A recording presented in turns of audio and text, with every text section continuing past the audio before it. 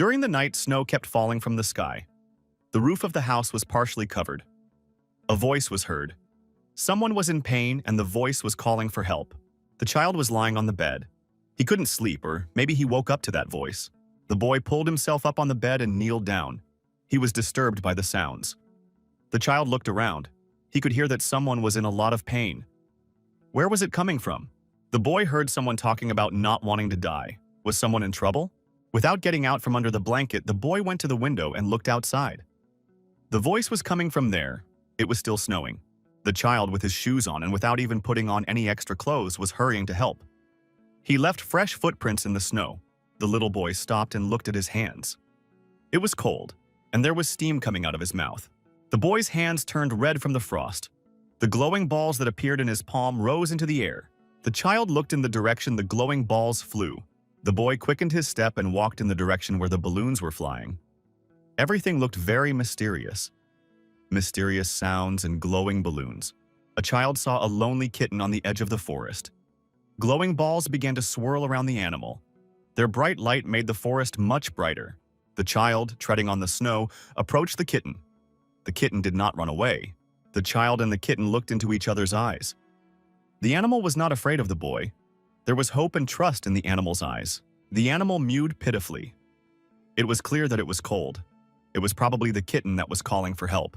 The kitten coughed a little, and red bloodstains appeared on the white snow. It was clearly visible that the animal was sick. The child reached out his hands and took the kitten. They immediately bonded. The animal felt the warmth of the human body and, pressed against the boy, closed its eyes. The child loved animals. The boy, hugging the kitten, said that everything would be all right now. He won't be in pain anymore. Now he can stop crying and sleep peacefully. He might even have a good dream. The boy, lying in bed, opened his eyes. There were dirt stains on his face. The boy felt cold and rolled over onto his other side, determined not to get out from under the blanket. At the same time, someone knocked loudly in the room. The boy kept knocking and calling for Estio. It was the older brother, Theriot. He kicked at the door with his foot and asked loudly, "How long is Estio going to lie in bed?" Estio got up and sat down on the bed, but he didn't want to get out from under the blanket. The boy looked at his brother reproachfully. There was nothing to do, and he had to get up. He put his bare feet down on the cold floor. Estio looked sleepily at his brother, who had awakened him, but said nothing. Theriot wondered if his brother was going to get out faster. Had he forgotten what day it was? Estio said in a sleepy and indifferent voice that he would be right out. Estio, wrapped in a blanket, walked over to his brother. Theriot stared at him in surprise. Theriot threw the blanket off Estio's shoulders and looked at him. Why is his brother so dirty? Theriot clutched his nose and told his younger brother to put on clean clothes and swore at his brother. Estio asked in surprise why he didn't like the smell of him. Without letting the blanket out of his hands, Estio walks past the window and looks outside. Each time, the same thing is repeated. Today is the day of the coming-of-age ceremony. In the village of Selbia, where Estio was born and raised, every year, when the first Sunday comes around, those who have turned 19 come together and celebrate the coming-of-age ceremony. This event is considered to be the most grandiose here. Therefore, every young man should live his life becoming a worthy adult. Estio went down to the first floor. Estio approached the household, who were already downstairs. The girl shrieked and said she thought she saw a ghost. Estio had frightened her. A girl leaned over to the guy, sniffed, and asked why he smelled so bad. That girl was Roger's older sister. Estio didn't react in any way. Roger, covering her nose with her hand, said that the boy's hair was dirty and greasy. If anyone looked at him, they'd think he was a tramp. A father standing nearby agreed with his daughter. The coming-of-age ceremony is only once in a lifetime. Why does the boy look so dirty? His father added that Estio wasn't trying at all. He didn't even think he could have a child like that. Roger added that it would be a great shame if they went together. Luis would be at the party tonight too. The girl declared that they would go first. Estio should wash first, then come. The old man, saying nothing, stepped aside. Estio ponders where and how he will wash himself. He remembers that it is winter outside. Estio went out into the yard and approached the well. The guy was bare-chested. The young man looked down into the well and saw his reflection in the water. He really should have bathed. Estio was freezing cold. He was barefoot and standing in the snow. Who needs such water treatments? Estio began to freeze and his body turned red. We had to get this over with quickly. The guy poured water into a bucket. But at the same time, he heard a kitten meowing. Estio looked up and said happily that it was Tsiki. That was his name for the kitten he had found in the forest. After washing and taking water procedures, the guy walked over to where the kitten was sitting. Chiki threw off his clothes. Estio was very glad the kitten was here. Tsiki mewed again in response. Estio, holding the garment in his hands, asked what it was. Tsiki replied that it was a gift. In the guy's hands was a beautiful new shirt with embroideries. Estio asked the cat in surprise what it was. Tsiki replied that it was a gift. The cat sat proudly in front of the guy. Tsiki wanted to make the young man feel good. Estio asked Suki to answer honestly where she got it. The cat replied that she had gotten it. The boy was still surprised. Chiki jumped down into the snow and rubbed herself against the boy's leg. She said it was another gift for Estio. Suki raised her head and looked at the boy with a sense of trust. There was a very warm relationship between them. Estio decided to try on these clothes. Kat was eager to see the boy in her present. A horse-drawn carriage is traveling down the road. A girl, who happens to be on the road, screams in fear. She is about to be run over by the horse. Tsiki throws herself on the girl's chest and pushes her aside. The girl falls down and thus avoided being hit by the horse. The wagon passed by.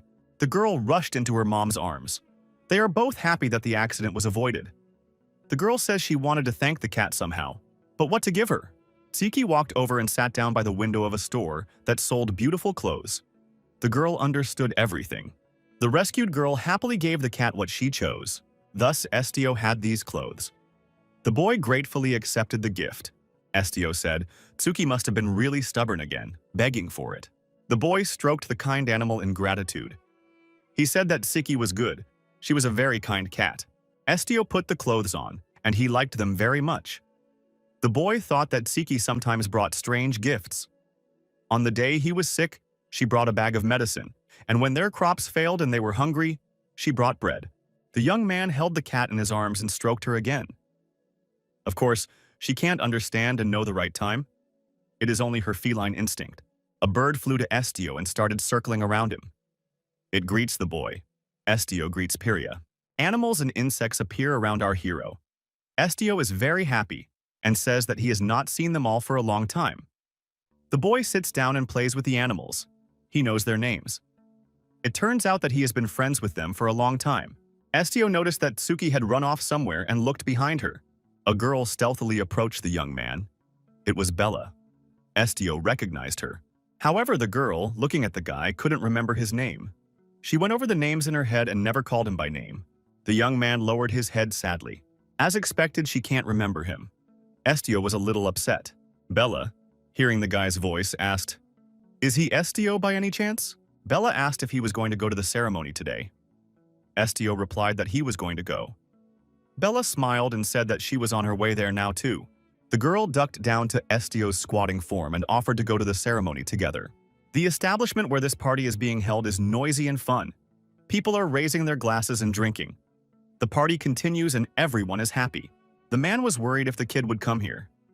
He'd want the kid to have fun too. The companion with the bowl in her hand says that this boy is very lazy. He was going to come without even washing. On New Year's Day, she spent the whole day persuading him to wash. Interlocutors nearby told her to just let it go. The youths in the neighborhood agreed and all said it was best to forget about him. The old man, humbled, said that just waiting like this is cold. Probably should drink to his health. One of the young men stood up and told the headman to wait, for Bella had not yet come. The young men agreed that it wasn't worth starting without Bella. We should wait for her. The front doors slid open and Bella and Estio appeared before the visitors. Estio in his new clothes. Everyone was happy that Bella had finally arrived. The young man was offended by the girl. He said he didn't even want to see her. He already thought she wouldn't come. Bella excused herself and said that her shoelaces had come untied on the way. The young man began to worry whether the girl had fallen on the way, whether she was in any pain. Bella only smiled in response. Bella said she was fine, plus she met Estio on the way over. The boy only then noticed that Estio had come with the girl. Estio said hello to Luis and told him that they hadn't seen each other for a long time. Luis couldn't believe his eyes. Was it really Estio? No one had ever seen him dressed like that before. Estio stood silently, his gaze lowered. This boy was often so thoughtful. Bella, to Luis's surprise, grabbed Estio's hand and told him they had to go faster. Estio was surprised too. Bella, fixing her bangs, continued to pull Estio behind her. Estio understood how Bella felt. The girl is left standing alone. She asks when mommy is coming. The mother, leaving her daughter, tells her to wait a little while. They will have dinner together later. A grown man tells a girl that he loves Bella. Bella, smiling, replies to her uncle that she does too. The guy puts his arm around the girl's waist and asks, "Will she marry him after the coming-of-age ceremony?" Bella replies, "Of course, Dino." Bella closed her eyes and yelled loudly that she was sick of it all. Bella, left alone with Estio, says she is very bored and wants something else. Could someone love and protect her like Prince Charming in a fairy tale? She wants a love like a romance in a book. Bella looks at Estio and doesn't understand why he's so pensive. Is he okay?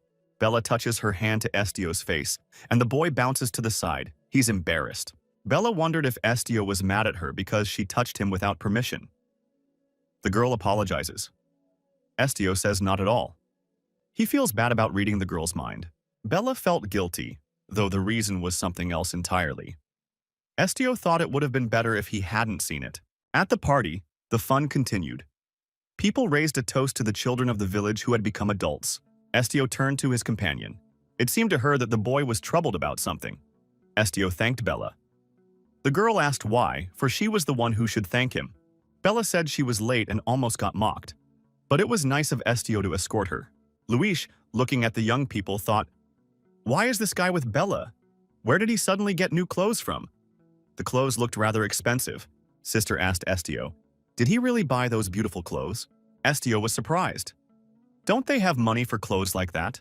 Roger said, which is why she wondered where he got those clothes. Are there people in their neighborhood who wear outfits like that? Luis approached Estio and asked where he got such clothes. He hadn't seen such a design before. Estio replied that he had received these clothes as a gift. Luis couldn't believe it.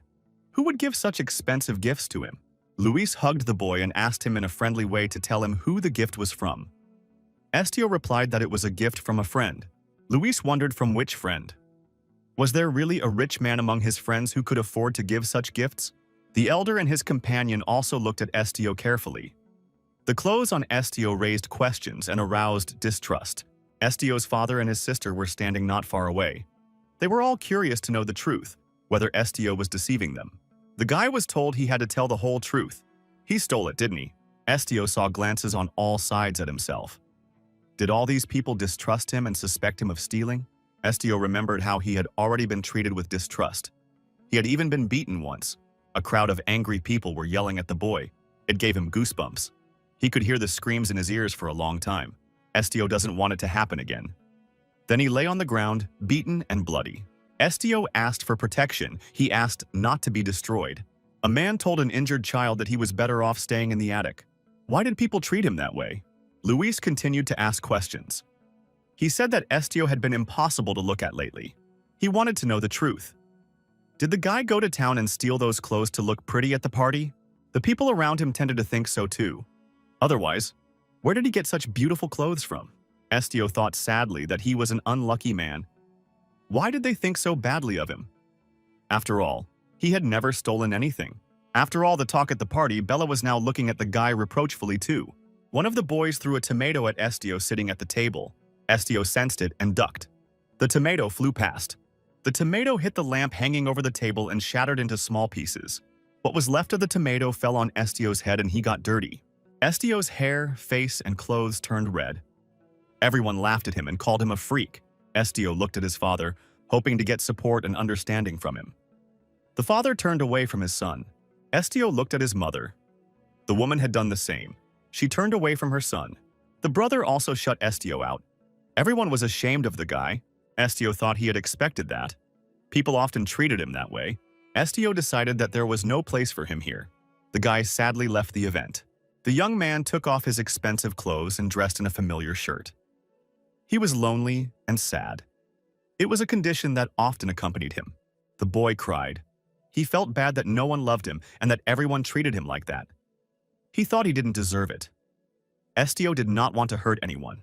The young man makes a decision to leave. He packs his things, takes the knife and the clothes given to him. After packing all his things in a bag, Estio decides to go wherever he wants to go.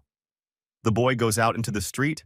Our hero turns and looks at his house in farewell. Estio thought that he just wanted to live. He misses simple human happiness. The young man stopped at a crossroads. Now he had to make a decision. Estio must choose which road he will take next. Left or right? This choice will determine the rest of his life. A wagon passed by. It stopped beside me. Estio raised his head and looked up.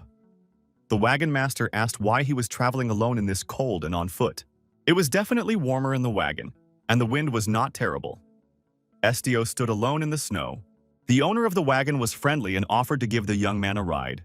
Estio didn't say no. He thanked and apologized for any inconvenience he might cause. Estio rode onward in the wagon. It was definitely warmer here. The young man warmed up a little. The boy heard some rustling overhead and looked up. Through a hole in the tent, he saw a familiar cat. It said hello and meow in response. Estio was glad that Suki was traveling with him. At least there was someone who hadn't forgotten him and who could take care of him. On the night that followed the day of growing up ceremony, Estio left his home village. In the morning, this wagon was overtaken by a real horse-drawn carriage. A knight came out of the carriage and looked into the wagon and saw Estio there. He asked how the lad could sleep in this cold. Estio, looking at the knight, wondered what was so surprising about that. The knight replied that this guy was a real cutie and a redneck besides. Estio thought he saw a knight guarding this wagon in front of him. The knight said that the guy must be very embarrassed, which is why he's so quiet. The knight wanted this kid to say something at least. They had picked him up, and he felt like this kid was going to be pretty boring. The young man said he is not silent and his name is Estio. He is grateful for the ride. The knight smiled in response and said his name was Rina or Rina Condor, and added that he thought the name was funny. Estio asked, surprised, "What's so funny about that? A name is just a name." Rina said he liked that guy. It must be interesting to be on the road with him. Rina asked her companion why he was going to the city. Was it to get a job? Rina noticed that this guy didn't even hope to make a big breakthrough in the city. Besides, he's a redneck. There are other ways to become successful in life. The main thing is to give yourself completely to something. Estio couldn't even think of such a thing. After all, he has no talents and no purpose. Even with the powers he has, he can't protect others like this knight. He can't even take care of himself. Rina asked Estio what he was good at. From the look of him, he didn't think the guy could handle hard work. Estio said he knows how to get along with animals. Rina asked if that meant Estio would try to get a job at the circus, and he advised against it. He probably wouldn't have the strength for it. Estio didn't argue. He said he could understand what animals were thinking. Rina laughed. What is this guy talking about? Could he really read minds? Could Estio read his mind right now? Rina continued to laugh. Estio thought that there was no one in the city with talents as exceptional as his. He has the ability to read the thoughts and memories of others at will. Estio saw and heard the memories even if he didn't want to. The guy had strength that a normal person shouldn't have. Suddenly the wagon shuddered and stopped. Estio lost his balance and almost fell. The knight grabbed his head in surprise and fell on his back. What had happened outside? He went out to reconnoiter. Estio looked out of the wagon and asked Rin what really happened. The knight replied that there was a problem with the horses pulling the wagon. They have gotten up and are not moving from their seats. They don't seem to be hungry because they aren't eating anything. Perhaps they are just tired. 3 hours had passed. The wagon stood in the same place. The passengers walked around. Time passed and the horses stood still. Estio was hungry and got a bun. After all, it was 3 o'clock. The question on everyone's mind was, how would they get there without horses in this cold? How about destroying those horses and driving another wagon? Rina was terribly upset about the situation and didn't know what to do. Knight said he wanted to know what these horses had in mind. Rina thought that he seemed to know how to solve this problem. A new acquaintance should be able to help him. Estio was surprised during the meal when a knight approached him. Rina helped Estio off the wagon and told him to come with him. The boy wondered where to go. Rina said that if Estio really could read minds, then let him try to find out what was on the horses' minds. Estio replied that if these horses didn't think, he couldn't hear them. Rina wondered, so the guy doesn't read minds, he just hears them? He was really amazing. Rina nudged Estio and told him to go to the horses anyway. He'd try to hear thoughts and come back. The coachman remained dissatisfied and tried to move the horses by whipping them. The coachman even threatened the horses with imminent destruction. Estio walked over to the coachman and told him to wait a bit. Guy asked permission to look at the horses at least once. Estio walked around the wagon and approached the horses at the front. He really wanted to listen to them. Estio hugged one of the horses and leaned against its muzzle. The boy asked the horse what was wrong. The horse said he was scared. There is danger ahead of them, Estio wondered. Why would the horse think that? And what danger are we talking about? The horse said there was a huge beast with sharp claws and fangs ahead of them. He would destroy them. The horse added that this beast would destroy anyone who cared for them. Estio visualized this huge beast that the horse feared. It was a terrible beast. When Estio returned, Rena wondered what the boy had heard. Had he read what the horses were saying? Estio pointed his finger forward and said that there was danger ahead if one traveled that road. According to the horses, there's a huge monster with red eyes, long claws, and white fur covering its entire body. And it seems to be incredibly vicious. Estio added, if they were attacked, they might suffer heavy losses. The brave knight listened attentively to his companion. Estio added that that was why the horses had stopped, to warn them. All the passengers got off the wagons and pondered how to proceed. Rena pondered over the information he received. The monster had its entire body covered in white fur and long claws. The man, hearing this information, was very frightened. Could it be that there was a terrible, horrible monster ahead of them? What should they do now? Estio doubted that people could believe his words, for it seemed implausible. The wagon master and the knight were pondering how to proceed. Estio was strolling away. Rena walked up to our hero and put his hand on his shoulder. He said that he knew a large creature that could be found on the snowy mountain. The knight wondered what he should call this animal, for it was not a monster. Estio looked at his companion with sad eyes. Rena said it was a big monkey. There might be a big white-haired monkey on a snowy mountain. The man hesitated and said that it was a very rare species. But if that was the case, this beast could very well be here. One of the wagon passengers said that he too had heard of the white-haired monkey. Such a cold she could live here. He had heard that its skin was quite popular among aristocrats. In that case, the warriors and other knights should be on guard again. Rena immediately grabbed his weapon. The wagon master said it was a beast after all, not a monster. Is that the reason why the horses were frightened? After consulting, they decide to make a test. The horses are unable to even move, so they have no other option. Rena said Estio would have to wait for him. Since he's a knight, he'll go with the others. The brave men armed themselves and said they seemed ready to move forward, to check out what beast lay ahead of them. Rena said that this time only half of the hired people went this time, although they all had good abilities. Estio had no choice but to wait. Suddenly, Rena took her companion's hand and asked if he wanted to go too. Rena started pulling Estio with him and telling him to get up faster. Estio was surprised and said there was no reason for him to go up there. Rena replied that Estio would go just in case. What if they needed an interpreter? Estio was scared anyway. According to the horses, their adversary is worse than a white-haired ape. It must be a beastly monster or something even worse. Estio wanted to stay alive and even decided to return to the village. Why should he get involved in such an adventure?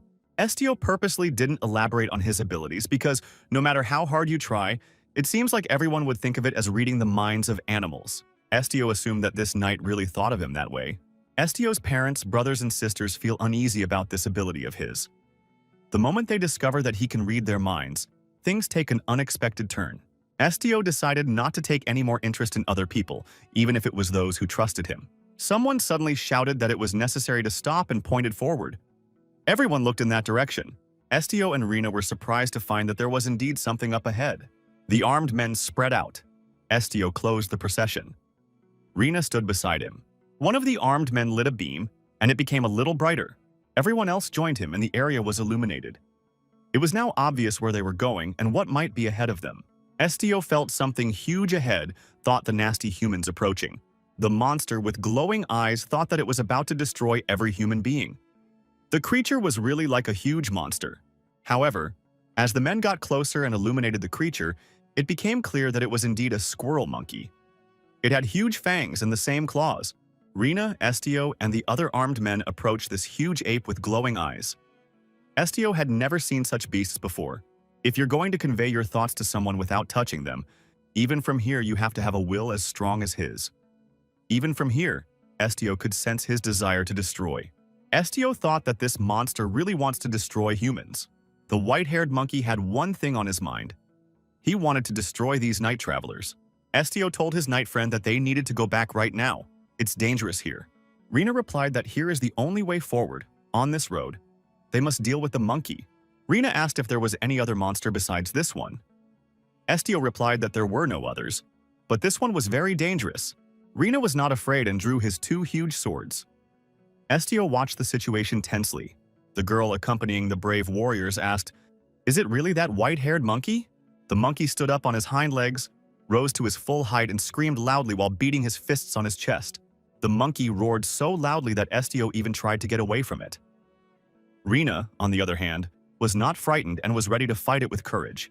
Rena confirmed the girl and said that it was indeed that white monster. The girl, unafraid, asked, "Does this monster only have white fur?" People started throwing burning beams at the monkey. The monkey took cover and tried to defend himself against the fire. One of the warriors tried to attack it from behind. People continued to use their weapons with the desire to destroy this monkey. An archer shot arrows at it. Someone threw a spear at it. The archer took aim and sent another arrow straight at this wild animal. The monkey tried to defend himself and put up his paw. This animal did not expect such a massive attack. Blood from the wounds began to gush out onto the white fur of the animal. Arrows were sticking out in various places. The monkey was in pain. Estio stood back and watched what was happening. He felt sorry for the animal, but there was nothing he could do. The monkey rose up on his hind legs again and screamed loudly, but in unbearable pain. One of the hunters arrived and approached this monkey at a fairly short distance. The monkey continued to shout loudly. The hunter shouted for the monkey to stop his roaring. The hunter shouted for the monkey to stop his roaring. The monkey's huge clawed paw extended over this man. At this moment, he was defenseless. Estio immediately rushed to the man's aid. He ran very quickly to the monkey. Time was short. He had to make it. Estio stood between this man and the monkey and held out his hand toward the animal. The boy said, "It's okay." Estio asked the animal to calm down. He said that everything should be settled peacefully. The monkey stopped shouting loudly and crouched down. The expression on his face became less hostile. However, taking advantage of this calmness, an armed Rena climbed onto the monkey's back. He had huge swords in his hands. The knight swung his swords and shouted for Estio to step back and keep his distance. The boy was serious. Blood gushed after Rin's blows, and the monkey screamed loudly again in unbearable pain. The monkey fell to his knees, covering himself with his front paws in fear, and continued to scream. The great white-haired ape jumped up, turned around and started to run away. It had sword wounds on its back. The hunters shouted to catch up with it. Estio, the archer, and the girl stayed still and stared at the monkey. Someone shouted that this monkey must be done away with. Estio was at a loss. He was very upset. He was sorry he had done it. Estio asked the monster to stop, and he stopped his attack. He definitely understood him. However, it turns out that the monster had paid with his life for this obedience. Estio blamed himself. Estio heard crying coming from far away. Someone was calling for his mother and saying he was scared. It was repeated continuously. Estio got to his feet and said he had to go. A boy was walking alone through a winter forest. In front of him, he saw a rock in which there was a cave. There were footprints in the snow that led to the cave. Estio cautiously approached this cave. There were no sounds coming from there. There was silence. The boy thought that the warriors had not discovered the cave yet. Estio, trying not to give himself away, quietly entered the cave. The young man covered his nose with his hand. He could smell blood coming from the cave. As he walked forward, he saw a large white-haired ape sitting with its back to him. It had sword scars on its back. Estio felt that he was now experiencing the memories of the white-haired monkey. There was snow in the forest as usual. A family of great squirrel monkeys were walking through the forest. Walking in this way, the monkeys found a girl lying in the snow. She was unconscious. She must have frozen. The big monkey took the girl on his back and decided to save her. She had to be warmed immediately. The girl, finding herself in a warm cave, came to her senses. She was surprised by the place she found herself in. The monkey was kind, didn't realize that the girl must be hungry. The monkey offered her food. It was a juicy piece of meat. The girl took the food with pleasure. The surprise never left her. The monkey showed the girl his baby. The girl was happy and took the little monkey in her arms. Everyone smiled. The rescued girl felt comfortable and cozy among the big white-haired monkeys. The little monkey grew up and increased in size.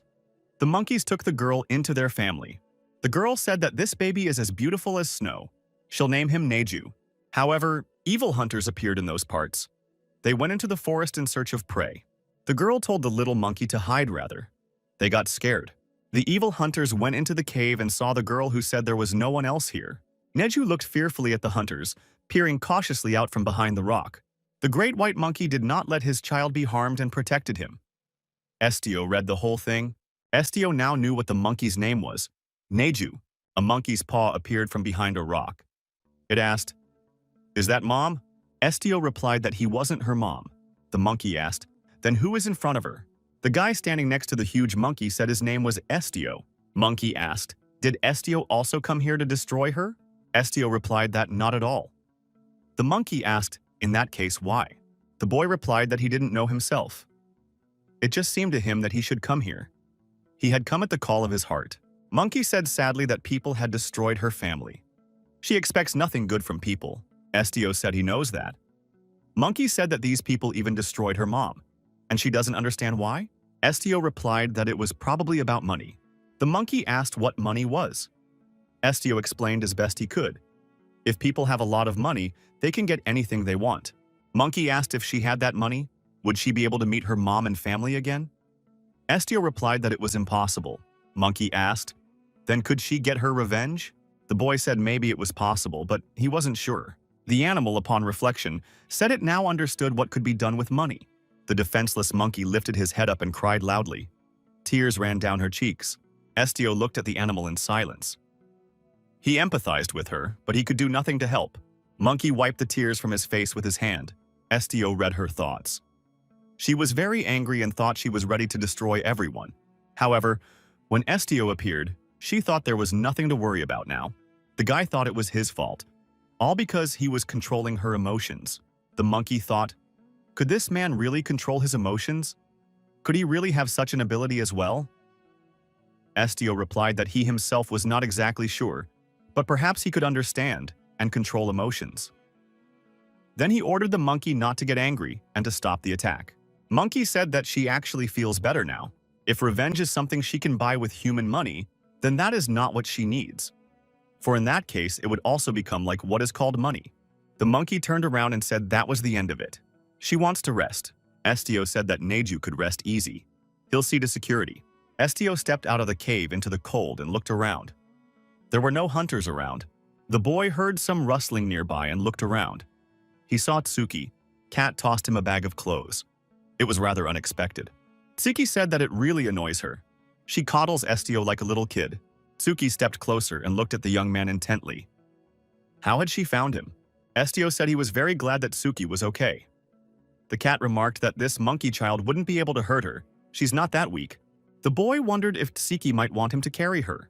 The cat said no. Tsuki turned around and walked. Estio wondered where she was going. Tsuki replied that she was going to the wagon. Estio wondered, what about Neju? He is all alone.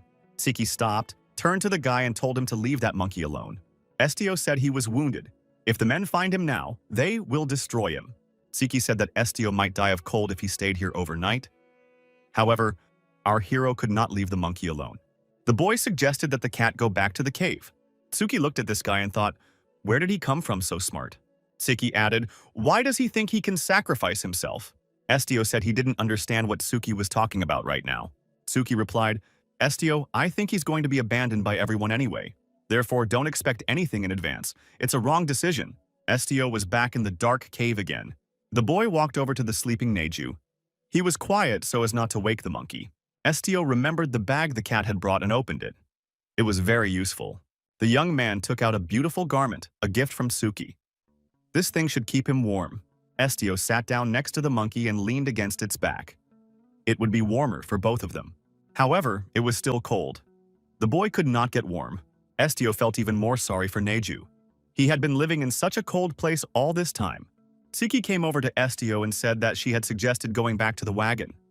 It was much warmer there, Tsuki added, advising him to keep that stupid monkey child. Why would Estio want to do that? A big black cat appeared beside Estio. She said that he was the only one to blame for the boy's pain. A cat with different eyes nestled next to the young man. She was guarding his sleep. The big black cat moved over and nuzzled Estio from the other side. The boy was between the monkey and the cat. He was much warmer that way. Estio was able to read this cat's mind. A healthy black beast with different eyes opened its mouth and showed its fangs. The lab is a mess. Books and papers are scattered on the floor. There are many chemical preparations and various vessels with liquids on the work table. The scientist in the white coat said that the H1251 specimen did not obey humans. It was too wild. In front of the scientist was a large black cat in a cage. Whatever the effect, She is only a useless experiment that cannot be tamed. It can be stated that this experiment is a failure. The verdict was, destroy. The big black beast growled loudly and opened its fanged maw. A young man sees bloodstains in front of him. The animal says he is in pain. He does not want to die and asks for help. The animal turned into a black cat of normal size. The cat is running through the winter forest. The cat is having a hard time and she's frozen. She lies in the snow and dies. However, this animal was rescued. A man lifted the cat in his arms and warmed it with his body. It was Estio. The boy found the animal in the forest and warmed him. He said that the color of his coat was the same as the color of his hair. Estio was the only person who saved him. This boy was the one who gave the discarded failed experiment the name Siki. The big black cat opened its eyes and looked at the guy. He asked in surprise, "Is it really Tsuki?" Siki said that Estio was finally awake and wondered if he'd gotten a good night's sleep. Estio thanked the big black cat. He said that thanks to her, he was not cold and had a good rest. Siki asked how the guy was feeling, if his body hurt. Estio replied that he was fine and had no pain. The Siki shrunk and became the same size as it was before. The great white monkey woke up and approached the young man. Siki asked the guy how long he was going to be here. Estio said he feels like it's safe here now. Estio looked over Neju and said his back wounds seemed to look better. It got pretty quiet because a lot of time had passed. Fortunately, there were no more people chasing the monkey. Estio, saying goodbye, told Neju to take care of himself and be careful. Monkey didn't want the guy to leave and be alone, so she made a request to him. Ziki was very surprised. Could this big white monkey really talk? Neju said he wanted to go along with the man and didn't want to stay here alone. Estio wondered if the monkey was ready to follow him. But he would go where there were people. Estio added that he doesn't care, of course, but it could be dangerous for the monkey. He doesn't even have the strength to protect Neju if he needs to. Neju said that if necessary, he would protect the man himself, for he was very strong. Estio noticed that he didn't mean that at all. Neju noticed that there was no one in the cave right now, but he didn't like to be alone. Estio agreed and said that they were going to go to a town where many people lived. Neju should not be angry or frightened when he saw them. Estio read the monkey's mind. Neju wasn't sure he wouldn't be angry if he met the enemy who had destroyed his family. Neju expressed that he would be indifferent to other people, even those who had preyed on him the day before. Neju smiled and said he liked the man and wanted to go on a long journey with him. Estio warned that someone might show up who might want to destroy the monkey again. Neju wondered to the man, in that case, would he be able to get angry? Siki asked the man, what was he going to do in the end?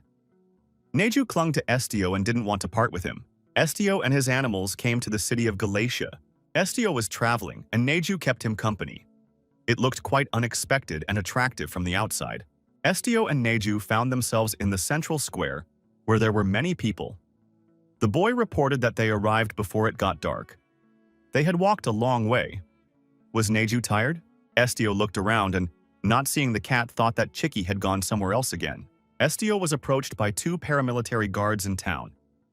They asked him if he didn't know that medium-sized animals must be on a leash. One of the guards asked, "Is it a white-haired monkey? That's a predatory animal. This guy could be in big trouble." A colleague said that this guy probably came here from the village. He is not familiar with the local rules. The guards said if they saw him off-leash a second time, they'd have to enforce the law.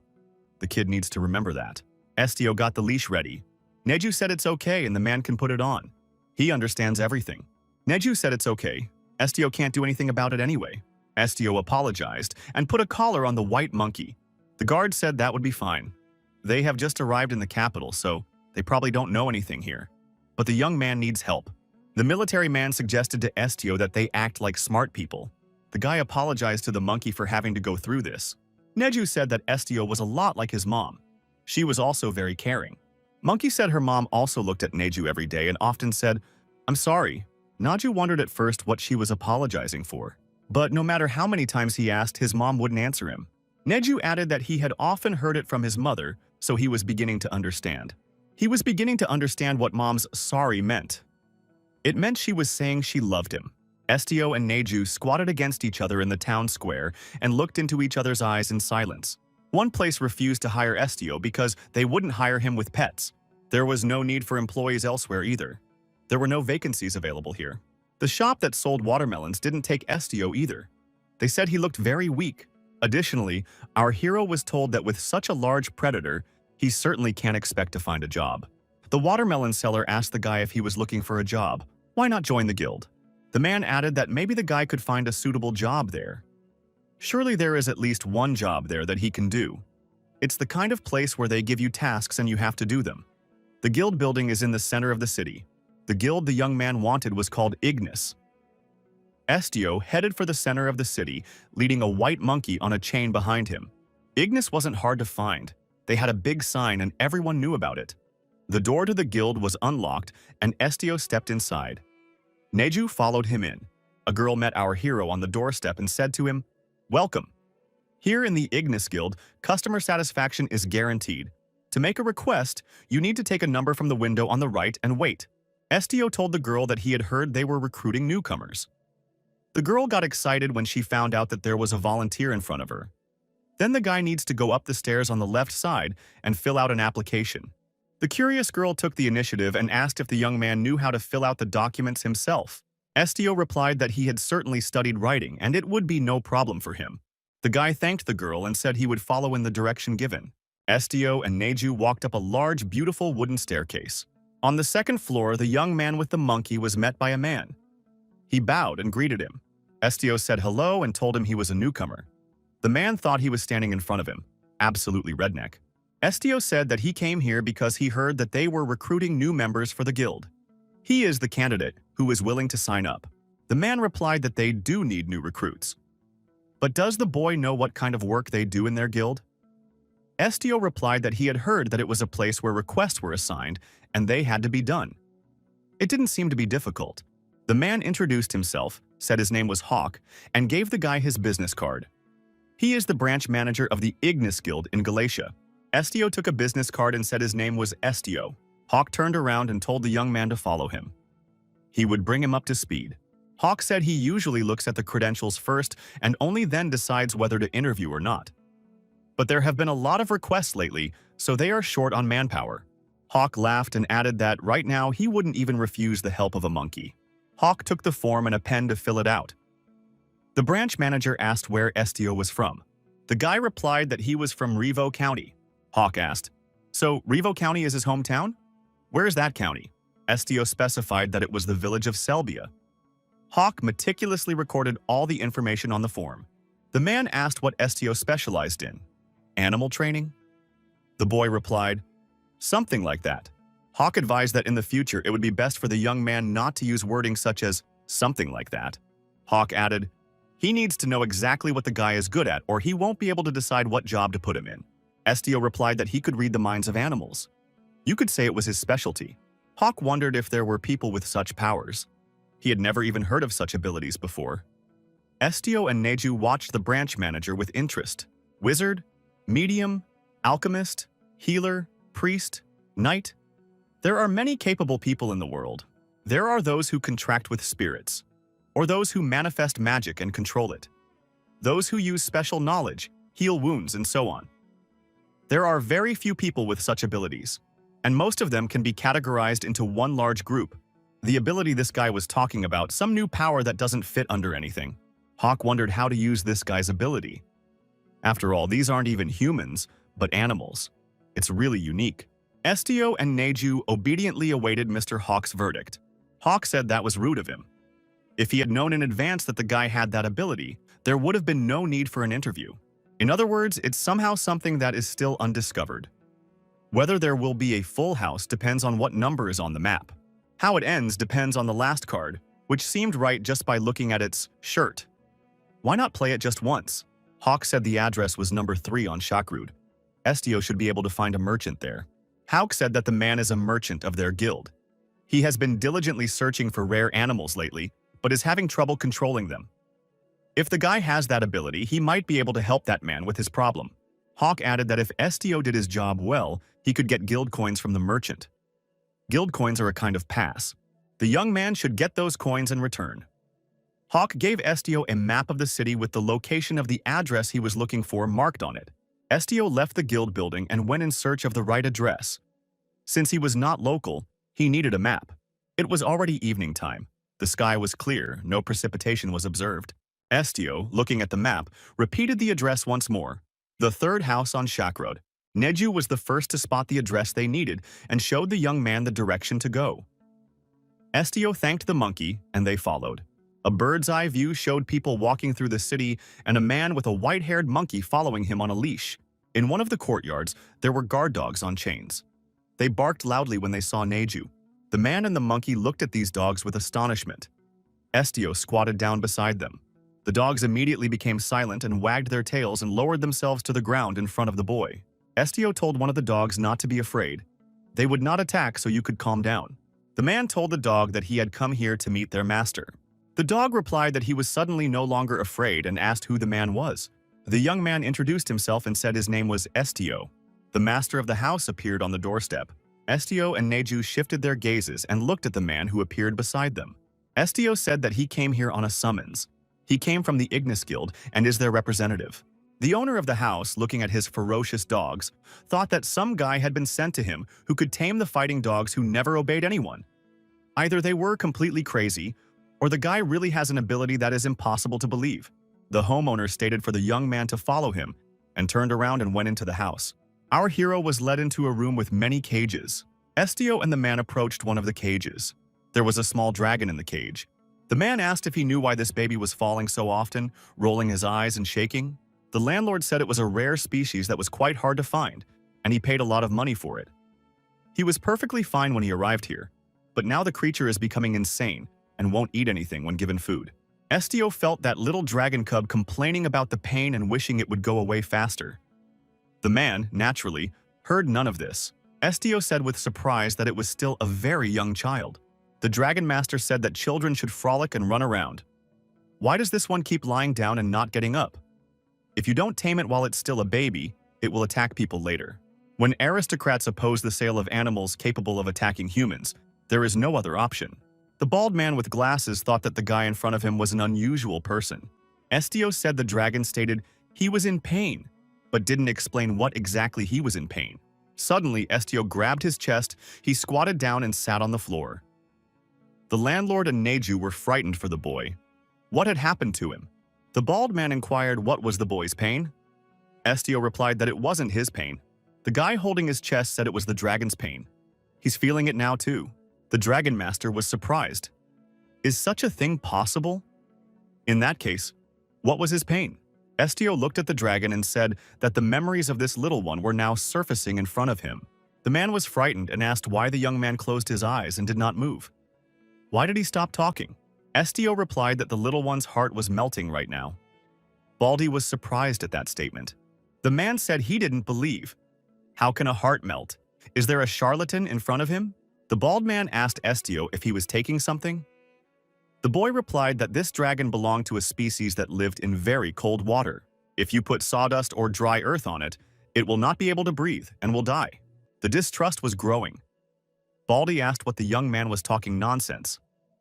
After all, a dragon is a monster that lives in the desert. The landlord added that this guild representative's words were like a fiction. Estio added that this dragon's heart, once formed from a piece of ice, was now melting. A man decided this guy was crazy. Is he saying there are animals in the world whose heart must always stay cold? The man who acquired the little dragon told him that winter would soon be here, so he would create an environment similar to the desert he had lived in before. And so it came to pass that this dragon was settled in a cage that had a desert instead of a cold edge. The dragon looked at the man with despair. He couldn't explain that he needed a completely different environment.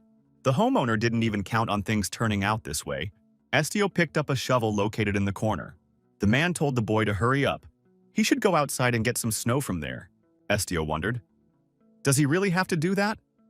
The landlord became indignant. Does the boy really think an old man like him should be doing this? He doesn't have ice right now, so we need some young guy to go outside and get at least some snow. It won't be good if he's late. The man took the dragon and moved it to an aquarium with no water or sand. The dragon raised his head and looked at the man. It was good that there was no sand under his feet now. The man looked at the dragon and smiled. He had hope of saving the cub. The bald man came back and saw that the boy was still standing there. The man shouted, "Why is he still here?" Estio went outside. It was snowing. The guy returned to the room with the promised snow on his shovel. The man showed his hand to the aquarium where the snow was to be poured. The landlord asked why the boy wasn't getting more snow. Gotta hurry up. We have to keep shoveling snow until he tells us to stop. Estio went outside again and shoveled snow again.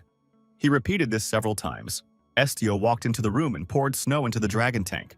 A snowdrift was growing in the aquarium in front of the baby dragon. The dragon became active and, rising on its hind legs, studied this snow.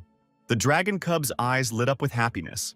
It was a real ice dragon, and snow was its element. Dragons are basically rare creatures, and ice dragons are a species about which little is known at all, as they are few in number. The man took the shovel from Estio's hands and said that everything seemed to be fine now. The homeowner added that it was time to rest. The man motioned for the young man to follow him.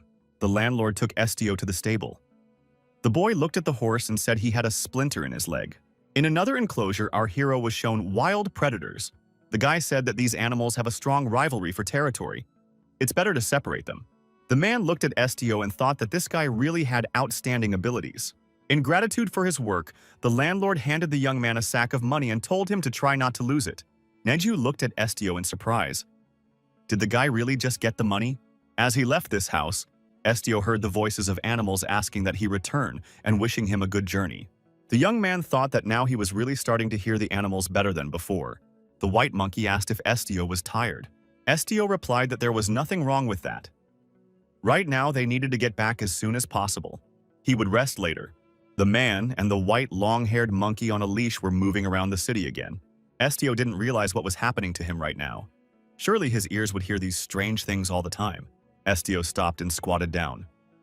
Neju was scared for the boy and asked if he was okay. Maybe he was cold. His familiar cat, Taziki, reappeared near the young man. She came closer to the boy. Tsuki wondered what was going on with the man. It didn't look like he was sick. Tsuki told Estio to get up quickly. He might get sick if he sat out in the cold for too long. The boy petted his favorite friend. The cat, as always, did not mind. This friendly relationship had existed between them for a long time, since the first day they met. Estio thanked Ziki. Cat asked, "For what?" The guy said he thanks her for not avoiding him. Ziki asked in surprise, "Why should she avoid him?" Estio said he knows that Ziki hates being touched. Tsuki replied that it was indeed true. Human hands she hates more than anything else in the world. Estio heard those words and took his hand away from the cat's head. Tsuki said that Estio is indeed annoying. However, she said that he is different from other people. Tsuki added that Estio could do whatever he wanted and she wouldn't avoid him. Neju turned to the guy and told him that they were almost to the house where they had been earlier. Mr. Hawk pulled 2 coins out of the bag. It was even surprising. The branch manager thought that that meticulous old man had given not 1, but 2 whole guild coins. Hawk greeted the young man and said that he was a member of the Ignis Guild from now on. Hawk said that he would give the guy a badge and a costume, indicating that he was a guild representative. It is mandatory to wear the suit when performing work duties. Estio replied that he agreed. Hawk turned and ran away. He told the boy to wait for him. He'd bring it over. When he returned, the branch manager gave the young man his clothes and told him that on the 3rd floor of the building was a dormitory with all the amenities for guild employees. The conditions were not the best, but if you needed a place to stay, you could use it. Hawk said that pets are allowed, so we don't have to worry about that. Tomorrow morning, we have to go to the employee relations department again. Hawk said that at that point, the guy was free and he could get a good night's rest. Estio went up to the 3rd floor and entered the dormitory. There were bunk beds in the dormitory. Estio and Neju took a bath and gave themselves a good scrubbing. The boy tried on the new suit he got from Mr. Hawk. The suit looked good on him. He thought the uniform looked great. Estio looked in the mirror and decided that he would look like this forever. There was a completely different person standing in front of him in the mirror. Estio asked the monkey, "Does he look weird?" Neju, smiling, said the man looked cool. Without undressing, Estio went to bed in this suit. The bed was white and clean. Estio thought that at times like this, he always thought of the past. He remembered the cold attic, when he had looked out the window, wrapped in his blanket. It was different now. A warm room and a clean bed. Estio turned on his side and asked if Neju was asleep. Neju was awake. He was lying on his back with his arms crossed over his chest. He too had a clean bed. Estio wondered if Neju regretted following him. He has a chain around his neck and his freedom is restricted. He often catches people's eyes. Estio added that things might become even more difficult in the future. The monkey continued to lie silent. Estio thought, as he supposed, that Neju was certainly sorry. "We must let him go tomorrow on the mountain." Neju replied that he is happy if he can follow Estio. He's not alone, so he's calm. Neju added that instead of hating someone, he can live by giving someone his love. Estio, thanking the monkey, turned on his other side and fell asleep peacefully. Neju fell asleep too, lying in the same position. He was warm, cozy, and safe. Estio remembered the time he'd crammed himself into the attic with a worn dictionary he'd inherited from his older brother. Reading that dictionary alone had taught him the language, but he couldn't understand all the words. He probably knows one word right now, and that word is connection. Our hero had cleaned himself up for the morning, and he looked great in his new uniform. Coming down to the office with the monkey, he made an impression. Mr. Hawk said this guy is unrecognizable now. The suit really suits him. The girl with the documents in her hands asked the director who it was. Was he a newcomer? The principal introduced the young people. It was Rosalie, his assistant. Rosalie recognized her as Estio's new employee. Hawk added that this was a new member of the guild who would be working with them starting now. However, the newcomer won't be working in their department. He also won't be helping the magic department or the fighter department. Rosalie was surprised, for the headmaster had recently said that the newcomer had abilities. Why wouldn't he work in the magic department? Mr. Hawk said this guy has a slightly different ability. He hasn't been determined anywhere yet, so we'll have to wait a little while. The matter will probably be resolved within a day. The principal was kind enough to offer the young man some candy. Hawk, smiling, added that not many people know, but the most delicious candy is actually onion-flavored. Rosalie, watching the principal, said it's starting up again. The girl told Estio to ignore him. He's always like that. Estio couldn't say no and accepted the onion-flavored candy. The department head, smiling again, said that he had a very good feeling. This guy would become a treasure of their guild. Estio, having tasted this candy, thought it was more unpleasant than delicious. The director said he didn't know where to place the young man yet. So he will be helping out in that department for a while. Rosalie told the boy to go through the first door. Estio did as he was told. Estio walked into the office and saw many documents piled all around him. Rosalie asked the guy if he'd seen a black rubber band by any chance. She looked all over for it but couldn't find it. Estio replied sincerely that he had not seen her. The girl stated that this rubber band was needed right now. Rosalie asked the guy if he didn't have a job right now to go out and buy a new black rubber band. Can't do without it. Rosalie told Estio to follow her. She would give him the guild seal. He'll just need to stamp the check. It is the black rubber band that is needed, so he needs to be careful. It would be enough if he bought one set. The girl added that if there was a unicorn feather on sale, you should buy it too. Total: 4 rubber bands and a unicorn feather. Estio went outside again. A passerby said that a haberdashery store has such things. The haberdashery can be found in the shopping plaza. Estio thanked him for the information he had received. Our hero and his furry companion reached the right store. They went inside. Estio lifted his head upward. There was a girl on a large stepladder on the second floor level. She was doing something she was passionately engaged in. The girl heard a knock on the door and realized that someone had come in. She announced that she was very busy right now. The shopkeeper rejoiced and shouted that she had found it. She held the crystal ball in her hands and knew where to find it. The girl looked down from the stepladder and saw that the customer still hadn't left. It was a young man. The girl couldn't help but notice a huge furry creature next to the guy. The creature was on a chain. There was an attack of panic fear. The girl closed her eyes and screamed loudly that there was a monster here. The ladder staggered. The girl, of course, could not hold on and flew down from the stepladder. The young man was nimble and prevented the fall in time. The pink-haired girl landed directly in his arms. She was saved from falling to the hard floor. The young people looked at each other, and the girl thanked her savior sincerely. Estio said that it's not a monster next to him. There is no need to be afraid of this animal. The guy said the animal's name is Neju. It's a squirrel monkey. The girl blushed terribly with embarrassment. Whether from the fact that she was in the arms of a young man, or from the fact that she had mistaken the monkey for a monster, she apologized and said she was a little scared of the animal, and it turned out to be a client's pet. Estio said it's not a pet, it's Neju. That's what you should call him. The girl apologized once more. She looked at the monkey and assumed that Neju was such a name. The young lady introduced herself and said her name was Sally. Estio placed an order. He needed a set of 4 rubber bands and 1 unicorn feather. That's what he'd come here for. Sally, lowering her eyes, said she understood.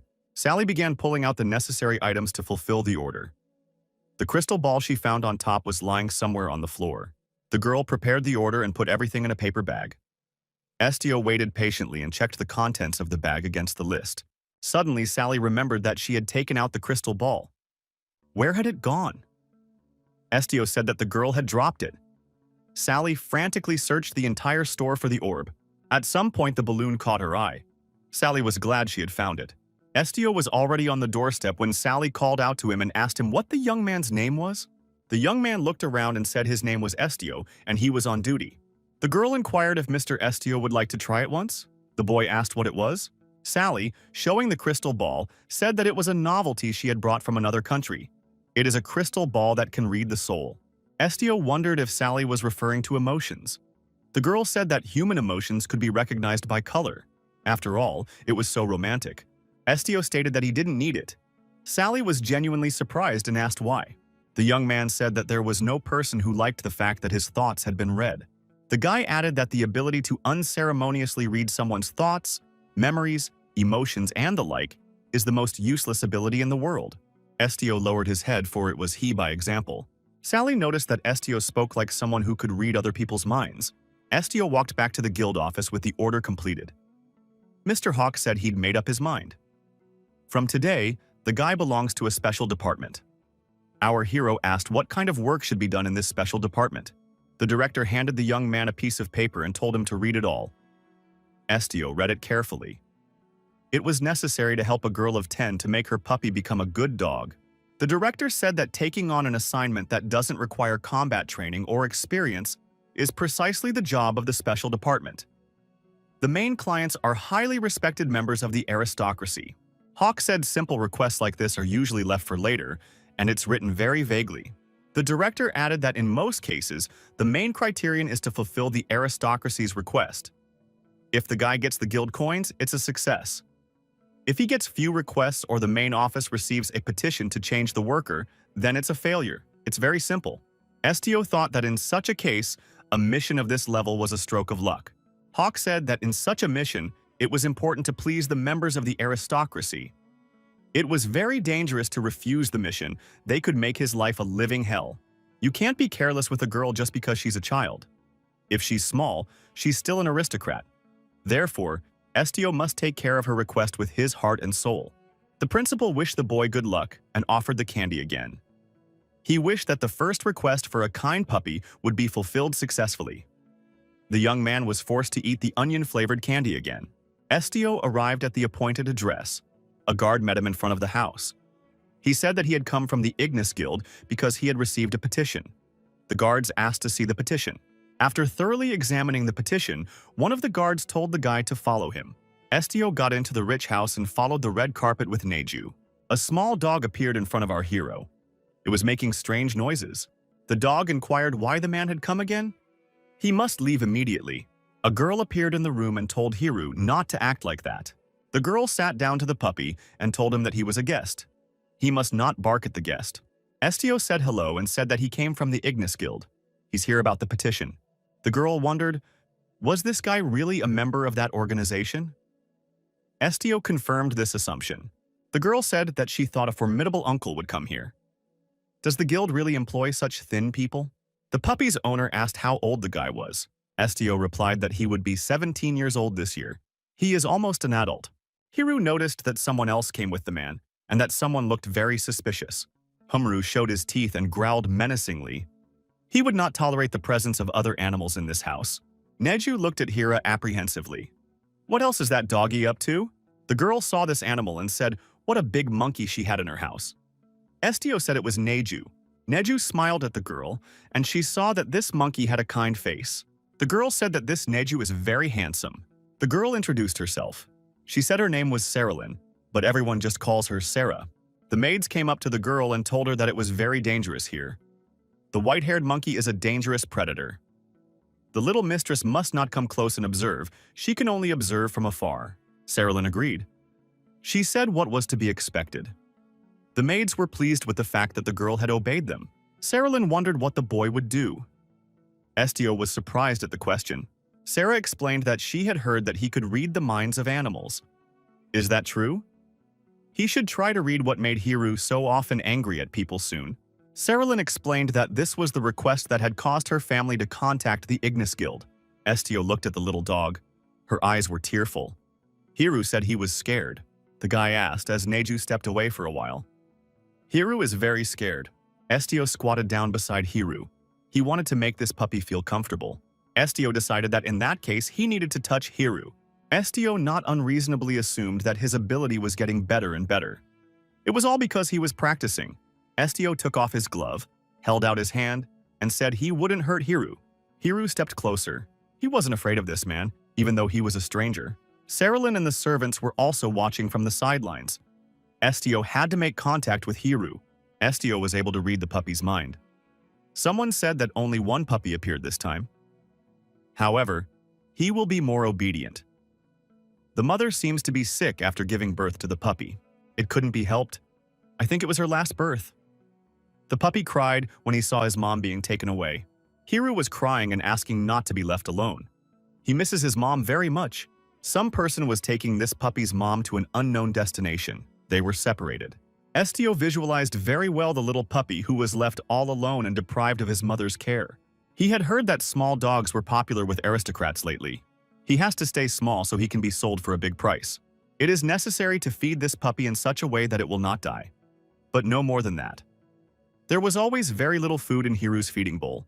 The puppy's owner had an interest in selling it to Count Fabian.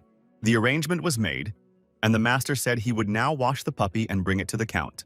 People who were breeding dogs took the little puppy out of the box. His fate was sealed. The puppy was crying and begging to be rescued. He was small and defenseless. The world is a very scary and cold place. This puppy is now called Hiru. He is washed, fed, and looks beautiful. However, people took his mom away from him and hurt him. Now he looks like a toy. A puppy was brought in a basket as a birthday present and given to his favorite daughter. The father told her to take good care of the dog. The girl was happy and thanked him for the gift. Sarilyn said that Hiru is so cute and adorable and will always stay that way. Sarilyn tossed the puppy up and said it was her precious angel. He was treated like a real toy. One day, Hiru, frightened, bit a man's hand. It was quite unexpected. The girl's father got angry and kicked the puppy with his foot. He said it should be thrown away immediately. Sarilyn stood up for him. The girl cried and said that she would raise him well. After all, Hiru is her puppy. My father said that a puppy that bites its owner is a bad dog. How can she raise this stupid and ferocious beast? Someone suggested the girl petition the guild. If they can't fix his character either, then they'll have to get rid of him. The girl must realize that. Sarilyn asked Estio after a while if Hiru had told him what he really didn't like. Estio replies that Hiru has told him absolutely everything. Hiru is afraid of all the love the girl is showing him. Estio believed that Hiru had never really been loved. Estio added with sadness in his voice that humans would one day destroy this puppy. Guy added that Hiru's fate would be the same as his mother's. Sarilyn didn't believe it. After all, she loves Hira more than anything in the world. If she had the ability to read minds, she would take even better care of the puppy. Estio said it's not just about mind reading. The guy said the puppy was a baby whose mother had been killed by humans. And those same people starved him to get more money from selling him.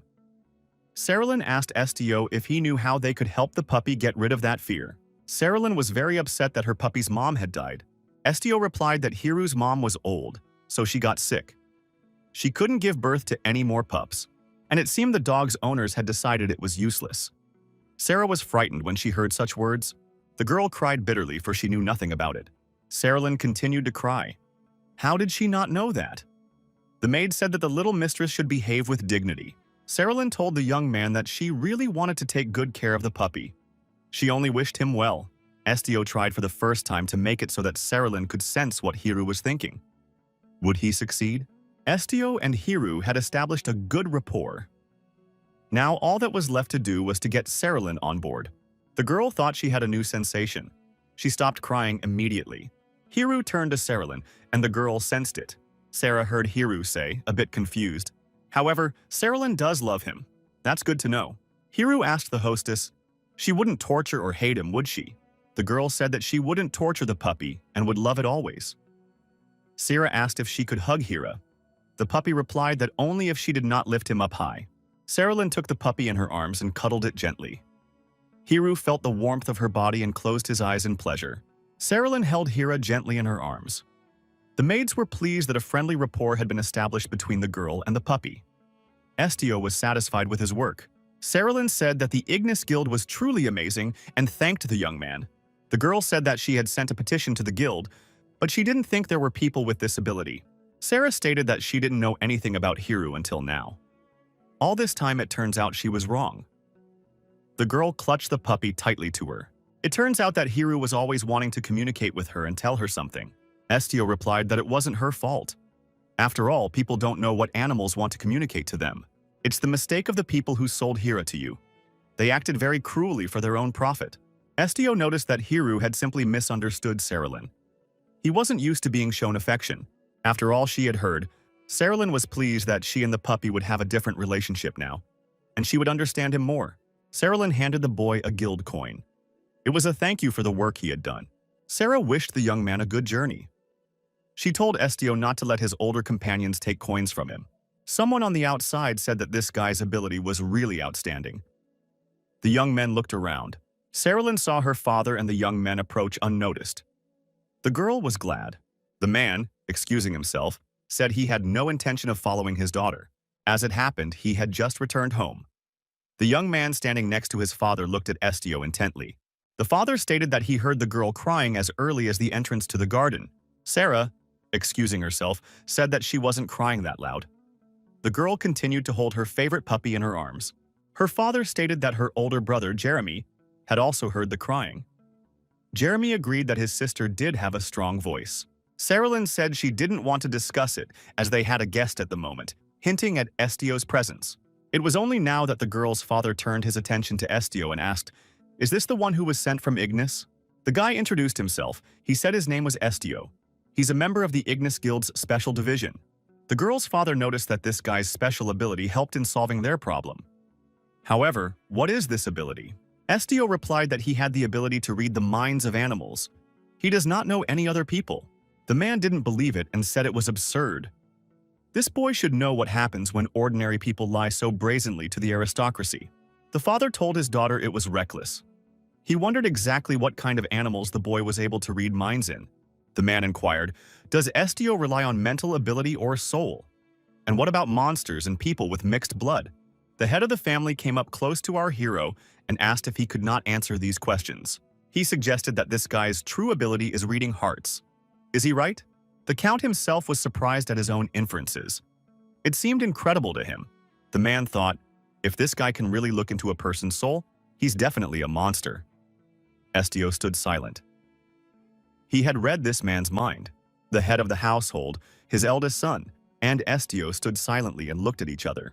Out loud, the man said that if the young man had such an ability, it was indeed an interesting ability. The Count added that he had met many able men and heard many stories, but he had never seen such a special specimen as this fellow. Such an amazing ability is definitely unique. It can be called a talent. The man asked if the young man knew what that meant. He looked the boy intently in the eyes. It means that there is a job in this world that only he can handle. The children of the head of the family followed this conversation in silence. The man told our hero that he would soon send a request to the guild. The boy will still have a job. So they said goodbye. Saralyn told the boy that now she knew his name. His name was Estio. She had sent him back and didn't even know his name. Saralyn added that she was grateful to the young man anyway. She would call him again another time. Estio replied that he didn't mind. Jeremy asked, "Does this young man's abilities really have no limit?" Estio replied that he can't read everyone's mind and he wouldn't read his interlocutor's mind, so he might not worry. Jeremy was incredulous at Estio's words. He wondered if the guy was lying about being a mind reader. Jeremy said if that was the end of it, Estio could go. He began to push the young man out of the house.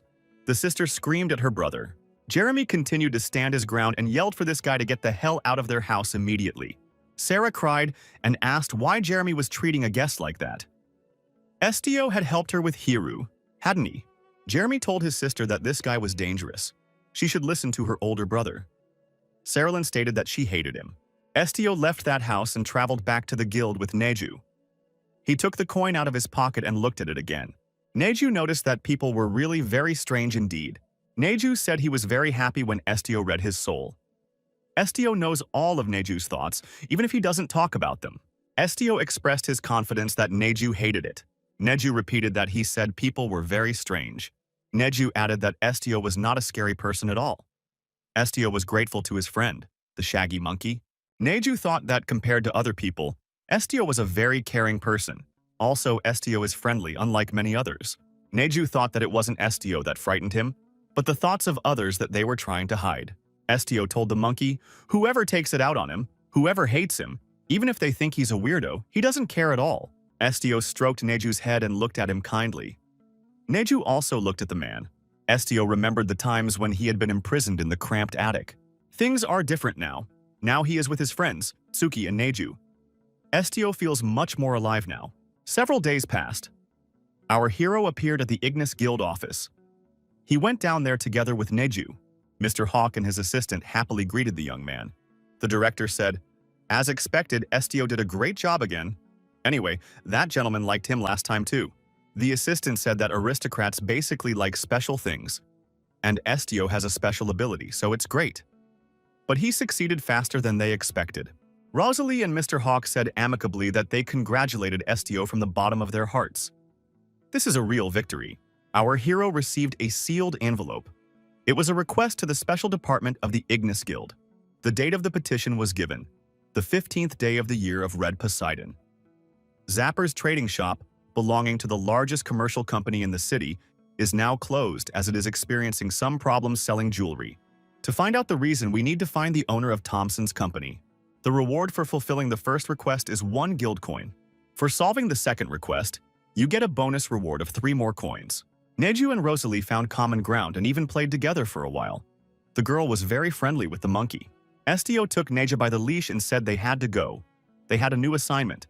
The head of the guild branch caught up with the young man already on the doorstep and asked him to be careful. Rosalie and Hawk wished our hero a good journey. The girl promised to make melon bread for his return. Neju was the most excited. He seemed to like melon bread very much. Estio said they would be back soon. Neju asked the young man what the path was and what direction they would be traveling in now. Estio replied that they should just take the main road. We have to get from the guild building to the southern edge of the city. Neju wondered if it was very far. Estio replied that it would take about an hour to walk. He thought so. Neju offered to carry the boy on his back. They had never cooperated like this before. Neju said that he can run much faster than Estio can move. If you walk long enough, Estio will get tired. Estio said there's no need for that. He thinks he'll get there without a problem. Neju just thought about being able to help Estio. However, unfortunately, he wouldn't be able to do that. Estio read these thoughts of the monkey and asked if it could carry him. Estio asked that Neju take care of him. Neju was very happy about this request. He sat down on top of the monkey and grabbed the monkey's fur with his hands. Neju dashed off in the direction indicated, only needing to move along the main road of the city. Neju was glad he was helping the guy and said that he had warned him that he was very fast. Estio didn't mind that kind of help. Estio thanked Neju and said that he was really good at running. Neju was very happy to hear the words of gratitude addressed to him. Estio, as a representative of the guild, arrived at the jewelry house. There was jewelry in the window of the house. Estio, looking at the jewelry, thought it was just colorful stones. What do people marvel at? The boy knocked on the door and asked if anyone was there. There was no answer. Neju said that no one seemed to be home.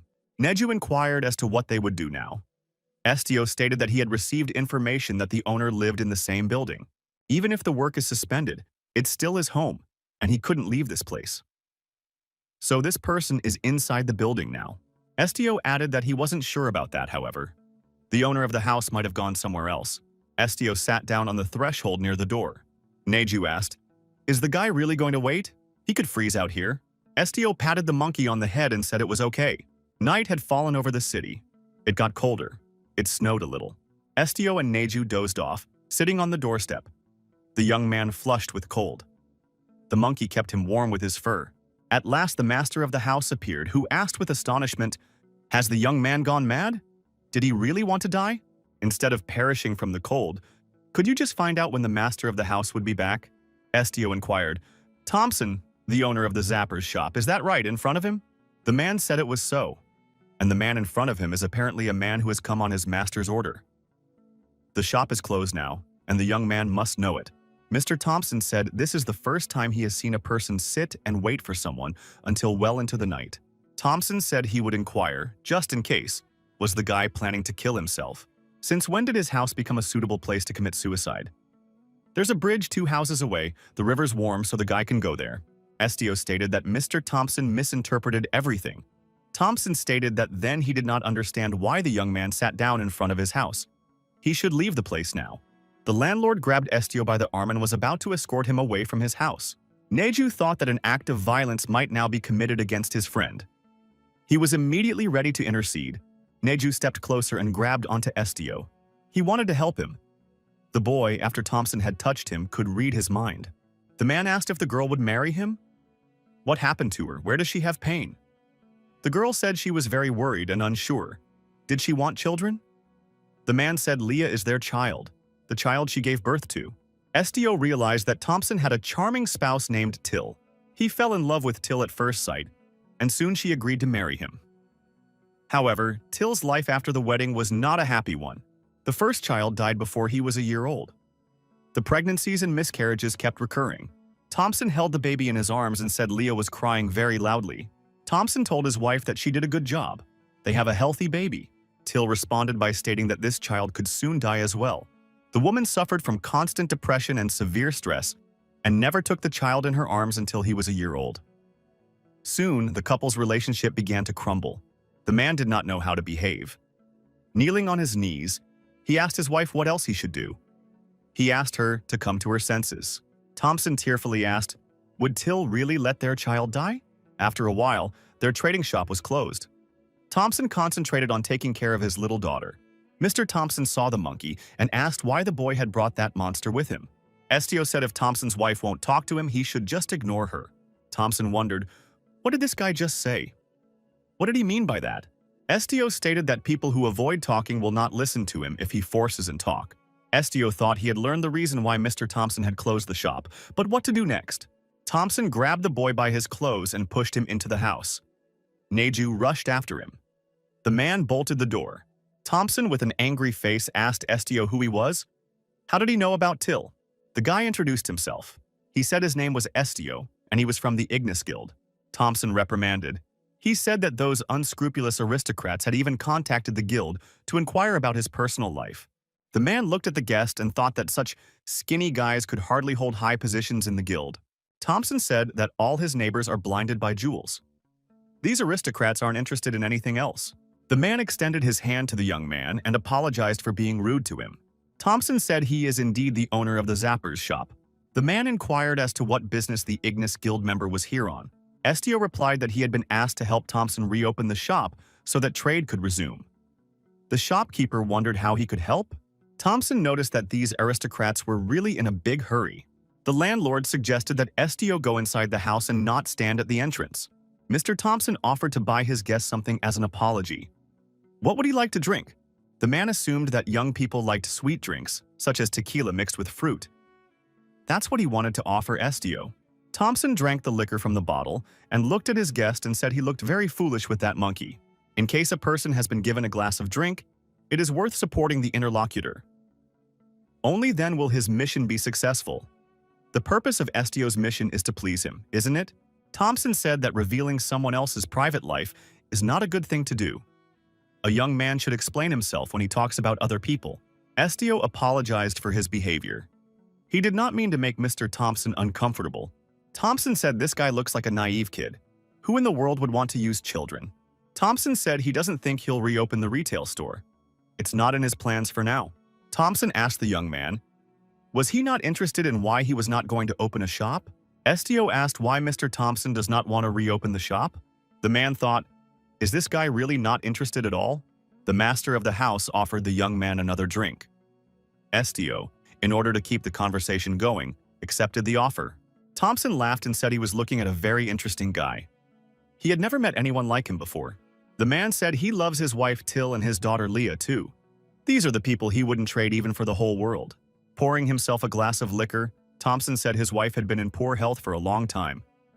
Since the death of their first child, he had never seen a smile on her face. She stopped talking to him. Even after Leah was born, she won't leave the room. Estio pictured Mr. Thompson holding his wife's hand, pulling her behind him and telling her to come out to them. Till balks, screams, and won't do what her husband asks her to do. She is in a depressed state. Thompson said he tried to pull her out against her will again once, but she bit her tongue. Luckily, not hard. The man sadly said that his wife absolutely does not want to see her daughter. It was evident that Mr. Thompson was driven to despair. He covered his face with his hands and cried. Estio thought he had unknowingly used his powers again. The landlord said he thought it was time to go put his daughter to bed. The conversation was longer than he thought it would be. Thompson patted Estio on the shoulder. He seemed to have spoiled his mission. The man apologized. Even if it's completely difficult for him, he doesn't plan to open the store this year, so he should tell the aristocrats to look for other stores.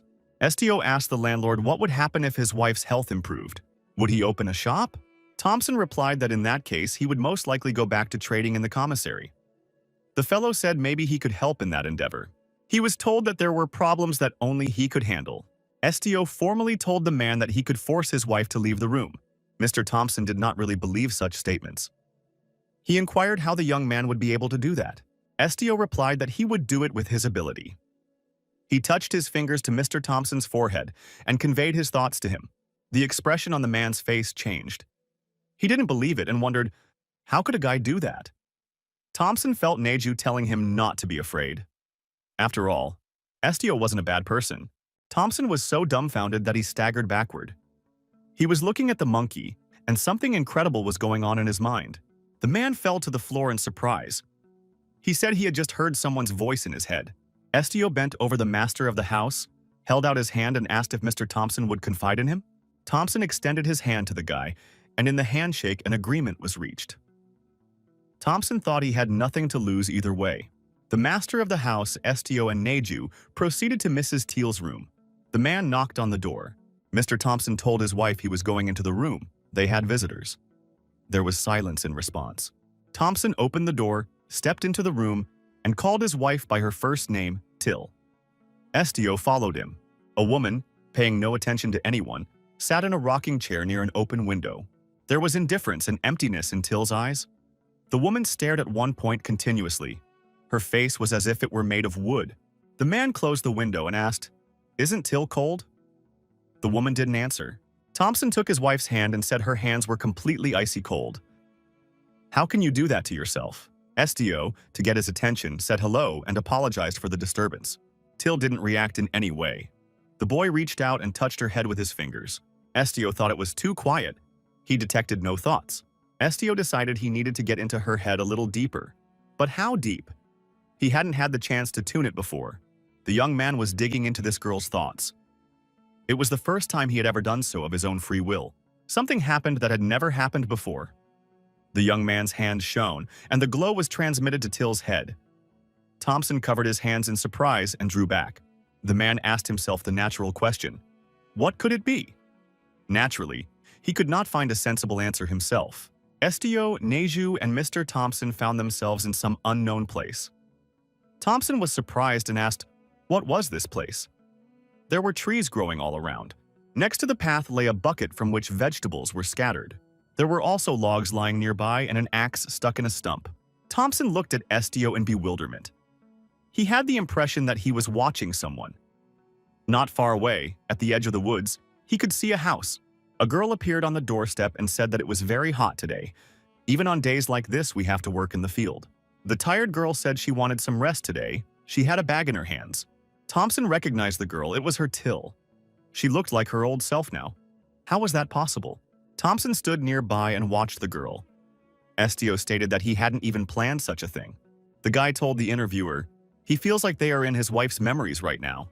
Till wondered if she could play with Juan by the river for a while. She could do that during the day, right? The girl smiled. Till was the daughter of a poor peasant. That's how she lived her life. Her mother passed away very young. Till doesn't even remember her face. When Till was a little older, her father also left her. The only ones left with the girl were her younger brother and sister to take care of. Since then, Till has been single-handedly taking care of them. The girl raised the children. It wasn't easy on the girl. After all, she had been a child herself not so long ago. From morning till evening, Till worked on the homestead. She grew fruits and vegetables to feed herself and her brother and sister. The younger ones helped her. The brother said that he gathered kindling in the forest. The sister stated that she had brought edible grass. Till patted the younger ones on the head and told them they were the best brother and sister ever. The younger sister held out a flower to the girl and said it was a gift for her sister. Till leaned down, and the girl wove a flower into her older sister's hair. It was very pretty. Then came the time when Till fell in love. The young man was from the same class. They often met and parted sadly. At first, it was shy glances. Young people were shy to show their feelings. But poverty dragged them down like a swamp. There was not enough money even for food or medicine for her brother and sister. Till thought even if she took more work, she couldn't see a way out. My brother once asked my older sister. They say Juan proposed to her. Is that true? Till wondered if Juan was the one who told him. There's no need to worry about that. His sister isn't getting married yet. She's already said no 3 times. Till explained to her brother that they had decided to break up. Till wasn't thinking of marrying him, so we need to let this guy go as soon as possible. That's how Till broke up with Juan. The girl took a new job. She started making deliveries. She had deliveries to 5 places that day. Till thought if she skipped lunch, she could get everything done before the sun went down. So the girl was always in a hurry. Counting the money she earned, Till calculated that she and her children would have enough for the next month. In her hurry, Till saw a young man who, while carrying boxes, tripped and fell. The girl, wanting to help him, stepped closer. Till asked if the man was all right. Did he need help? The man rose to his feet and looked regretfully at the scattered boxes. Mr. Thompson told Estio that was the day he first met Till. After all, he was the one with the boxes. That afternoon, Till helped Mr. Thompson get home. She offered him her shoulder to help him get around. After that fall, the man was still recovering for some time, lying exhausted on the bed. The girl showed care and nursed him back to health. When he opened his eyes, he saw a beautiful creature in front of him. She was glad that the man was awake. Without putting the matter off, Mr. made a marriage proposal to the girl. Since he was wealthy, the girl accepted. One day, Juan came running to Till's house and said he had heard the news of her wedding. Juan immediately stated that if Till really did leave him, he would die right here and now. Not to be unsubstantiated, Juan immediately took out the vial of poison he had prepared beforehand. Till was frightened. Was Juan really ready to destroy himself?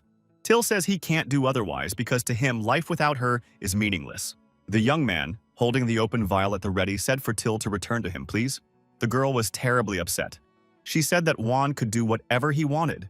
Till turned around and said as she walked away, what did she care if he died or not? Juan followed the girl and asked how she could do that. Till replied that she was leaving if he had finished his introduction. Till added that she hoped Juan would meet his happiness.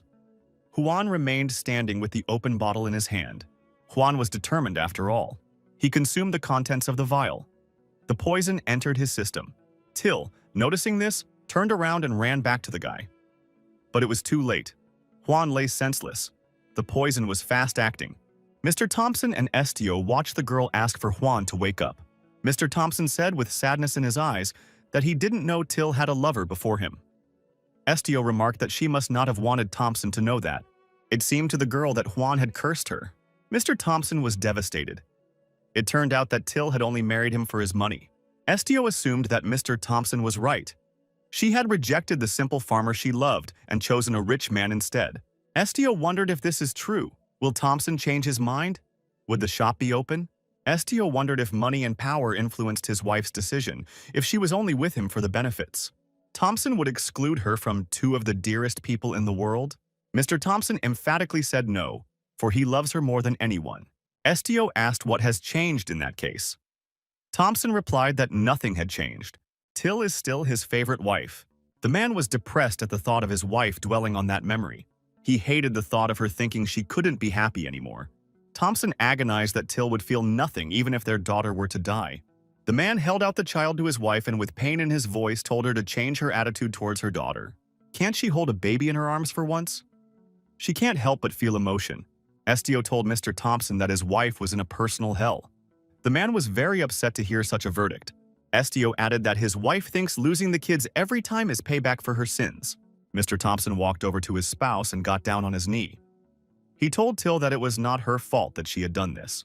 Thompson took his wife's hand and told her that their daughter, Leah, was alive. She would be okay, but she needed her mother. The man asked that Till stop blaming herself and come back to them. Till doesn't have to suffer all her life. They'll get through it together as a family. Thompson pounded his fist on the window and shattered its glass. Till seemed to wake up and asked what had happened. Till and her husband heard the baby crying. They immediately rushed to the girl's room. The woman grabbed her daughter in her arms and apologized. She said she would always be there for her. Thompson said the girl was hungry. She always cries like that when she asks for food, and he handed his wife a bottle of baby food. Thompson inquired if Till might be hungry as well. They have chicken broth. The woman thanked. The loving husband said thank you to Till. They looked into each other's eyes and smiled. Late at night, there was a knock at an elderly man's house. He was grumbling about who had come to his house in the middle of the night. The man opened the door and saw before him a long-haired monkey, a girl, and Mr. Thompson with a young man in his arms. There was consternation on the faces of all the guests. This old man turned out to be a doctor. It was explained to him that this guy suddenly lost consciousness and fell to the floor. The old man asked if this guy had powers. Estio was put on the bed. Mr. Thompson said the young man passed out after using his powers. The doctor said apparently that's the problem, but such cases are out of his area of expertise. He mostly treats colds. Thompson asked regretfully. Can't the doctor help? Perhaps then he could advise whom they could go to. The doctor replied, perhaps it was because the young man was inexperienced. In most of these cases, bed rest and rest helps. The doctor said that he could come tomorrow and check the boy's condition. If there is no improvement, they need to seek help from the guild. Neju stood beside Estio's bed and looked at the boy with sad eyes. Till and Thompson looked into each other's eyes. Neju yelled out that Estio was in a lot of pain. The couple was very surprised when they heard that the long-haired monkey had just spoken. Thompson said they had to go home right away. They had a child alone. It's not pedagogical. He'll cover all expenses. The doctor doesn't have to worry about that. If necessary, the doctor can call. Neju acted as Estio's partner and asked Mr. Thompson how things were going regarding his request. Thompson inquired if this was about resuming business. It's still on because his wife is better. You don't have to worry about that. Neju tried to relay the information to Estio on a mental level. The people he helped are back to their normal lives. Request fulfilled. Estio did it. Estio continued to lie on the bed. Neju continued to sit on the floor beside the young man's bed. He wished the boy would wake up faster, so they went home. The hour came when Estio opened his eyes and lifted himself from the bed. The boy looked around. Neju was beside him. Neju, with his collar around his neck, looked at Estio with eyes full of tears. He was very glad that the boy had finally come to his senses. Saying goodbye at the house, the doctor asked if Estio could lie down for a while longer so that his condition could be monitored. Estio replied that he had rested too long as it was, and thanked the good doctor. Estio and his friend Neju turned around and walked towards the guild. They left footprints in the morning snow. Estio has returned to the Iglis Guild. In the office, Director Hawk said that he had raised many talents with these hands, but no one had achieved such success as this guy in a short time. The principal asked if Estio knew that he was not only in the city but also the aristocracy's ear. Had the boy heard any fresh rumors? Rumor has it that a man with a unique talent has appeared. Estio was invited back to the house. This was the Fabian residence. The boy arrived here as usual with his friend Neju. The applicant was Viscount Fabian. Details to be discussed at the meeting, payment negotiable. The guards let the young man through. Estio wondered what they would want this time. The young man followed the same red carpet into the back of the house. Hiru recognized his old acquaintance and rushed over to meet Estio with joy. He wagged his tail and barked happily. The puppy told the young man that he was very happy to see Estio. Estio said hello to Hiru and bent down to rub his sides. Sarilyn appeared. The girl said that Hiru loves Estio more than her. Sarilyn even got a little jealous. She said she was a long way from Estio. Sarah wondered why Estio had come again. Had her father called him? The girl said she was very happy to meet Estio again anyway and asked how the guy was doing. Estio replied that things were not going well for him. Sarilyn asked with concern in her voice. Why isn't it good? What's wrong? Estio wondered. Wasn't Sarilyn afraid of his ability to read hearts? Sarah wondered. Why would she be afraid of this ability? Estio replied that he could learn her secrets and tell everyone about them. Sarilyn, after thinking about it, said that wouldn't be good. Estio added that he can also control the emotions of the interlocutor. This is when Sarah got excited and said it was awesome.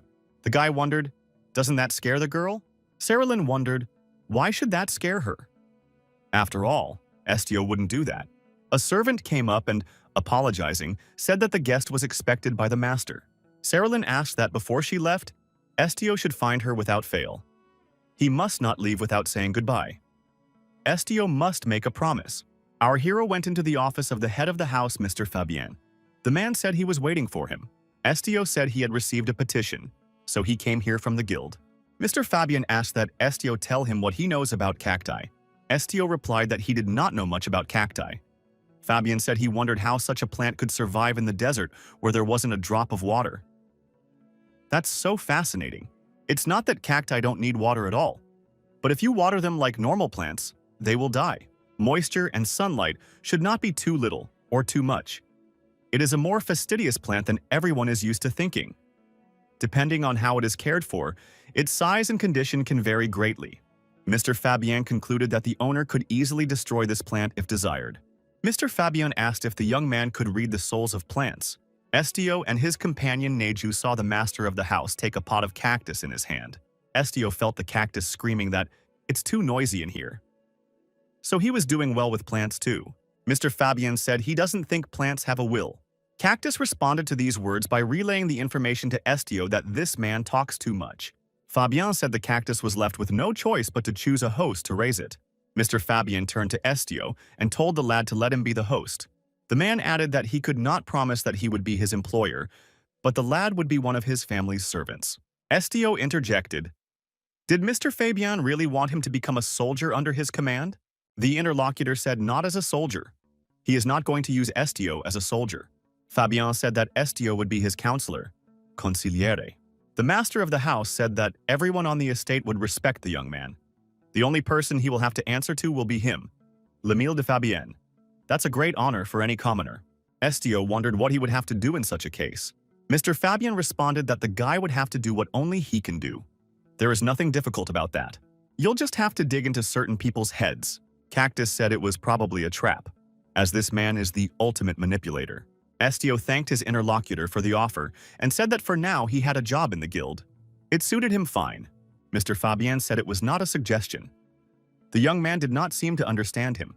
The man looked down at the guy and said that was an order. Estio inquired what would happen if he did not follow that order. Mr. Fabian responded that nothing will happen yet, but in the future, it may have an impact. Cactus said it's very self-righteous, making himself look like a great prophet. Estio apologized and said that his interlocutor should discuss this order with the guild first. Mr. Fabian understood that the boy did not want to be nice. The man thought that, on the other hand, it was good that Estio didn't accept another job so easily. We should use it properly. Fabian said that in that case he would give the young man time to think things over again. The master of the house gave the servant the cactus and said he had to get rid of it. We should replace it with something more pleasing to the eye. The servant took the cactus and said that he would fulfill everything. The cactus shouted for the wretched commoner to let him go immediately. Does he not realize who he is touching? The servant told Mr. Estio to follow him. That was the end of the audience with the master. The cactus was surprised at what they were doing. They want to throw him out. He hadn't even had time to stab anyone. Estio turned to the servant about the cactus. If they had no plans for the plant, he had a suggestion. Estio wondered if the servant would mind if he took the cactus, since they were going to throw it away anyway. The servant was surprised because this plant does not bloom. It is full of thorns, and this kind of cactus is quite difficult to care for. Estio wondered who had told the young man that this cactus didn't bloom. The servant said he didn't mind, and reminded him that my lady had asked him not to leave without saying goodbye. We must wait here for a moment. The cactus said it's very cold here, so he could freeze and die. Maybe you wouldn't be such a bad death, though. Estio said that he wasn't going to destroy the cactus. On the contrary, he is saving it. The guy added that he has no intention of freezing this plant.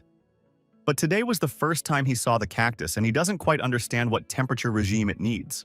Estio asked as the cactus told him to tell him the next time he wanted a drink. The guy added that he can hear the plant, so if he needs anything, he can speak right away. Cactus wondered, could this man really understand him? Who was he anyway? The guy said his name was Estio. Cactus said his name was Arukukukukukruhu. Estio said that was a long name, and he would just call him Aru. Neju said Estio can even talk to plants. That's pretty cool. Estio introduced Neju to the cactus and said his name was Aru. Neju said his name was Neju and added that this cactus was very small and cute. Cactus thanked and said that Neju was very cute too, and not small at all. Estio touched the cactus and said that it was not prickly at all. The cactus said that Estio was nice, but he could prick other people. The boy was surprised. Is that possible? Cactus unfortunately said he still can't move around freely, but that's for now. Estio wondered, did Cactus move?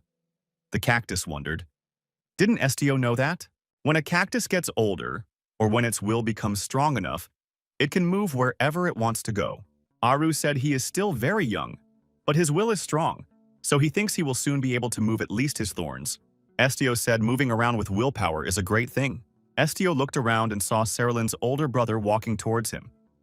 The boy said he warned him that he shouldn't come here anymore. Was Estio having trouble remembering? The young man walked right up to Estio and asked if maybe this commoner wasn't taking his words seriously. The young man asked. Estio says he can only read hearts, but it turns out he can teach animals to talk too. Viscount, looking at Neju, asked what kind of monster was this? Not only did Estio teach some monster to talk, but he's trying to get a plant to talk too. Viscount stated that it appears that this talking monkey is a fairly rare animal. Viscount inquired how much money Estio was willing to sell the beast for. It must cost a lot of money to feed such a huge carcass. He's willing to take that burden away from the boy. Cactus suggested that this Viscount was definitely a stupid young man. Estio is on record saying that Neju is not for sale to anyone ever. Viscount said that his interlocutor had shown insight. Because he can read minds, he realizes that objections will not be tolerated in this house. He must agree. Viscount held out his hand with the money and said he thought 10 gold pieces would be enough. Estio reiterated that Neju is not for sale. Viscount told the guy not to be so greedy. Viscount repeated the question, how much does Estio want to get for this monkey? Estio repeated that Neju is not for sale.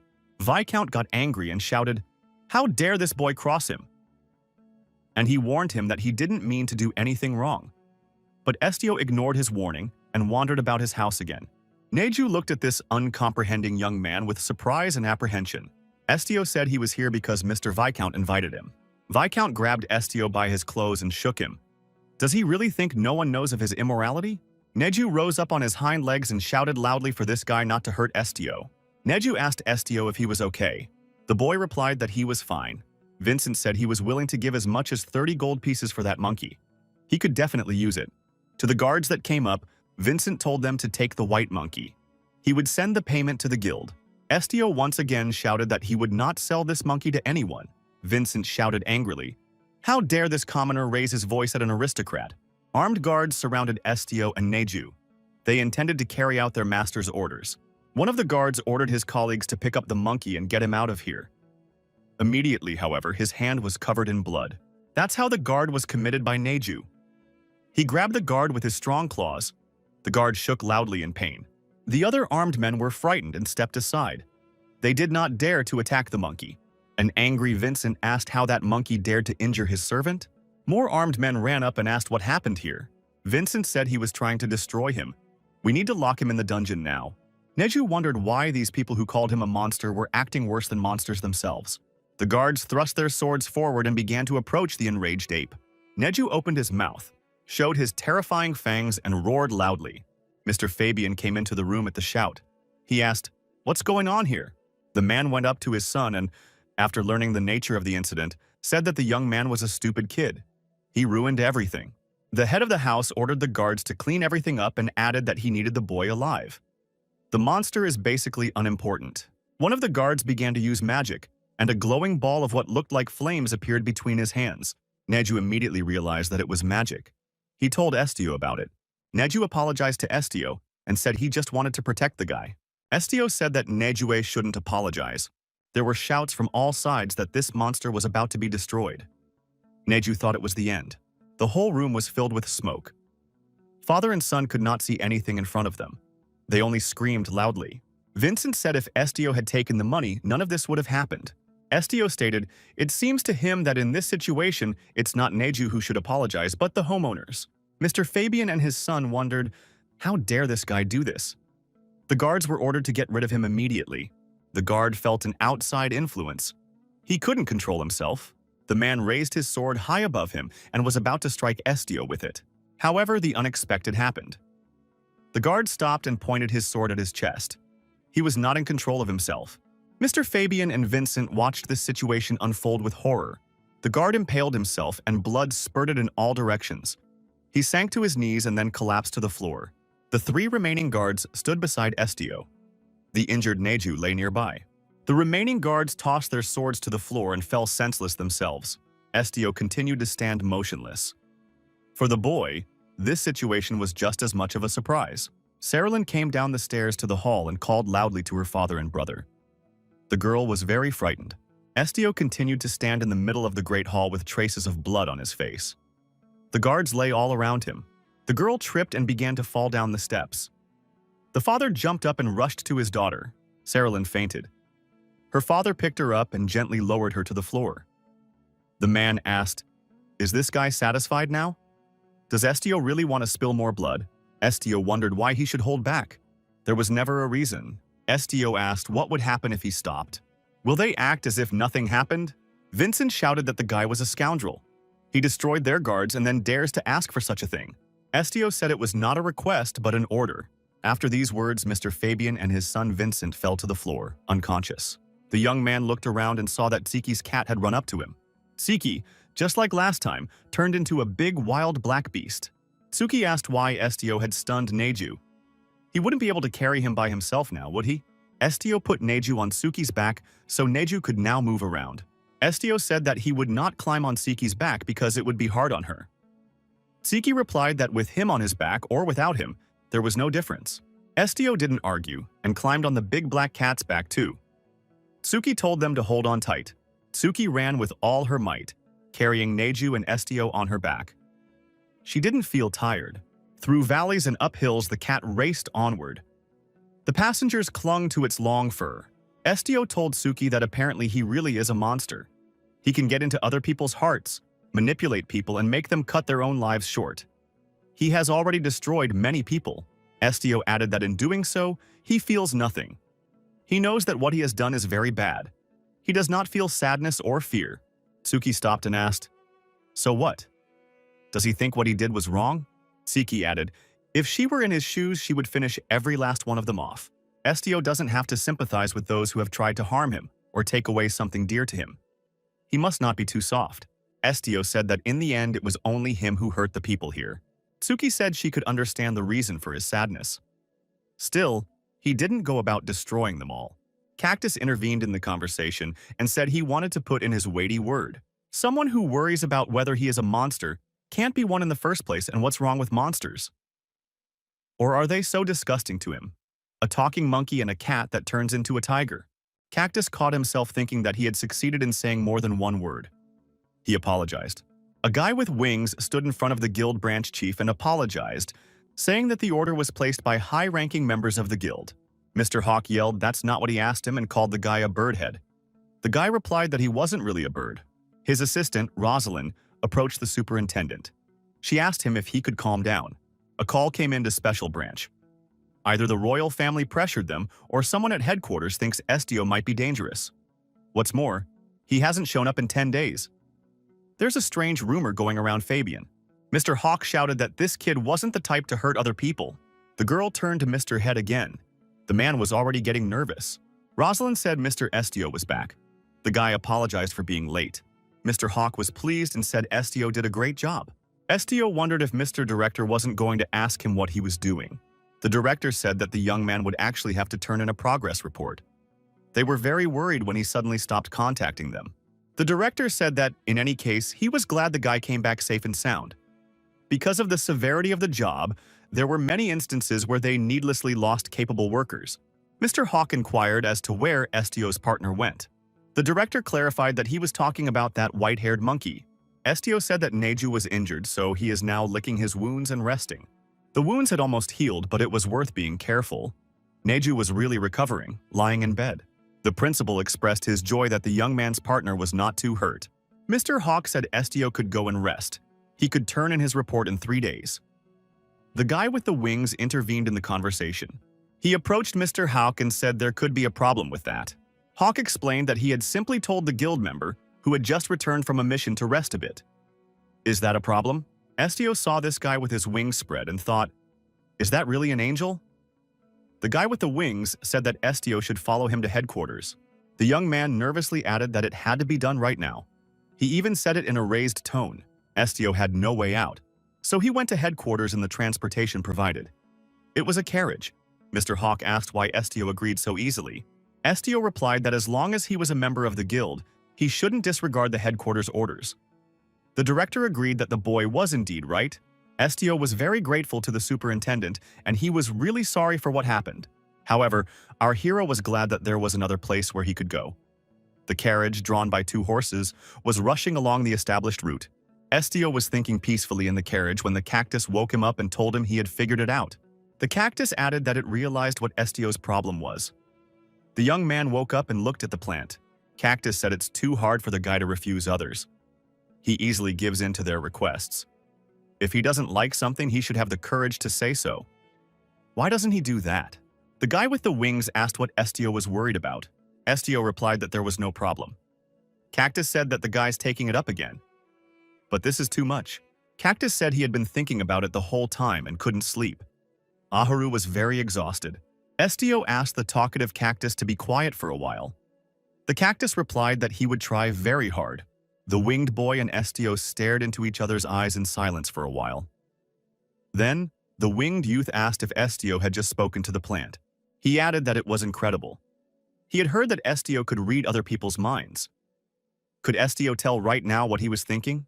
At this moment, Neju opened his eyes and groaned slightly. He still didn't feel well. The man with wings was startled when he saw that Neju was awake. He said it looked scary. They say that squirrel monkeys are very dangerous monsters. It won't eat him, right? Estio said he was right. Maybe he shouldn't have asked. It's a little embarrassing. The interlocutor said he was sorry. The guy with the wings asked Estio to stop reading his mind. Estio said that Neju had gotten some more sleep. They had a long road ahead of them. Neju wondered what about Estio. He should be resting too. He replied that he had already slept. The monkey said that the man looked tired. He can lie down on Neju, for Neju is soft like a pillow.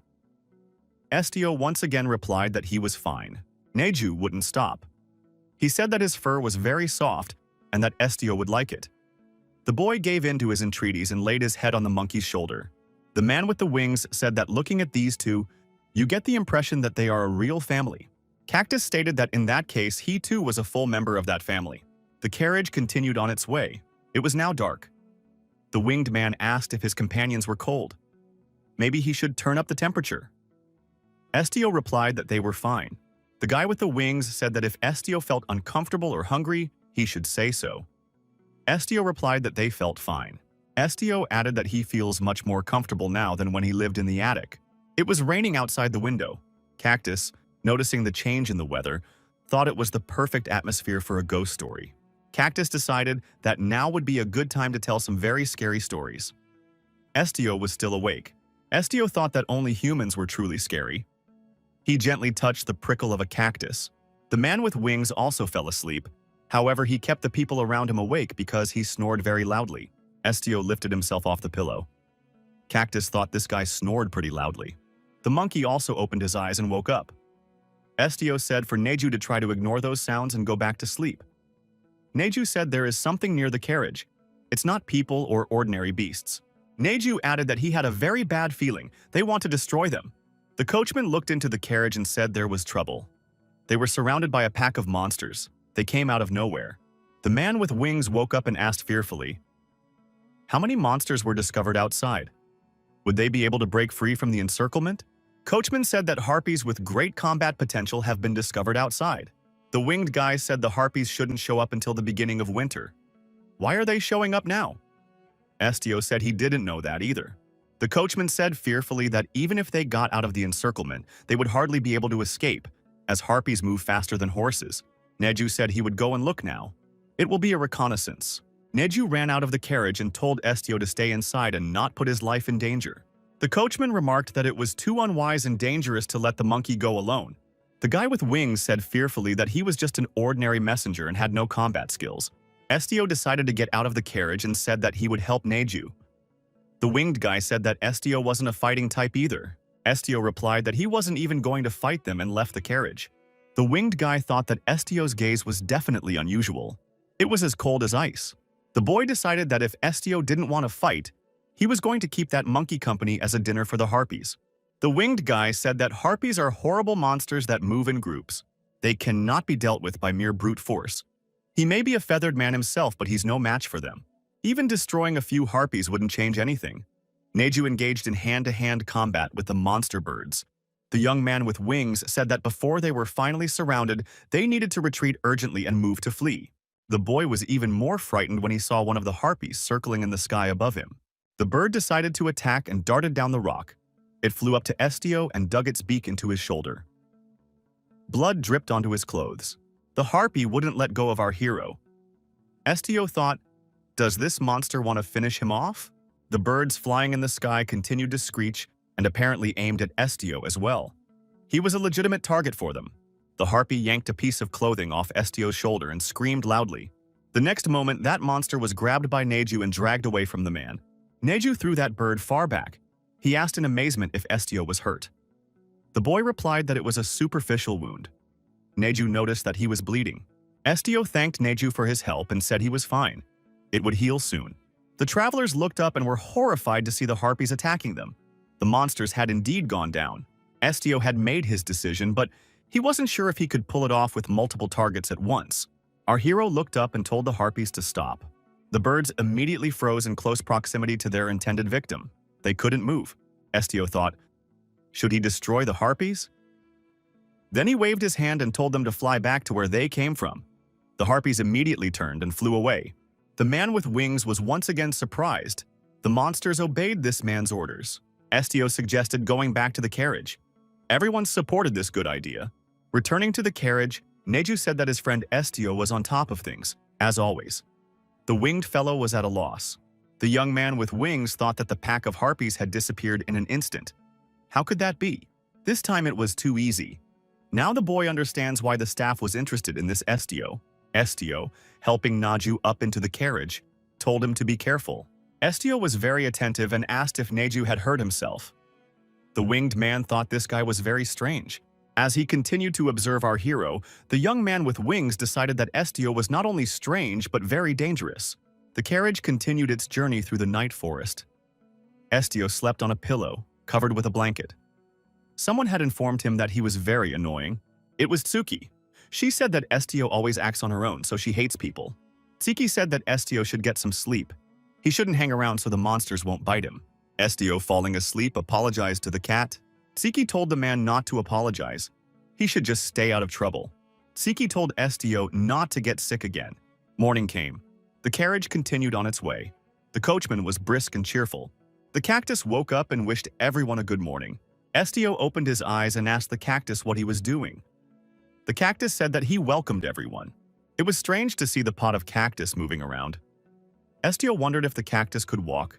Ahuru said this guy just woke up and already found time to marvel at the walking cactus. Neju opened his eyes too and was surprised to notice that the cactus could walk. Neju touched the cactus by its prickles and said congratulations. The cactus thanked him. The guy with the wings woke up and wondered too. What kind of miracles are going on in this carriage? The winged youth said that Estio does have unusual friends. He thought it wasn't so strange that a cactus could walk. This Estio was able to chase away a pack of harpies with a single word. He can have friends of various types. It wouldn't be surprising if Estio could make friends with a dragon too. The guy flapped his wings and thought that being able to read hearts and own them was really pretty cool. After waking up, Estio and Neju proceeded to eat. They happily decided to have breakfast rolls. Estio asked the cactus if it needed water. Ahuru replied that he had had enough. Estio asked if the cactus had already eaten. Cactus said he had this process the day before when Estio was injured. Ahuru recalled that Estio had bled after his encounter with the harpy. At some point, blood from the wounded guy's shoulder started dripping onto Ahura. Ahuru said that at that moment he drank some blood. It was an unusual experience. Estio took the cactus in his hands, looked at it, and asked, "Did Ahuru really drink its blood?" A guy with wings, sitting in a carriage, watched a monkey eating a bun across from him and a man talking to a cactus. Cactus asked so that Estio wouldn't misunderstand him. He didn't do it on purpose. He couldn't turn back around. It was just blood pouring down on him. The cactus added that after that, it bloomed for the first time. This had never happened to him before. Estio said it turned out very interesting. The cactus flower bloomed from his blood. The guy with wings was also eating breakfast.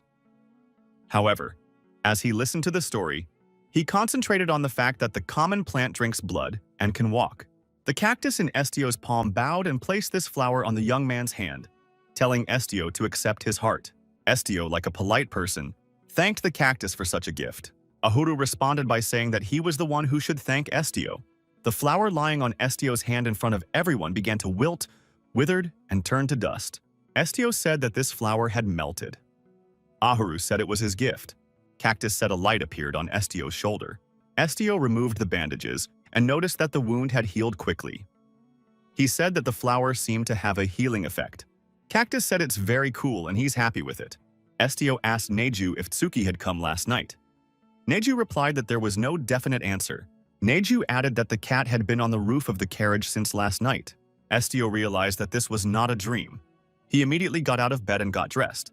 The boy opened the carriage door and leaned out. Neju was afraid for his friend. The young man with wings cried out in fear that jumping out of a moving carriage was very dangerous to life. He even flapped his arms and wings. Estio tried to look up on the roof of the carriage and said he knew that Ziki was there now. Chicky was indeed there. She looked out and said, "Meow." Estio responsibly stated that it was quite dangerous on the roof. Ziki should go downstairs immediately. Ziki saw how hard Estio was going through right now. She said he was in more danger than she was. Tsuki decided not to argue and jumped inside the carriage. Estio, satisfied, closed the door behind him. The winged boy wondered, "Is it really a cat?" The young man with wings asked, "Is this really Estio's pet too?" The cat screamed that Chicky was not a pet at all, but she was not a stray cat either. The birdman assumed that in that case the cat was Estio's friend. Tsuki inquired who the winged guy was. Estio replied that it was Parker. Tsuki wondered if the young man's wound had healed. Estio nodded affirmatively and said that he was quickly healed thanks to Ahur. Tsuki wondered, "Is that little cactus really capable of anything?" Estio said that the cactus had healing powers. Estio added that Ziki should recognize that she was following him all the time. The cat said she wasn't going after him. She only happened to stumble upon him injured while she was traveling. Estio wondered if Tsuki would be willing to keep him company. Tsuki said that in that case, the guy should know that she's only there because he asked for her. When she's not around, he's always finding trouble on his own. Estio agreed and thanked Tsuki for being overly helpful. Tsuki thought Estio had changed, and changed for the better. Parker told Estio that they had finally arrived at the portal that connected to the guild headquarters. Estio walked with the cat to the portal and peered into it. Parker was at that time placing a mark at the portal on duty. He said that it was Parker and Estio from the Ignis Guild. The bill for using the portals could be sent to the guild. The duty officer said that for safety reasons, this portal can only be used by 3 adults in one day. The duty officer warned that there may be side effects after using the portal. If everyone agrees, we should sign the autograph and proceed to the entrance. Estio signed and then moved closer to the portal. The young man stepped through the portal and found himself in a beautiful cathedral. Now he understood how it worked. After all the travelers were inside the cathedral, Estio thought that this was the headquarters of the guild. Parker said to our hero, "Welcome. This is the headquarters of the Ignis Guild." He's almost accomplished his mission. The travelers continued their journey up the spiral staircase. Estio thought it was an endless spiral staircase. It seemed to reach up to the heavens themselves. Estio wondered if heaven existed. He didn't say it out loud, so he didn't get an answer from Parker. People with wealth and power and those who support them. Estio wondered if things would get better if he went higher. Parker said they were in position now. Estio thought they'd gotten here pretty fast. Parker explained that this magical staircase was like a portal. In any case, Estio was supposed to meet the guildmaster, but since he had been gone for about 3 months, it was decided to organize his meeting with the vice guildmaster. The travelers walked up to the big, beautiful doors. Parker rang the doorbell. There was no answer.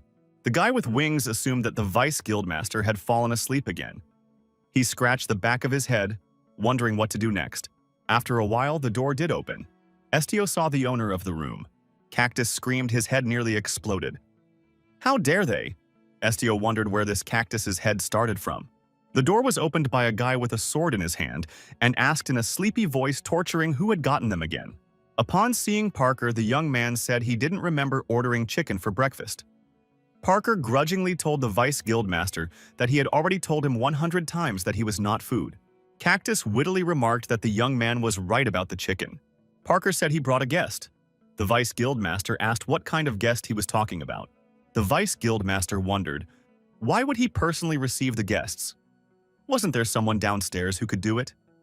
It would be fair to deprive this winged man of a month's wages for wantonly interrupting his sleep. The young man angrily said for everyone to get out of here immediately. At that moment, Chicky said, "Meow." The Vice Guildmaster lowered his eyes and said with interest that it was a cat. The cat said meow once more. The young man, smiling, crouched down on his knee and asked if this cat was also a guest. Siki said that this young man had been transferred to a special unit in Galatian. The Vice Guildmaster asked Parker, "So by guest did he mean their guild leader?" The young man extended his hand to our hero and introduced himself. He said he was the Vice Guildmaster of Ignis, Hwen Lenski. The young men shook hands, with Lenski saying he was glad to finally meet the leader. Afterward, Lenski offered to come inside. Estio thanked him for his hospitality. Estio and his companions entered the study. The interior was in disarray. Cactus wondered why the place was such a big mess. "It's dirty and things are scattered all over the place." Neju said he might step on something if he went inside. The Vice Guildmaster said it's not a big deal if they step on something. The owner of the office said this white-haired monkey has a pretty good command of speech. "Is she half-human?" Neju asked how the Vice Guildmaster knew.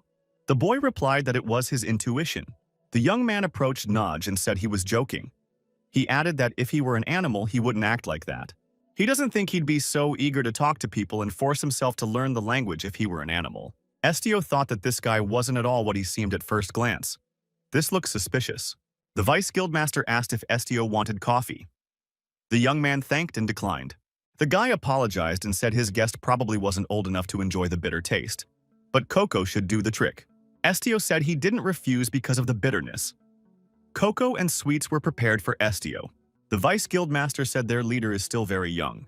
Estio objected and said that he had already gone through the maturation ceremony in his homeland.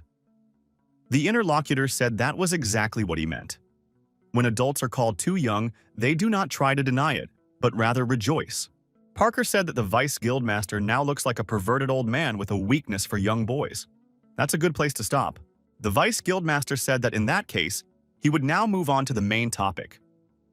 Bringing Estio to the headquarters was the Guildmaster's decision.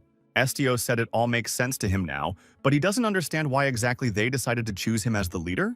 The interlocutor said that it was also the Guildmaster's decision. He's just passing on the message. But since leader is a recently introduced position, he himself is not aware of all the details. Estio thought, could the guild be considered a trustworthy place? They have overly secretive behaviors and attitudes, and their attitudes towards various things are constantly changing. However, despite all this, they had never once lied to him yet. The Vice Guildmaster said that from now on, Estio's tasks would be different from before. Estio wondered and wondered what it all meant. What tasks would be assigned to him now? The interlocutor said that there will be special tasks that only a leader can handle. Estio thought that now he was taking it to the next level. From now on, he would only be assigned special tasks. The Vice Guildmaster handed our hero a sack and said it was a gift in honor of his promotion. On the sack was an inscription, Guild Leader of the Ignis Guild, Estio. This bag contains a new guild uniform, a badge, and some supplies and coins. The Vice Guildmaster said he had something else in mind. It has nothing to do with the Guildmaster, it's just his personal interest. The lad said that he was very interested in the power of the leader, which their head was so eager to secure. Could Estio demonstrate it before he leaves? The Vice Guildmaster said he would like to see that right now and reached for his sword. Can the leader show what he can do? The Vice Guildmaster was on his knees, his sword nearby on the floor. The guy pulled himself up, grabbed his sword, and said he wanted to see how strong the leader was. The young man swung his sword and tried to pounce on Estio, swinging his weapon. Estio stood there without moving. He continued to drink the cocoa offered to him. The opponent was surprised. Why doesn't this guy defend himself? He didn't even move his hand. At this moment, the young man with the weapon in his hands felt that he couldn't even move. Estio hoped that what the Vice Guildmaster had just seen would be enough. Estio sat on the couch with a cup of cocoa in his hand. The Vice Guildmaster was kneeling in front of him, dropping his sword to the floor. After a while, the Vice Guildmaster sat at his desk and thought that this had really struck him. He thought the Guildmaster should have done a better job of bringing him up to speed on this leader. This guy is more suited to be a boss than he is. How can he give orders to someone who's obviously stronger? Estio read that man's mind. He thought that everything would turn out well for him if he didn't at least become Estio's victim. The Vice Guildmaster felt that things had worked out well for him for the time being. What is happening now marks the beginning of a new era. Cactus looked around Estio's new office and said it was lovely. He liked it very much. Estio replied that he was very happy too. Estio noticed that all this was somehow unusual for him. He was not used to such apartments. Neju pulled out the contents of the bag and said that it was Estio's new uniform. It's wonderful. The guy appreciated the uniform and said he really liked the new clothes. Neju added that these clothes are enchanted. It is truly marvelous. Neju read the instructions and said that this mold could self-clean, regulate temperature, and protect against impact. Estio said he got the impression that Neju wanted new clothes too. Neju watched the boy with interest. Estio told him to wait a while. Our hero said he would ask if there were any suitable clothes for Neju and Siki. The monkey said that Neju didn't need clothes. Tsuki said that her clothes would only get in the way too, so no need to worry. Estio noticed that they might catch a cold or would be shy because of their lack of clothes. What to do then? Tsuki said that sometimes this guy drives her crazy. Animals don't need extra fabric after all, they have their own fur. Don't you understand that? Neju added that he has heard that people wear expensive clothes to be treated better. They call it status. Estio wondered, did he really care about status now too? The guy thought, would it really be better if Estio had status? Neju said that naturally people would treat him better. Estio wondered if it was only by virtue of one's high status that one could be liked. Some people even speak ill of the king. Neju added that if there is a status, people won't be able to attack him openly. Monkey added that Neju would do his best to protect Estio. But if the evil people turn out to be stronger than Neju, then they will be in big trouble. Estio, with the cat on his back, walked over and bent down in front of Neju. He took hold of the collar. Estio thought it could be taken off while no one was around. After all, it must be very uncomfortable for a monkey to walk around in chains. Neju said it wasn't a problem. The collar and chain didn't interfere much with his mobility. Estio said that it was very unpleasant for him to see Neju like that. Neju replied that he understood now. Estio thanked his friend for wholeheartedly supporting him in everything. Estio added that Neju didn't have to worry anymore because now he could make anyone kneel at will. If only he had realized this before. What's more, his skills are getting stronger and stronger. Estio decided he had no reason to worry now. If you think about it, isn't that inconvenient? Now life will have new colors. Estio thought he could have behaved much more selfishly than he had before. Our hero received a new request. As usual, the envelope with the request was sealed. During the meal, Parker brought out this envelope. Estio looked at it carefully and thanked Parker. The man with the wings said it was part of his job and asked if Estio was used to the headquarters. Estio, unwrapping the envelope, said that it was quite comfortable at headquarters and added that he was getting a little bored with idleness. But fortunately, a request came. Parker said the leader is still very diligent. Now he should call the young man a leader. Estio asked if Parker wanted to grab a bite to eat with them. Neju and Cactus were there for him. Parker got excited and said he would bring his portion right away. Estio thought, though they call him leader, he still doesn't understand what he's supposed to do. The customer was Mubyong Hagar. Cactus said that the name was familiar to him. Ahuru said that it was one of the youngest noble families in the entire country. The head of the family, a cousin of the current emperor, also has incredible abilities. Estio wondered if the cactus had met him. The cactus replied that it had. Its roots had grown quite wide. Neju asked, "What does he mean by that?" Estio explained, "Ahuru says he's already seen their next customer." Neju wondered, "Does this cactus really know so much? This is unbelievable." Neju said that the cactus was very cool. Ahuru thanked for the compliment and said that Neju was very cool too. Tsuki dozed off out of boredom. Ahuru added that, in his opinion, this Mubion is a bit crazy. He should be careful with him. Cactus said he wasn't privy to the details, but you could be sure that his swordsmanship was amazing. Estio asked if that meant he was very strong. Cactus said no. Mubyong isn't just strong. Even before he became the head of the family, there was a swordsman who was famous for his skills.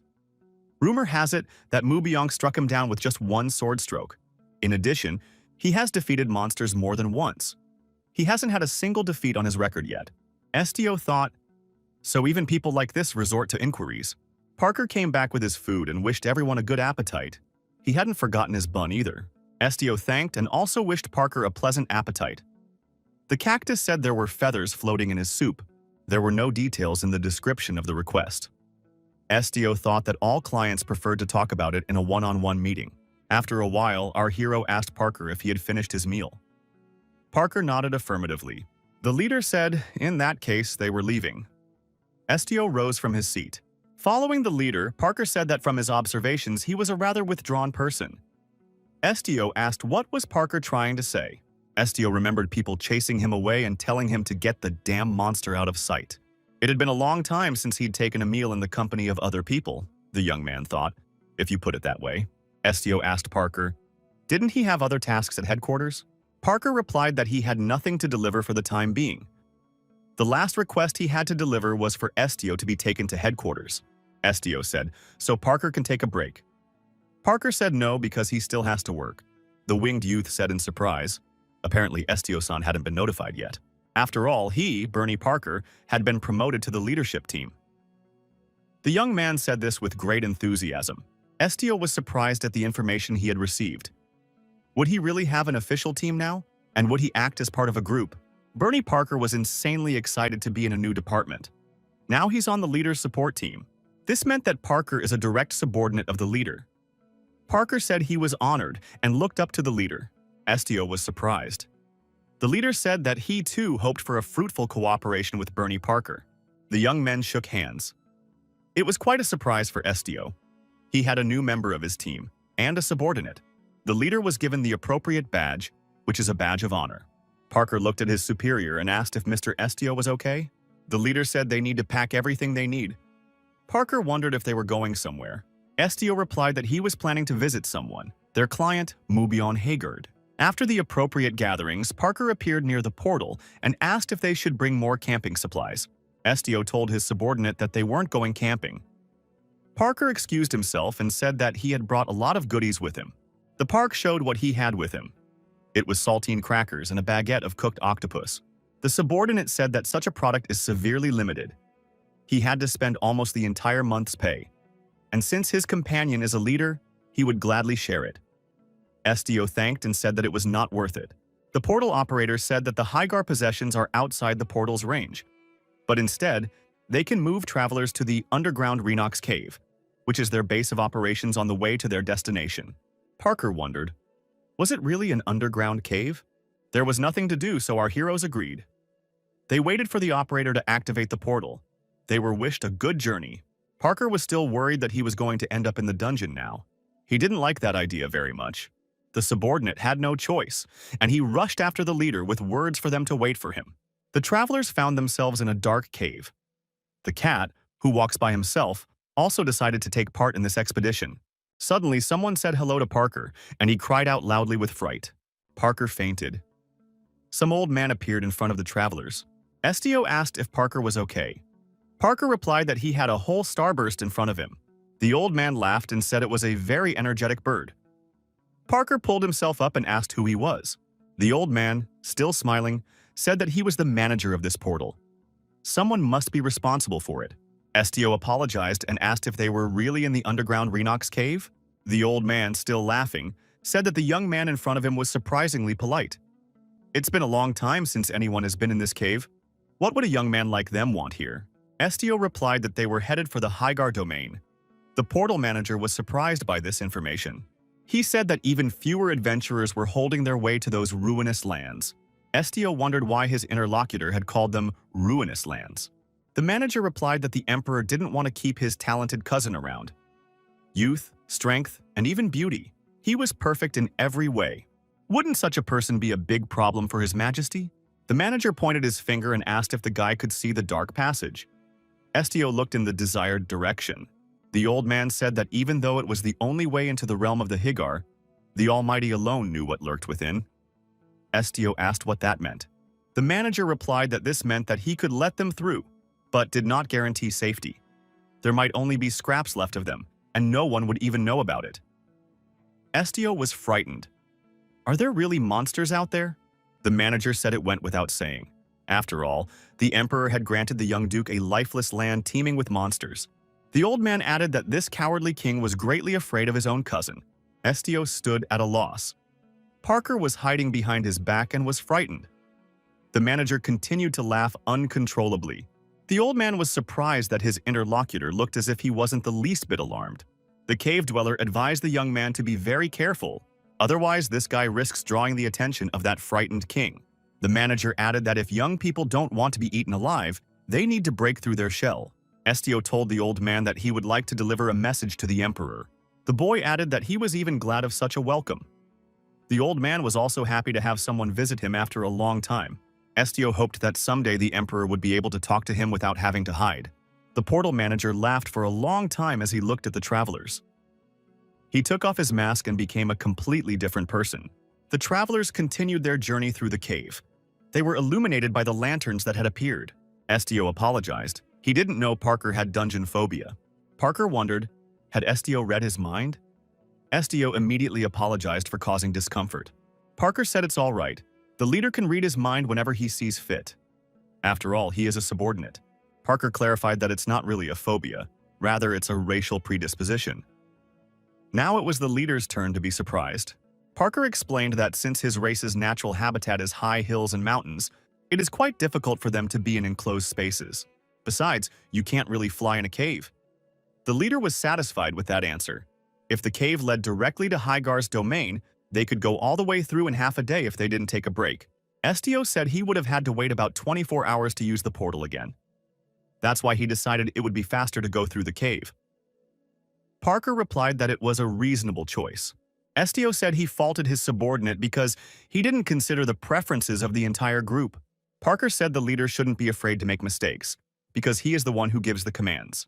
Estio wondered, did Parker really mean to say that he would carry out all his instructions against his personal motives? Our hero thought that in the end it was no different than forcibly controlling their thoughts. The winged fellow said that it wasn't because he was neglecting his own desires. After all, he himself wanted to follow the leader. Parker explained. After all, Estio is his oldest comrade, and besides, he owes him his life. Estio said he only helped that time because he was in danger himself. Parker insisted. The leader had saved him after all. He was grateful for that. The young man added that that was why he felt he should follow Estio. Neju suddenly growled loudly. Parker was scared again.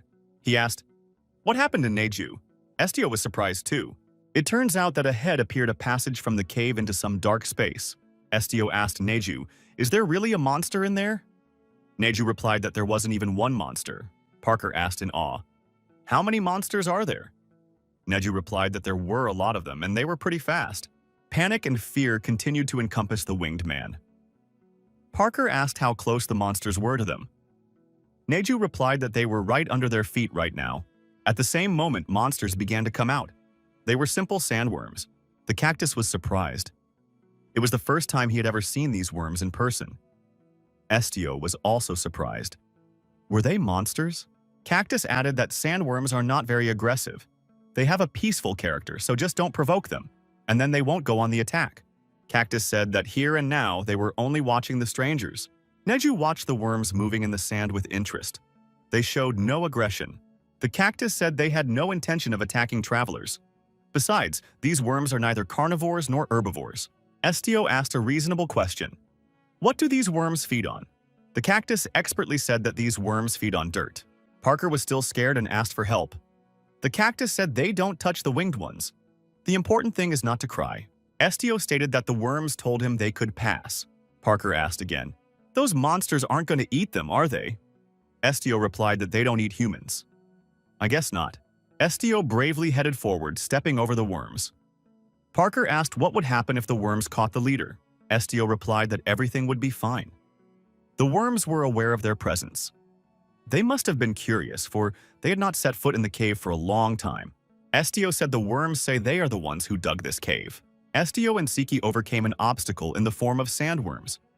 The boys said that right now the worms were only being curious like them, so they could relax. Parker continued to panic and cry. He didn't know how he could overcome this obstacle. Neju didn't dare to move yet either. The leader inquired if Parker was feeling too bad right now. The subordinate shouted that he wasn't bad and that he was sure to do well. Parker ventured into the crossing. Estio thought he was about to ask the worms to part before him. There came a moment when Parker and Neju, with cactus in hand, had overcome this obstacle. Neju said that now his fur stinks. Estio remarked that the smell wasn't that bad. Parker said the smell was just awful. Estio noticed that even though the stench was unpleasant, it was a good bad smell. Parker thought that although he was the owner of such a powerful skill, still the leader was incapable of lying. The winged guy said he had a misconception about the Renox cave. Rumor has it that this place is crawling with bloodthirsty monsters, which is why few people come here. But despite the unpleasant look and odor, the worms turned out to be quite friendly. STO asked why in that case. Was Parker afraid of them? The interlocutor said that their appearance was simply repulsive. He was almost certain that they were carnivorous. STO remarked that he found the worms rather cute. Parker wondered, how could these huge wriggling creatures be cute? STO said that these creatures had come all the way just to look at them, and they behaved quite nicely. The travelers noticed that 3 hours had passed since they entered the cave. They should be there soon. Parker said he wanted to wash that stench off of him as quickly as possible. He wouldn't mind taking a dip in the pond now. Neju said there was water nearby. It smells pretty clean, and there are sounds of a waterfall. Indeed, travelers walked forward and saw the actual waterfall that exists inside the cave. Everyone looked up mesmerized and said, "Wow!" No one here had expected such a miracle. It was indeed a real waterfall, STO said. Our hero walked to the lake, knelt down and drew water into his palms. The water looked quite clear. STO warned the companions that the water was quite cold, so caution was needed. The long-haired white monkey, who is used to the cold, immediately rushed into the water and said the water was very cool. Ahuru, who happened to be on the shore, said that this water looked pretty good on the surface. STO and Parker blushed slightly, but didn't want to get in the water. Parker decided to get closer to the water and touch how cool it was. STO and the winged guy decided to wash their feet and dip them into the water up to their knees. Parker asked the leader, "Shouldn't we wash the cat too?" The cat took these words with displeasure. STO said that Siki, like all cats, did not like water. Parker kept at it. As long as they were here, it was a great opportunity to freshen up. Besides, the cat might get sick if it got too dirty. The cat said the winged guy had chicken brains.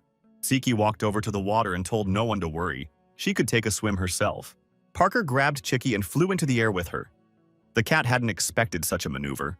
Parker said there would be an aerial dive now and lowered himself into the water with the cat. Chicky didn't like this at all, and she immediately jumped ashore. Flushed with anger, Tsuki said that this bird-brained man wouldn't get it off his feathers so easily. STO tried to calm Tsuki down. STO said that Siki was very clean now, and when it dried it would be even fluffier. The guy said to make the cat sit still, he needed to dry her off. He took a towel and started to dry Ziki.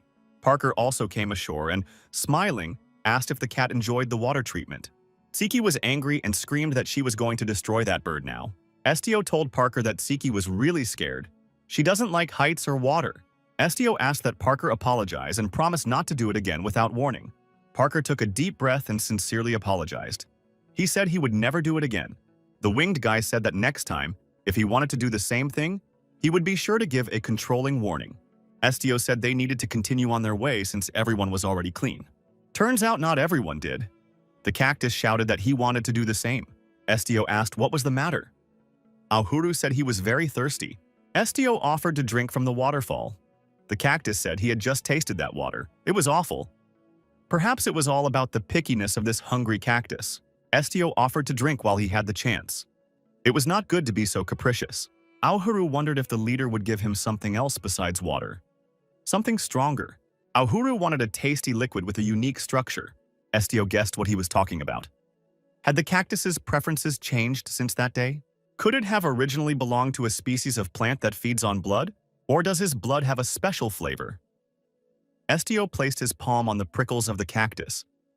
The cactus said it approved of the stroking. STO asked, wondering if the cactus could lift its thorns.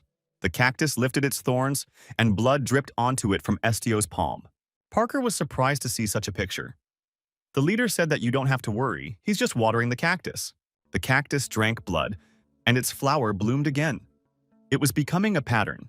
Parker questioned whether someone could have built that waterfall on purpose. STO replied that it was quite possible. Parker said it's unlikely sandworms would have dug a public pool here. It looks like some other kind of creature lived here before, STO asked. What made him think that? Parker replied that he had heard earlier that such caves usually had a master. Parker wondered, wasn't the leader aware of this? Caves with tigers, wolves, or even dragons. STO immediately imagined the dragon that might have inhabited this cave. STO asked, did dragons live in caves too?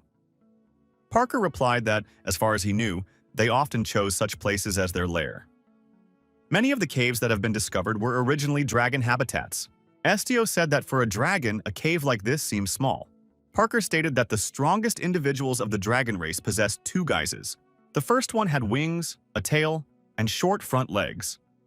But as long as they didn't have to use their true power, they could take the form of a human. Estio inquired, "So they transformed their bodies into human bodies?" Parker replied that it wasn't really a transformation. They had two bodies at once. Dragons were considered one of the favorites of the Almighty. Estio wondered, "Don't the scriptures say that the human form is God's true form?" Thus, dragons were given a second body created in the image of the Creator. It is impossible to say for sure, though, until you meet a real dragon. The leader said he had never been to the temple, so he had not heard anything about it. Parker was surprised. He knew that every village should have a place set aside for prayers. Estio stated that he had grown up in a very run-down mountain town. Also, even as God's favorite, dragons ended up being nothing in the end. Estio wasn't against dragons, but he didn't really believe in their existence. He didn't have enough proof. Despite all the power and greatness of their race, they all perished, leaving nothing at all behind. Parker disagreed with the leader. Against his assertion, he flapped his arms and wings. The Birdman said that he had heard that the dragons themselves wished to leave this world and left it. Dragons were called guardians for a reason, for they stood at the top of the food chain. No one had the strength to exterminate such creatures. Estio believed that dragons were destroyed by humans. It's an established fact. Parker smiled and said it wasn't quite like that. The reason was the unstoppable progress of mankind and the wars that followed. The hearts of the dragons bled as they watched the world become progressively corrupt. Then the Almighty gave them a final choice: stay here as guards or move to your own world. Estio complimented. It turns out the dragons decided to leave. Parker said he doesn't know how true the story is, but that's what the scriptures say. It is safe to say that dragons were loved by the Almighty, perhaps even more than humans. Neju, with a cactus in his hand, alerted Estio that someone was approaching them. Estio wondered if it was the sandworms again. Neju said these ones didn't seem so friendly. Wild, aggressive, hostile wolves came out to meet the travelers. They growled viciously and glared. Parker identified them as cave wolves. He assumed this was their habitat. Cactus concluded that these wolves looked rather vicious. Apparently, they are affected by the intense hunger. One of the wolves decided to make a swift attack and pounced on top of Neju. The monkey screamed. Two other wolves attacked our heroes, approaching them on the ground. Neju had time to react to the attack and hit the wolf painfully with his paw. The predator flew back into the depths of the cave. Blood splattered in different directions. Neju successfully landed this wolf, and he found himself lying on the ground unmoving. The monkey showed his red, anti-wolf hostile eyes. This was no joke. The wolves surrounded the young men and the monkey from different directions. It seemed as if they were trapped. Neju fought off another attack from the predator. Blood was once again on the walls of the cave. The clawed paw of the long-necked ape left no chance for the wild animals to escape. The wolves continued to growl viciously, but made no further attempts to attack the humans. The next thing our hero decided to do. Estio stretched his arm forward with the intention of suppressing the will of the advancing predators. The wolves had no chance to disobey the guild leader. They sat down humbly in front of Estio and stopped growling angrily. Neju looked and immediately realized that Estio had used his power. It was phenomenal. Estio thought he didn't feel like destroying these beasts. Wolves seemed to live in packs. Estio had instilled in the wolves that he was their master from now on. The wild animals were enslaved and howled loudly in submission. After that, the raptors lowered their muzzles before their master. Estio told his companions that they were now free to move on. Parker said they had just recently bathed, but the white monkey's fur had gotten dirty again. Neju replied that he didn't see anything wrong with that. He would just wash himself again. Neju told Parker not to call him a white monkey anymore. That sounds kind of weird. It's better by name, Neju. Parker replied that he took that remark to heart. After another turn in the cave, the travelers noticed an exit in front of them. After walking some distance, they found themselves in the open. The sun was shining in the sky. The young men saw a castle and fortress walls in front of them. This was Hygar, the end point of their journey. Suddenly, everyone felt the earth shake. Parker asked fearfully, "Is this an earthquake?" Neju replied that the problem was something else. Neju suggested that everyone look in the direction of the fortress, and they would realize what caused the ground to shudder. The riders who had left the castle were rushing towards the travelers. There were a fair number of them. The riders approached the travelers, and the older of the two asked, "They came from the Ignis Guild, right?" Estio nodded affirmatively. The military man said his master was expecting representatives in the office. The travelers, accompanied by military officers, made their way through the city to the chief's residence. The local citizens paying attention to the travelers thought they were nobles, or, judging by their uniforms, members of the Ignis Guild. The townspeople noticed that one of the guests even had wings. All of the newcomers looked quite strong, so they were mercenary fighters. If the mercenaries had come here, there would be a battle. The townspeople decided that they too should prepare for the coming battle. The locals shouted that they would gladly help their lord and defend the city altogether. Estio, observing the locals, said it was a marvelous place. A military man accompanying the travelers asked why they thought so. Estio replied that he marveled at the hearts of these men, admires their fiery desire to protect their homes and their loved ones. Estio thought that he had never once in his life had the desire to protect his home. Estio and his escorts arrived at their destination. They followed the military man the whole time. Near the large doors, the officer apologized and said only the leader could pass on. People can't enter the Duke's office without his express permission. That's the rule. Estio turned around and told his companions that he would only find out the details of the order and return immediately. He asked them to wait for him at the door. Neju informed his friend to let him know if anything went wrong. Parker said the leader could rely on him just in case. He would take care of everything. Estio thought that he had never had to leave this trio in such conditions before. The leader figured they must be okay anyway. At least, he hoped so. Estio decided to just deal with the order and leave quickly. A cactus got in his way. The cactus moved a few meters forward. Estio thought that Neju had been carrying him in his arms for some time. But in an instant, he began to move on his own. The man sitting at the table in the back of the room looked up in surprise and asked if the guest was already here.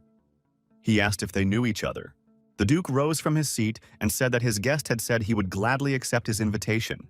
The host was surprised to see a cactus standing on the floor in front of his desk. Where did this plant come from? The plant reported that its name is Ahuru, and it is indeed a cactus.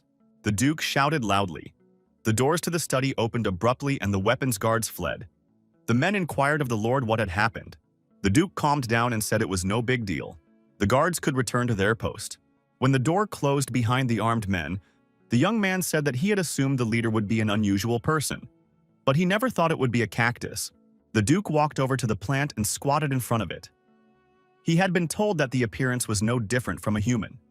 He could actually walk and even talk. The cactus replied that this man must be completely out of his head. The landlord smiled and said that this leader is also sharp on the tongue. He likes that. Ahuru replied that this lunatic cannot be a duke. Estio came closer and said that he was the guild leader, and inquired, the Duke had said they knew each other, right? Duke replied that he just wanted to make sure the guy didn't have a hobby of dressing up as cacti. Estio replied that he had no such hobby. The Duke, smiling, said that his interlocutor definitely has a special ability. It was mental power. Duke added that he had definitely guessed, for it seemed logical that a person who could read minds could also control them. Estio inquired how much the Duke knew. Duke replied that he was just guessing and shouldn't dwell on it. The Duke thought that the pressure of his interlocutor was tremendous. The host extended his hand and said that he wanted to introduce himself properly. His name is Mubyong Hygar. He was the one who sent the request to the guild. He is happy to meet you. Our hero shook his hand and said he was Estio of the Ignis Guild. Estio inquired what the request was. However, Hygar interrupted the boy and said that he would like to ask a question first. If the cactus is not under his control, then what is he? Is he really a monster? The cactus wondered. Did this man really call him a monster? After a little thought, Ahuru said it was partly true, but it was not a good idea to call him that openly. Cactus got angry and said he wouldn't let the Duke down like that. Ahuru began to move quickly around the table. Hygar was frightened and jumped on the table. Estio squatted down and told Ahuru to come to him immediately. Taking the cactus in his arms, Estio wondered if the Duke was capable of hearing what Ahuru was saying. Hygar said he can hear the plant just fine. However, it frightens him a little. The Duke wondered if he shouldn't hear him. Estio apologized and asked again, could the Duke really hear that cactus? Estio asked in surprise. Did the Duke really have the ability to? The Duke realized and said he didn't have the ability. He doesn't even know what he's talking about. Hygar said he would have understood it all if it had been the sword he had been associated with for so long. Estio replied that he wasn't quite sure what the sword had to do with it. The Duke said that with blood, some bonds can be strengthened. If that cactus had drank Estio's blood, the Duke added that it must be because of Estio's power. Thanks to it, the voice of the cactus comes to him.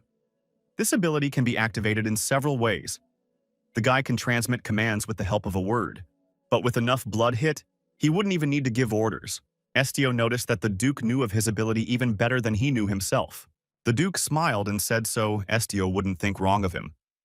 He wasn't deliberately trying to extract information. It was simply a coincidence of knowledge that had been gathered over the years. Estio assumed that there were other people with an ability similar to this. Hagar said that there were such people, but until this point, everything was considered nothing more than a hypothesis. Hagar added that since their family's physical abilities have been passed down from generation to generation, many had questions because of the color of his hair. Duke showed and said it was black hair, black eyes, and terrifying skills. People began to wonder if the Hagar clan was indeed descended from the Black Dragon. Some wondered if the Hagar clan might be descended from a black dragon. Cactus wondered, "Is this Duke talking about a black dragon? What an unwieldy ego this Hagar has." The Duke grabbed his head and said that he could feel the black dragon essence awakening in his veins. Ahuru told Estio to get out of here quietly. Nothing to do with that guy. Hagar apologized. It was a stupid joke. Of course he's not a black dragon.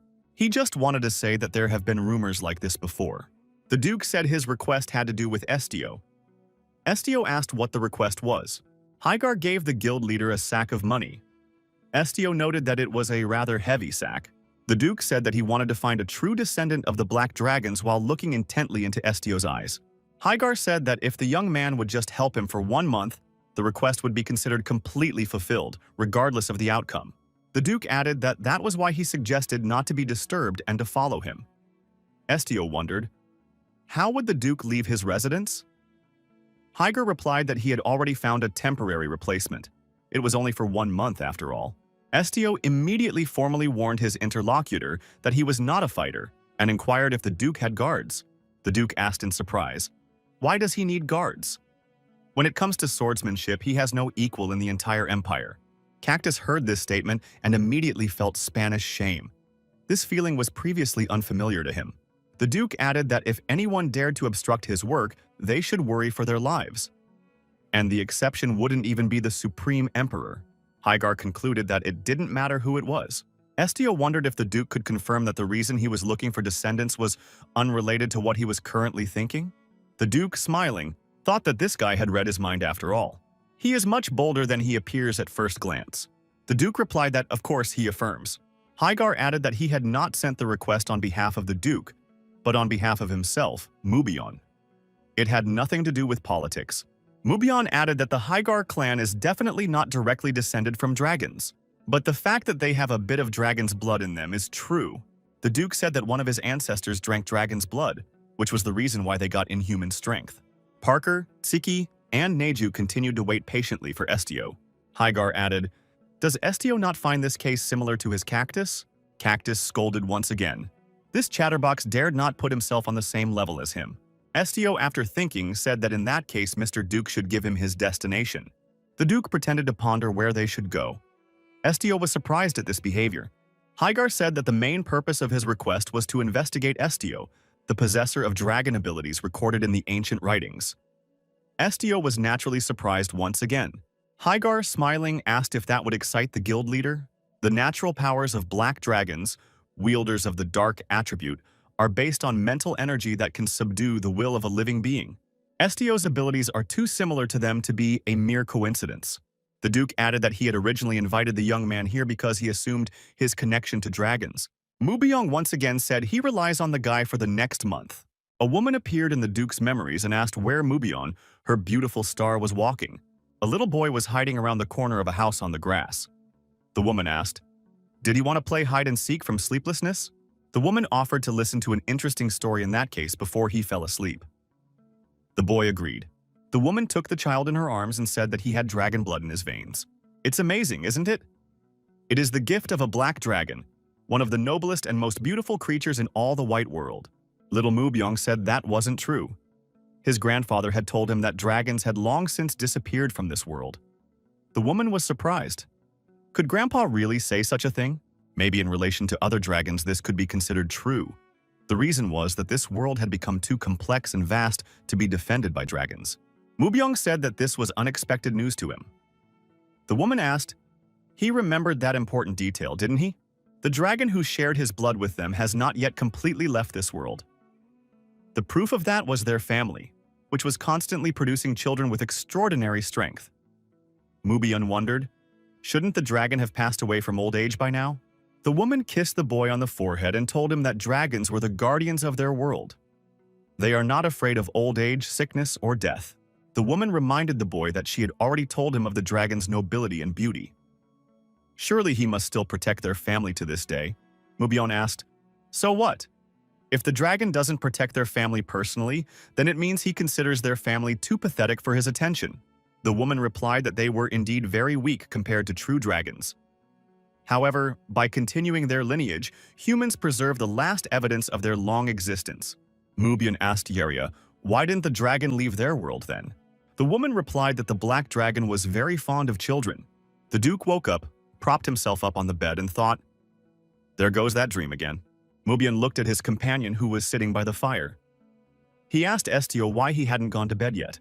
Estio replied that he too had just woken up. Mubyun inquired if he had said anything in his sleep. Estio replied that the Duke had slept quite soundly. Hygar thought that this guy's manner of answering all questions quietly and calmly reminded him of Yeria. The Duke immediately pushed the thought away. Yeria was a gentle and kind woman, and her hair was fiery red. She was nothing like this sullen boy. Mubyun asked, why then does Estio not lie down again? Estio replied to his interlocutor that his ability is to read other people's hearts. When someone has a dream that comes from a strong image, there are times when the dream seeps into his mind, even if he doesn't want it to. It is as if everything is happening to him in real life. The Duke assumed that in that case, Estio had seen everything. Estio said that woman was a beautiful and wise mother. Mubyun agreed and said that was right. His mom, Yeria, was indeed wise. Unlike him, Hygar added that she was no longer with them. Estio noticed that the Duke had only slept for 1 hour. Did he not intend to lie down again? The Duke replied that insomnia had seized him. Estio, reading his companion's thoughts, saw Yeria lying on the floor. There was blood all around. Mubyun added that he thought he had gotten plenty of sleep. The fire continued to burn, keeping the travelers warm. Parker slept peacefully and snored loudly. Neju was curled up under the blanket, sleeping peacefully and unresponsive. Mubyun was surprised. It turned out that he had shown his dream to Estio. It must have been quite tedious, huh? Mubyun said Yeria was his father's second wife. He believes she is his real mother. He was told that his biological mother died during childbirth. Mubyun remembered Yeria calling him a beautiful little star, smiling at the same time. The Duke said sadly that he hadn't been able to repay her kindness in any way. Nor had he even been able to save her. There was an invasion of monsters. People were screaming that the monsters were coming. Mubyun said everyone died that day, except for him. If the black dragon really existed in the world, he would like to ask just one question. The question is, what does he have left to defend now? He no longer needs that monstrous power. If things turned out this way, he would rather the Hygar clan disappear completely. Estio replied that if the Duke had nothing to defend, he could just enjoy his vacation. Estio added that the lack of sleep often caused a man to be visited by foolish thoughts and suggested that the Duke get some sleep. Mubyun thought it was all because of his curiosity about whether he was a descendant of the Black Dragon. Estio said the Duke would not be bothered by nightmares this night. Mubyun thought that this guy was able to read the heart and control the mind. Surely he can control a little nightmare. When he woke up, the Duke noticed that it was already morning, so he'd had a good night's sleep. Mubyun wondered, had he really slept so soundly? Mental ability holders are truly incredible. This was the first time he had managed to get a good night's sleep. Cactus wondered if Mubyun had just woken up. He was so slow, just like a sloth. Mubyun took the cactus in his hand and said that he usually stays awake this long. The cactus didn't believe it and said he was a liar. Ahuru said to have the interlocutor rinse his face first before speaking. The Duke noted that this was quite straightforward. Parker brought breakfast. He said it was ham, cheese, and corn soup, and wished me a pleasant appetite. The Duke thanked and asked for a repeat. What was the soup with? Parker replied that it was a raw milk potato broccoli soup. Mubyun was surprised. Parker had just said something completely different. Parker, after thinking about it, said that means it's a soup with pork, cheese, and crab. Mubyun suggested that Parker had put whatever he could get his hands on in the soup. Parker said he hadn't, and asked that the Duke not insult his 20 years of soup-making experience. Mubyun inquired, in that case, how old is Parker? The winged guy said he was 21 years old. He made his first soup when he was 1 year old. The young man said he was responsible for his own baby food. But at the same time, Mubyong noticed that his companion's nose had begun to grow like Pinocchio's. The Duke thought this was strange. Cactus said it made sense. His race is related to the bird race, so they are already able to fly quite well at 1-year-old. Parker recognized that this was all true. What's more, he was very gifted and could fly as well as adults at an early age. And now, in his prestigious position as a letter carrier, he was also a member of the leader's team. Mubyong asked Parker where the leader himself was. Parker spread his arms out to the sides. The leader said he wanted to look around. Duke clarified the question. Where exactly is leader now? Parker said they should leave the leader alone for a while. It must have been a shock to him. The leader had just learned that his abilities were similar to the dragon's. Mubyong inquired when Estio left. Parker replied that it was around the time he was cleaning the food pan. It had been quite some time. Parker added, after all, this is the leader. Nothing dangerous could happen to him. Mubyong stated that he hates to admit it, but the area is still unsafe. Hygar thought he should have warned Estio about this beforehand. Parker was frightened. Did the territory hold dangers at every corner? The Duke said monsters, bandits, soldiers of the enemy kingdom. Hygar, these are domains that have not yet escaped the perils of war. The Duke added that word that they were safe even without guards is only valid if he's always around. Nothing bad had happened yet, the Duke thought. Parker thought that in that case he should immediately fly down to get the leader. Mubyong said he would go himself, and Parker should wait here. At that, the Duke immediately flew upward with sword in hand and disappeared in search of the leader. Parker thought it was a very skillfully executed jump. There's something the Duke isn't telling us about himself. Picking a route in search of Estio, Mubyong thought he could smell blood. Seeing Estio walking alone, Mubyong landed and catching up with the guy, asked if he was okay. Duke saw the wild wolves next to Estio and thought, why are there cave wolves next to this guy? When the wolves saw the Duke, they roared. Mubyong thought it was all about mental dominance. Estio asked if the Duke was ready to move out already. The Duke replied that he had just eaten breakfast. Now he needed to rest. Estio replied that in that case, he too would be back soon. Mubyong inquired, what is Estio doing here? A wolf cub peeked out from behind Estio's back. Estio said they were the wolves their group had met in Renox's cave. They belonged to a special species that lives and hunts deep in caves. But when the wolves came out of the cave after them, they were unlucky enough to suffer at the hands of humans. Mubyong said that here in Hygar, wolves will be considered a big threat, so people are trying to exterminate them. Estio wondered, why were people so ruthless? Why should wolves be exterminated? Mubyong logically answered that because they are predators. The Renox cave is the only path that connects the Hygar domain to the outside world. To keep the people who follow these paths safe, it is wise to get rid of any beasts that pose a danger. For otherwise defenseless travelers could become lunch for hungry predators.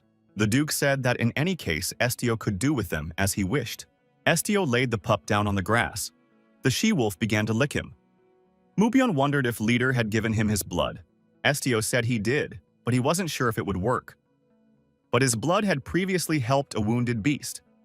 Mubyong said he understood the young man's desire to help. Mubyong sternly said that a leader shouldn't share his blood so recklessly. If Estio is indeed a dragon descendant, then his blood has the ability to subdue living creatures and turn them into guardians. Duke finished. He said that in that case, the blood would make them accept the Black Dragon's will. It's going to happen exactly as it did with his family. The Duke coughed and said that he seemed to have said too much. Either way, Estio shouldn't keep messing around with wolves. Estio replied that he agreed with the Duke to some extent, but right now they could change them. If the wolves promised not to harm the people of Hygar, Estio asked the Duke what they would be able to offer the wolves in return. It is said that in ancient times, the Black Dragon was the bridge between humans and all other creatures. The Duke thought he was one step closer to his goal. Mubyong said it was not enough for him to just promise not to attack his men. Perhaps if the wolves become the guardians of these lands, he will promise them food and safety. Are these conditions suitable? Parker, arranging the food on plates, saw that Estio had returned. Parker cried out in fear, "What does that mean? Where did the wild predators come from?" The winged man began to have uncontrollable hysteria, for the cave wolves appeared before him. Mubyong said that these cave wolves were now their new comrades. Estio added that they had decided that they would move on together. The hysteria continued. Parker shouted that he had no confidence that he could provide food for all those wolves. Estio wondered if Parker was raising a panic over this. The prudent winged man said that food was a very important aspect. Neju saw the puppy in Estio's hands and asked if it was a wolf cub. Estio replied that it was a wolf cub, but it was badly injured. If it's left in, the condition will only worsen.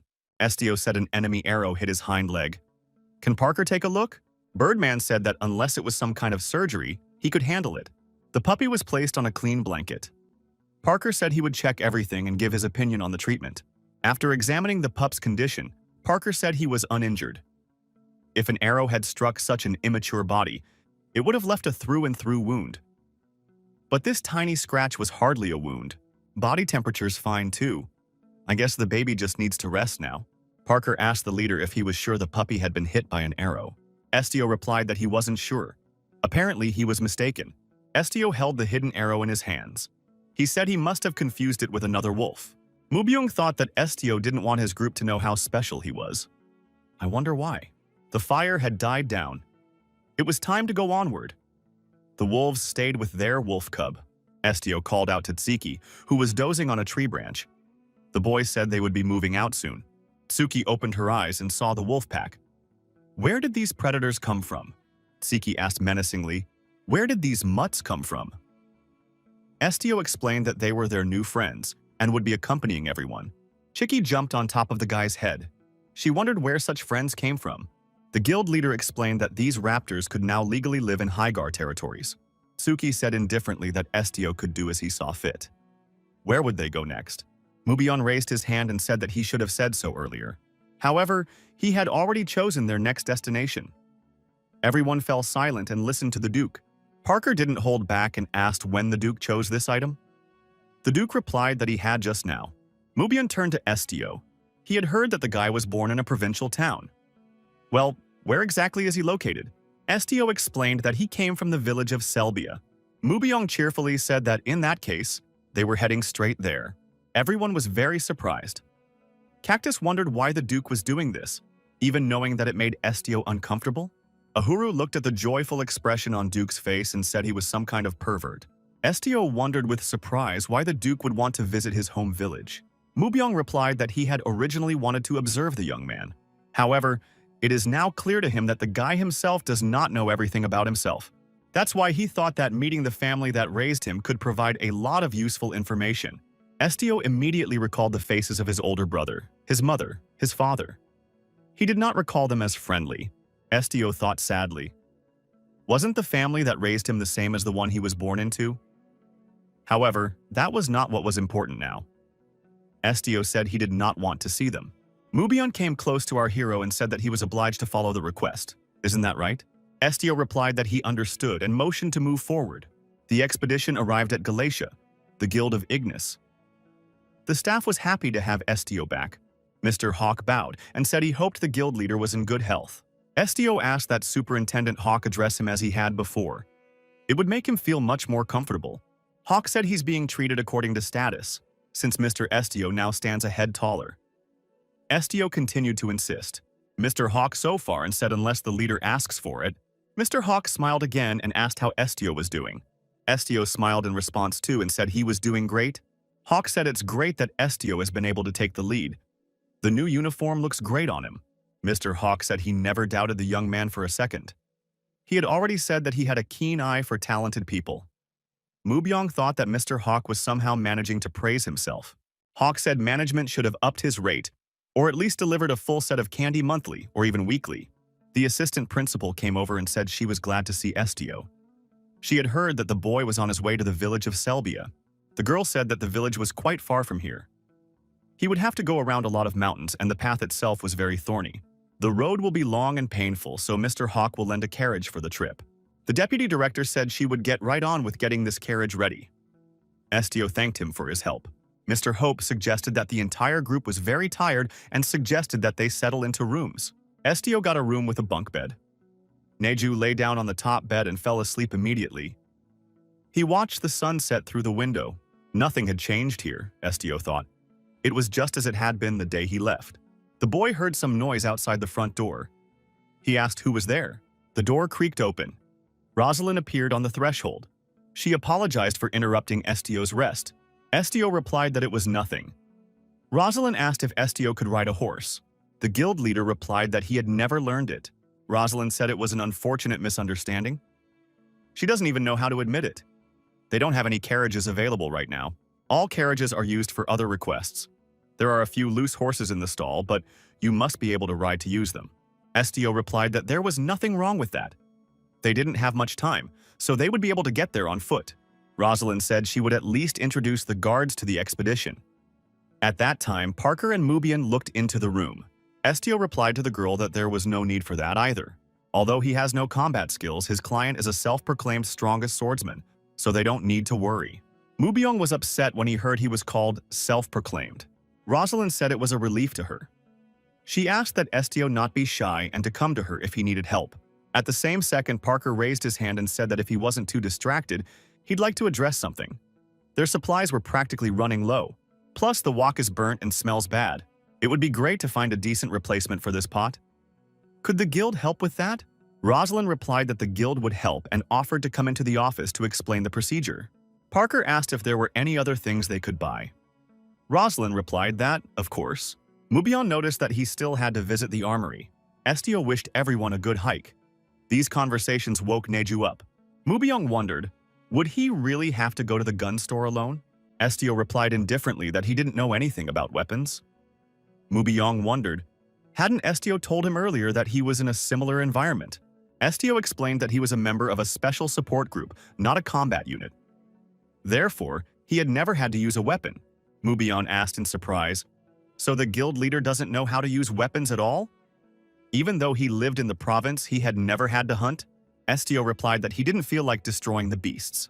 The Duke inquired if the lad had ever had to destroy a man. Estio remembered that night of the Fabian family who had stabbed himself. Estio replied that he had.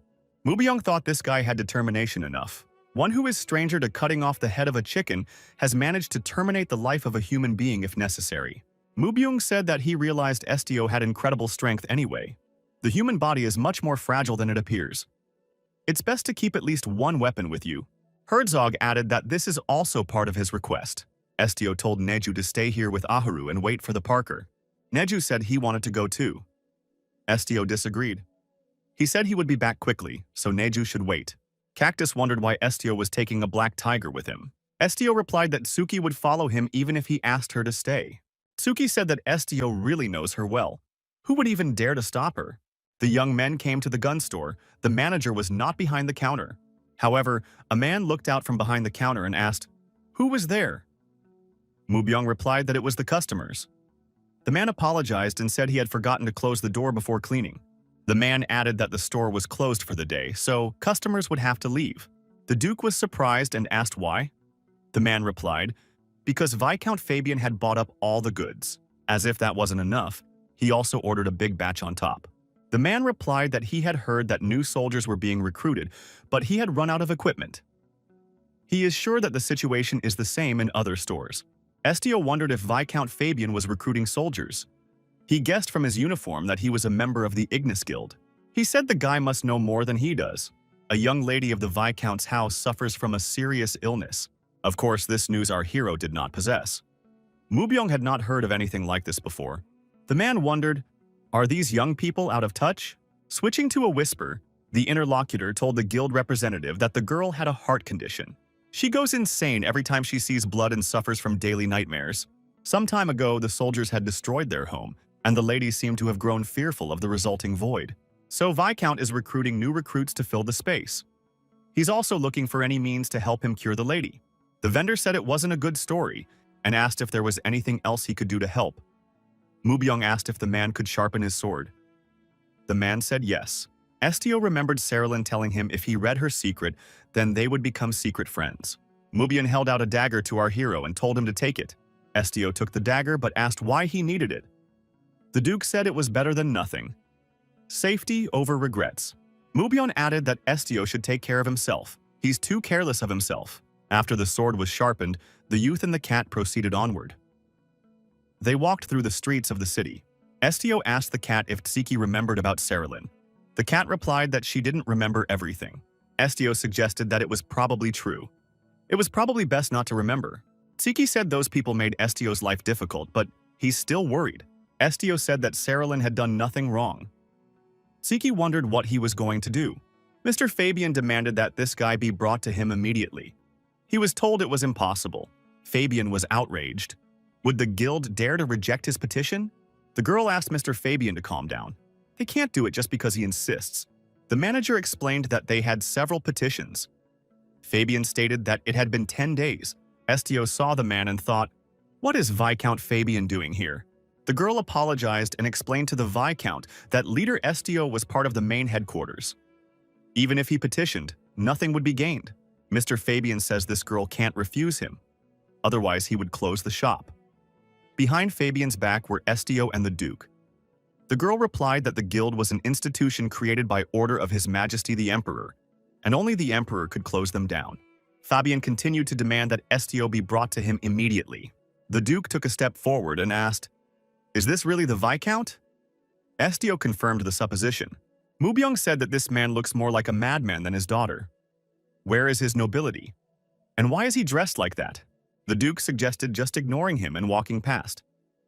Estio agreed. The young men decided to do just that and headed past Mr. Fabian to go about their business. However, Mr. Fabian noticed our hero. He jumped up to the lad and said, "What a meeting."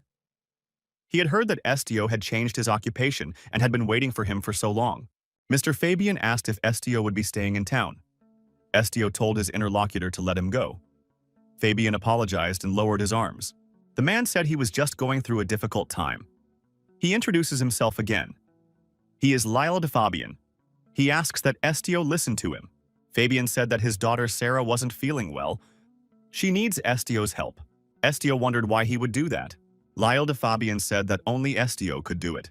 Fabian asked that Estio erase her memories or make it so she could at least sleep peacefully. Estio replied that he was busy with another petition at the moment and asked Fabian to leave. Mr. Fabian ordered in a menacing voice that Estio cancel the other petition. Estio replied that he did not want to do that. Fabian asked Mubion who he was. The Duke replied that he was a customer. Mubion said he had no reason to revoke the petition so Fabian could surrender. Fabian was indignant. How dare this fellow speak so rudely to the Viscount? The interlocutor said he forgot to introduce himself. He is Mubyung Hagar. Vicomte Fabian was very discouraged when he found out who was before him. His arrogance dropped at once. Everyone who witnessed the scene was terribly surprised. Such an important man as the Duke stood up for Estio. Hagar said that on behalf of the Duke, he apologizes profoundly for his childish and rude behavior, which does not befit his status. Mr. Fabian looked at Estio and asked, "Is the guy still mad at him because of that incident?" Estio remembered how his eldest son Fabian had threatened him and wanted to take Neju away from him. Estio remembered the guards trying to attack Neju. Fabian said it's all petty. Why is he acting like this? Fabian said, "If you look at it that way, of the two of them, he's the one who should be angry, isn't he? He's taken a lot of losses." The Vicomte said he had already forgotten everything. What is happening now is much more important than the events of the past. Estio thought that this man hadn't changed at all. He didn't know how to admit his guilt or apologize. Fabian says he's not asking for anything else. He wants Estio to help him now. Estio said he would repeat his question. Why would he do that? Fabian didn't answer anything. Estio turned around and walked in the other direction. The Duke continued to watch the scene. Fabian was depressed. He thought that it couldn't end like this. The man shouted that it was all about his daughter. He added that Saarlin wanted to see the young man. Fabian kneels before Estio and says he begs him to save his daughter.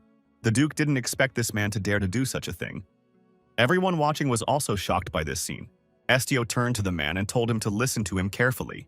Estio said that whatever this man offered him, he would not accept it. He would not coordinate all his further actions with him. Fabian continued to kneel. Estio thought that the man had never once apologized. Saarlin stood at the window in her room. A puppy was playing beside her. The girl heard some rustling outside, and then a black cat appeared in the window. Saarlin looked at the cat and asked, "Estio?" The girl added that the cat looked like him. Saarlin said that the guy seemed a little silly to her in the beginning. He was thin and quiet. He didn't like the fact that he could read the hearts of others at all. She would have been glad for such an ability, because then she and Hiru could talk every day. His face didn't express anything at all, even though cute Neju was around. Saarlin added that when she saw Estio, his eyes were very beautiful. Just looking into them immediately calmed her down. But the thought that he might have used them to destroy someone kept her in suspense. What her father and older brother had done really scared her. But at the same time, she felt relieved. Let all those people die, Estio hadn't touched her father and brother. Saralyn was frightened by these thoughts. The girl heard someone tell her it wasn't her fault. She opened her eyes. The man told Saralyn not to think badly of herself for something there was nothing wrong with. Saralyn saw Estio in front of her. It was a complete surprise to her. Estio smiled and said that it had been a long time since they had seen Lady Saralyn. Estio and Saralyn shook hands. The girl said she had asked to be called Sarah. Sarah wondered if it was his father who had asked him to come. Estio replied that he wasn't here because of him. Estio asked if Sarah remembered what she had said to him then. Sarah wondered what it was about. Estio reminded her that they were friends after all. The girl smiled and said that indeed, they were secret friends. She was glad that Estio remembered that. Estio said that as her friend, he had no intention of hurting her and her family. Estio said that's why he would erase her memories. Estio told Sarah not to be afraid. She needed it. Estio asked, wondering if Sarah was thinking about just dying. If Sarah could forget what happened in him, she could smile at her family again. The girl clenched her fists and asked why Estio said she needed it. Sarah asked, "Is not knowing a good thing? So if you don't like something, you should just not look at it? Don't look, ignore it, and eventually forget it?" Saralyn, frustrated, wondered if this was really how adults acted. Estio said that wasn't what he meant. Sarah asked, "Then what was it about?" The girl said with tears in her eyes that she is afraid to forget all these feelings she is experiencing now. Making fun of people without realizing it, hurting them. She's afraid she'll laugh without knowing she's doing something wrong, like her father. Saralyn called out to Hiru and took him in her arms. Saralyn told her interlocutor that if she forgot him, she would forget Hira as well. Sarah cradled the puppy against her and said there was no way she wanted that. Estio stood in front of the little girl, the black cat sitting next to her. Saralyn was stroking her puppy. Estio asked, "In that case, what does Saralyn want?" Saralyn smiled and said she wanted to be his friend. The girl said she'd had enough of that. She could handle the rest on her own. Sarah added that she was absolutely sure of it. After all, she is Saralyn de Fabian. Sarah told Estio not to dare deprive her of her memories. Estio said he understood now. Estio turned around and headed for the window, saying goodbye to the girl. The guy climbed up on the window with his feet and said that Saralyn could really handle it. Estio jumped down. Saralyn was frightened and rushed to the window. She saw feathers flying near the window. Looking down, Sarah saw Estio already on Earth. There was a cat sitting on his shoulder. Next to him was a man with wings, and someone else was standing off to the side. Sarah figured this guy had a lot of new friends. Already under cover of darkness, the young men were returning from Fabian's residence. Estio asked his friends how they knew he was at the Fabian mansion. Parker said that Mubion brought him here. He said he was looking for the guild leader. Estio remembered telling Fabian that all his actions would not be coordinated with him. Estio, accompanied by the cat, went to his room. The Duke followed him. The guy told the Duke to rest and not to follow him. Mubion thought that this Estio was still acting like a child. Mubion caught up with the young man, hugged him, and said that he had never imagined that Lady Saralyn could suffer from love. Estio said it wasn't like that at all. Estio wished Mubion would just shut up. Neju looked out of the window and greeted his friend. "Welcome back," he said. Neju waved his hand and said that dinner was ready. Cactus greeted Estio as well. Mubion said he was indeed a little hungry. Parker said that if we were going on the road tomorrow, we should eat enough today. They should be in Selbia village tomorrow. Neju said that today's special menu was beans, meatballs, egg, and fried rice. Mubyong asked if these were not standard dishes. During the journey, when the path lay through a hilly forest, the cactus cried out that he was very tired. The cactus said its roots were sore from the long journey. Neju looked at him with pity. Neju came closer and offered to take the cactus in his arms, just like old times. The cactus agreed unconditionally. The group moved on foot, as they did not use horses. Estio was at the front of the column. Neju, with a cactus in his hand, closed the procession. Parker, drenched in sweat, said the road was very rough. Even if they'd had a carriage, it would have been terribly shaky. Mubyong looked tired. He said he thought so too, and asked how far it was to the village. Estio replied that it was a little farther.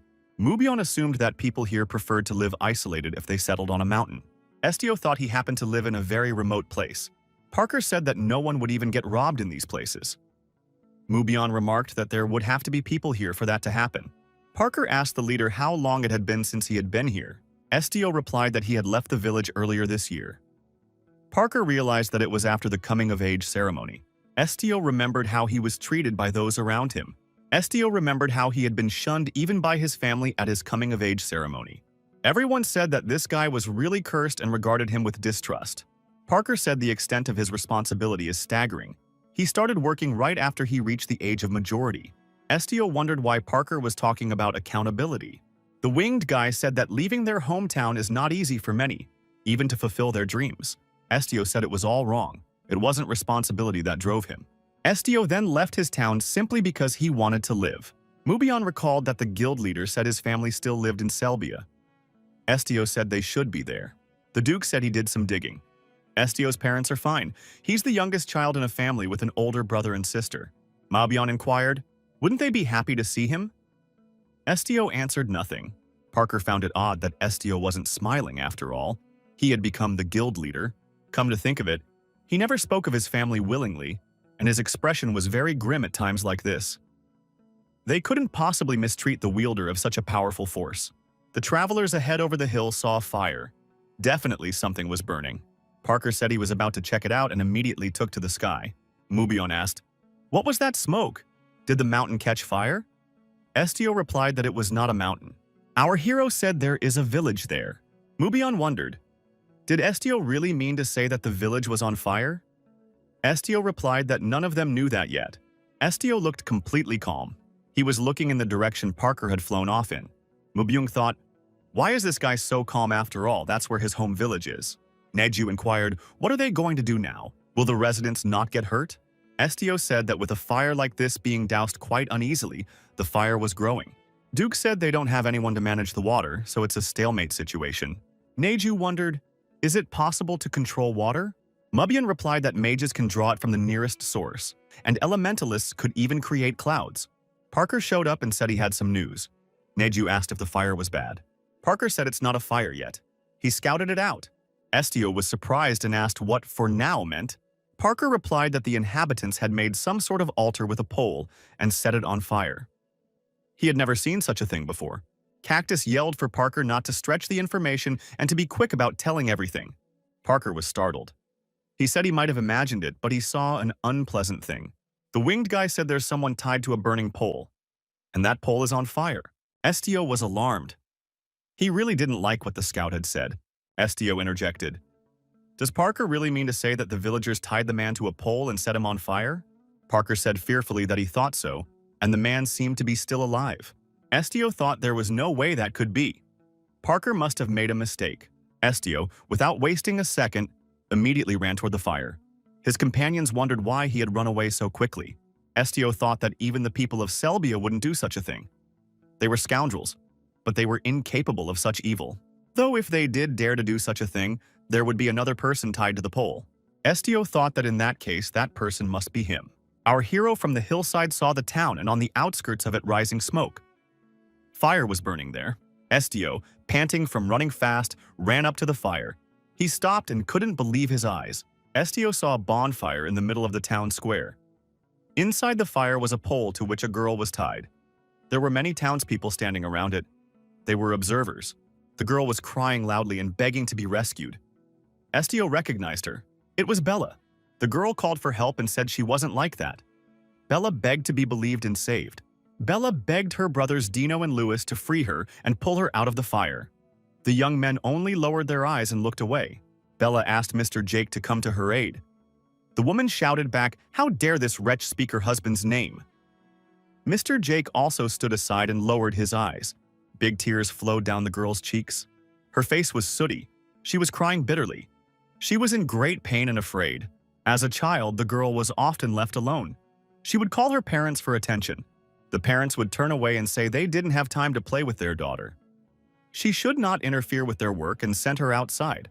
Tears would appear in the child's eyes and she would say she wanted to be with her parents. Someone asked the girl if Bella wanted to play with them. It was the neighborhood kids who peeked into her room. Does she want to spend time with them? She was excited, of course. She didn't want to be alone and wanted to play with the other kids. The girl realized what it meant to feel loved. She was happy. Those around her called the girl the lovely Bella and smiled at her as she walked toward them. As the years went by, Bella grew more and more beautiful. She wanted to be loved. The young men were paying attention to the girl. They confessed their feelings to her. She wanted to be loved more. Some man showed interest in Bella, called her dear. Afterwards, the man's wife angrily asked Bella how dare she do that to her husband. It seemed to the girl that she would continue to be loved if she did this. She began to be called a witch. A man said she had bewitched him. Bella, while at the stake, screamed that he had said he loved her. The girl genuinely didn't understand why she was here. She had never done anything bad to anyone. The townspeople shouted for her to die and wanted to burn that witch. The girl cried and said she was hot. She did not want to die like that and asked for someone to save her. Suddenly, a cat appeared on a pole engulfed in flames and said, "Meow." Everyone paid attention to it. Bella saw that cat too and wondered what it was doing there. The cat continued to sit calmly on the pole and looked around at everyone present. People were surprised. A black cat in such a situation? That's not a good sign. That girl is really a real witch. The cat said, "Meow," again. The girl continued to cry loudly. Bella saw the cat's eyes and thought that those eyes were the same as his. It was all because of him. If he hadn't left, she wouldn't be here. Suddenly, the ropes binding the girl were loosened. Her hands became free. The townspeople watching this scene could not believe their eyes. What's going on? A young man in beautiful clothes appeared in front of the girl, near the blazing fire. The townspeople thought, "What is he doing?" Bella saw the young man and couldn't believe her eyes. Had the boy really come for her? That savior was Estio. Bella knew him and called him by name. He took the girl in his arms and carried her away from the fire. The elder recognized Estio, and of course he was very surprised. He also saw the mark on the young man's chest. This sign was the Ignis Guild crest that the young man wore on his chest. Estio carried the girl to safety and set her on her feet. He asked, "What's going on here anyway?" The elder said that this maiden was a sinner. She had committed a terrible crime and had incurred the wrath of the gods. Now she must pay for what she has done. Estio inquired of the elder what was the sin of this girl. One of the women in the square said that this wench bewitched a man from a neighboring town and then destroyed him. That's enough to have her executed. The woman was Rosetta, Estio's older sister. She said that, judging by the boy's appearance, he had accomplished something, but what did that change? Rosetta claimed that Estio had saved the killer. Did he really think it was over? Bella shouted that she wasn't the killer. The townspeople called her a witch. She seduced all the men of the town, then destroyed those who fell in love with her and ate the liver of each of them. Some say she likes to eat people's insides right out of their bodies. The townspeople were screaming to get rid of this girl. She's a real witch. Estio asked the logical questions. Do people have proof, and has she been tried? The townspeople replied that they didn't need to. One of the young men said that this guy is protecting a sinner. He really is a damn child. That guy was Theriot, Estio's older brother. He added, if the guy decided to run away, he'd disappear without a trace. Why did he come back? Theriot added. Why did he crawl back like a rat? Estio said she hadn't destroyed anyone. Estio added that he had just gone through her memories. There's nothing in those memories like eating liver or destroying people. Bella said it was true. It wasn't her fault. The townspeople began to whisper. This guy was using his strange ability. Could he be lying? How could they believe him? The people shouted for this monster to leave their town immediately. They wanted to drive Estio away again. Someone threw a stone at his head. The elder shouted at Theriot, what is this reckless boy doing? Estio stood in the square, protecting Bella from the indignation of the crowd. The townspeople were dissatisfied with the boy's behavior and wanted to continue the execution. Bella said with horror that Estio had blood on his head. Estio laughed in response. He said that nothing had changed in this town and added that he had had enough. The guy looked at the townspeople and they kneeled down besides their will. People shouted that the man had cursed them and they couldn't move. Theriot began to swear and yell that they had raised this boy. Bird feathers were flying in the air. Theriot wondered where these feathers had come from, for this was the first time he had seen such feathers. Theriot decided that these feathers could be a sign from above. But what does it mean? Suddenly someone shouted, enough! It was Duke Hygar. He angrily asked, did these people really allow themselves to say such a thing to the Ignis Guild leader? Where are their manners? Rosetta asked with surprise and consternation. Was this really the same Ignis Guild? The elder said that it was not proper to make the guests stand outside in such weather. He would take them to his house and ordered the townspeople to go home. The elder of the town told the guests to follow him. The townspeople began to go home. Bella was left standing barefoot in the rain. No one paid attention to her anymore. The girl caught up with Estio and tugged at his clothes. She thanked him for saving her. Estio responded by saying that he wasn't trying to save her and urged her not to make it up. The surprised girl said, even though he says so, she still knows Estio is a kind man. Estio replied that he knew Bella still despised him, even now. Despises him so much that, if it were possible, she would personally tie him to that pole and leave him there to burn. Bella shouted loudly that it wasn't true. Estio yanked his hand away and said he wasn't kind enough to accept a man who thought he was disgusting. Estio added that he hoped that after he completed his errand, they would never meet again because both she and this town bore him. Bella stopped and said that in those days she didn't know at all what he was really like and blindly believed the words of the people cursing him. It was all just a misunderstanding and a misconception. The girl said that now she understood everything. They were alike. They had both been betrayed. Mubiot asked Estio what was going on. Is he really going to keep listening to this nonsense? The boy replied that he wasn't and added that he was leaving.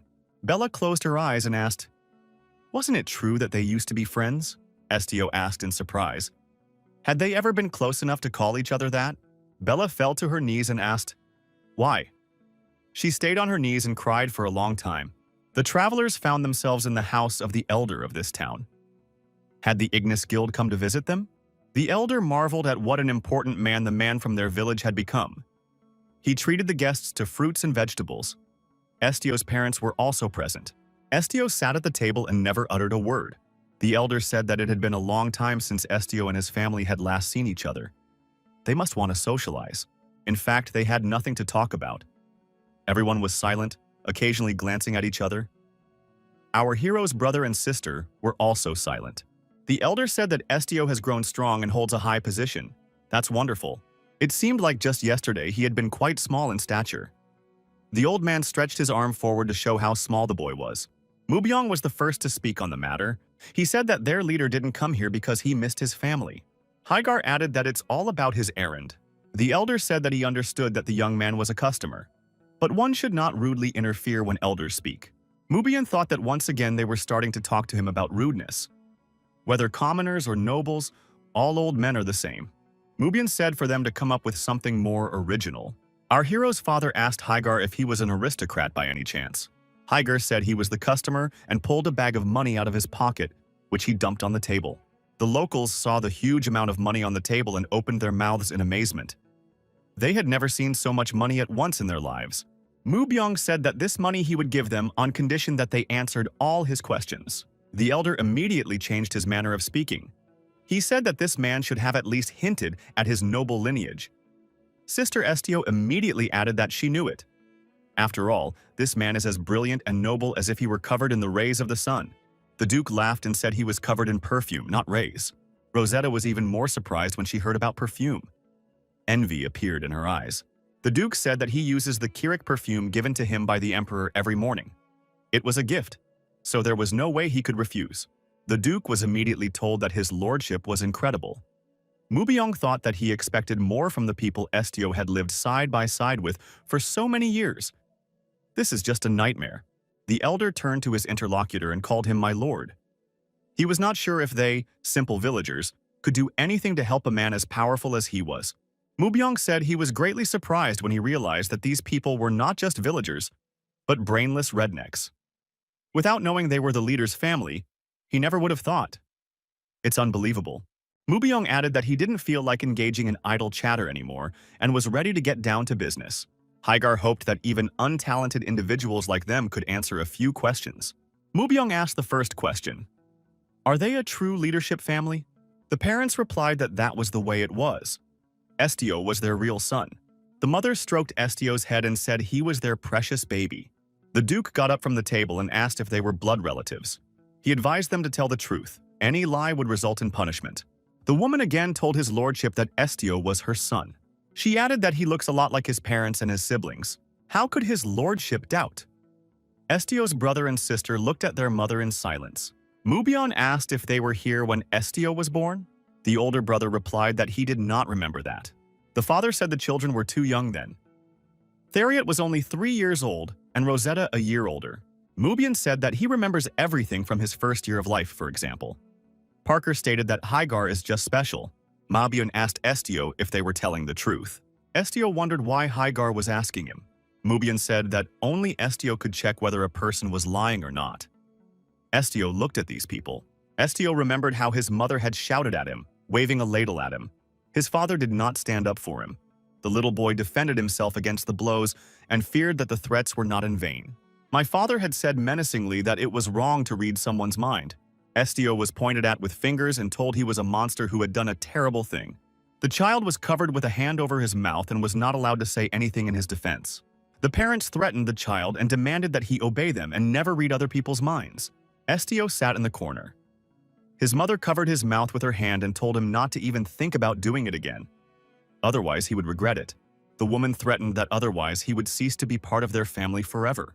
Estio couldn't remember what he had read that time. Why couldn't he remember it? Parker asked the guild leader what had happened to him. He suddenly turned pale. "Is he all right?" Estio replied that he was fine. Something just came to mind. "You don't have to worry about him." Estio's parents were silent and did not deny their version. They were definitely hiding something, Estio thought. The young man stood up from the table. His parents sat silent with their heads down. Estio said he was ordered by the client to read their memories. Do they consent to this? The mother jumped up from her seat and shouted that he couldn't do that. The father continued to sit in silence. The woman kept screaming. They had told Estio not to do that, hadn't they? He'd become a monster. How much effort did they put into making sure that didn't happen? Mubian got angry and pounded the table with all his might. The table broke in half. Guy said, "That woman is speaking untruths again. Doesn't she want to shut up?" Mubian added that her words might upset the real monsters. Estio was surprised. Neju confirmed Hygar's words and said that he definitely didn't like it. Parker said that, purely technically, he wasn't quite human either. Humans don't have wings. A cactus with a flower on its body said that it too could join in this discontent. The elder and Estio's parents were horribly surprised to see that even the cactus here talked. Rosetta was frightened and screamed that it was a monster. She had never seen a talking cactus before. Ahuru wondered, what was this girl so scared of? Rosetta continued to scream in fear. Ahuru said that if this screaming didn't stop, he was about to get really angry. She doesn't want that, does she?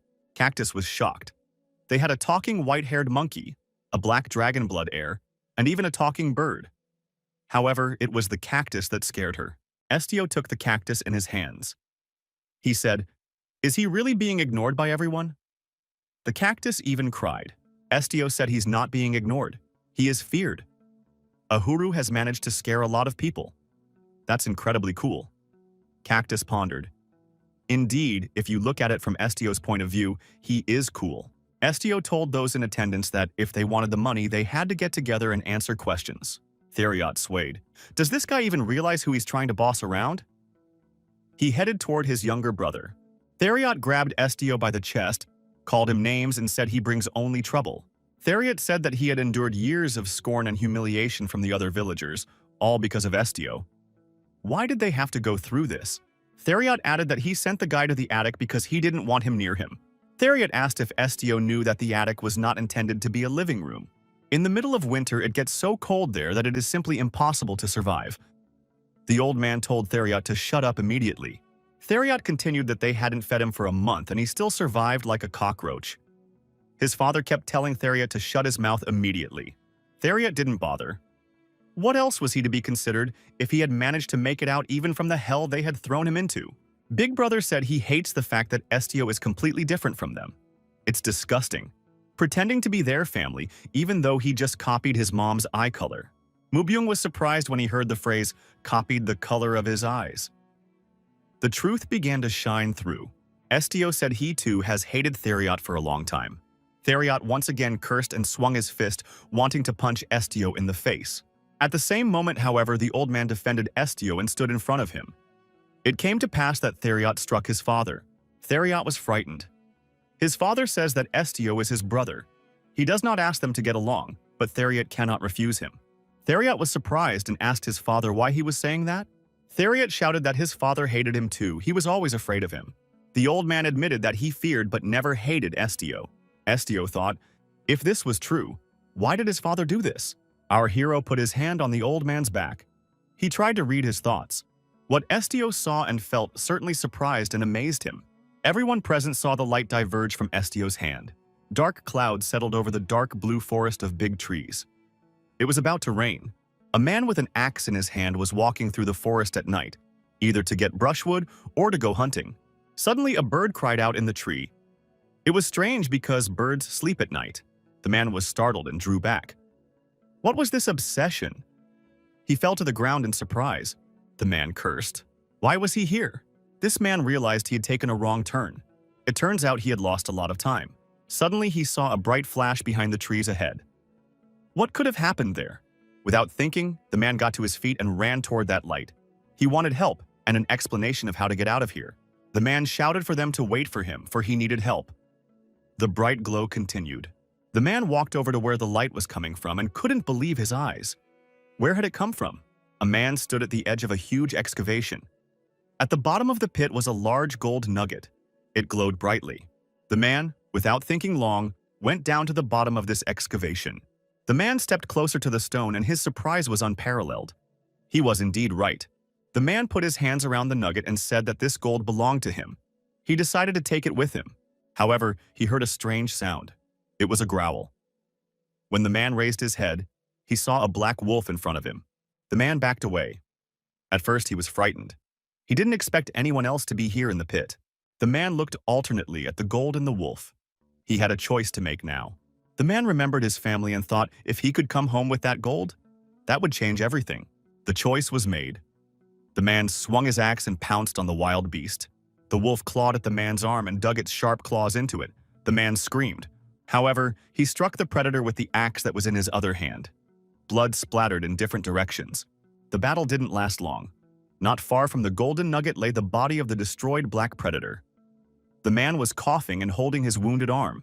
The satisfied man smiled and thought that now all he had to do was carry that gold home. At night, there was a knock on the door of the house. The man told the wife to open the door. A woman with a child in her arms opened the door and asked where her husband had been for so long. The man told her to pack her things immediately. She wondered what he was talking about. The man closed the door behind him and said he didn't have time to explain. He should quickly pack his things and leave the village. The wife still wanted an explanation. She must realize how serious this was. Should the children be woken up? The husband said he was lost in the mountains. The wife anxiously asked if he was okay. Had he hurt himself? The man replied that he was fine. However, his wife would be surprised when she saw what he found there. The man took the basket off his back and said that he would show her now. The man said he had a precious metal in his basket that he had never seen before that day. The man, smiling, said that he had brought home gold. The wife was very curious to see it. The wife looked inside the basket and said her husband had definitely lost his mind. The man asked what she meant, and he himself also looked in the basket. He could not believe his eyes. At the bottom of the basket, instead of a gold nugget, there was a black-haired baby. The man screamed loudly. He didn't understand what was happening. The noise made the child scream too. The man fell to the floor and, apologizing to his wife, said there had been a misunderstanding. The woman pounced on her husband with her fists. Was this really the metal he had never seen? The man tried to justify himself. The wife told her husband to shut up immediately and stop telling some nonsense. She can see it all for herself. The next morning, a man picked up this child in his arms. He thought that there was definitely gold in that place. Accompanied by his wife, he went to the night pit. The man couldn't understand. Had someone played a cruel joke on him? A man with a child in his arms was walking along the same road that he had traveled through the forest the night before. His wife followed him with a stern look. The woman wanted this child returned immediately to where he was taken from. She doesn't want to know him. Thus, they walked through the forest for a long time. The man was trying to figure out where the excavation was located. The man reasoned, if the gold turned into a baby, then who was that beast? It wasn't like it could destroy a human being. After much wandering through the woods, the family came to the spot where the excavation was located. There were people at the edge of the excavation. At the bottom of the excavation, there was a priest with his assistants. During the daytime, the man noticed that this excavation is very large. It is impossible to pass by and not notice it. That is why the priests from the main cathedral arrived here so quickly. Looks like they got a revelation from God. But apparently the thing that was here just evaporated. The man asked the assembled people what had happened here. It was explained to the man that the people in the pit seemed to be from the main cathedral. Among them is the high priest himself. The man was frightened. The cathedral, the high priest. What's this about? The man asked why the high priest had come to such a remote area. He was told that there were rumors that the dragon's treasure was connected to it. The man and his wife were frightened when they heard it was about a dragon. The interlocutor said that these lizards were never honored as gods, but the entire main cathedral went into overdrive after the revelation came that one of them existed. However, someone destroyed the guardian and took the treasure. This thief must have thought he was immortal to do such a thing. It won't be easy for him. Once he's found, he'll be destroyed immediately. The imperial family will get to him before the dragon goes on a rampage. Even if that lunatic died 10 times, it wouldn't be enough. Listening to this, the man became more and more frightened. Was this really all because of him? The husband and wife returned home. The baby was still in the man's arms. The two men did not know what to do now. The unknown was ahead of them. At home, the son woke up. Theriot went up to his parents and asked if they were back yet. The boy asked what they had bought. The father said it was not what they had bought. Theriot asked again. In that case, what was in his hands? The father leaned over and showed the infant, saying it was Theriot's younger brother. He is even younger than Rogette. Theriot smiled. Now it turns out he has both a younger sister and a younger brother. Theriot noticed that this boy had very dark and shiny eyes. He asked what his name was. The father replied that the boy's name was Estio. Theriot said that was very nice. Theriot also learned the whole story. He asked his father in surprise, "What is it?" Theriot asked his parents who this guy really was. The parents, eyes downcast, were silent. The man walked over to Estio and apologized. The old man knelt down and told Estio not to be angry, for he knew nothing. The old man said that he still didn't know who Estio was. His father said he couldn't let his whole family die. But even so, he never hated Estio. The old man said in despair that he was only trying to protect everyone. The old man continued to kneel in front of Estio, saying the more often the guy went outside, the more danger the others were in. His father added that he had never neglected to protect Estio. He always wanted to think of him as his own son, the son he himself had given a name to, the son who was growing up before his eyes. Estio was not an ordinary child like everyone else. He unconsciously imitated the people around him, human language, emotions, and even growth rate. But all his physical development slowed down when he started living in the attic. And yet, every morning was like a fresh start for him. He'd wake up and act like nothing had happened. It couldn't help but frighten them. He said he had been wronged, but begged Estio to forgive him. Estio read the old man's mind. It was humiliating for him to ask for forgiveness for the sake of his real family. He wondered why he had the ability to read other people's thoughts indiscriminately. Estio wanted to pound on the wall with all his might to make it crumble. The elder, parents, brother, and sister looked at the young man differently, thinking that he was not human. The elder was frightened, thinking that he was facing a dragon. He drew back in fear. Theriot asked in consternation, would Estio destroy them now? But isn't he his older brother? Theriot apologized and said he was wrong. Estio thought that all this time only cowards had lived side by side with him. Estio couldn't stay in the house. He went out into the fresh air. Our hero's friends followed him. They all left the house together. His feet led the young man through the forest to the place where the old man had found him. There was already a lake where the excavation had been. Estio approached the water. Estio thought that that pit had long ago become a pond. Everyone stood by the water in silence. The boy looked down. Circles of raindrops were forming on the water surface. Estio thought of those wolves who had protected him. What was his name? Kneeling in front of our hero was Mubion Hygar. He held a sword in his hand. Estio asked if the Duke knew about it. Mubion replied that he had only guessed it. Mubion added that he didn't think Estio would believe such stories about the people who called themselves his family without hard evidence. Mubion asked if Estio was angry with him. Estio turned around and asked if he should be angry. Mubion said he didn't have to be. Estio noticed that the Duke had made a request to the guild and took up the matter. The mission ended in the village of Selbia. Or does the Duke disagree? Mubion said he absolutely agrees and added that he will defend Estio from now on. The Duke said that Hygar was originally a family that drank dragon blood. The Duke got down on one knee and put his hand to his chest. Mubion Hygar. The true name given to him by God means savior. He asked permission to become Estio's guardian. Mubion said to make sure something like this never happens again. A guardian who has drunk dragon blood receives great blessings, but the flip side of the coin is total submission. One who has become a guardian cannot disobey the dragon, and the well-being of the master is more important than anything else. That is the essence of a treaty signed in blood. Maobion said that Estio had been on his feet all day. The leader should go to rest soon. Estio was resting in his room. Tsuki jumped on his bed.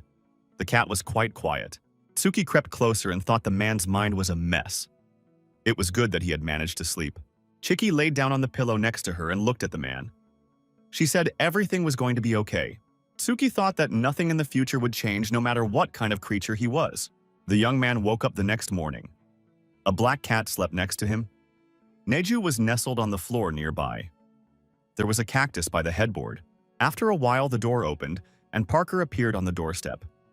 He said that he wanted to wake Estio, but it turned out that he was already awake. The young men wished each other a good morning. Mubyong appeared from behind the door and said it was already safe to come down for breakfast. Parker grudgingly said those were his words, and he wanted to take Estio out to breakfast. The walk to Galatia will take about 2 days. However, due to the heavy rain, we can't use the carriage. We'll have to wait until the sky clears up. Parker asked the guild leader what he was going to do after he returned to headquarters. Estio said he would just wait for the next assignment. Mubion wondered if Estio was still going to work for the guild. Estio confirmed. He said that Higer has been assigned the duties of Duke and Guardian, so how is he any worse? Mubion said he was going to give everything back to Estio. Estio said he didn't have to. Mubion replied, "So be it, but a keeper cannot leave his master. Estio knows without him that loners don't live long." Estio wondered, how should he know that? The only thing he was sure of now was the information about his birth. Estio added that he knows absolutely nothing else. Mubion thought that by the standards of dragons, Estio-san was still a child. A dragon's childhood lasts for quite a long time, about 150 years. After hatching from an egg, a baby dragon becomes an adult only after spending a sufficient amount of time under the protection of its parents. Based on this data, we can say that Estio-san is still a newborn dragon. He looks like a human who became an adult not too long ago, but that's just mimicking humans for the sake of survival. The black dragon left his flesh and blood to fend for itself. But what if his kin didn't abandon him? What if a kinfolk just can't help? Estio said the task was done and Mubiong could return to his estate. Higar wondered why Estio-san was so eager to stay in the guild. Mubion urged Estio to go with him. His lands were much safer. Estio wondered if they hadn't found out everything. He still cannot accept that what happened is real. Therefore, he has no desire to go into any details regarding the case. Mubion can leave now. Mubiong thought that this was the last clue. It wouldn't be good if all the effort he'd put in after meeting the master was in vain. Will the lineage of Higar become useless? Estio said he would need Mubion one day. Higar must return home and attend to his direct duties. He will call the Duke when help is needed. He will. At guild headquarters, our hero was informed that he was being sent on vacation. The vice guildmaster told our hero that the guildmaster personally wants to meet him. He'll probably visit Estio soon, so for now, he's on vacation. The vice guildmaster gave Estio a blanket and said that this thing was very dear to him, but he was giving it as a gift. The interlocutor said that Estio could not even imagine what it would be like to wrap himself in a blanket.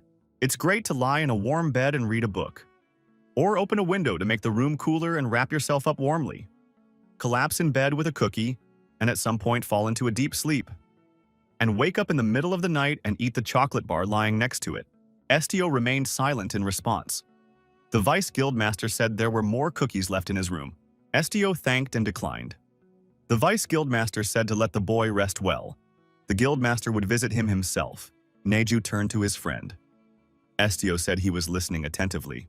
Would Estio just leave it at that? Not even try to find out more about his real family? Estio said no. Would he really let the people who had caused him so much pain go unpunished? Cactus said that wouldn't do. He would go back to those people and pierce something soft with his thorns. Estio told Ahuru to listen to him carefully. Estio said that it would still be the same even if those people changed. So there's no point in changing anything. In the morning, the guild leader woke up in his bed. A black cat was curled up next to him. Estio has just realized that he doesn't know how to have fun. What should he do? The guy got off the bed and swung his feet down to the floor. It was time to get up. Estio went to the window and opened it. Fresh air rushed into the room. Our hero looked out over the morning city. He felt rested. A small town at the foot of the Green Mountains stretched before Estio's eyes. The sky was a little cloudy. The weather just perfect. After breakfast, Estio decided to take a walk. He sat down on a bench outside the house. A black cat was sitting on his lap. Nearby was Parker, strolling with a knight, an old acquaintance. Parker told the interlocutor that he would say hello to the leader and come right back. Knight said he would also say hello to the man. Parker wondered if Mr. Estio wanted to be alone. If they approached now, this talkative knight would not be silenced. Would it be worth the risk? Looking at Estio, it was hard to tell what mood he was in right now. Parker approached the guild leader, said hello, and asked if the lord had already eaten. As he did so, he spread his wings wide apart. Estio wondered if it was already lunchtime. Parker said that, to be honest, lunch was over long ago. But he hadn't had time to eat because he had to wait for a friend to finish his business. Parker remembered that he was on vacation for the same period of time as Mr. Estio. Parker offered to go to lunch with them if Mr. Estio didn't mind. Parker added that Neju, Ahuru, and Siki will also be able to keep them company. Estio asked if there would be anything wrong with him joining them. Parker replied that it would be just fine. Parker said that the guild leader had nothing to worry about. These guys are so shameless that their equanimity can only be compared to a tough dragon skin.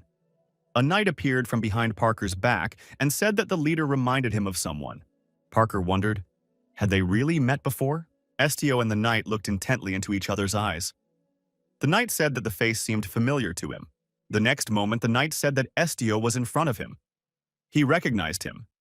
He had done so much in their last meeting that he could never be forgotten. The knight recalled how he and Estio had traveled together in the wagon. Estio remembered. He said the guy's name was Rena.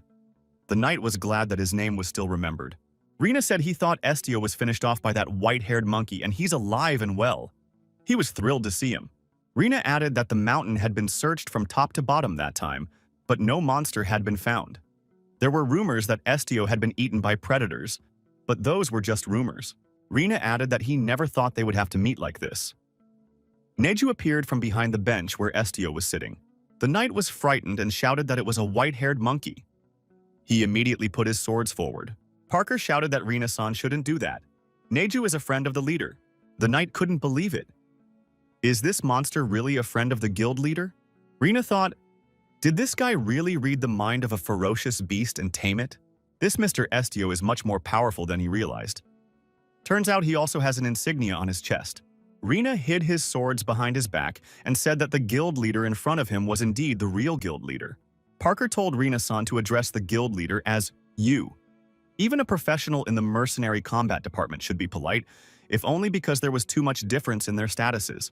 Rena asked if Parker knew that belittling inferiors for the sake of raising one's own standing in the eyes of others was not a good thing. Estio got up from the bench and told Parker that he would have lunch with his team members. Parker wondered, why not with them? Estio replied that eating together would be inconvenient for both parties. Estio added that he doesn't like it when people say things like that about Neju. Estio turned around and said they were leaving. Parker and Rena remained standing still. The knight called out to the Estio leader and said that he apologized. At that, he bowed deeply.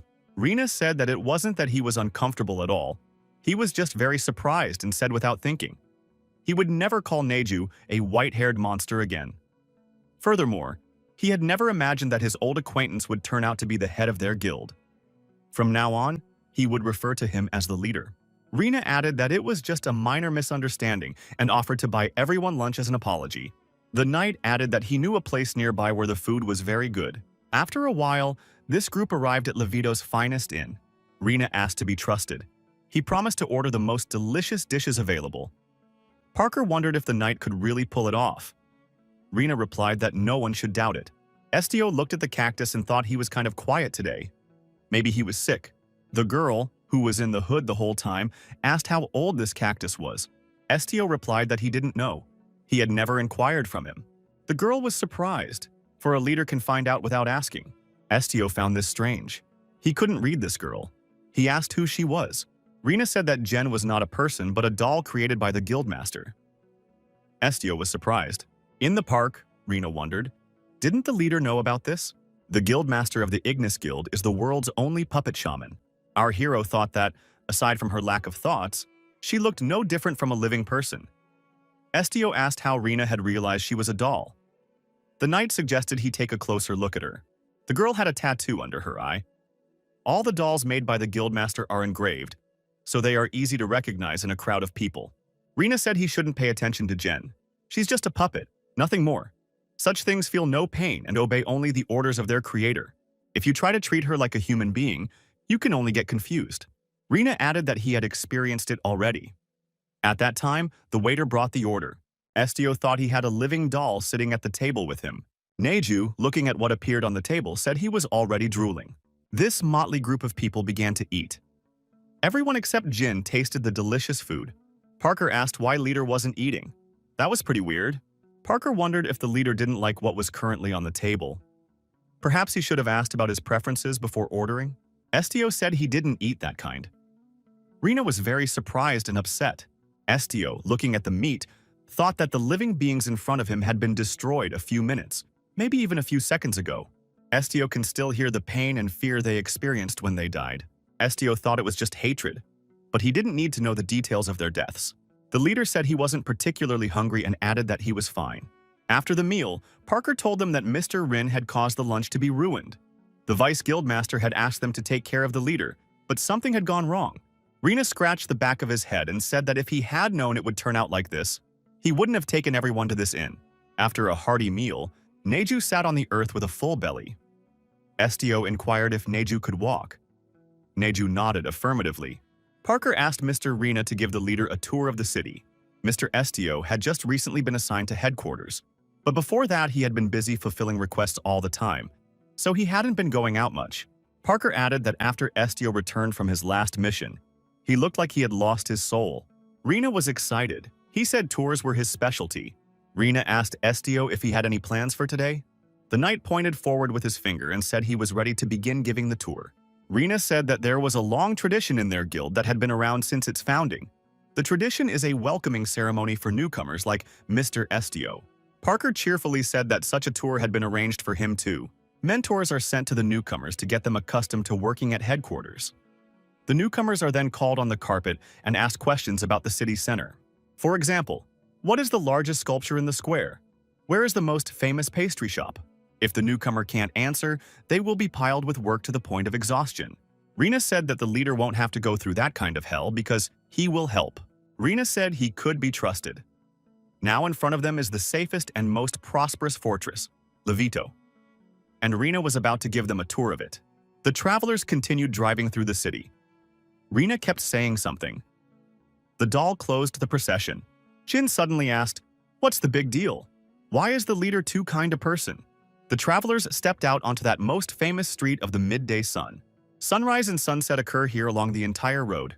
You can take a carriage ride to watch the neighborhood. Estio said he didn't need to do that. Rina wondered why the leader was constantly looking around. Could it be that he was looking for something specific? Estio asked if there was a treatment facility here that specialized in plants. Knight said he knows the botanical gardens, but the owner is a very busy man, so he might not be there. The leader asked to be escorted there. Rina laughed and said that he didn't regret taking the leader with him now. Parker told Mr. Estio that this knight was rather annoying. Estio replied that it was all right. The winged guy said that this knight acted like an unbridled stallion. It's not for nothing that the guild called him Rina, the crazy man. That's Rina, the crazy man. Parker said that sounds pretty cute. He usually teases him about it when he does the rookie welcome tour, and he once thought he was pretty adequate because of his appearance. Rina moved forward quickly. The others were trying to catch up with him. It was unusual to move so fast. Estio looked at Ahura and thought he was still silent. Rina finally brought everyone to the guild-funded botanical garden. The door was unlocked. Rina said that this botanical garden was not only open to guild members. Anyone can come to admire the plants. Parker said it's his first time here too. Unlike animals, plants do not move or make sounds. Parker asked if the plants here say anything. Estio replied that he wasn't sure. Rina wondered, could the leader not only read the minds of animals? Plants would obviously be more difficult. Estio replied that he couldn't always hear them, only if he is standing opposite or in close contact. Rina said, the more he listens to the leader, the more amazing he seems to him. Can he tell what the tree is thinking? Estio looked up at the tree and said, trying to avoid other people's thoughts. Rina wondered why. If he could look into the depths of someone else's heart, he would read everything in a row, burning with curiosity. Jin said that the tree was happy to meet him. Parker and Rina looked surprised. Jean turned to Estio. Jean said the tree welcomes Estio. Tree says he is pleased to meet the adorable and last child of the Black Clan. What a blessing that he survived, Estio wondered. Could Jin really hear the voices of plants? The doll said, It is made of wood after all. Estio realized it wasn't because of abilities like his. Jean suggested that Estio listen to the tree's speech. Estio said he didn't need to. Jean asked why, doesn't he like trees? Estio replied that not at all. How would he know that they wanted to do that? Isn't mind reading without consent violence? Estio remembered the reaction of his fellow villagers when they found out he could read minds. Jean said if Estio doesn't listen to the trees, they will continue to be silent like that. They won't be able to tell you anything of what they want to tell you, and they won't pass on anything important. Even when they die of thirst, it will be in sepulchral silence. All plants are exactly like that. Jean asked if Estio knew that his existence was like a gift from heaven to them. Suddenly, a man with a rake appeared and angrily asked what they were doing here. Parker apologized for Rina-san touching the bark of this beautiful tree without permission. Rina was indignant. Why did Parker apologize instead of him?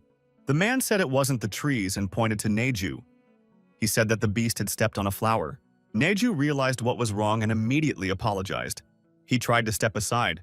Neju lifted his paw and the man saw beneath his foot a crushed plant. He shouted loudly. The man kept screaming and tearing the hair on his head. It was like hysteria. The gardener saw Rin and asked, "Is he really the one who came here? Is he still working as an itinerant mercenary because he has a bad reputation?" Rina said it's all untrue. He has an amazing reputation. Rina says he's now the commander of the assault support team. He's already starting to get bombarded with questions. So you shouldn't say embarrassing words about him in the presence of the leader. Gardner looked at the guests and tried to identify the leader among them. The man asked Estio, "So is he the most recently appointed guild leader?" The man introduced himself. He said his name was Brun Jaeger, and he tended the botanical garden. Estio also introduced himself. Estio shook hands with Mr. Jaeger and sensed what he was thinking. Jaeger thought that he was a talented young man who could read hearts. Jaeger smiled and was glad this guy had stopped by. One must be sure to ask the leader to read his boys. The plant specialist, Brun Jaeger, took a magnifying glass and examined the cactus closely. Parker asked what was wrong with Aharu. The gardener replied that it was a rather complicated case. Jaeger asked, "So his name is Aharu?" He added that this cactus had been very carefully cared for. The plant has no need for water or feed and looks quite healthy. I asked, "Does that mean it's okay?" Jaeger shook his head negatively. He didn't know why, but it was as if this little guy had lost his strength. Jaeger asked the leader if he could take the cactus out of the pot and examine its roots. Cactus perked up. He asked, "Is this man really going to do this? He's a real pervert." The cactus immediately ran aside. The gardener saw this and shouted very loudly. Jaeger was terribly surprised. He had never seen a talking cactus before. The cactus was surprised that the gardener was surprised. What kind of gardener was he if he hadn't seen talking plants? Cactus blushed and told this Jaeger to come over to him. Estio told Ahuru to calm down immediately and not to behave like this. Estio said that Ahuru stopped talking abruptly, so he sought the help of a specialist. Cactus wondered if the man was a doctor. The man came closer and said he was a botanist, Brun Jaeger. Cactus asked, "Does he really know about plants?" Jaeger nodded affirmatively. Ahuru said that in that case he could examine its roots. But to take it out of the pot is too cruel a measure. Jaeger began further inspection. Something seemed strange to him, something suspicious. Jaeger said that his roots look very strong and healthy. The cactus said he was as healthy as an ox, just a little drowsy. Jaeger asked Ahuru how old he was. Ahuru, flirtatiously, said he was 200 years old. Parker laughed. Had Ahuru already lived 200 years? The cactus wondered if they didn't believe him. If you count the exact number from the day he was born, you get even more. However, 200 years have passed since it became independent. In addition, it is considered a rather young cactus among its relatives. Jaeger, with sparkling eyes, told the leader that it was a rare plant that was thought to be long extinct, giant acuminata. Estio asked what kind of plant was it. Jaeger explained that it was a large and beautiful desert flower that was rumored to grow to 1 millennium and bear the fruit of an earth nymph when fully grown. Ahuru said that his species is not extinct. His mother and other relatives in his native land are all alive and well. Jaeger said Mr. Ahuru is experiencing a decline in strength due to the hibernation season that usually comes during the growth period. What they had seen with their own eyes was like a dream. Estio asked how long the hibernation lasted. Since the plant is long-lived, it obviously won't take several days to sleep. More detailed information can be found in the historical records. Estio said that it was a botanical garden funded by the guild.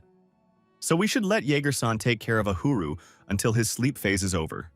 He should rest properly here. Ahuru said he didn't want that. Estio said if Ahuru is not happy here, he can ask for help at the residence of the Duke of Hagar. Mubyon is a strong fighter. The cactus wondered if the man might be uncomfortable with it. Estio said that's not the point. Cactus said he didn't want to sleep and there was no way he was going to sleep. Estio said he was very worried about Ahura. The boy put his hand on the cactus. Jurgen said that the plant in front of them was a special plant that could talk and even walk. So he could not be 100% sure. There is a possibility that Ahuru's condition will worsen if he refuses to sleep. Therefore, he should be watched over at all times. Plants may seem simple, but once you get to know them better, it becomes clear that they are just like animals, beautiful and diverse. Plants vary greatly in habitat, size, sex, age, and leaf shape. Jorgen said a big advantage for this cactus is that it can communicate with people. The gardener said he had prepared some bait and fresh soil. That might come in handy. Estio thanked the kind man.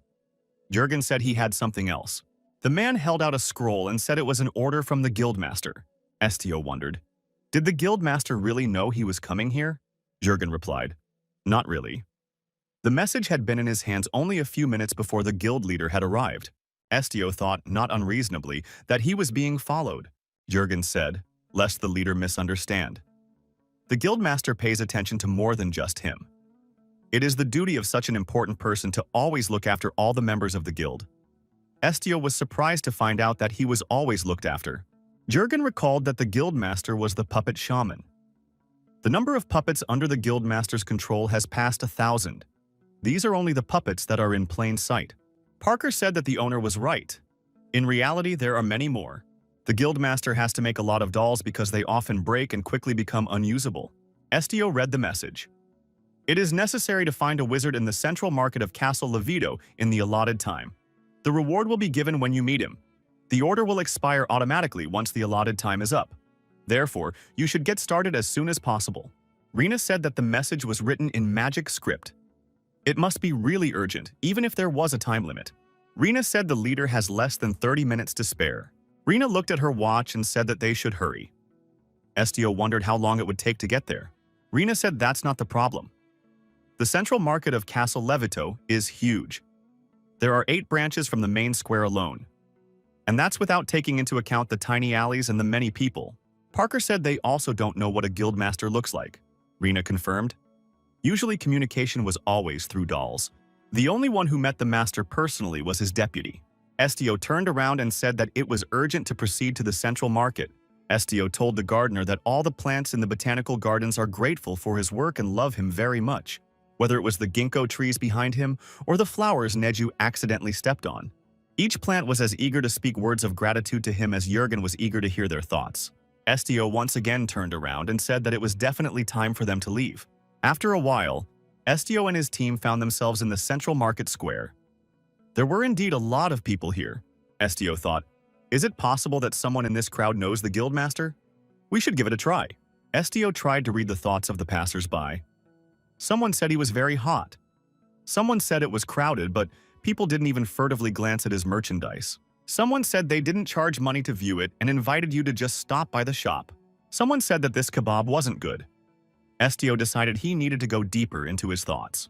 Neju said that Estio was bleeding. The leader said it was nothing to worry about. Neju remarked that if a person has that happen, they are definitely not okay. Estio said what he found, and turning around, rushed off in the right direction. The guy walked up to the simplest shop in the market. From inside the shop, someone said to him, "Welcome." A girl came out of the store and asked if the customer would like to purchase a gift for someone. The girl had tattoos under her eyes. The girl asked, "Or does the gentleman want to pick something up for himself?" Estio realized that there was a doll in front of him because he noticed those tattoos. Estio told the girl that he had come here to meet the guildmaster. The girl stood and continued to smile. Her eyes squinted at the smile. Estio thought, was he wrong? But he had definitely felt it. After a brief pause, a girl came out of the shop and said that Estio had found her. Therefore, he should get the reward. And excuses are not acceptable. The girl sat down next to her and said she was pleased to meet the leader. The stranger introduced herself. She said that the guildmaster of the Ignis Guild was standing in front of Estio. Suddenly, Jin rushed over to the guildmaster and shouted happily. Parker, Rena, and Neju, who were present nearby, were very surprised. After all, it was the doll, Jin, who had just smiled. Jin ran up to the master and hugged her. Everyone saw that. The guild leader approached the girl and said that he was Estio. The guy said that the master had helped him a lot after he left his home village and didn't know where to go. Though late, he wants to thank the master. The master said that made her happy. They were able to help Estio in his time of need. And even if he owed his gratitude only because of that, they didn't care. Estio said that he considers himself a full member of the Ignis Guild. The master said that indeed, since Estio was now their associate, he was the guild leader. The leader asked if Estio would like to know anything. She would answer any question because she had prepared herself for this meeting. Estio wondered why the master had appointed him leader. The master said it was a great question. That's why she came out to meet everyone. What she's about to say is not for prying ears, so she's going to have to use one of her unique abilities. The master said she wanted to protect the young man. This guild was originally created for people with special talents. Therefore, Ignis is a haven for those who are different from ordinary people. Besides, the position of leader was created intentionally, only to protect Estio. And it's because she's known someone with the same abilities as Estio for a long time. It is said that long ago all dragons left this world. However, 2 dragons remained. Estio inquired, "Who exactly?" The master said the first one had already died, but there's a second one left, named Golden Dragon Shuanan. She believes he is the only one left. That was until Estio was reported to her. The master told Estio to avoid Shuanan. The master added that she understood exactly how the young man was feeling. The desire to meet him and find out more about him is strong, but you must forget about it and not try to find him. Shuanan doesn't know of his existence yet. If he suddenly finds out that the Black Dragon is alive, it will not end well. In that case, Shuanan would definitely try to destroy the young man. Fortunately, Shuanan is not in the Lubarzen Empire. Still, the day would come when word of the unusual man would reach him. So she decided to inform him personally that as long as Estio was in the Empire, he had nothing to fear. The leader added that, in addition, she will accompany Estio everywhere from now on. Estio wondered, why? Was he really that valuable to the master? Someone who has no idea who he is so important that the master is even willing to jeopardize his own guild to protect him? What purpose does the master have in mind? The girl replied that Estio still hadn't realized his full value. She wouldn't do anything to hurt him. There is definitely no catch in those words. The master added that step by step the young man would find the answers to all his questions. If she told him everything right now, he would definitely remember nothing and only get more confused. The master finished her monologue. To begin with, the guild leader should return to his quarters and rest. That would be all for today. The girl said goodbye and said she and the leader would see each other again. Estio had been asleep for days. His team didn't know what to do. Neju wondered if Estio should be woken up already. Chicky jumped on the bed and got close to the man. Estio continued to sleep and did not react in any way. Neju took a deep breath. Tsuki thought it was too dangerous to leave Estio in such a state. Maybe one of the humans could help them. The cat thought that this muscular Rena would definitely not understand what was wanted of him. It would probably be better to ask the feathered guy for help. Suddenly, Estio opened his eyes, lifted himself off the bed, and told the black cat that he was fine. Estio apologized for sleeping so long. Neju said the boy scared him. He had already decided that the man was sick. Cactus said he thought his sleepiness was passed on to the man. Ehuru is glad that Estio looks awake and rested. Estio said he's really fine. Estio took Tsuki's hands in his and got up from the bed. Neju wondered where the boy was going. Estio picked up the clothes. Cactus said that the sun was almost hidden behind the horizon. Where was he going? If he's awake this late, he can lie around a little longer, like until morning. Estio said he needed to go outside first because he was hungry. Tsiki said that Estio had a fever. Why is he pretending like nothing happened? There was a knock on the door of the room. Chicky jumped from his arms and ran away. Estio wondered who was there. The master walked through the open door and said that it was a delivery of a new errand right in his hands. The girl did indeed have a scroll in her hands. The master looked at the boy and said that she seemed to have come at a bad time. The master hid the scroll and said they would postpone this conversation for later. The girl said it looked like Estio was going somewhere. The boy said he was on his way somewhere to eat. Master suggested we go together. The food at the main branch of their guild is very good. The master said she would like to go there more often, but as soon as she crosses the threshold, Everyone starts squinting at her. It's embarrassing. Estio wondered if that was definitely the reason. The young man suggested that the master change his clothes. The girl was surprised. Was her outfit so strange? Cactus said that the outfit was really very strange. The master replied that it was impossible. The girl added that it was a very expensive garment. Ahuru replied that he did not care. After all, it was not his life. But if a child walks around looking like this, they will always be the center of attention. People are always looking at what seems unusual. The waitress brought the order and wished me a pleasant appetite. Estio looked at the abundance of food and said he couldn't fit that much in him. Master said he could eat as much as he wanted. No one is forcing it through force. This time, even Ziki was sitting on the table and food was brought to her. The master, smiling, said that the same was true for the black tigress. Estio thought, as expected, the master knows quite a bit. Estio couldn't stop thinking about the golden dragon Shuhanan even while eating. Estio didn't think the dragon was so nicknamed because of its color. Estio turned to the master. The girl told him to call her Kaya. She doesn't want to advertise that she's here. Estio wondered how Kaya knew about the dragons. Kaya smiled. She wondered what exactly Estio was thinking so deeply about. Did he really want to know the answer? Switching from buns to fish, Kaya said that apparently Estio didn't intend to ask about himself just yet. Kaya apologized and said she was in no position to tell him about it. Having lived quite a long life, this is now just knowledge stored in her head. Tsuki stared intently at the fish that was on the plate in front of the master. Chiki turned around and jumped on Neju's shoulders. Estio apologized and said the cat didn't eat fish. Kaya was surprised. She thought cats were crazy about fish. Had she been wrong? Neju said that people often think this way, but it's really a misconception. Kaya told her interlocutor that there is even knowledge that turns out to be wrong in practice. Longevity is just an indicator that someone has more experience, so you should never rule out the possibility of an erroneous judgment. The master added that she was certain that the golden dragon Shuhanan was Estio's enemy. Switching to scones again, Kaya said that she planned to join the ranks of Estio's cheerleading squad starting tomorrow. Estio wondered if Kaya was referring to Parker. Master says that Estio has hit the mark. She does it to support him, just like Kaya does as a master. Master got up and headed for the exit. She wished everyone to enjoy their dinner and said they would see each other tomorrow. Neju asked if it was time for them to leave too. Estio said they'd finish eating in peace first and then go for a walk. After a delicious dinner, Estio and his support group actually decided to go for a walk. In the park, they saw many animals. The boy thought, have these animals always lived together? Suddenly, someone said hello to Estio. He lowered his head and saw the animal in front of him. Estio asked, is it really a raccoon? The animal took offense and said he was a red panda. Don't confuse the two. Estio apologized and admitted his mistake. The beast said that this time he forgives. His name is Pan. And what is this man's name? The boy replied that his name was Estio. He had just recently arrived at headquarters. All of these animals are part of the guild. They are slightly different from the ones he saw in his village. Pan walked over to the other animals and said that he and Estio were now one family. Estio inquired, are they not afraid of humans? Pan replied that they weren't afraid. Anyone associated with the Ignis Guild was always treated politely. Pan added that they are fed, taught different things, and even clean up after them. People play with them every day and are always around them. Pan added that this is why they are very fond of people. Lying in bed before going to sleep, Neju, remembering those animals, said that they were so cute.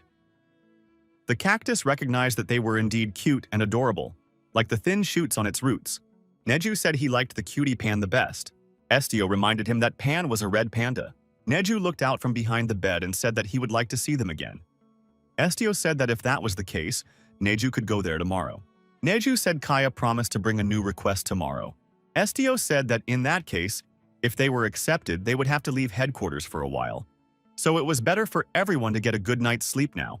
Cactus added that it would be a good idea to stop by the park and say goodbye to the animals before leaving. Morning came. Estio woke up, got out of bed, and opened the window. There were birds sitting on a branch. They said hello to Estio and told him that it would rain soon. It would be a brief downpour in the morning. We must be careful not to get wet. Neju came into the room with a cactus on his head. He got excited and said that Estio was already awake. Neju said hello to the boy. Estio said hello in return as well, and thought Neju was very polite. Neju suggested they have breakfast and head out to meet their friends. Estio agreed. After breakfast, on a walk, our hero was called out. It was Rina, the knight said as they met again. He greeted Estio-san and the white-haired man. Estio greeted the knight as well. Rina wondered why the leader was so gloomy. Estio replied that he wasn't gloomy, but pensive, and he was fine. Rina said he was here to stretch his legs. The guy pointed ahead and said that this road just leads to the training ground. They say there's a new fighter here today. He mainly uses the spear, but he is also fluent in other weapons. This man is a very good shot. He's already got a nickname. This warrior is now called the Claw of Ignis. Rina said that Ignis was a legendary bird. If a guy got such a nickname, then he really is a legendary warrior. Estio wondered why the knight wanted to meet him. Rina replied that if he had something to learn from him, he would like to take advantage of the opportunity. If the place of claws was taken, the beak would definitely belong to him. Estio said that he would be rooting for Rin in the upcoming sparring sessions. Knight said that made him a little uncomfortable. Rina, scratching the back of his head, said he had to go. Estio didn't bother to stop him. Rina stopped and listened. Something caught his attention. The knight looked around. He saw leaves falling unauthorized from a tree. Rina said it would be better for the leader if he left here immediately. Estio felt the smell of blood coming from the end of the road. However, it wasn't human blood. Neju looked frightened. Neju assumed that this blood belonged to those they had met the day before. Estio thought something was coming this way. He looked deep into the forest. Estio felt an aura of menace. Rina covered the leader's face and grabbed his sword with one hand. A girl came out of the forest with a spear behind her back. She clenched her fists and was serious. Rina asked why the place smelled like blood. Was there really a monster at the guild headquarters? Or did someone out there get really hungry and decide to feed on the critters that got in the way? The girl came closer, saw Neju, pointed her finger at him and said it was another filthy creature. Neju stood frightened and didn't even move. Even the cactus on his head froze. The girl said it wasn't human, not in accordance with the laws of nature. Shining swords appeared in her hands. The stranger immediately headed towards Nag, thrusting her sword hands forward. The girl instantly approached Naju and put her swords to his head. Neju asked fearfully, "How is it possible to start swinging blades without warning?" The girl wondered. Is he really talking? Could it really not be a monster? Could it be a man with fur? The girl said she was confused. She wants an answer.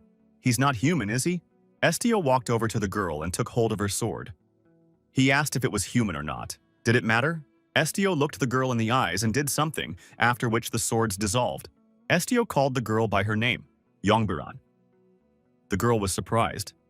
How did the guy know her name? The girl wondered if he could read minds, Estio, who had joined them not too long ago. She wondered why he had stopped her. Estio asked why Yongbiran was trying to hurt Neju. Yongbiran said that monsters are insects that get in the way and need to be gotten rid of. Estio said that Neju is not a monster. Yongbiran replied that he was not human either. The young men looked into each other's eyes. The girl said that Neju was a monster that could tear a person apart at any time. Yonbiran added that it is impossible for an ordinary person to know what the lower beings are thinking. The girl said that if it was impossible, what trust could we talk about? Estio wondered. Was that why the girl had destroyed them? The girl replied that the master had once given her advice not to hurt people carelessly. But if it's not about a person, there's no difference. Suddenly, Master appeared and said that she didn't mean it at all. Kaya was alarmed. Kaya approached the girl and said that she was just asking her to be careful to avoid unnecessary bloodshed. The girl said there was no bloodshed. The master replied that this also applies to animals that are under the guild's wing. These animals were companions and very precious creatures to them. They were not to be treated like that. The girl nervously said that in that case, it was originally a mistake if any animals were considered guild members. The girl turned around and said that she would not take part in this assignment. The master replied so Biren wouldn't throw such words around. Kaya added that Biren would have to answer for what had happened, and refrain from further thoughtless actions for the duration of his stay in the guild. Biren was very upset, gritting her teeth. She agreed to the master's demand. Walking a little further, the master Estio and his escort saw a tragic picture. All the animals had been destroyed and lay bleeding. It looked like there were no survivors left. Kaya said Biren isn't bad. She just sees monsters or wild animals and she goes crazy. The master said that their first meeting didn't go as she had envisioned. Estio said with despair that those who actually deserved an apology had to pay with their own lives for being unlike human beings. Estio remembered Puck telling him that the local animals loved humans very much. However, if someone shows up who will destroy every person he sees in his path, things will be different. Would the master give exactly the same punishment to such a monster? The master thought they were in trouble. Kaya told her companion not to get ahead of himself. Estio took the red panda's body in his arms. The boy stepped aside and started digging a hole with his fingers to bury the animal. Rina approached the leader and said they would do it together. After a while, all the animals were buried. There were flowers on their graves. After the animal funeral, Estio and Kaya went to a nearby cafe. They drank tea and looked at each other. Neju, along with a cactus, stood outside the window and looked at his friend. Estio said there wasn't much room for them all to fit in here, so he wants to quickly discuss the main issues and leave. Estio received an exclusive request for an Ignis guild leader. The client was Marissa Lubarzan Arconia. The location of the request was Eli, capital city. Kaya said that Her Highness Marissa is the first princess of the Lubarzan Empire. She is also the first child of His Majesty and solely enjoys his favor. She turned 21 this year, but she rejects all incoming marriage invitations, making her famous as the rebel princess. Therefore, it is quite possible that her conversion is quite challenging and will require a lot of effort.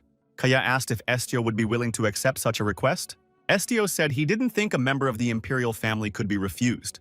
Kaya replied. Then before he set off, she wanted to warn him that there was one item that would be imperative to fulfill. The master said that Estio should take one warrior with him. Estio was originally supposed to run errands with Biren. However, what happened recently has changed the plans a bit. The master added that she had thought of going with the young man, but she was not a good fighter. So this time, she's giving him the opportunity to choose an additional team member himself.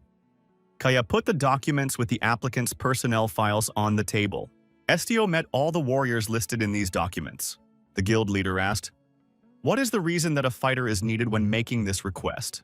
The master said it was a fair point. Everyone knows that Eli is the most peaceful city. However, the guild has a policy that movement, including support and combat personnel, is mandatory for team assignments.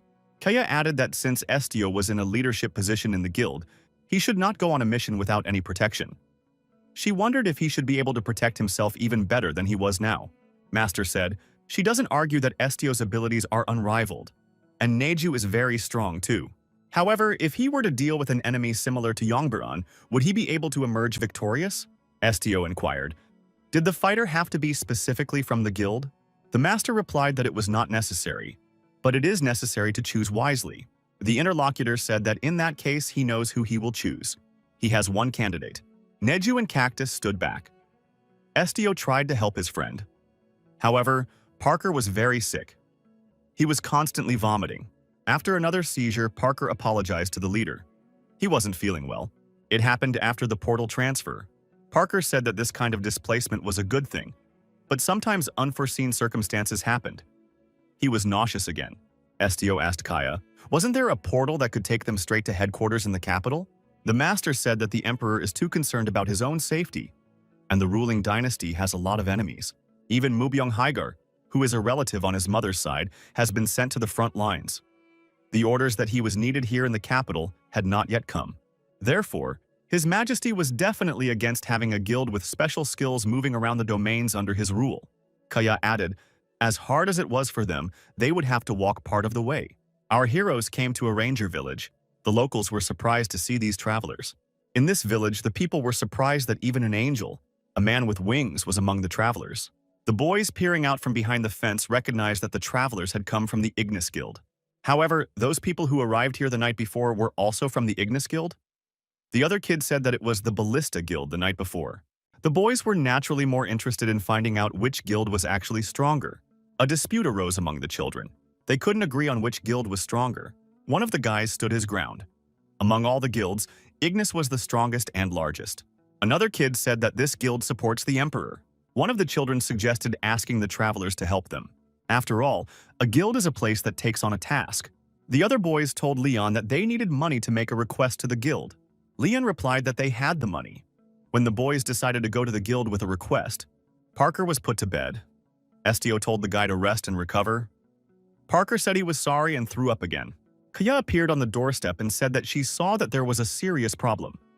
She asked if Estio was all right. Estio replied that he was fine. He is worried about his friend and hopes that he will recover soon. Estio said he would be back soon and asked him to watch Parker. Kaya said she understood that Estio was leaving now for no reason. He doesn't have a fighter on his team yet though, so he has to be careful. Estio said there's no need to worry. He'll go with Neju. Neju looked out from behind the door as he left and said they would be back soon. The master waved at him. Kaya stayed in the room with Parker. The young man felt very bad indeed. Kaya thought that apparently only Estio could make someone like Mubyun Higer a personal bodyguard. The master, watching Estio departing from the window, thought that Duke Higar would not come too late. Already in the forest, our hero saw a black cat on a branch. Siki said that the man was being chased. Estio said he knew. Chiki jumped on the guy's shoulders and said she didn't mean those. Estio turned around. Suki said, "Those people over there who look like mindless goons? They've been following the guy ever since he left the inn." Estio said he was also aware of their presence. The cat jumped down and said that humans were much faster at spotting things than she was. Estio excused himself and said that he had just unknowingly read someone else's thoughts. Estio said that even if he tries to ignore them, they still get into his head without his knowledge. Suki replied that it was even better. Humans should develop the habit of being more vigilant anyway. Neither humans nor animals should be underestimated. Both can be overly intelligent and cunning. Estio replied that he would try. One of the men came up and asked, "What is this guy muttering to himself? Does he really have the ability to talk to cats?" Suki said that this upstart doesn't even have a clue about Estio's rank. Another guy said if this man doesn't have a weapon on him, it means he's not very strong. His colleague said that he could well have left his equipment at the hotel. All three of them laughed. How could they not take their weapons with them, thus making such a grave mistake? Estio asked who they were. The strangers replied in unison that they were Ballista. Did the man pretend not to know them, even though he saw the guild emblem? Showing the emblem, one of them said that now this guy should realize who he's dealing with. Neju stood up on his hind legs and looked down menacingly at these people. The guys weren't scared and said that this man must have tamed a wild animal. Perhaps he is a monster trainer? Estio politely said that Neju is not a monster. The people did not relent. One of them said, "So, it's clear to everyone that it's a monster. Why fool them?" The guy took up his sword and said they just wanted to say hello to someone in the field. Estio thought that the three of them must have a grudge against the Ignis Guild. These insolents kept pressing on. They asked, "Why is this guy silent? Isn't he even going to talk to members of another guild ranked below him?" He calmly talks to the cat while ignoring people. Estio said he didn't have much time and had to get back. So he's willing to listen to these people if they have some business to attend to. He doesn't have time for idle chatter. One of the guys said he was surrounded by losers. If they were accompanying a child, they should have picked normal people. Siki told the man that there seemed to be a misunderstanding. Which child are we talking about? Estio was asked when he started working in the guild. Estio replied that he had joined Ignis earlier this year. The opponents laughed. Is it really true? One of the guys couldn't help himself, called Estio names and decided to punch him in the face with his fist. The blow was sharp and quick, designed to keep his opponent from reacting in time. However, this guy had miscalculated. Neju reacted lightning fast and grabbed his fist in his huge clawed paw. The attacker was surprised. That man in the black cloak didn't even blink an eye. That wasn't all. A huge black tiger flew down on those people from above. The tigress flew over Neju and was about to lash out with her paws at the insolent men. The guy who wanted to hit Estio was lying on the ground. His chest was bruised and bleeding. A huge black tigress stood over him. Estio calmly said, "You shouldn't intentionally hurt people." The guy added that they weren't even going to hurt them. "Isn't that right, commander of the Hosmark Special Task Force?" The kid got scared. Turns out this young man knows them. Who the hell is he? The injured man's colleagues screamed. How could they hurt their commander? They grabbed their blades. The whole scene was observed by the local boys sitting in a tree. One of them said that fighting was forbidden in the ranger village. If they don't stop now, we'll have to report them to the authorities. The guy who got hit by Neju and the black tigress said it's not fair. After all, they are the victims here. All three of them turned around and walked away from here. One of them said that this guy had better leave his guild as soon as possible. Turning around, the injured man said that the Ignis Guildmaster was not a human, but a monster. Everything was only created for its own kind. Estio asked his opponents if they had proof that the master was hostile to humans. The opponent said that's what Shuhanan told them. Estio thought, are we really talking about the golden dragon Shuhanan? The opponent said that the guy doesn't seem to be aware of it, but lately there has been news coming from the eastern continent about a new pope. A lot of people have known about it for a long time. Estio thought, now these guys aren't lying. Even though he hadn't officially entered the main cathedral, how much longer would the cowardly emperor hold out, grasping for their guild's lifeline? These guys advised their opponent to think hard about his future and prospects. Local boys climbed down from the tree and approached our hero. They asked if the young man was okay. Estio replied that he was fine and thanked the boys for stopping those hooligans. The boys wondered what kind of tiger it was. Is it tame? Estio replied that it was his companion. The guys were amazed that this man was friends with a tiger. It was amazing. The boys asked Estio why he didn't do anything in his defense if he was a member of such a strong guild. He should have knocked out all those insolents with one blow. Estio was surprised, for the boys themselves had said that fighting was forbidden here. One of the guys said that if the first party has stirred up conflict, the second party has the right to fight back. The boy asked our hero if he could accept his and the boys' joint request. Estio responded that there is no age limit to register the request, so he can accept. The boy rejoiced and said that this was a relief to him, for the Ballista Guild would not accept an assignment if the petitioner was under the age of majority. Estio told his interlocutor that he was now busy running another errand. So better for the guys to head to the nearest branch of their guild to have someone else take the request. The boys said they would never make it. The villagers were forbidden to leave the forest, and they were upset. Estio said there is a process for registering assignments.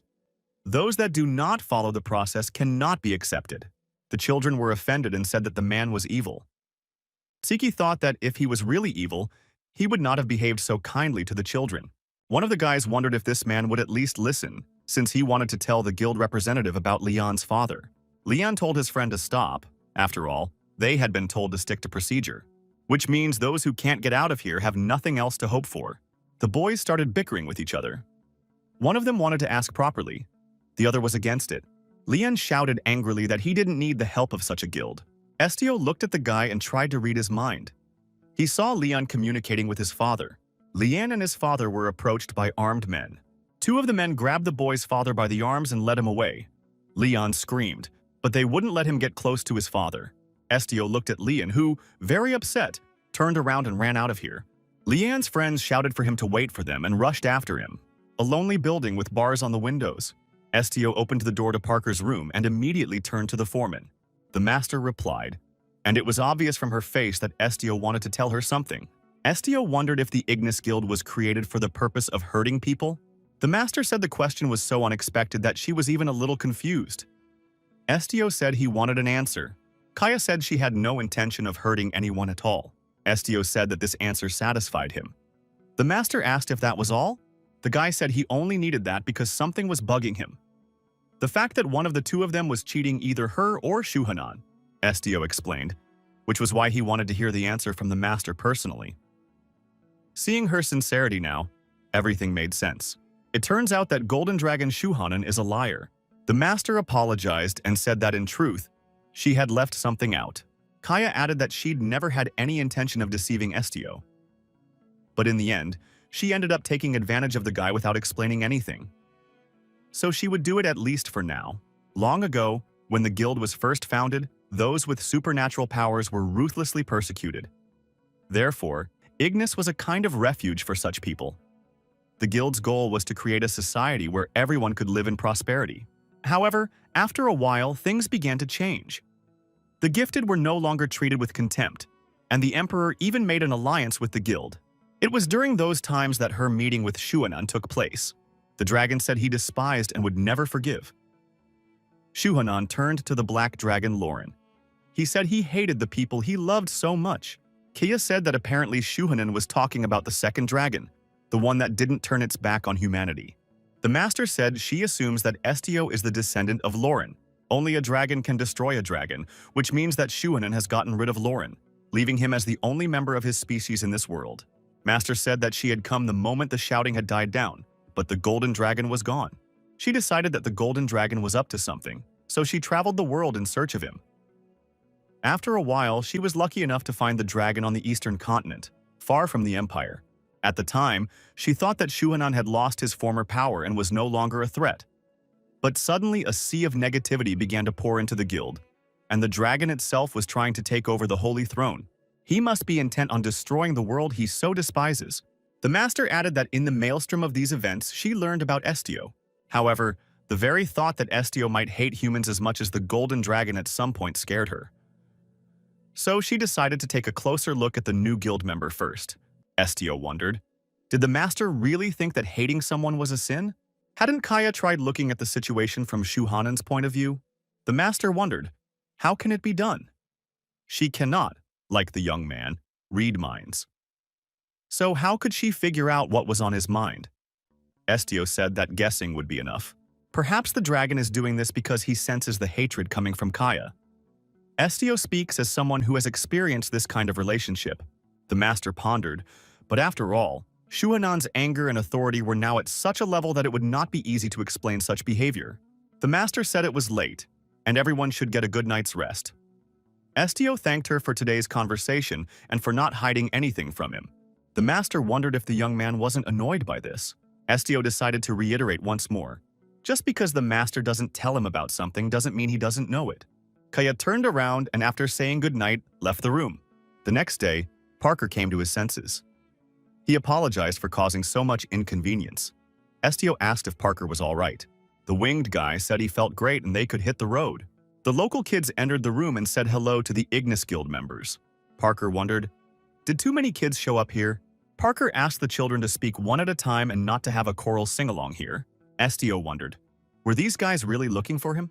The boys said they had shown up here at first light and wanted the guild to accept Leon's official request. Estio reminded me that he had explained the process of creating an assignment yesterday. I had to go to the nearest guild office and fill out the form in person. One of the boys said they couldn't leave the forest. Leon entered the room and said that the young man had said the day before that he already had an errand to run. In that case, can I take over their assignment after it's finished? It wouldn't be a big deal. The boys once again asked that the young man accept their request and added, you're welcome. When that person leaves, it's unknown if anyone else from the guild will come? Estio looked at Leon, once more reading his mind. He saw Leon's father tell his son that they had a big catch today. He'd gotten a bear on a hunt. Leon was happy to have such loot and said that he would definitely become a better ranger, just like his father. Father said if the son really became like that, Mother in heaven would be proud of him. Estio walked over to the boy and asked, Leon said yesterday that he didn't need the guild's help, and yet they now want to make a request, is that true? Leon blushed and said that he actually wanted to leave the forest and go in search of his father on his own. The boy tearfully continued that he has no idea what to do or where to go. He considers himself useless, so he asks the guild to find his father, who is now in the capital. A little news that he is all right will be enough for him. The boy stood in the middle of the room and cried. His friends stood nearby and watched in silence.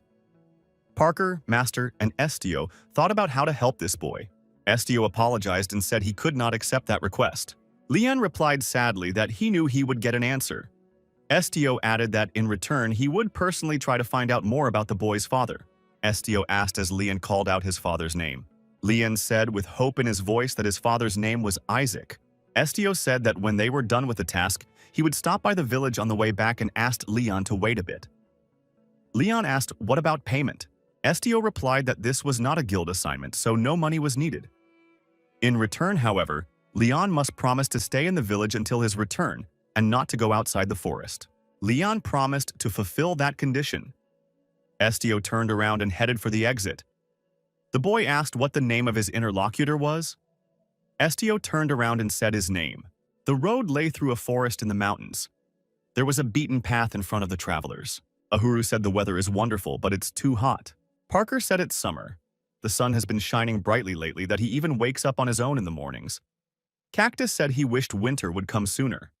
Parker remarked that he likes winter better too. Parker wondered why Ahuru liked the cold.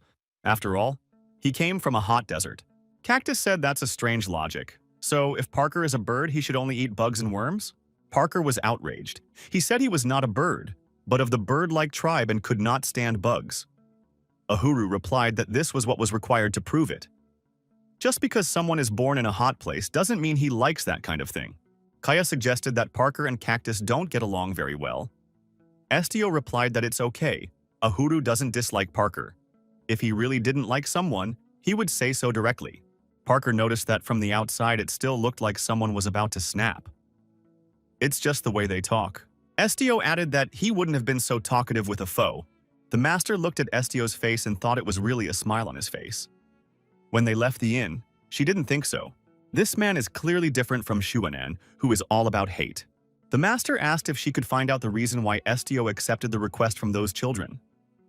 Estio replied that he had not accepted that request. Kaya agreed that it was an unofficial assignment. But why had he made a promise to the children? The boy replied that he was just listening to someone else's request. The master thought that every dragon always keeps its word. So the young man still didn't know how important that was to creatures like him. Estio said, since they were heading to the capital, he decided to help Leon because it was a request he could fulfill. Tsuki said that this man doesn't know how to be heartless. Estio said he would find out about Leon's father on his own, and his actions won't cause any problems for the team, so there's no need to worry. Estio asked Kaya, does this really violate guild rules? Kaya replied that there was no violation. Parker, after thinking about it, said that as long as the leader's actions don't harm the client, he has complete free will. To be even more specific, the support team will follow the leader everywhere so that you can rely on them completely.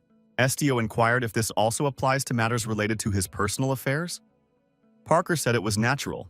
The guy with the wings added that work is work and all guild members are paid as much as they work. Parker said he needs to work hard, so he's sure to get one blue Pegasus this year. Estio wondered, what the hell is a blue Pegasus? Parker replied that a Pegasus is the same as a horse, but with wings. They are very fast and strong, but they are also very cunning, so they have to be baited with various jewels. Parker said many people in his hometown dream of riding a Pegasus or unicorn. Estio was surprised for the Parker already had wings. Parker reasonably pointed out that people have legs. However, they still prefer to use transportation. In this case, the situation is similar. But if he had to choose between a Pegasus and a unicorn, he would definitely ride the former. Estio wondered how a Pegasus was much different from a unicorn. Parker said there are differences. Even though they belong to the same species, unicorns are always born female. Instead of wings, they have a horn on their forehead that can heal wounds. Pegasi, on the other hand, are all males with huge wings. How wonderful the silver armor would look combined with the blue fur of this winged creature. Parker remarked that if he ever managed to get his hands on Pegasus, Leader would be the first person he would show it to. Estio said that he would look forward to it. So, talking to each other, our heroes moved forward along the forest path. After a while, Parker said that they had finally reached the capital. Even the Imperial Palace was visible. Neju recognized that this is a very huge city. It's more like a work of art. Cactus wondered if Neju knew what a work of art was. Neju replied that a work of art is a creation that encapsulates beauty. And that's what he was seeing now. Neju asked if he was allowed to enter this city. Cactus wondered, why not? Neju replied that in other people's eyes he was different. Big and hairy. Estio wondered if Neju was worried about young Biren's words. Neju said with sad eyes that if it's honest to admit it, yes. People always look at creatures like him with hatred. Estio apologized to Neju for having to hear such words. Neju threw his hands up. He didn't mean to say that he had been spoiled by this. It's just scary that through his fault, Estio might be attacked by humans again. There are more people in the capital than anywhere else. Then he's willing to wait on the outskirts of the city. Estio said it's not necessary. Guy added that Neju wasn't guilty of anything. Neju replied that he thought so too. People who say such insulting words are not good. Estio promised Naju that if he ever heard such a thing said to him again, he wouldn't just let it go. Estio once again said that Neju isn't bad, he's just different. They will always fight side by side, so there is no need to hide from prying eyes. Cactus noticed that if someone said something naughty, he would also show them where the crayfish were. Our heroes with the whole company entered the city and got lost among other people. In front of a large gate, a guard stopped Estio and his friends and asked who they were. The boy answered that they were members of the Ignis Guild. The guard demanded identification to verify this statement. The young men presented the necessary documents and proceeded further. Cactus said it smelled really good in here. Estio wondered if Ahuru could smell something. Ahuru wondered, can't man feel anything? The cactus said, it seems to be a divine power. Come to think of it, the capital is the only place that is directly connected to the cathedral through a portal. Parker wondered if Ahuru could sense divine power. Cactus replied that he himself had only just learned about it. The winged guy assumed that plants were more sensitive to this sort of thing, but it's still magnificent. The cactus replied that he wouldn't argue. Parker said that among humans, only a select few priests can sense divine power. He has also heard that there is more vegetation in places where there is plenty of it, and in places where the unclean force has accumulated, there is no vegetation at all. On this basis, There is a hypothesis that plants feel the divine power earlier than others. Cactus said that was just a guess. Parker remarked that it was just that no one had ever been able to communicate with his kind before, so they had to make do with what they had. Kaya asked if Estio knew where the meeting place with the customer was. The boy nodded affirmatively. In that case, if they had a few more days to spare, they could rest today. Estio wondered why all of a sudden. Master said it would be best to hold off until a fighter joined them. Then they could go to the one who had sent the request. Remembering his words about calling him when needed, Estio chose Mubyon Hygar.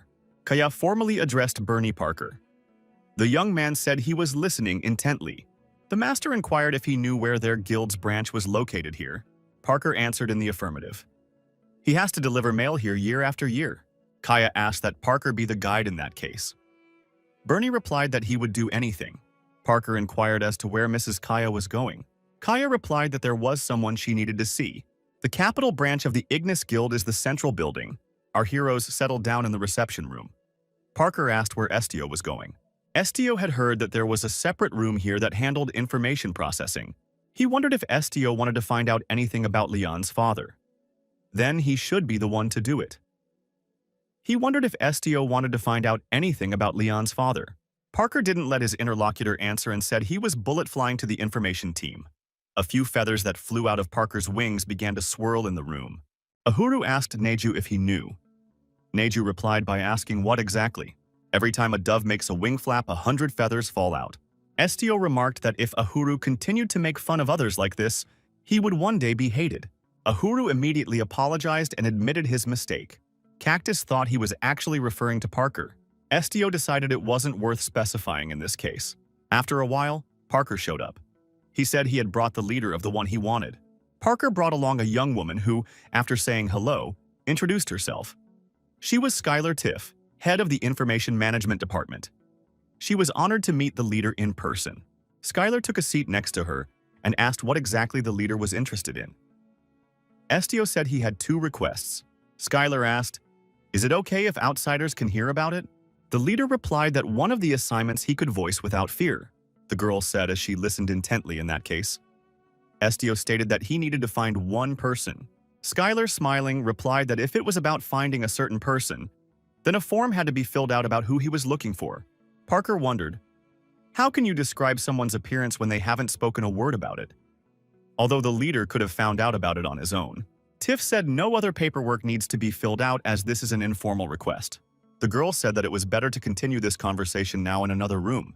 Suddenly, old acquaintances, representatives of the Ballista Guild, entered the guild's capital city office. One of the young men caught a flower with his foot as he entered. The pot containing the flower fell down and broke. Everyone present fell silent and turned their attention to these rude young men. Estio recognized the Ballista Guild members he had seen in the Ranger Village. The receptionist in the office asked what business these people were here on. One of the visitors slammed his fist on the table. He shouted, "How dare this guy ask such questions?" The young man, excusing himself, said that he was just asking. The visitor said they are here to submit a request. The administrator wondered, didn't the badge on their uniform belong to the guild? The boy rejoiced. It turns out they were recognized. It turns out that even the world-famous Ignis Guild had heard something about Ballista. The admin apologized and said they don't accept quests from other guilds. The administrator changed once more, as he had to deny their petition. He hoped that these people would be able to find another way. The scandalized people screamed. After all, this man had just called them customers himself. This place doesn't put down the people who come in. The visitors said they would still pay and make the request. Estio thought, although these people are not behaving nicely, he doesn't feel any negative emotions. The admin once again calmly said that they couldn't accept another guild member's request. And the rule goes both ways. Visitors cursed. The young man wouldn't stop. He said that their lives depended on this case. The visitors demanded that the guildmaster be summoned immediately. The administrator asked them to calm down. Estio rose from his seat. If these people had come here, they must be in need of help. Our hero thought that if he got a little closer, he could figure it all out. Violation of rules, vandalism, obstruction of work. According to the rules, when members of one guild entered the building of another guild, it was considered provocation. A blonde-haired girl appeared in the guild room. A sword was about to appear in her hand. Estio recognized her. It was Yanbiran. The girl told these men to disappear immediately and threw her cold weapon at one of them. Estio had time to react instantly and got in the way of the weapon to block its path. The young man knocked the dagger aside with his hand and it stabbed into the floor. The girl was furious. It turned out that Estio was caught between the aggressive visitors and the aggressive Youngbiren. Youngbiren asked angrily, "What was the newcomer doing here?" Looking at this weapon with a crystal inside, the visitors thought that this girl was a battle mage. Youngbiren wondered if the guy had followed her all the way to the capital. She had clearly said she wouldn't join the team. Estio replied that that wasn't the point. The girl had just tried to destroy a man. Youngbiren inquired, "So what of it?" "They are members of another guild who broke the agreement." Estio said they could be sent away without bloodshed. Youngbiren logically observed, if they were destroyed, things would get quieter much faster. The interlocutor wondered, were these people so guilty that they should pay with their lives? The girl said it was just trash that someone would have to clean up. "Don't tell her what to do, he should get out of the way." One of the visitors indignantly asked if this girl was overdoing it. He didn't think that a guild that was called the best in the empire would treat its customers so badly. Another visitor said it was a disgusting place and he wasn't going to stay here. The guy said they only came here to make a request. They have no desire to fight. So if she didn't put the spear away now, they would have no choice but to bare their swords. Estio said for Youngbiren to lower her weapon. Youngbiren was indignant.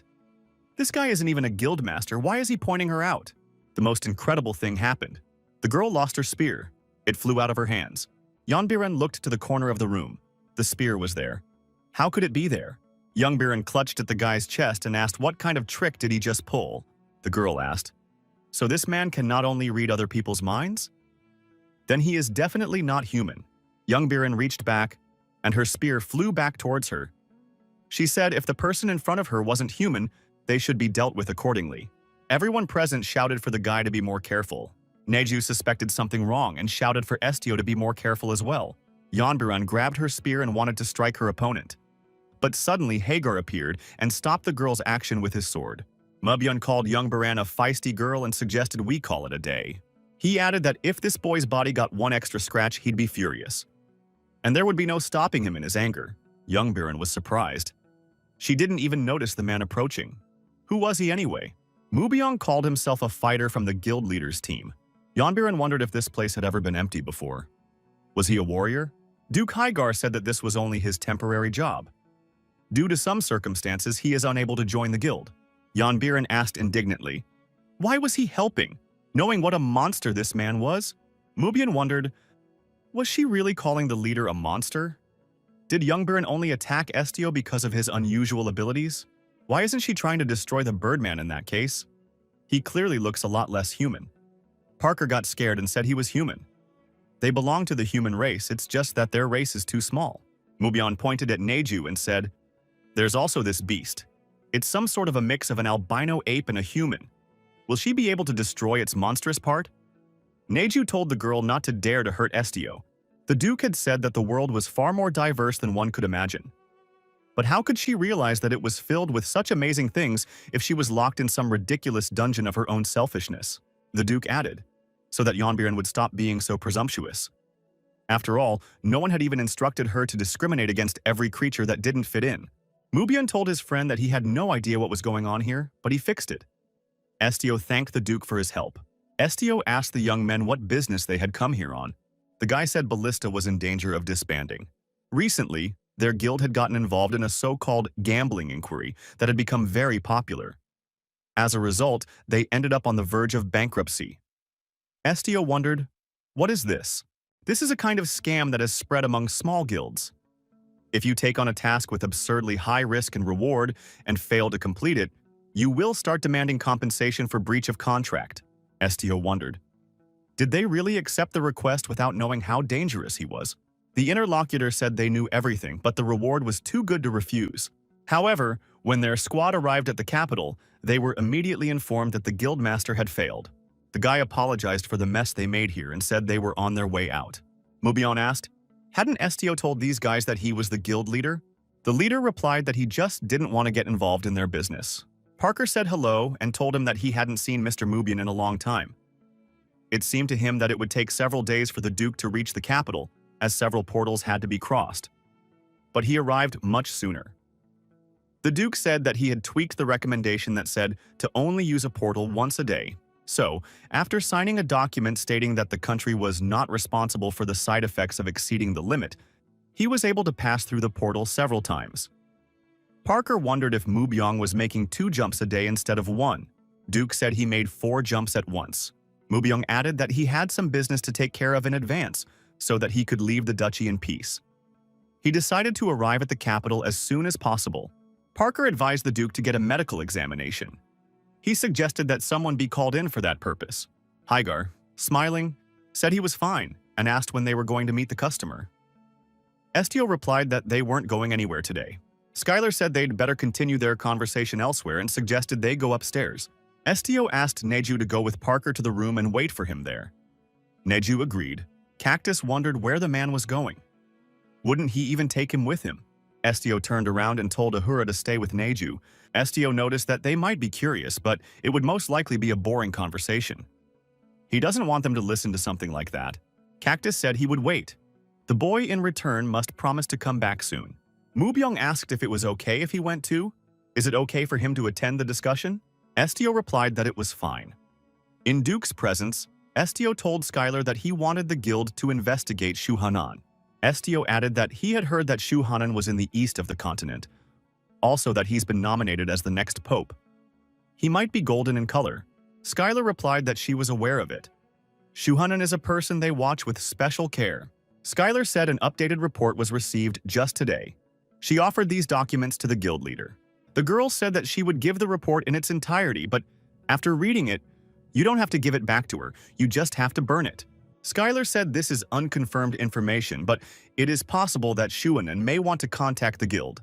The Ignis Guild is convinced that Shu Hanan is the one submitting gambling requests and absorbing bankrupt guilds to increase their own power. Skylar added that if Shu Hanan tried to hurt them, a war would break out. When the young men left the office, Mubyong asked who Shu Hanan was. Estio replied that it was a dragon. Mubyong was surprised and then asked if Mr. Estio was joking now.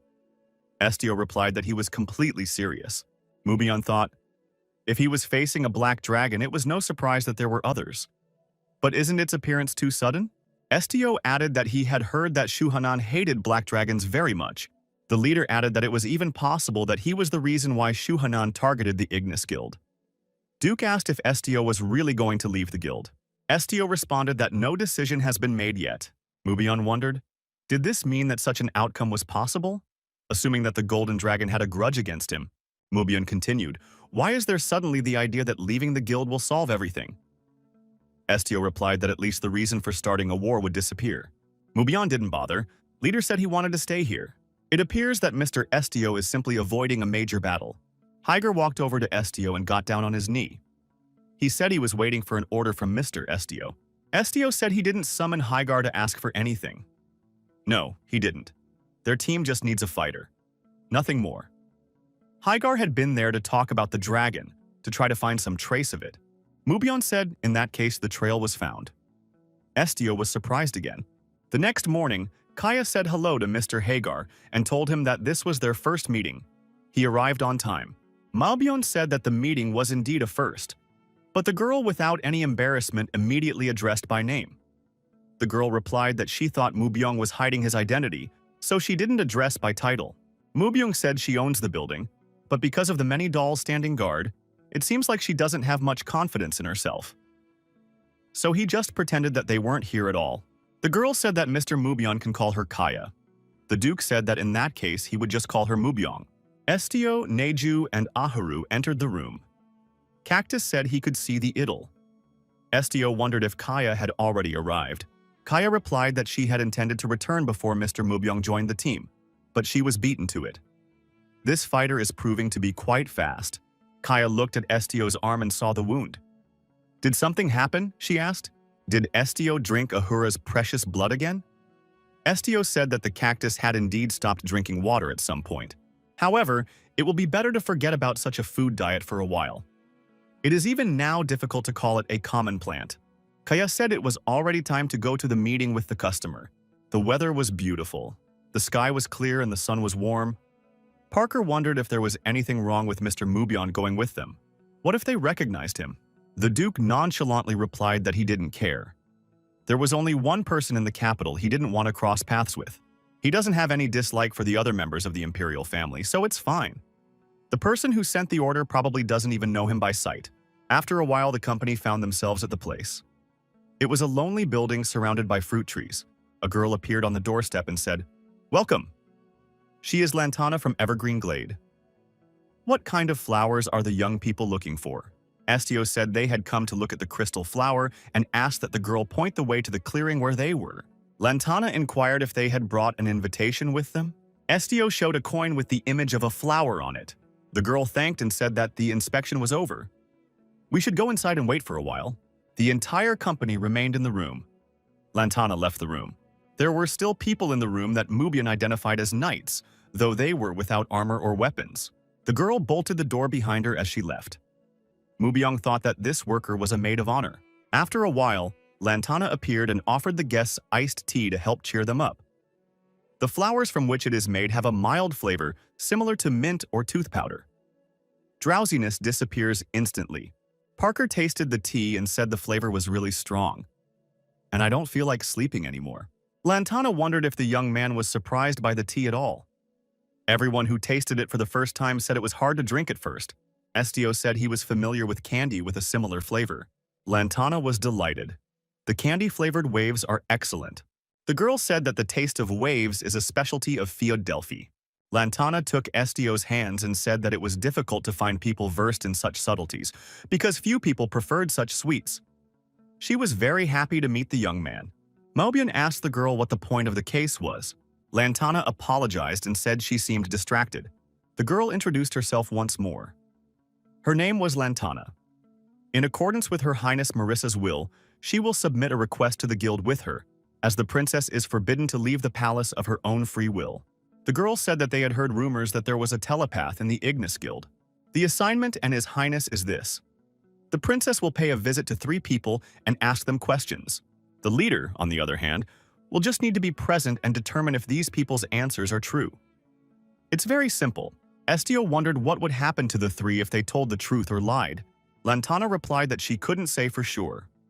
The first case is nothing bad, but those who lie to a member of the imperial family are punishable by death. Mubyong thought that they were now trying to use the leader as a political tool. It turns out the rumors about the princess being fair to others are not true. A true daughter of her father. Estio said that he was accepting the request. Mubyong was very surprised at this answer. Lantana also said it was somewhat unexpected. She thought the boy would hesitate. Did he really have no fear at all? Estio asked, should he really be afraid?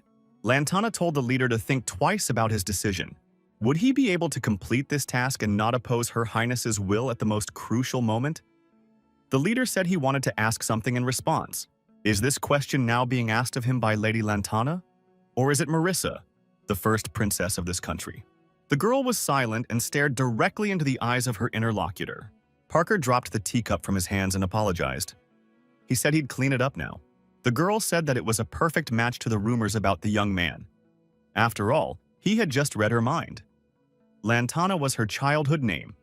Her mother called her that because she looked like a pure white lantana flower. However, her real name is Marissa Lubarzan Arconia. The girl used color-changing charms and her hair changed color. She became blonde. Marissa said she was their customer. The girl explained that she was looking for a traitor who had betrayed His Majesty. The list of suspects was reduced to 3 people, but the investigation stalled further.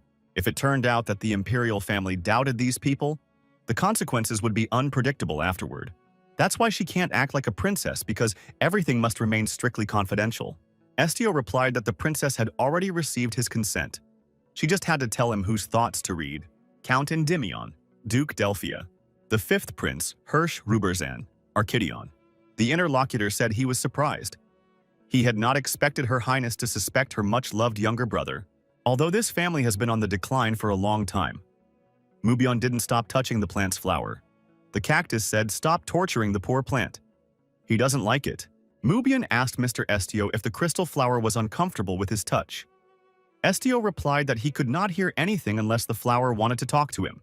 Mubyong told the cactus that the flower was okay with it. The cactus was outraged. Just because a flower is silent doesn't mean it can be touched with impunity. This is a violation of plant rights. Mubyong wondered, do plants really have rights? The cactus said it was not worth picking on his words. Mubyung wondered if Estio could really handle it. The Imperial Palace must be like a real battlefield. Estio replied that he didn't feel like, as a member of the guild, taking requests and then turning them down. After all, it was because of the Ignis Guild that he was here now. The master had been standing silently against the wall the entire time. The window was open and it was raining outside. The cactus looked at the plant and said that its crystal flower was soaked to the skin. Someone should take care of it. The flower changed color. Kaya was surprised. This plant changes color when it comes in contact with water. I guess that's why they call it the crystal flower. It's very beautiful. Estio took the flower in his hands. Mubion wondered if the leader wanted it off the windowsill. Estio said that this flower is frightened by the sound of rain. The flower thanked the last seed left by the black dragon. Estio was very surprised to hear the answer, and wondered if Tsiki would be okay, since it was pouring like a bucket outside. Parker asked how the leader was feeling. The young man was pensive and motionless. Estio said that Tsuki can't stand the water, so he'll be back again soon. He'll only calm down when that happens. However, the storm was raging. The clouds were dark and low, and the rain was really pouring down. Parker was depressed. This rain hadn't stopped for a week. Mubian said it's time for tropical rainstorms. It will continue like this for another 2 or 3 weeks. Bernie looked out the window and saw a horse-drawn carriage. Where are they going in this weather? Parker shouted that it seemed that someone had come for them. He ran to the exit and said that he was about to inform Mrs. K. Estio said that in that case it was time for them to pack. Crystal Flower asked that these people take him with them. He wants to go to her. A knight appeared before the young men and said that he was Talon Zephyros, a knight serving the first princess. Once they got into the carriage, they would immediately become guild members accompanying Duke Mubyung Hygar, who is on his way to the Imperial Palace to attend Her Highness Marissa's birthday party. Talon Zephyros continued. If an unaccountable problem is caused by their actions, the Imperial family will not be able to help. Knight asked, are these people really willing to accept the request? Estio replied in the affirmative and added that they would move out immediately. Zephyros said that in that case he would escort them to the garden of the first princess's palace. The young people found themselves in the winter garden. There was a glass dome above them, and now they were not afraid of the rain. Parker noticed that the sound of the rain was so strange that it sounded like it was dripping on their heads. The princess appeared unexpectedly and rejoiced at the young people's visit. Mubyong knelt down and said, "Glory to the sun that illuminates the empire and its descendants." He greeted Her Highness. The Duke wondered if such a greeting was too dry. Anyone who saw it would think it was their first meeting, even though they had known each other for a long time. Marissa told Duke Hygar that the palace walls also have ears. The Duke said that in that case he would follow the princess's will. Marissa said that was fine, because they better not cross her from now on. The young men obediently bowed their heads before the princess. Marissa smiled and said she was just kidding. You don't have to worry so much. The princess said that very soon they would meet aristocrats who were as nimble as the hedgehogs. So there might be difficulties if any of them slip up. The princess asked the maid to serve the tea she had prepared for the guests. Marissa says there's nothing to worry about.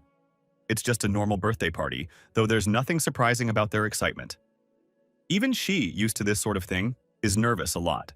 Mubyung thought that he had never even heard rumors of the princess's social life before. She helps people outside of the Imperial Palace in every way possible, so she's obviously heard a lot of compliments on her. But Her Highness clearly has power, even after giving up her right to the throne. Some of the princes are trying to keep her in line. After the tea reception, the princess asked her guests how they had relaxed. Parker said all his excitement was gone.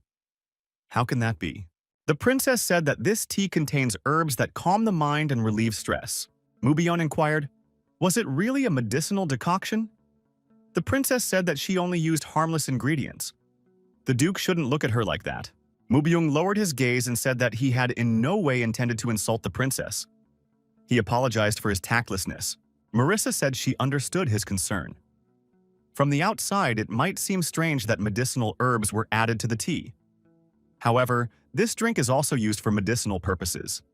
It is made from the petals of the tul flower that grows in this greenhouse. When tea is consumed by animals, their blood circulation is stimulated, making them hyperactive. Neju noticed that he had something else in his cup. For humans, this plant is completely harmless. Knights often drink this drink during breaks because it relaxes tense muscles. The princess added that the Ignis Guild was a close friend of the imperial family. always finding the answer to the question at hand. She couldn't help but treat them to this tea, Estio wondered. Were all the plants added here personally grown by the princess? Did she like them? Marissa replied that she had seen many people and animals in her life, but none of them had ever been as genuine as the flowers. They were always silent. It confused her at first, but in time she realized that there was no need to pretend. Flowers can't speak, so even the slight swaying of a bud can be mistaken for sympathy. She loves flowers very much. The princess thought, why did she suddenly become so frank? It must have been the Tul tea. Marissa said everyone had relaxed and gotten to know each other enough. It was time to start preparing for the evening reception. Estio approached the princess and said that he wanted to give her back this flower, the pot with which he was holding. The princess asked if he had come to dislike her. She thought that Estio liked plants if he traveled with a cactus. Estio replied that it was a wonderful plant. However, he wants it back for the reason that it would be much better off with its true owner. Estio gave the princess the flower and went to the guests. He said they would meet again. The princess held the flower in her hands, and she got the impression that the flower was glad to be back. Marissa thought Estio was a far more unusual person than she had previously believed. Neju said regretfully that he couldn't go with the humans and wished them good luck. Ahuru added that they would eat some goodies when they returned. Ahuru asked if the black tigress had never returned. Estio confirmed this assumption. Neju said that he was very worried about Suki not coming back for so long. What if she's been kidnapped? Cactus said that's the stupidest reason to worry there is. Malbyon, dressed in a smart suit, approached Estio and offered to escort him to the guests. Estio agreed. The door to the banquet hall where the guests were seated was opened by a servant. Everyone in the room turned their attention to the new visitors. It turned out that the rumors were true. No one expected Duke Hygar to actually attend the banquet. Why did he decide to arrive now? Does this young man really have something with Her Highness? However, such subtleties of the imperial family are not known to many people. The princess met Duke Hygar and said she was immensely pleased that he had responded to her invitation. The duke bowed and congratulated the princess on her feast. The guests noticed a young man who was following Hygar. He was also a brunette. Did the duke have a brother? However, it became clear that it was a representative of the Ignis Guild judging from his uniform. So, who's going to get here first? A young man approached the duke and said that he was glad to see him back in the capital after so many years. He hoped all was well in the duke's domain. Hygar said hello, apologized, and said he didn't recall the young man. The young man apologized for the tactlessness. The guy introduced himself and said his name was Liz Endymion. This year, he inherited the title and became the head of the Endymion family. Hygar extended his hand in greeting and said that this was the genius the princess had high hopes for. Endymion rejoiced and asked, "Did Her Highness really say that?" Hygar said he had heard that the young man was making sure that the quality of the wood was fully in line with consumer expectations. Mubion thought it would be hard to put such a man down as a traitor. The duke inquired what Endymion's baptismal name was. Endymion lowered his eyes and said that unfortunately he didn't have such a name. It was just the way things were, Estio thought. A bastard who didn't get the approval of the papal curia. Mubion is definitely not the kind of man who doesn't follow social life. Apparently, he didn't care at all about the feelings of others. Estio decided that there was no point in further communication with the young man. He called out to Duke Hygar. Another person appeared and said that his elder sister's palace, which had always been so quiet, had suddenly become lively. It turned out that it was because of the appearance of a special guest. The duke turned to the man and bowed to him. He said that Mubyong Hygar welcomed the fifth prince. The young man said he was pleased to meet the duke. He called himself Hirsch Lubarzan Arconia. The duke had not expected to meet him at such an open event. Marissa rushed out to meet the prince. The prince was overjoyed when he saw the birthday girl. Marissa said that if the prince came, she should have said hello right away. She had almost overlooked his arrival. The prince apologized. He really should have found his own sister first instead of going to the guests. The guests stood back and watched the prince and princess chatting amicably with each other. Marissa said that the prince seems to have been studying a lot lately. Will he have any trouble keeping up with his grades by attending this reception? Hirsch replied that he was, after all, her brother. Therefore, he had no right to miss such events. The girl lowered her eyes and said that the prince was addressing her in you again. The older he gets, the less cute he is. The prince thanked Marissa for remembering his childhood years so often. He said that unfortunately, it was time to say goodbye. As the princess had said, he had a lot on his plate lately. He only came because he wanted to personally deliver the holiday gift. The young man presented the birthday girl with a gift. It's a sacred artifact. It has the power to heal wounds. It was a pendant. The princess tried on the gift and said it was a beauty, and added that she would cherish it. The prince, pointing to Hagar and Estio, asked Marissa if those black dogs were her return gift. The prince added that he'd known he would be tested by the princess. Marissa thought that the young man had come here even knowing that. Hirsch hugged his sister and said that he was ready to show her everything without secrecy. But in return, he wanted Marissa to promise him something. The prince asked Marissa to always be at his side and not to leave him. Hirsch hugged his sister and looked at Estio, thinking to keep the boy out of the way. After all, Estio is the one who can read minds. He shouldn't get involved in all this and should just keep his mouth shut. Only then will their guild not be harmed. Hirsch continued to broadcast his thoughts, but if Estio still did his own way, he would wipe the Ignis Guild off the face of the earth. So it's better for the guy to rack his brains and make the right choice. He must realize who will be the next ruler of the Lubarzan Empire. Mubyong said that this prince is a lousy prince who knows how to ruin the mood. The Duke added that he looked an awful lot like the current monarch. Parker remarked that the prince was getting along quite well with the princess. Bernie added that the prince even brought the gift himself. Seeing such an idol between brother and sister makes him excited at the thought of a future peaceful relationship in their family. Mubyong noticed that this guy was definitely not the kind of guy who would bow to everyone he met just because he wasn't the heir to the throne. Parker wondered, did the Duke really think so? Even he understands how much the fifth prince loves His Highness. The leader thinks so too, doesn't he? Estio apologized and said he was thinking. He didn't hear the question Parker asked him. Bernie noticed that the leader had recently become somewhat silent. Could something be bothering him? Estio thought it was an emotion called excitement. The leader replied that his words were unlikely to please those present, for they had a problem. Those present were immediately interested in Estio's intriguing statement. They asked with one voice that the leader tell them everything without secrecy.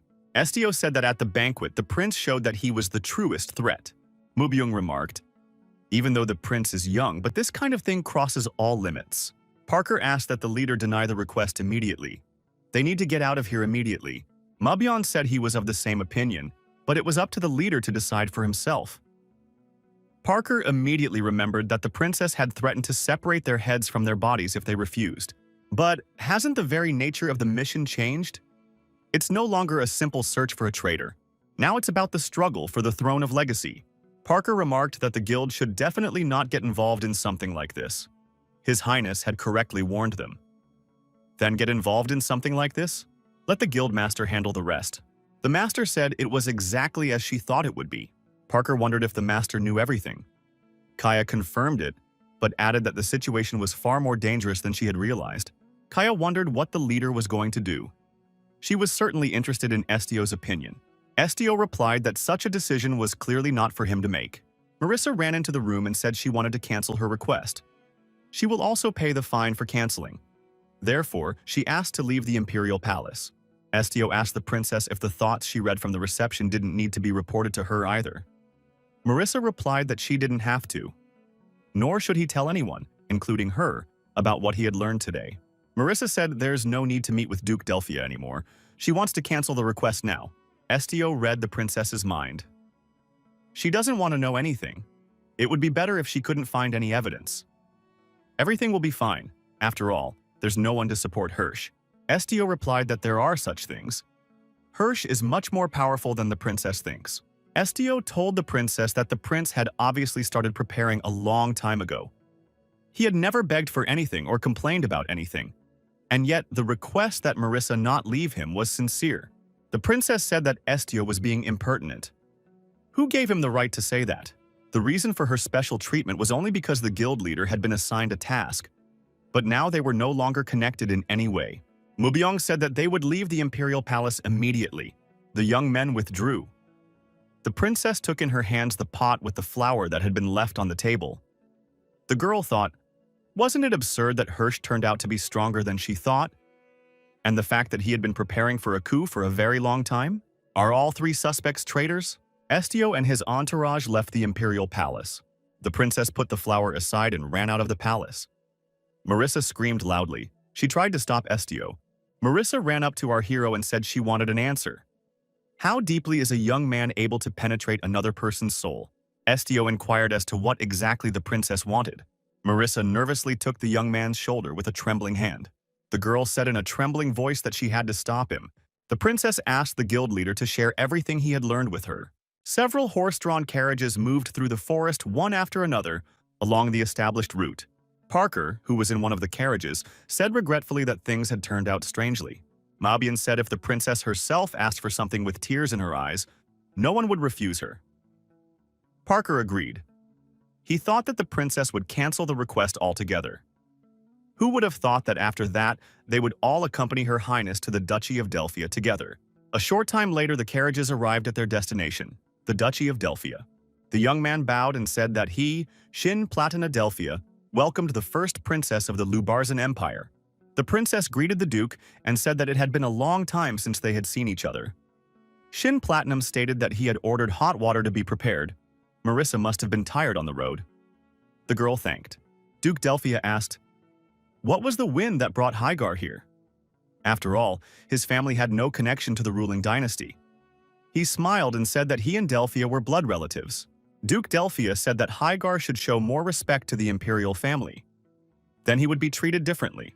Hygar asked, why was it the Duchy of Delphia that the princess had decided to go to in the first place? Delphia pretended to be offended and said that Kagar was still talking out of turn. Hygar thanked him for the compliment. Delphia said that Hygar was still worthy of respect, if only for managing to defend his honor despite that incident with the emperor. Delphia said that it might be considered normal to behave like a wild beast in Hygar's domain, but in his castle one must forget the usual vulgar behavior. The master said that the servants would take the guests to their rooms. He had already given the appropriate orders. The young men were invited to dinner. Tonight, lamb ribs were served. At the table, the princess told Duke Delphia to ignore these commoners. They are her people. At the appropriate moment, Marissa told the Duke that she had come here to convince him to change his mind. Duke Delphia made a surprised look and asked what decision we were talking about. The princess said that it was an informal conversation. Therefore, there was no need to pretend. Marissa added that she also wanted to ask something so that their future dialogue could be as candid as possible. The princess looked intently into his eyes and asked the master of the house who he was serving. Duke Delphia wondered why the princess was asking such a strange question. The princess repeated the question, "Who exactly is the duke following?" The Duke of Delphia rose from the table and knelt down on one knee in front of the princess. The young man said that he was a descendant of the Delphia family and had served and would serve, like all his ancestors, only one man, His Majesty. The princess said that this was a lie. If the duke really does follow the emperor, then who then had the outrageous idea of using Hirsch as a draft horse to gain power? The duke replied that no one would dare to even think of such a thing. The princess was nervous. Delphia said that members of the imperial family always try to get as many associates on their side as possible. His Highness is no exception. Marissa jumped up from the table. She had said that Lucian had been chosen as the crown prince, not him. Did they really intend to go against the emperor's will? Duke Delphia replied that with all due respect, nothing lasts forever. Duke Delphia added, once Crown Prince Lucian ascends to the throne, the fifth prince will immediately get rid of all his siblings. Prince Hirsch may still be young, but he's determined to fight to protect the princess. The ducal house of Delphia will always follow His Majesty, and that will never change.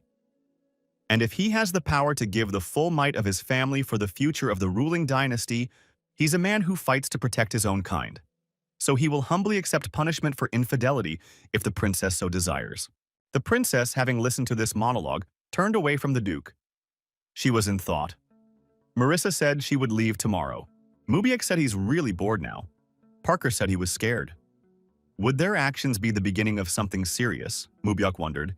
Isn't internal strife inherent in any empire since its formation? Malbion asked Parker if he had ever raised dogs. Parker said he hadn't and wondered why such a question. Mubyung said that these animals always prefer someone who feeds them all the time. For them, a master is a being who cares for them, someone who loves them. Mubyung added, the same could be said for him. He did not raise his sword to defend the country, but leaving the princess now would only complicate matters further. Estio said he now has no idea how the request should be handled. He is at a complete loss. Estio and his company were together. However, no one knew what they should do next. They did not understand where they should go.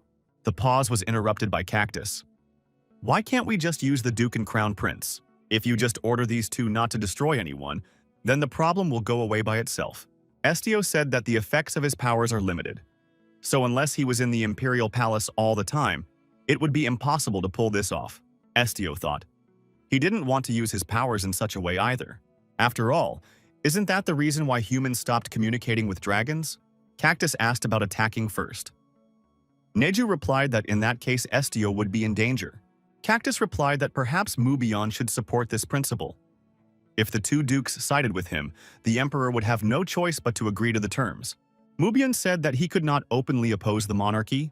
Cactus was surprised, for Delphia had quietly done so. Maubion said he and Delphia have different situations. Simply put, in his case, the lives of feudsmen are at stake, who reached out to him when the ducal family was in danger of collapse. Tsuki appeared on the windowsill beside Estio. The cat asked if Estio remembered the boy from the ranger village who had asked to find his father. She found him, Leon's father. His name is Isaac. He was constantly being moved from one place to another, as if trying to cover his tracks. So it took longer than she thought to find him. Estio wondered, had Tsuki personally set out on his trail?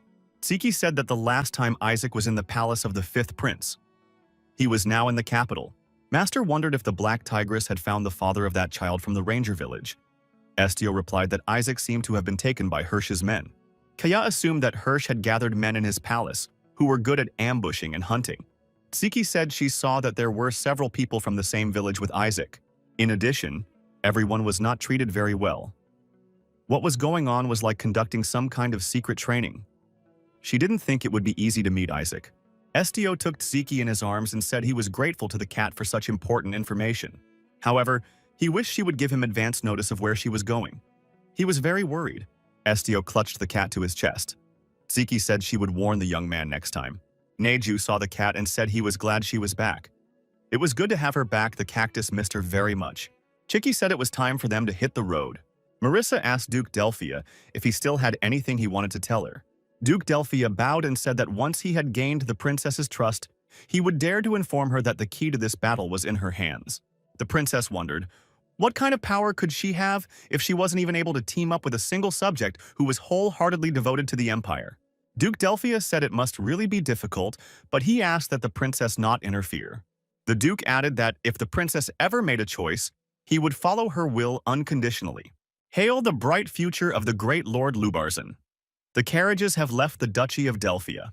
Walking back, the princess thought she hadn't even noticed that Hirsch was up to something. But if the crown prince plans to destroy all his siblings, it turns out the emperor has nothing against it. Marissa pondered. After receiving so much information, how should she proceed? She said that the guild leader had done a good job. Now their paths were diverging. The princess thanked our hero for giving her courage. If it wasn't for this meeting, she would have never dared to come here for the sake of meeting Duke Delphia. Saying goodbye, Estio told Marissa to take care of herself. The princess, smiling, wished the young man the same. The next moment, something flew past the princess. The girl was very frightened. There was an unauthorized explosion on the premises. The room was engulfed in flames and smoke. The security representatives shouted that it was urgent to protect the princess. The princess was unhurt, but she was scared and at a complete loss. Marissa asked, "What just happened?" A group of strangers in black cloaks appeared in the room. Their faces were hidden under hoods. The guard asked who they were. The knight protecting the princess told her that they were professionals with first-class magical training. The princess asked fearfully, "Is she really their target?" Marissa said she's fine. Her knights can focus on the enemy. We must be sure to catch at least one of them. Take him prisoner and interrogate him to find out who the customer is, the guard said as he proceeded to carry out the order. The opponents did use their magic abilities. Marissa instinctively covered herself with her hands. The room continued to fill with smoke. However, in the next instant, the black-cloaked attackers disappeared. The princess saw Estio appear in the room. However, as far as she knows, this guy doesn't know how to fight. The perpetrators, after the failed attack, tried to escape and remain unidentified. However, one of them froze and could not move on. The villain in the black cloak said his legs wouldn't listen to him, so he couldn't move. Colleagues dumped the man and said they were leaving first. The attacker thought for a second as he met Estio's gaze. Why couldn't he move his legs now? Mubyong said he was upset. He was going to catch them all, but he miscalculated his strength and one scoundrel died. When the smoke cleared, everyone saw Neju. He was carrying 2 opponents on his back. The white-haired monkey said that he had also caught 2. The winged guy, flapping his wings, brought 1 villain. He said he had a package too. Eventually, all the attackers were deactivated and captured. They were gathered in one place. The villain, who couldn't move his legs, said it was better to destroy them. Estio said that the opponents could calm down and sit down. The interrogation will now take place. Estio said for everyone to drop their weapons and put their hands behind their heads. The villain couldn't understand what was happening to him. His body was moving on its own, on the orders of the guy. The princess said that thanks to the young man, all the criminals had been caught. She thanked him. Estio replied that the hunt for their leader was not over yet. Marissa decided that if the situation turned out this way, she would need their power again. The princess asked the guild leader to help her until they caught the customer of the attack. Estio asked, "Is this an order from a member of the imperial family?" The girl said she was requesting her cooperation as the first Princess Marissa Lubarzin of Arconia, and it was an official request. The Palagon Magic Guild, one of the best guilds specializing in magic, is made up entirely of wizards. The members of this guild do all the dirty work for Lucian. Marissa didn't want to believe it. However, the words about the Crown Prince wanting to get rid of his siblings turned out to be true. However, the current evidence will not be enough to convict. More solid evidence is needed. The princess said to wait here for a while. She'll be back soon. Parker was glad that they were back in the Winter Garden. The other guild members had never visited this garden twice. Master said that it was true.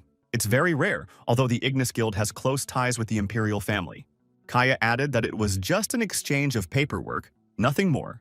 Kaya recalled, if memory served her correctly, Vice Guild Master Hwen Lensky had said that he had had the pleasure of meeting His Majesty in person.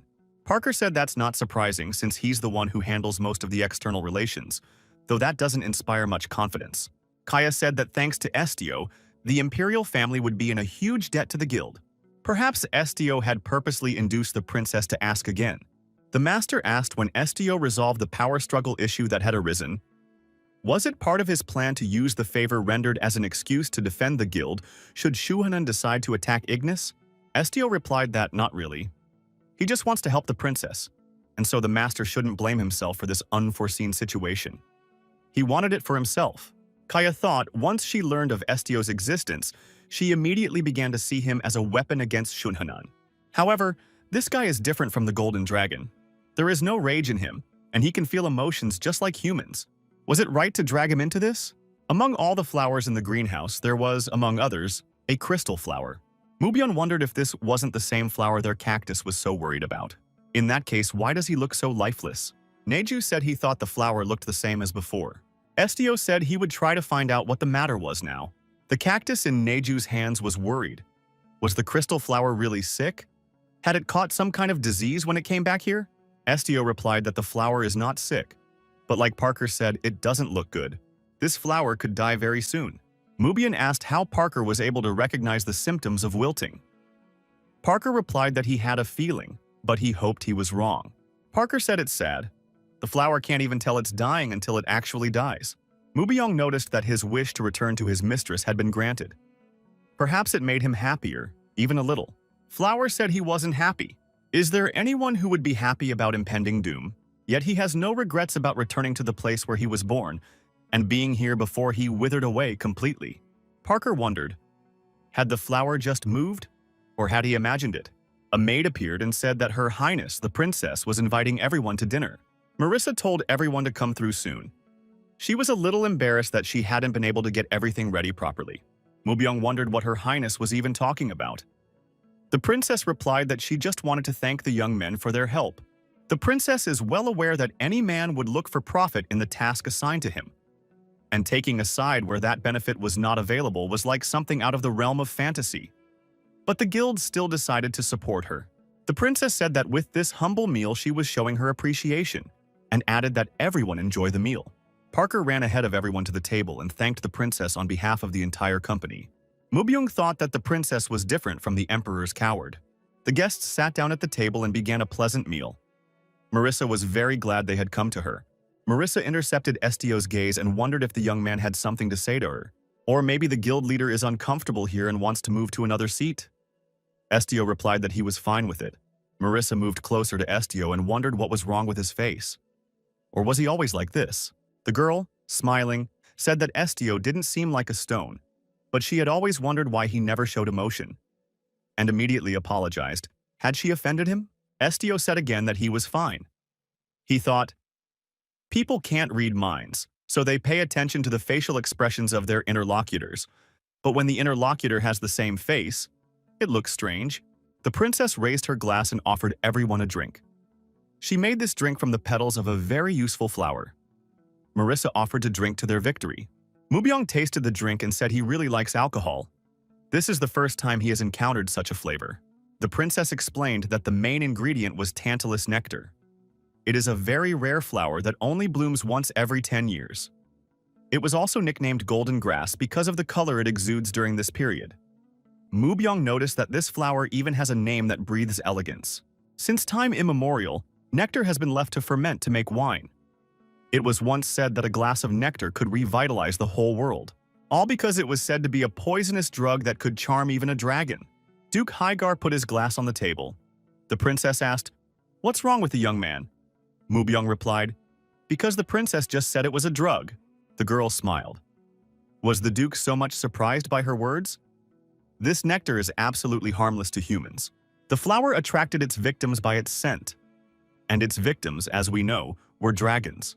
But since dragons left this world long ago, he has no one else to enchant with this fragrance. Estio still showed no emotion. He was approached by a black cat. Tsiki said that the boy had better not drink that drink. Marissa asked, "Didn't the guild leader have something to tell her?" Estio said that the crystal flower he had returned to the princess earlier was fading. The princess was surprised, for the flower seemed to look healthy, but the leader noticed it anyway. One day the flower will wither, and this is irreversible because the life of this species is only 1 year. Plants are in an endless cycle of blooming and wilting. Where one has died, a new one springs up. And with the coming of spring, they bloom their beautiful buds. Marissa told Estio not to think anything bad. The lifespan of that flower was short, but it was no less beautiful. She had no intention of sending the young man a flower that would soon die. Estio said Flower asked him for a favor, saying he wanted to come back. The flower wished to return to the princess before it withered and ended its life's journey. The princess was surprised. The girl wondered if the guild leader could read the minds of more than just humans. Marissa interjected. Had the flower said it wanted to come back to her before it died? Did it mean that plants could feel emotions too? Estio replied that it was quite rare for a plant to express its thoughts and feelings. But plants are able to recognize among the many people who care for them and experience the joy of meeting, and from the separation, sadness. The princess, hearing these words, thought that not so long ago she had spoken inspiringly of how she loved flowers for their silence. But now, having learned that even they can feel and think, she thought differently. The girl said regretfully that it would have been better if she had found out a little sooner. The princess jumped up from her seat and said that she must go there immediately before the crystal flower wilted. She asked Estio to tell her what that little boy would say. After a while, only Neju and Ahura remained at the table. Cactus wondered what had happened to the people. Did they forget something in the garden? Neju said there was a strange smell. Cactus assumed someone had tainted the air and suggested I pay attention. We should catch up with people. Neju became alarmed and said he knew that smell. Marissa said that this glass greenhouse was a gift from His Majesty for her 5th birthday. At first, she really liked the place because it was incredibly beautiful. But as time went on, her feelings began to extend more to what was inside. The flowers became the ones that always kept her going. Over time, gardening became her passion. The size of any plant depends on how much one loves it, and it blooms in proportion to how much effort is put into caring for it. So the princess always thought that in a place like this, the gardener's touches seemed to be the best in the world for them. And even though it's a one-sided relationship where one takes care of the others, it never occurred to her that her little ones were capable of recognizing her. Marissa remarked that she had been short-sighted before. The girl took a pot of crystal flower in her hands and said they would meet again next year. An alarmed Neju ran in with a cactus in his hand and shouted that something was burning somewhere. Everyone in the greenhouse looked at the white-haired monkey with surprise. Neju said worriedly that he could smell the smell of burning. There is a fire at the entrance to the garden. We must put it out quickly, Parker wondered. Was it really that bad? Was it really on the same terrace they'd been on earlier? Marissa said fearfully that there was only one entrance to the greenhouse. Mubyong thought he was getting a bad feeling. He said that the first thing to do was to leave this place. Everyone present turned around in a hurry and headed for the exit. There was no time to hesitate. Much ahead was engulfed in flames, but the fire had not had time to spread much. Mubyan dashed forward, trying to find a safe exit. The smoke was getting thicker and thicker, and it was getting harder to breathe. After inquiring if everyone was in one piece, Prince Hagar told the princess to stay behind. It was very dangerous here. Mubyung realized that it wasn't an accident. A maid appeared in front of the young men. The princess called out to Penji. Marissa was relieved that Penji was fine. I should go to His Majesty as soon as possible and tell him everything. Penji apologized to the princess and put her hand forward and began to influence with magic. The door from the room appeared to be locked. Marissa called out to Penji, but the girl closed the door and ran away. Mubyong said there were traitors among the cronies. He thinks it was no surprise to the princess. Marissa replied that she was guessing. After all, the Imperial Palace is a battlefield where everyone survives as best they can. The girl held the crystal flower in her hands. Hagar said they were unable to use the normal exit and asked what level of protection the magic circle set up in the greenhouse had. Marissa replied that the highest. Parker asked if Kaya could use her powers. The master replied that all of her dolls were made of wood. Mubyong said he could destroy everything here in a few strikes, but will that solve the problem? Mubyong asked the princess, because plants need water to grow, is that right? The princess said that there is a pond in the center of the greenhouse. The water from there is used to water the plants. That could really be the way out. We should go there as soon as possible. Using water from the pond, the young men were able to put out the fire. Parker said that now they had to get out of here. The princess agreed because there was no additional magical protection on the door, so it would just have to be broken down. Hagar said he thought so too, but suggested the princess look out the window. There were traces of blood on the window. The Duke told the princess that it was all the result of blind faith in the Emperor's orders. Neju asked if Estio was all right. Tsuki noticed that cold sweat was pouring down from the young man. How long has he been like this? Estio was surprised that he felt very hot. Was it really the alcohol? Mubian also asked how the guild leader was feeling. Estio replied that he wasn't sure if he was okay. The princess found it odd that Duke Hagar was addressing Estio in you. Estio turned to the princess and said that her flowers had something to tell her. Marissa wondered, really right now? The crystal flower in the princess's hand said hello to the dear one. The girl was surprised. She could hear not one but several voices at once. The plants in the greenhouse said they knew the princess. And though they slept all the time, they always heard her every greeting through their sleep. Marissa wondered if Mr. Estio was hearing it now too. Estio declared that all the plants that the princess had grown herself spoke to her. The girl realized that it was not only the words of the crystal flower. Estio tried to drown out their voices, but he could no longer control it. The plants said Marissa had always talked to them. Now it's their turn to protect her. Everything's gonna be okay. Everything's gonna work out. Parker noticed that the branches on the plants began to grow in front of his eyes. It's amazing. Mubyong noticed that the heat had gone down and the fire outside had died down. The noise had died down too. Security officials burst into the room. The knights asked if the princess was all right. They came to help. The princess stated that she was fine. Marissa looked up and saw ash falling from above. The girl was surprised. The princess kept hearing words that they would protect her and things would get better. The princess thought it was her plants that put out the fire and were always there for her. Marissa said sadly that she wished she had known their feelings and emotions a little sooner. The girl thanked the plants for protecting her. The plants replied that they wished they had too. The potted crystal flower wilted. He said he was very happy that he could spend at least his last moment with the princess. The girl cried and said she had never given the flower a name, and she could not call or address it. Marissa suggested calling the crystal flower Perla. It means pearl. The princess said that from now on, she would always remember the flower by saying the name aloud. At that time, the master turned to the princess and said that she would be able to save the flower. Kaya added that even though he would have a different appearance, he would stay alive. That's what the princess wants, right? Marissa asked with hope in her eyes as Kaya helped her. All the guards and attendants were replaced due to the fire. Some fell under the emperor's hot hand, and their heads flew from their shoulders. However, no one cared about finding the culprit of the incident. This means that whoever is pulling the strings has realized that the ruler has chosen to remain on the sidelines, silently watching the sibling power struggle unfold. The princess knows that her father also loves plants, but after such inaction, can she call him a man? A country that recognizes a ruler who knows how to listen to the voice of the people and a monarch who cares for the people is a mutually protective state. The princess wondered if the Lubarzan Empire was such a country. The princess raised her head high and said that she had made her decision. She intends to take the throne. That means she is going to fight. The girl asked if Estio would take her side. As she looked out the window at the carriage, Marissa thought that they had all left. But they could be her strength if they stayed with her. There was an unwavering determination in their eyes to return home. She didn't want to force them. Marissa turned around and said they had a lot to do. The princess told Perla that it was time for them to go. Perla smiled in return. The carriage, returning home, continued through the forest thicket. Tsiki, addressing Neju, said that he was very noisy. Neju replied that he was very fussy. Tsiki told him not to make a fuss. Silence is the best helper, Parker thought as he finally heard Saika's voice. He didn't realize the voice seemed so harsh and deep. Mubion noticed that this was no ordinary cat. Mubion thought Estio was starting to slowly go insane from mind reading.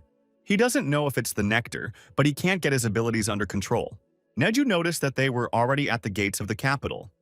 Estio asked if it was time to get out of the carriage. Neju said that they would continue on foot. The town was bustling with activity. There were many people in the square. Estio thought it would be better to go to some backwater, not to a place with so many people. In this situation, passing out seemed like the best solution. Estio asked that Neju take him to the guild office. Neju agreed and asked why Estio had closed his eyes. Estio replied, "It's to avoid crossing eyes with anyone." At the office, the young man was greeted and told they were glad to have him back. Estio asked that Parker confirm the completion of the request. The assistant said that she just needed to lend something to the guild leader. The girl inquired if the leader had a problem with his eyes. Estio replied that there was a little. The girl offered her help and asked if perhaps a healer should be called. Estio replied that he does not need treatment. This is a problem of a different nature. The aide told the leader that if the eyes were damaged, it could take a long time to recover.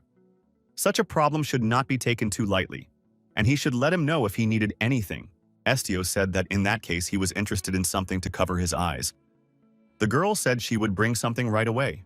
The assistant brought a black blindfold and asked if it would be enough. Estio put it over his eyes and asked what the girl wanted to report. Skylar said that they had managed to find out something about the man the leader had asked them to look for. It was confirmed that Isaac was living in the capital. However, his exact whereabouts are still being tracked. The girl said that if the leader himself couldn't check the documents right now, she would give a detailed report to a member of his team. Skylar handed the documents to Kaya and asked that the little girl give them to the leader later. Estio said that the request can be considered complete at this point. Skylar said as she relayed more information about Shuhanan. There is news that he will be traveling to the Papal Curia in the near future.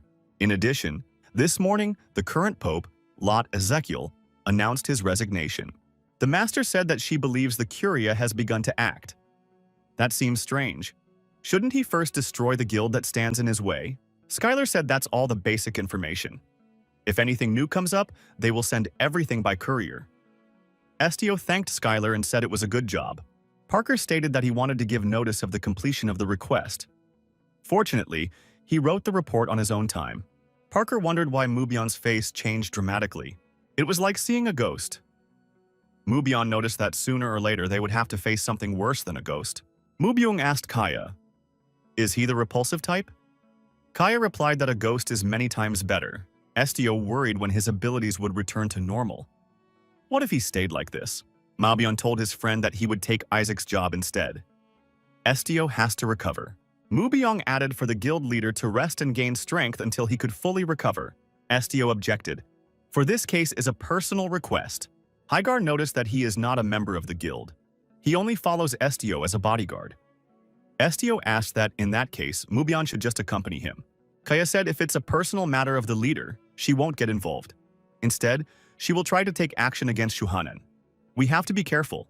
Estio asked that Ziki take them to Isaac. The cat agreed. Ziki led the young men to the old poor part of town. Everything here was in a state of abandonment. The place looked like a gathering of illegal immigrants and people with no fixed abode. The poor people slept directly under the open sky. Instead of beds, they had wooden pallets. Ziki announced that they had arrived at the place. In front of them was an old wooden door in a gnarled wall. Mubyong wondered. The fifth prince uses Isaac as his strength, but doesn't provide proper maintenance. Is it really true here? Tsuki replied that it was true. Mubyun knocked on the door and asked if anyone was there. They came here at Leon's request. A man with a bandaged head opened the door and asked if they had really mentioned Leon. Hygar said Leon is from the ranger village, an 11-year-old kid with red hair. They want to see his father, Isaac. The man said for people to come through. They look like guild members, but why did they come here? Did someone make a request? Estio said he could smell blood and wondered, is this man alive? It was explained to the young man that for the time being the man was alive. There was a man lying on the floor all wrapped up in bloody bandages. Parker said this man has serious injuries. Treatment needs to be provided sooner rather than later. The man who opened the door said no one would do that. Everyone here dies like flies. The man explained to the honored guests that this was the dumping ground of the imperial capital, and added that he was leaving them with Isaac. They could call for him when they were done talking, Estio inquired. Is this man Isaac, Leon's father? The wounded man opened his eyes when he heard Leon's name and wondered if the boy was well. Estio thought he was mistaken. This man would not last long in his condition. He replied to Isaac that his son was alive and well. He need not worry. The man, coughing up blood, thanked for this information. Estio said that if Isaac was having trouble speaking, he could answer to himself. The guild leader mentally asked the man what he would like to convey to Leon. Isaac asked to inform his son of his death. If he inquired about his father's death, there was no need to hide anything. He was not taken by force, it was his own choice. He served the Lubarzan family faithfully until the end. But there is something he still regrets. Isaac added that he regretted not spending enough time with Leon. Isaac also asked me to tell him that he loves his son very much. Estio asked to pass on everything he had heard here. Isaac thanked and closed his eyes. He stopped moving. Neju stayed outside waiting for people. He was told that he was too big and should wait here. The beggars watching the monkey from the side thought that there hadn't been any guests here for a long time. Someone heard that these guests were from the Ignis Guild. This must be their beast or pet. Someone watching offered to steal the beast and sell it. Neju heard this conversation and became wary. One of the villains crept up behind the monkey and hit it on the head with a stick. The stick broke into 2 pieces. A lump grew on Neju's head. Neju turned around and said that the man had hit him with a stick. The bully thought the monkey was too strong and asked for help from his companions. The 2 standing off to the side thought that this beast was even talking. This is a very rare monster. It's a very unusual monkey. You can pay a lot of money for such a beast. Neju held a broken stick in his hand and stared after the man running away from him. The man was running away and begging loudly for help. Neju wasn't going to do anything to him and told him to stop. The man kept running away and shouted that he was being chased by a monster. Neju shouted back that he was not. One of the villains said they noticed that the monkey understood human speech. He stabbed his partner, who ran away from the monkey. The villain with the knife pushed the wounded man with his foot and said that the monkey could eat him. It's a gift.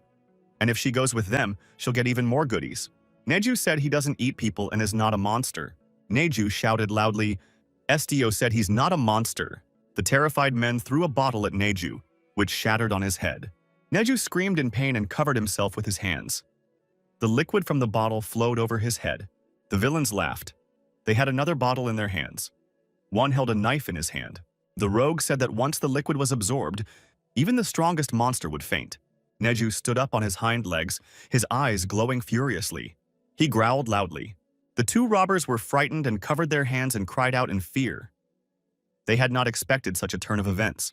At that moment, Estio came out of the building. He shouted for Neju to calm down. Estio walked over to Neju and told him to look at him.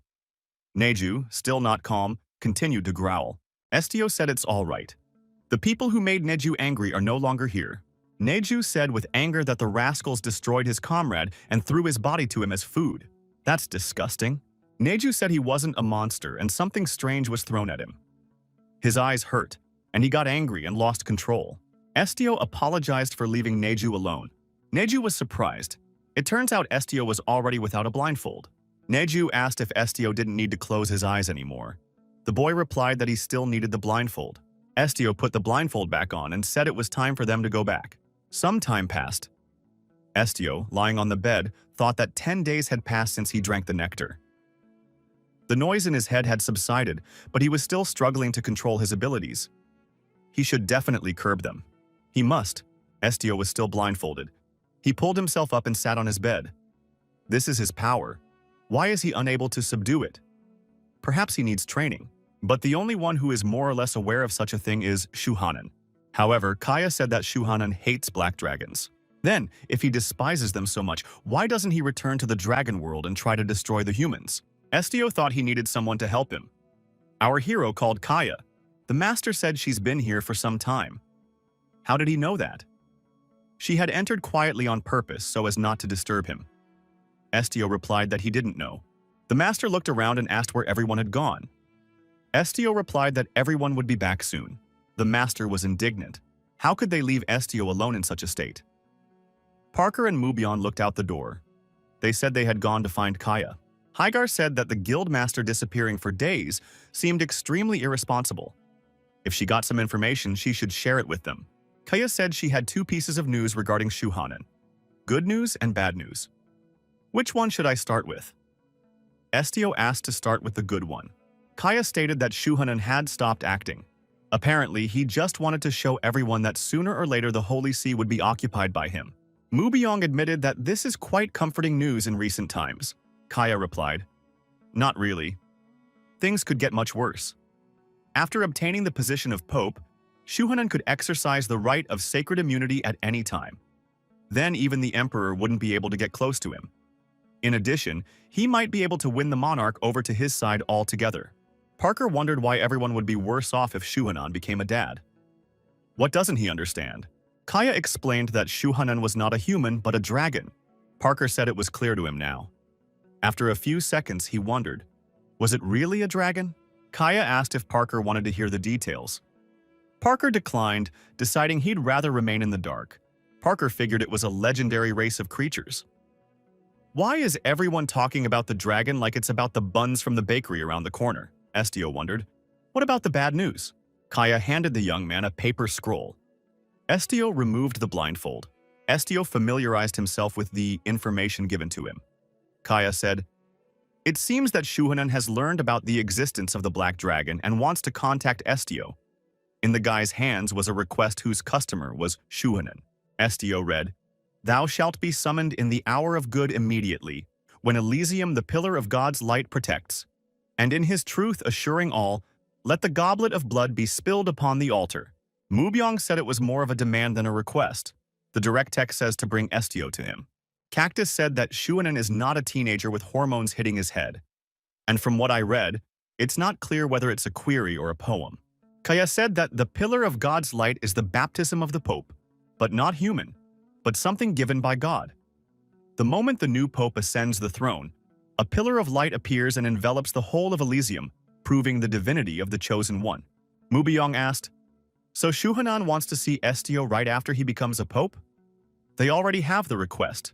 Kaya said that Shuhanan would find Estio even if he had to destroy an entire guild. Unfortunately, the Golden Dragon has a deep hatred for the descendants of the Black Dragon. Parker became alarmed. Did the words about shedding blood on the altar mean annihilation?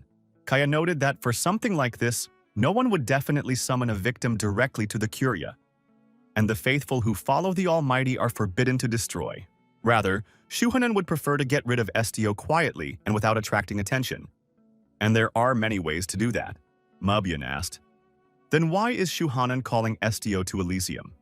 There is no point in trying to understand the actions of a mad dragon. He only cares that Shuhanan might harm his master. Kaya said there was no need to worry. This assignment means that they still have time. Estio stated if they couldn't solve this problem before the day of the Pope's baptism, he would leave the guild. Kaya said that the Ignis Guild wasn't weak. A young man doesn't have to do that. Estio said it wasn't worth risking it over him after all. Besides, he's been wanting to meet Shuhanan for a long time now. Even if he hates him, he's the only dragon family he's ever met. Besides, Estio doesn't want his choice to hurt the guild. Estio stated that due to the above, he was asking the master to expel him from the Ignis Guild. Estio thought the master was disappointed. He doesn't care if strangers hate him. He's used to it. Kaya once said she would protect Estio. Master said that Estio could go and meet Shuhanan. There are no prohibitions against such things. Kaya added that she had said more than once that the guild was on his side. So she would follow whatever choice he made. The thing is, Estio is the leader of the guild. A position like that isn't given for beauty. Mubyon asked, "It turns out that until the day of the Pope's baptism he is absolutely free?" The master replied that that was the case. They had completed the previous mission and didn't need a fighter for the time being. Mubyong said it's cruel. Why is Kaya trying his best to send him away? He's so happy to be away from the duchy, just as long as he's away from the duchy. Kaya motioned for the leader to return to the guild headquarters. Parker, in a forest clearing, put his hand to his forehead and, looking out into the distance, said that summer was coming to an end. Mubyong acknowledged this fact and said that he wished autumn would come sooner. Parker wondered if there was anything good about fall. Hygar said one of the most spectacular events of Lubarzan is the Leaf Fall Festival. Although there are many monsters on the territory of the Duchy of Hygar, but unfortunately, there is not a single place where you can quietly admire the fall foliage. Mubyong added that with the arrival of the new season, he wanted to go to a place where yellow, orange, and red colors were a blaze of color. Parker wondered if the Duke would ever return.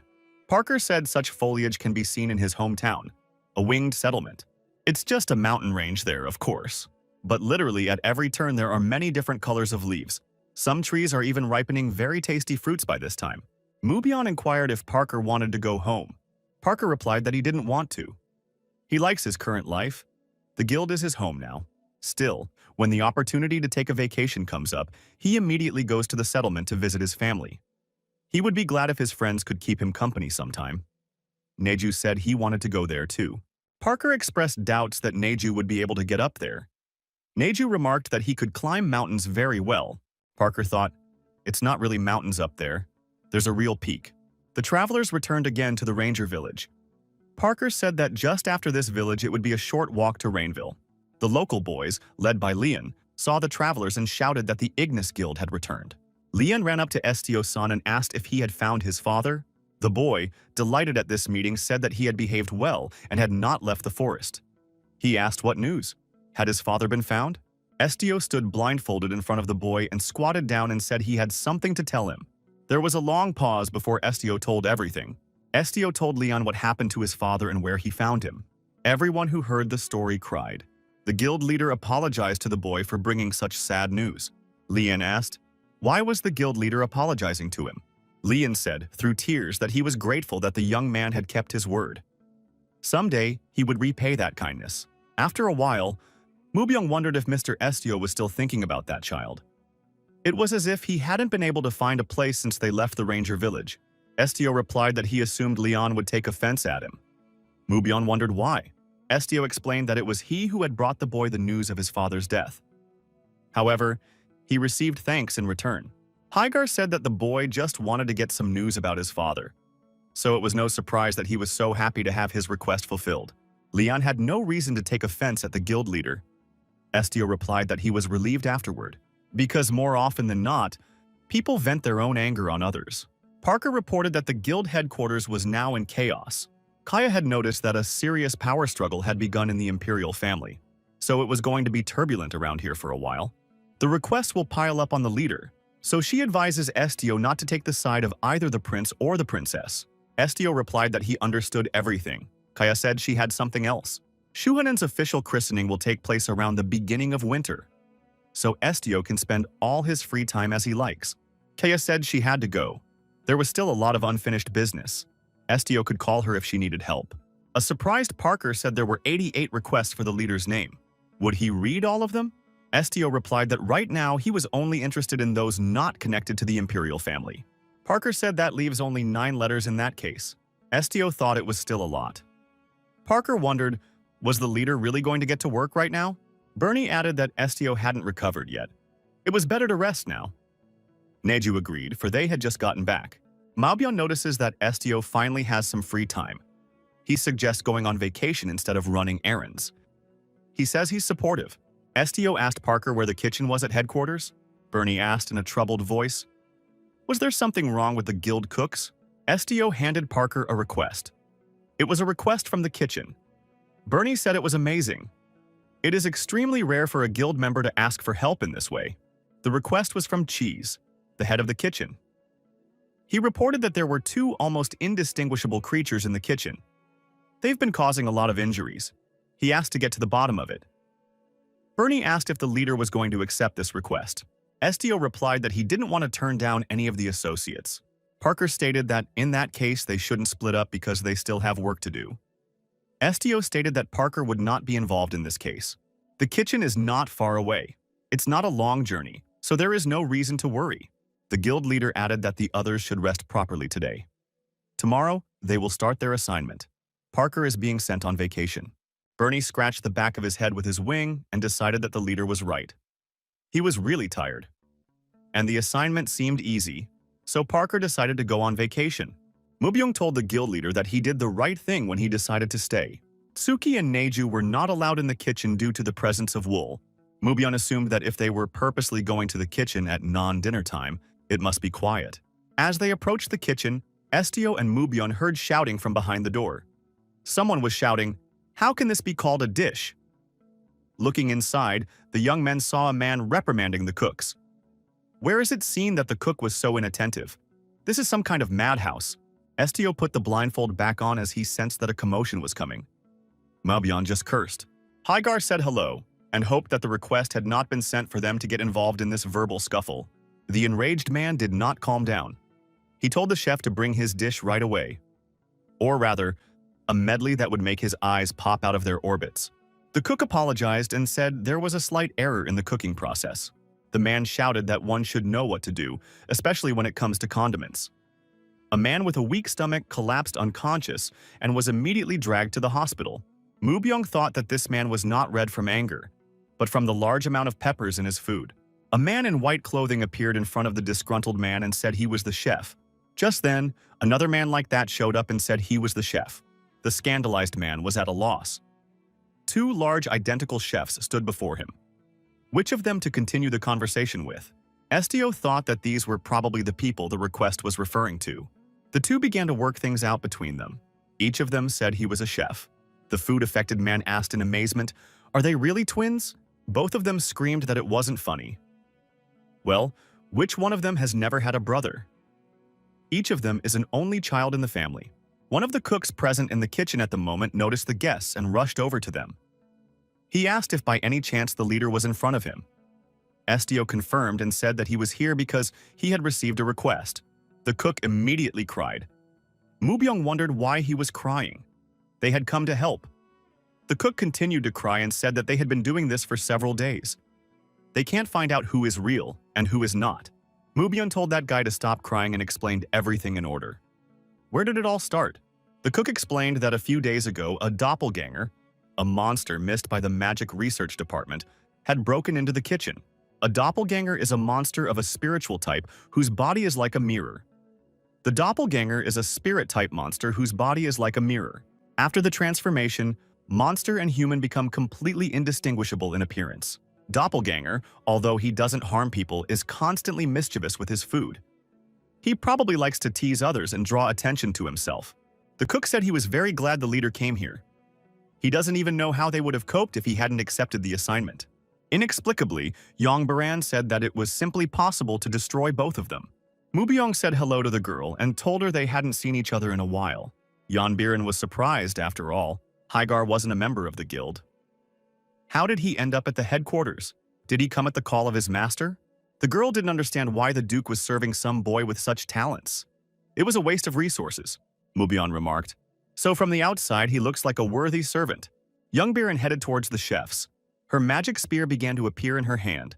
Mubyung said to Yongbiran to stop. After all, this case doesn't even concern her. Yonbiran told Hygar to back off and put her spear to the throat of one of the chefs. The girl introduced herself and said that she was an independent guild fighter. She came here at the request of the Magic Research Department to deal with the monster. The girl asked the terrified chef, if he didn't want to die, should he answer which one was the real one? The chef replied that he was the real chef. The doppelgangers began bickering again. Each of them claimed that he was the chef and his opponent was the monster. Youngburn sighed heavily and said that in that case she had no choice. She would have to destroy both of them. Either way, both of them had gone crazy. The frightened doppelgangers shouted for the girl to stop. She wasn't the one sending the request. Yongbiran looked at Estio and asked, was this task really assigned to this newcomer? You mean the leader? Yonbiran asked the leader irritably. Would he let her destroy both of them? And what was that blindfold over his eyes? Did he really manage to get hurt? Estio calmly replied that he had his reasons. Yongbiran, still nervous, said that this was going nowhere. How is he going to tell the two apart if he can't even see them? He won't even be able to use his miraculous ability to read other people's souls, Estio said as both cooks held out their hands to him. The two cooks were naturally surprised. What did their hands have to do with it? The palms of our hero and these cooks' hands touched. Yanbiran wondered if he was going to find out everything with a simple touch. It's not serious. Estio stood silently with his head down. He was completely focused. His face expressed no emotion. One of the men asked the Great One who could read souls. He wanted the boy to tell everyone that he was the real chef. Estio couldn't tell if it was a real cook. Estio felt nothing, as if he were holding an empty bottle. One of the cooks asked if the leader was convinced that he was real. The other asked if the leader would sooner tell everyone the truth that he was real. Young Biren asked what the result was. Estio, without removing the blindfold, said that everything was clear to him now. He had found out who the real cheese was, the head of the kitchen. The guy said he'd tell them about it when they got to the magic research department and told everyone to follow him. Slaughter is not the only way to fight monsters. You can simply return the doppelganger to where it was originally meant to be. Yanbiren reprimanded herself and thought that this newcomer was right. He could do without bloodshed. Mubyung thought that of all the guild buildings he had seen, this one had the most guards. Is this place really that secretive? The guard said hello to the leader and asked what business brought him here. The leader replied that he had found a doppelganger lost by the magic research department and had come to bring him back here. The guards reported to the guild leader that the leader was on the first basement floor. Going downstairs, Mubyung wondered if the stairs were also made with magic. There's even video marble. Estio wondered what video marble was. Yanbiren explained that it was a magical orb for observation. It is a holographic object that allows you to see what is happening while you are in a different place. In wartime, it is often used as an unmanned reconnaissance drone. Estio wondered where the one who was looking through him was. Yanbiren replied that he could be anywhere. The main thing is that the video marble receives the magic signal. Estio assumed that someone was watching them at the moment. Malbyon said that the video marble wasn't just here. All along the way, he noticed these things under the ceiling. Estio inquired how Mubyun knew about them. Hagar replied that his residence is swarming with them, so he's used to them by now. But the video marbles here are much bigger and more beautiful. Someone thanked Duke Hagar for the compliment.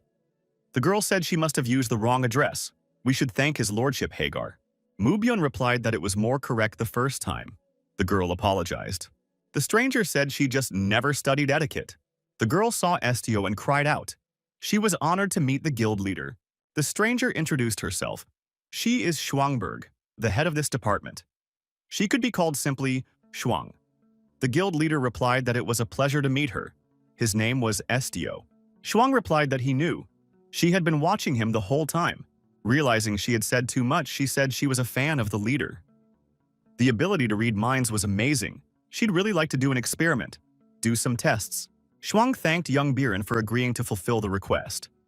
Young Biren replied that if she had known she would cross paths with the leader, she would never have given her consent.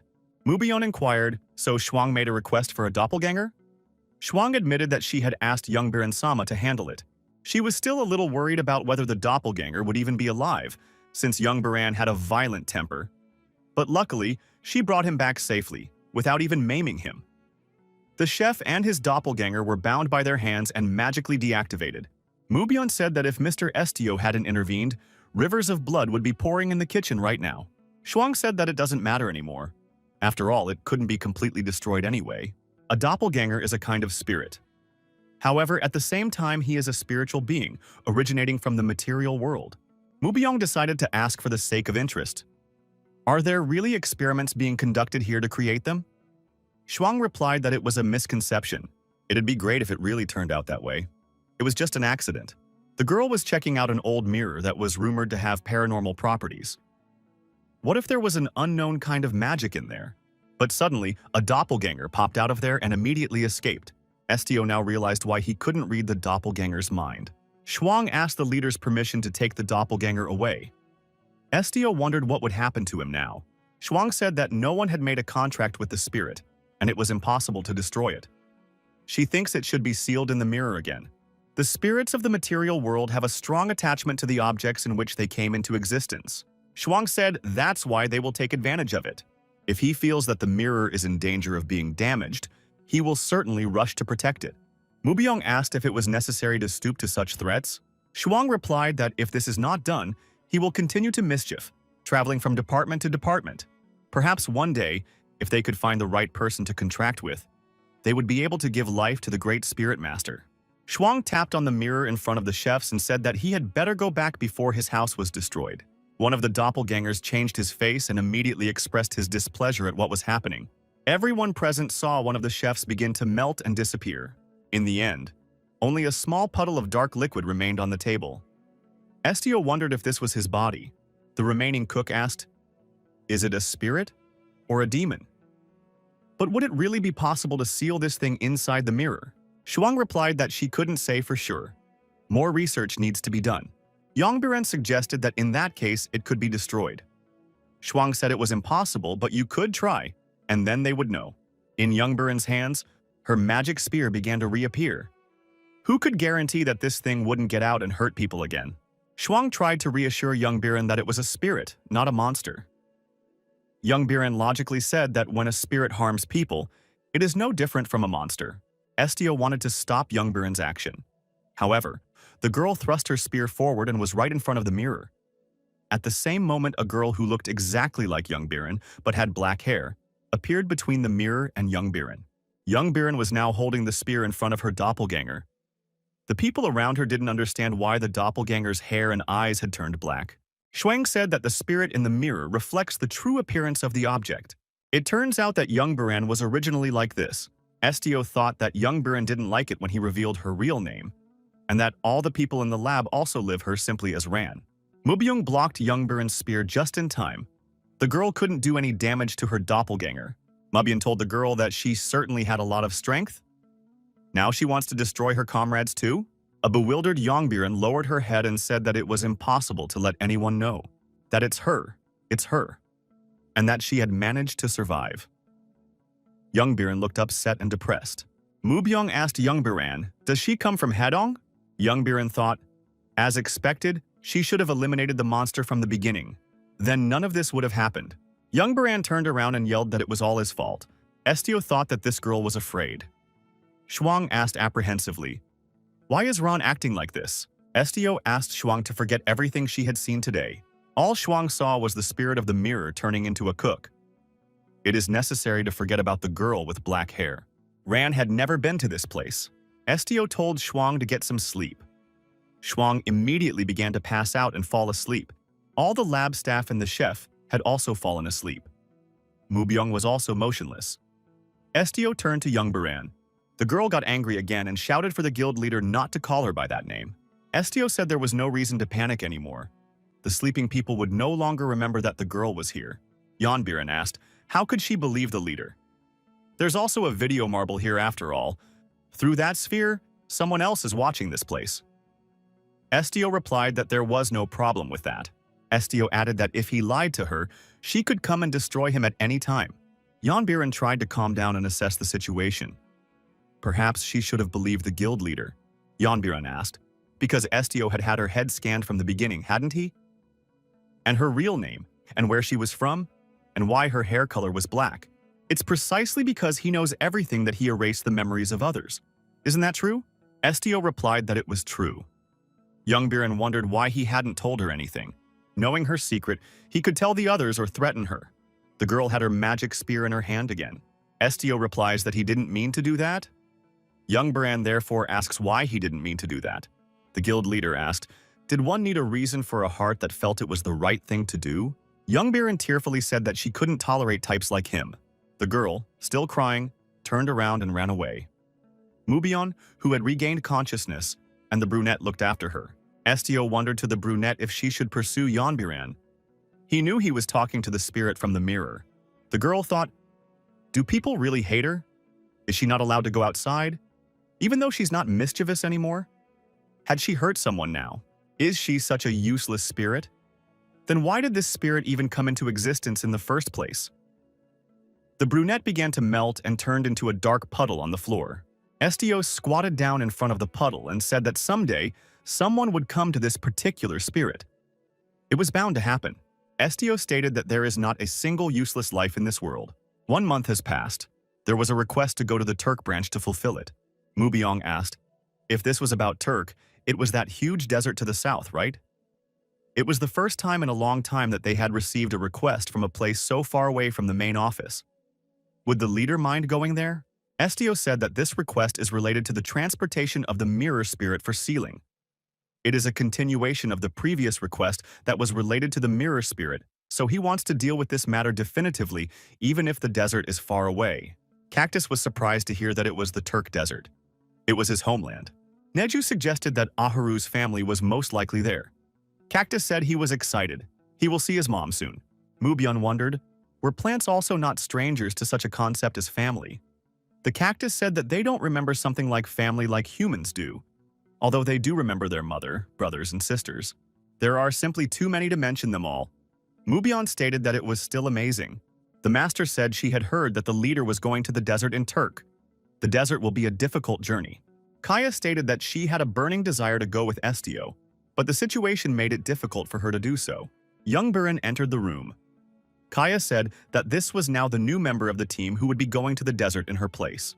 Estio reminded the girl that she had said she would never work with the leader from now on. Young Burin replied that it had been her request this time. She asked Master to enroll her as a member of the guild leader's team. If he doesn't want to, he can refuse. She doesn't do it because she likes it either. Young Burin said she had a debt to repay. She also feels safer when she knows where the person who knows about her secret is headed. Estio said he was refusing. His team is fully staffed. They don't need any new faces. The guild leader said the girl is going back to her place. He won't reveal her secret to anyone. Young Burin told him not to make her laugh. How can she believe in something like a promise? Estio said he doesn't trust her either. What does he have to be to accept someone he doesn't trust one bit as a teammate? Young Burin lowered her head and said she was wrong. She apologizes for touching his pets and for treating them like monsters. Now, knowing that he hates destruction, she won't hurt anyone without getting permission, making a promise.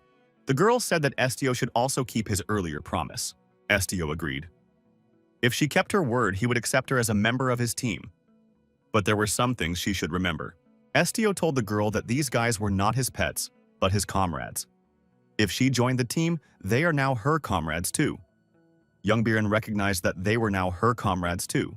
Kaya said that in that case, they should head out faster before the portal closed. Estio promised the master to handle everything as soon as possible. Kaya expressed confidence that the leader would handle everything flawlessly. Kaya asked as Estio took care of himself. Estio and his group found themselves in the desert. Surely they would need camels to cross the desert. Mubyun wondered. Didn't the guild provide them with all the tools they needed to fulfill the request? Parker replied that the guild always provides. But first you need to know exactly what will be needed. Mubyun asked. Didn't Parker say that he often delivered packages? Didn't he never once get stranded in the desert? Parker replied that his wings were pretty useless in the desert. He can't fly here because of the frequent sandstorms. Parker wondered if it was okay for Neju to go with them. After all, the original habitat of the white-haired monkey is snow-capped mountains. Would it be uncomfortable traveling through a region with such weather? Neju stated that he was fine and could go ahead. Although he doesn't like the heat, he is still half human. Mubyung asked if it was so hot. Was Neju going to shave off his hair? Neju refused and said he was embarrassed by the suggestion.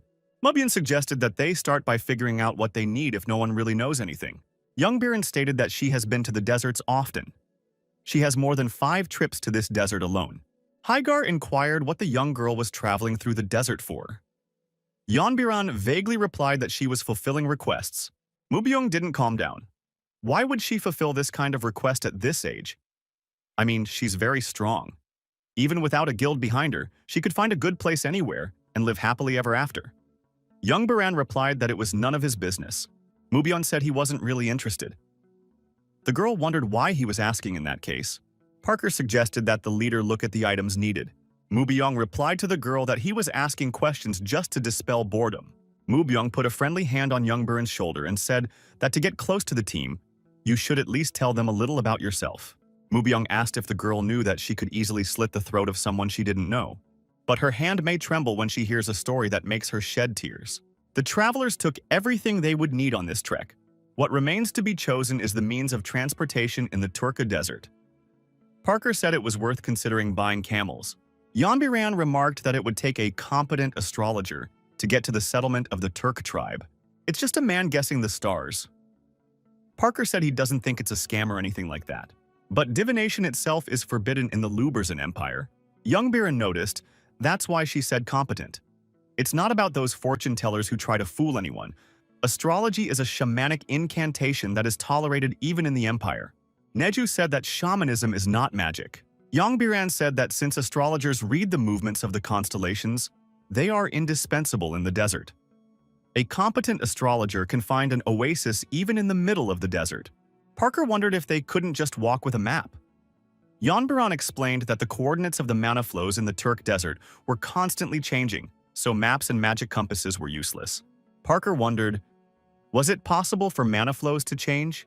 In addition, there are mirages that show illusions in Turk. And in fact, hordes of hungry monsters are popping up everywhere. Mu Byung agreed.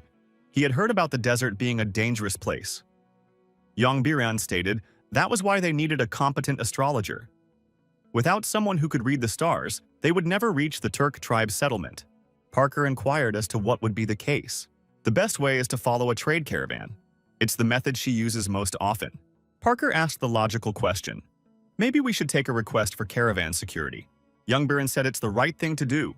It is a deal that aims to move dangerously to the destination. Maobion said he agreed with that statement. Parker also supported the idea. Estio agreed. A man with a camel was walking around town yelling that he was looking for a mercenary with combat skills. He was willing to take another mercenary with ice magic. Mubion wondered, are all the merchants here? Parker assumed that most of them were. Someone suggested that members of the Ignis Guild had shown up. After all, it's the same black-colored uniform with the Phoenix mark. There's nothing better than entrusting it to the Ignis Guild. There were so many people born in the park. It's probably best to choose a bigger guild. Those who are members of the Ignis Guild can choose anyone they want.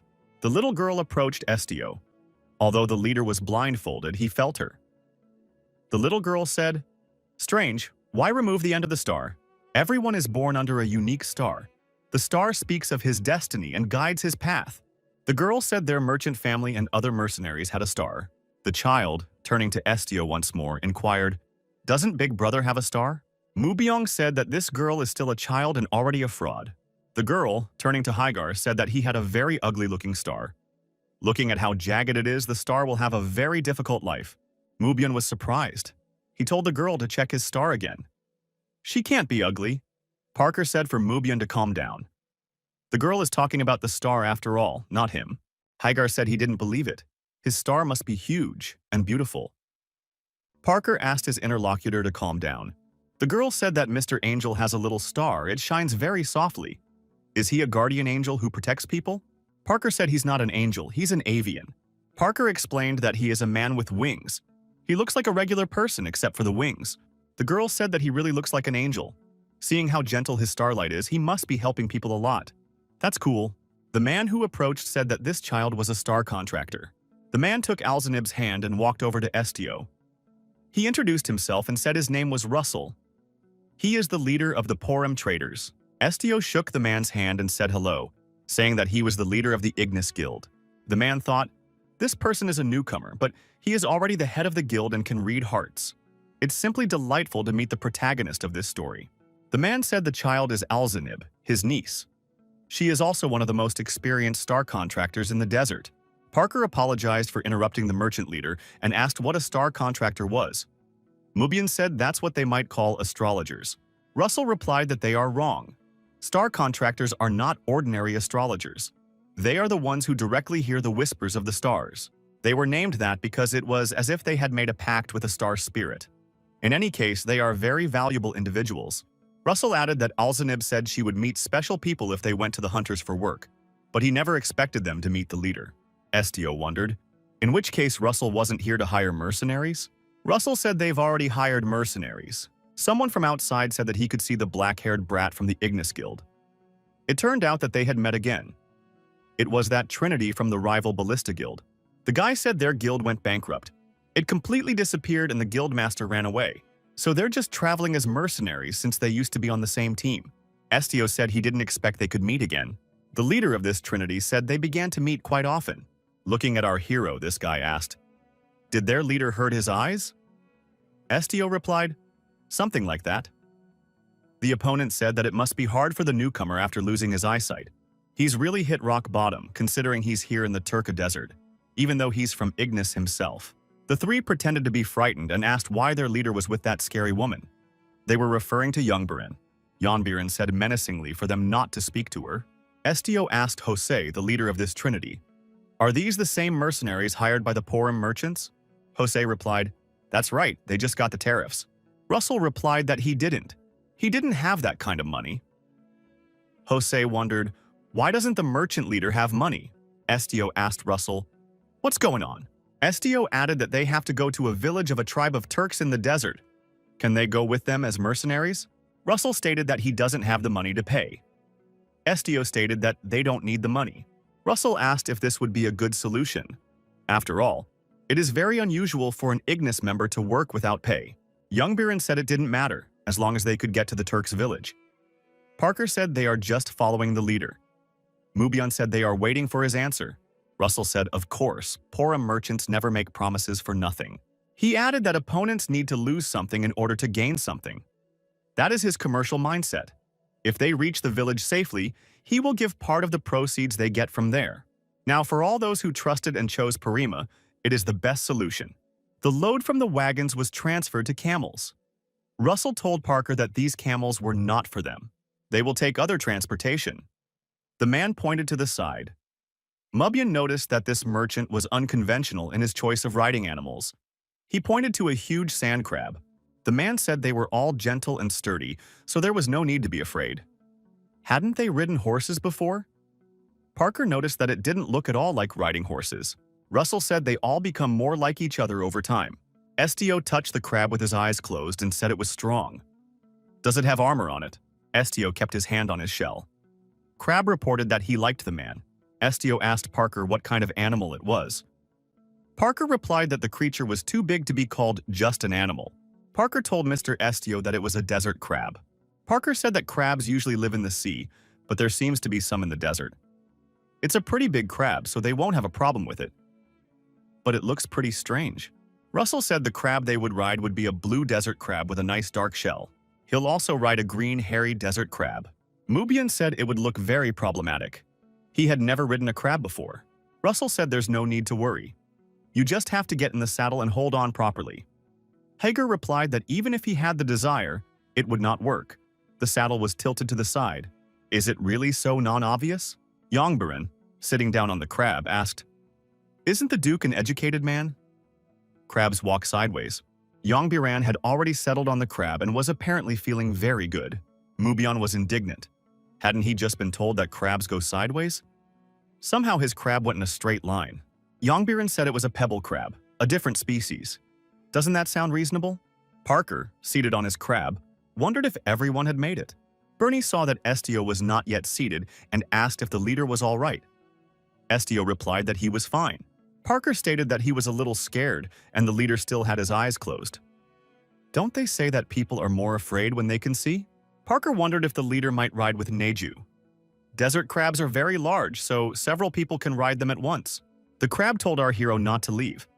He picked him up with his claw and lifted him up. The crab said he liked the man and could ride him. Crab sat Estio down next to the girl. Estio inquired if Alzanib was next to him. The girl said Poco was her blue desert crab. Alzanib added that she knew that from the first time they met. This man is the only one without a star. Estio asked, "What does no star mean?" Alzanib said that all people are born with a star that is unique to them. Depending on the person's heart, the star's light becomes brighter or dimmer. They come in many different shapes, and they also sometimes tell you when danger is coming. Estio said that's what astrology is. The girl confirmed it. Estio was alarmed that he had no star. Sounds like he's not alive. Estio asked if the girl was afraid of him. Alzanib, smiling, replied that it couldn't be that someone Poco liked was a bad person. In the evening, around the campfire while eating, Alzanib asked Parker what Mr. Angel's name was. The winged guy introduced himself and said his name was Bernie Parker. You could just call him Parker. Alzanib was surprised. Isn't his name Bernie? Parker said it was an avian custom. The girl probably didn't know that. They use the name of the village, not the family name. The avians have a celebration when a child is born. They get the name from the village elders, so the village name comes first. So Parker is his name. A black cat appeared near the fire, made a voice and started licking. The traders wondered where the cat had come from. Mubyung thought something is not right here. Jose wondered, since Mubyung isn't even a member of the guild. Why is he following this guy? Hygar said that it had been bothering him for a while. Mubyung said he would ask once. Why is his interlocutor treating the Ignis Guild leader like a child? Jose replied that he had heard that Estio was a newcomer who had only recently joined the guild. Seeing him last time, he didn't even look like he knew how to fight. Considering his low rank, he couldn't use swords or magic, so he's just a kid. Jose continued that now that he thinks about it, he can't understand how this guy got into the guild. Jose, thinking, said, "Is this nepotism? Is this child of noble birth?" Mubion grinned and told his interlocutor to just go to bed. Several days had passed. This journey was gradually coming to an end. Parker said he was curious to see what the desert monsters looked like. But it's really just a desert, and he didn't see anything but sand. Russell said most of them Parker wouldn't even see, even if he got close. Most of them are hidden under the sand. Sandworms, giant scorpions, whatever, they move around by digging in the sand. Parker said he was frightened by these monsters. Mubion remarked that if they move underground, it will be much harder to detect them. But the most dangerous enemies are the desert phantoms of the blue sand. Blue sand is a place you may hear about in some ghost stories. Jose says it's a mirage. At one point, a mystical blue sand spreads out in front of the travelers. The blue-colored desert looks dreamy and beautiful, but one must not be enchanted by it. Whoever sets foot on it will immediately perish. Mubion asked, "Is it dangerous because of the strong monster living there?" Jose replied that no one really knows. He had only heard that if someone set foot in the area, he would immediately die mysteriously. Parker asked Russell if he had ever seen blue sand. The trader replied that he had. Russell said the blue sand was literally one step in front of him. It was like the ocean. He was very frightened when he saw it in front of him. The merchant added that if you move under the guidance of the stars, this blue sand will pass by, but you still have to be careful. Parker thought he saw a blue desert. He asked, "Is that blue sand by any chance?" Then he looked in the same direction and said that it was indeed blue sand, and they should get out of here immediately. But what happened this time? A giant scorpion appeared in front of the travelers. Young Biren said they were vicious monsters moving in packs. Parker stated that the scorpion was very close, but he didn't see it at all. Yongbiren activated her magic spear and said that scorpions move underground and one must be careful. He was definitely stalking them during the day, thinking they were his prey. Yongbiren told Parker to wake everyone up. The girl attacked the scorpion and told his companions to get out of the sand. Yongbiren attacked that monster and wounded it with her magic weapon. Several huge scorpion monsters were already standing in front of the warrior girl with a spear in her hand. Russell shouted that it was necessary to retreat. "We have to leave and not fight the monsters. We have to get out of here now." He asked Mubion why they weren't doing anything and were standing like stumps. Shouldn't they be helping young Biren? Mubion said he had no reason to go on stage since the lady was already frolicking on it. Parker wondered why the Duke was so cool when lives were at stake. Mubion said Parker may be right, but in this case he suggests we just watch. Young Biren fought the monsters furiously, gaining the upper hand over them. Mubyung said that the girl would probably get even angrier if they interfered. Parker remarked that there was no point in arguing here. Malbian suggested just watching the flank. The blue sand was already advancing on their side as well. The young men noticed that the blue sand was encroaching on all sides, and in general, they were surrounded. Russell sighed sadly. Russell shouted for the magic-wielding mercenaries to heed his words. They must set up their shields. One of the mercenaries asked why it was necessary to put up shields. Wouldn't it have been better to run away? Russell said that the situation forces them to put up shields. If there is no way out, they can only rely on magic. If they use magic now and activate the shields, the blue sand won't be able to get any closer. Under the shields, they will wait for the blue sand to pass by. The mercenary wondered, would they really be protected by this magic until the blue sand passed? How long would it last? Russell said at least one day. If their situation worsened, it could take several days. The mercenary was indignant. Did the merchant really think he was a dragon or something so hardy? He wouldn't be able to last that long. Even half a day would be difficult. Russell said they had no other choice. We have to listen to what he says.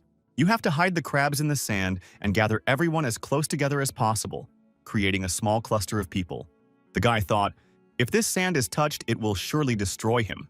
Jose told Estio to gather his comrades in a pile. When the shield was activated, it would be impossible to get through. Mubyong said he's about to bring back the disengaged young Baran. Jose thought that there were a lot of qualified people in this group. It surprises him every time he sees them. The question kept rolling around in Jose's mind, what is this guy's specialty? Jose saw just a child in front of him. After a while, Mubyong said that he had brought the lady back. Mubyong carried the deactivated young Baran in his arms. Parker wondered if they'd had time to fight in such a short time. Mubyong stated that he had completely accidentally cut off the girl's hair when he was bringing her back. That's not a problem. Youngburn shouted that it wasn't accidental. In that case, his corpse could also be found soon by chance. Mubyong apologized to young Baran and said he was letting her go. Mubyong said that what he did was still better than her death. Isn't he right?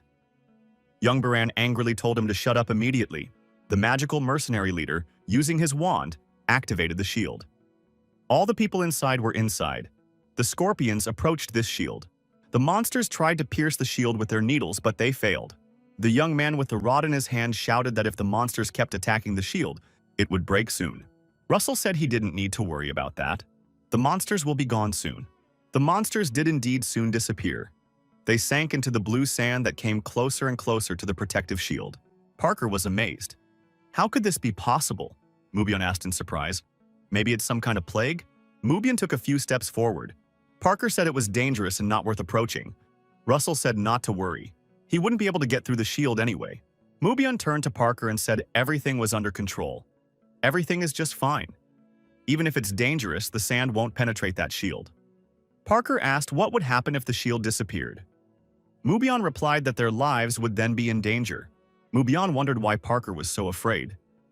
Can't he just fly away and avoid all this trouble? Parker said he was afraid for the others. Mubyong said he had a grand plan. Everyone will line up in the shape of a ladder and hold on to Parker as he flies away. Parker said he can't carry anyone heavier than himself. Estio, still standing blindfolded, thought that something was wrong here. He had heard that blue sand in the desert was a strange phenomenon. One could be killed if one touched the cursed blue sand. Estio asked Jose, as long as the defender is holding, no one will be able to go outside? Jose replied that Estio could get out, but he could not get back in. Jose warned Estio not to cross the border. If he stumbled, he would not be able to go back. The people inside the account noticed that the guild leader had touched the blue sand. It's not even a curse, Estio thought. He stuck his hand inside the blue sand. The guy couldn't believe it. He's totally fine. He's alive. People were surprised. This person had not even turned into sand. Did this child really just touch the blue sand? Mubyong, seeing this, moved towards Estio. Neju shouted that he couldn't just take off. Parker asked that the leader talk to them before doing something like this. Estio turned to his friends and apologized to them. Parker said they are the leader's associates. If he does not tell them what he is going to do and acts on his own, they will assume he does not trust them. Young Biren thought that these people were all abnormal. How can they trust each other so much? The girl thought that there was no one in the world she could trust with her life. But still, didn't anyone say that this blue sand was cursed? Neju said he heard that if you touch it, you can die. Estio lifted the blindfold and said blue sand is not sand. The guy said they were insects. Parker was very surprised, for he did not like insects. Estio added that now when he looks at them, he suddenly sees wings. Mubyong looked closely and agreed. Mubyong realized why Estio had gone outside the shield boundaries. But are these bugs smart? Estio said they didn't have a hard time thinking, but they didn't really want to do it. One of the beetles thought he was scared. Cactus said he knew them. Parker said Mr. Ahuru scared him. Is he awake yet? Cactus said they are exfoliating insects. Parker wondered what the cactus had just said. They are insects that eat the dead skin of plants and animals as food. They're just cute and act as scavengers to keep the desert clean. Cactus wondered what was in their faces. Were they worried about something? People thought it was not blue sand, but insects. Where did the victims come from? How did the monsters appear here? Were they all eaten by insects? Can we deactivate the magic shield now? Russell wondered why these insects weren't attacking them. Cactus thought it would be strange if insects attacked people. They are usually very lazy, sometimes starving to death from their laziness. He said he understood everything? He just didn't understand who was saying it? Estio reported that the reason these insects attack other organisms is because of fear. Have these insects lost their minds? They attacked anything that came their way when their survival instinct overcame them. Estio said he doesn't know the reason for this. He thinks he sees something, but It is only fragments. Mobyung said to the leader not to overdo it. Despite everything, it wasn't the bugs that mattered now, but the guild leader's health. Parker said it was good that everyone escaped the danger of the blue sand. He's very happy about that. Mobyung had to admit that he shared Parker's opinion. Jose wondered, how did this boy know all this? Blue sand is an insidious phenomenon that has caused a lot of trouble for many people. But he recognized it as soon as he saw it and neutralized it. Now that he thinks about it, he finds it suspicious. Jose expressed his hope that this is not the case. He really doesn't want to be deceived. Jose asked, had the young man studied necromancy, forbidden in the Empire? A sinner who has made a pact with the spirit of the dead, causing the living to perish. This is a forbidden art of the Empire. If this rule is broken, the necromancer and all those associated with him will be put to death. Yoanbiren said it was stupid. She let him be important and say whatever he wanted to say, but all that came out of his mouth were lies. Jose was indignant. Is she really picking a fight? Does she want to fight? The girl said that the man was the leader of the Ignis Guild, Estio. He had just accused a guild member, whom even the royal family treats with respect, of being a necromancer. Isn't he ashamed of that? Jose thought to himself now that he was looking at it. The clothes looked very expensive. Considering he's been wearing it all this time, it has temperature control magic. There's no way a random newcomer would get quality clothes with magic enchantments. Jose was frustrated that he hadn't guessed to confirm his hunch. He had a real sir in front of him. Jose inquired, is the head of the Ignis Guild really in front of him? Estio asked if Jose still had doubts. Should he provide more evidence? Jose said that this evidence was enough for him. Yoanbiren said strange words. If they hear any more speeches like this, a direct answer must be given. Estio replied that he didn't mind much. The girl didn't believe that he was the head of the guild. Yoanbiren said that insulting the guild leader was tantamount to insulting Ignis. He can't tarnish the name of the guild and still be the head of the guild. Parker said he felt as if Mr. Estio could send these insects elsewhere. Estio replied that it was impossible. It seems to him that these insects have nowhere to go back to. Parker replied that in that case they should get out of here as soon as possible. Estio replied that nothing would change even if they left. More and more insects continue to be feared in the area. Mobyung wondered where Mr. Estio got such inferences from. The merchants wondered if he couldn't just guard them until they arrived at their destination. Couldn't he protect them? Right now, they should at least get to the village of the Turk tribe. Estio thought that he wasn't in full control of his power yet. Would it really be better to go to the village first? Russell said he would be under Alzanib's care again. Estio stepped onto the blue sand and heard the insects say they were scared. Estio replied that he was sorry he couldn't help them. The beetles asked that he save them. Upon arrival at the village, the traders thanked Estio for protecting them all the way. Russell, shaking hands with the young man, said that though they were merchants from Parima, they were very few in number, but he could guarantee their loyalty. The merchant said that he would never forget what the guild leader had done for them. The man said they needed to get to the other side of the desert. The other mercenaries would go with them. Alzanib held out a crystal ball to the young man and told him to take it. When he returns, he'll need to take the same route he did when he came back here. The girl said that a lot of big and influential stars have gathered around the guy. He should be careful. Estio thanked him for the warning. He told Alzanib to be careful too. The girl waved Estio's hand and thanked him for the journey. She said they would meet again. The travelers found themselves in the middle of a village of Turks. Life was bustling. Everyone was going about his business. Parker approached a passerby and said he had a question. He was interested in the Ignis Guild building. Passersby, hearing such a question, said that this young man appeared very timely. The man said he was just about to apply for the guild and suggested Parker go along with him. Estio and company followed them. The stranger said that judging from their outfits, they were from the guild. Are they new employees of the Turk branch, or are they just here? Estio replied that they were here to deliver something. When asked what exactly to deliver, Estio said he couldn't say. The stranger said that this guy was very straightforward. In any case, it had been a long time since this town had had any visitors. However, Parker said that he had heard that traders often passed through here. The man said that a lot of vendors may be passing through, but it's a different feeling than tourists and commuters. He doesn't know how to explain it properly. Estio said merchants who always come with the same intentions feel like familiar co-workers, but all visitors have their own unique reasons for visiting, so it feels different each time. The guy said the man explained everything perfectly. It was like he was able to look right into his heart. Parker inquired as to why this man was going to the guild. The stranger responded that there was something that the entire town decided to bid on. The man said he was going to the guild as a representative from the city. The young man introduced himself. His name is Calvin Turk. He will represent this city in the application process. Parker asked Mr. Calvin if he was the lord of the city or perhaps the lord. The man replied that it would be more correct to call him lord. But he was not used to the title of empire. Parker thought, how had he gotten to the point of asking the lord for directions? Now that he thought about it, most of the people in this town seemed quite friendly to each other. The lord of the city asked if the travelers knew about the blue sand that appears in the desert. Parker replied that they knew, since they had encountered the blue sand on the way here after all.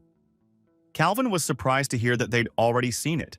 Parker added that he would like to tell more about the fact that they came out of the blue sand with their feet. As they crossed the desert, they encountered insects that looked like fireflies and emitted a blue color. Mr. Calvin was surprised. The interlocutor told Parker that everyone else is talking about it being damn sand. But it's actually living insects. Is that really true? Then his eyes were not mistaken. But he had heard that a person dies the moment he touches this sand. How did these travelers get away alive? Parker responded that they were able to do that because of their leader.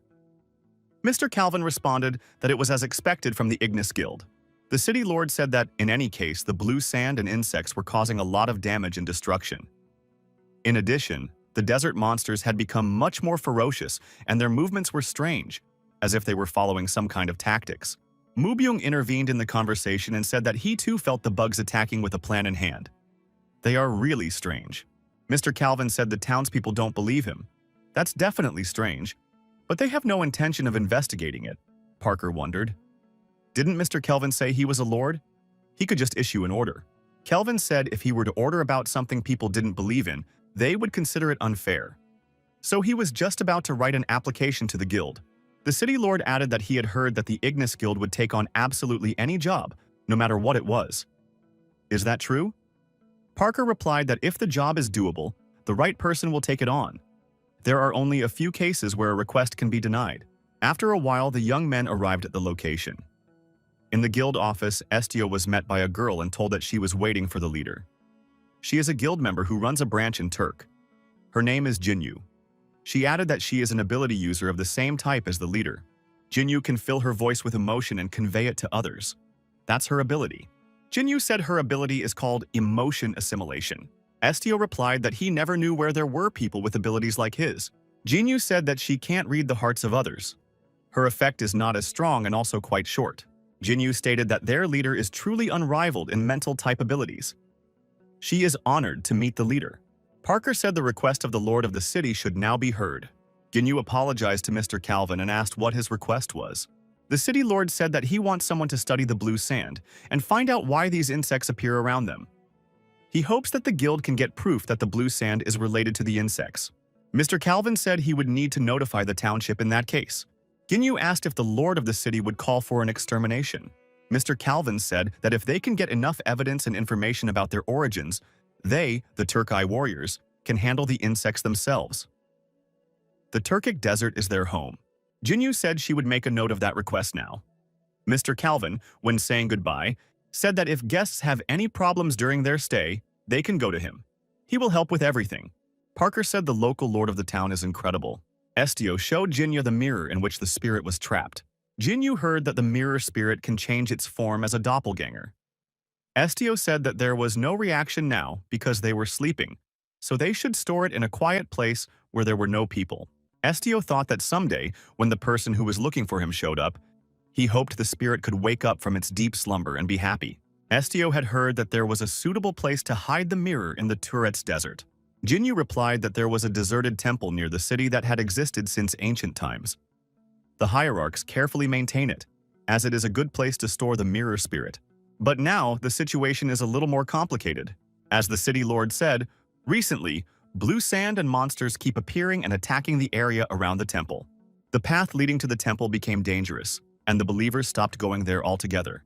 Estio understood why Mr. Calvin had said they hadn't had guests in a while. Estio remembered the lord of the town telling Parker that their town hadn't had visitors in a long time. Jinyu said they also found the phenomenon strange and have completed some preliminary research. Parker turned to manager Jinyu. Isn't it wrong for the guild to move its forces without asking? After all, it violates guild rules. Jinyu said that the guildmaster had given them another to investigate the strange activities in this desert. Mubyung wondered, had the guildmaster sent them here as well? She uses them as her pawns while looking completely innocent. Due to the lack of hotels in this city, Estio and Mubyung were forced to sleep in the same room, even in the same bed. Neju was resting on the next bed. Estio did not sleep. He got out of bed quietly. The guild leader got dressed and left the room, hoping he hadn't woken anyone up. However, Tsuki heard everything. She asked where the man was going. Estio replied that it didn't matter and left the room. He went outside. Suddenly, Estio heard someone following him. Mubyung said that it might be dangerous for the leader to go on. Estio wondered if Mubyung had been following him all this time. Maobion replied that it was his responsibility. Safety is paramount. Tsuki, who also happened to be here, said that all Duke does is follow the leader. Mubyung leaned over to the window and said that there had been no fights, so he hadn't shown himself in any way yet. Tsuki agreed that security was still top-notch, even though it was boring. Mubyung told the guild leader that this wasn't the best place to walk around. Is Estio-san having trouble sleeping? Estio replied that there are days when his body is tired but his head is empty, and there is only thinking left to do. Estio couldn't shake the idea that this city might be in danger.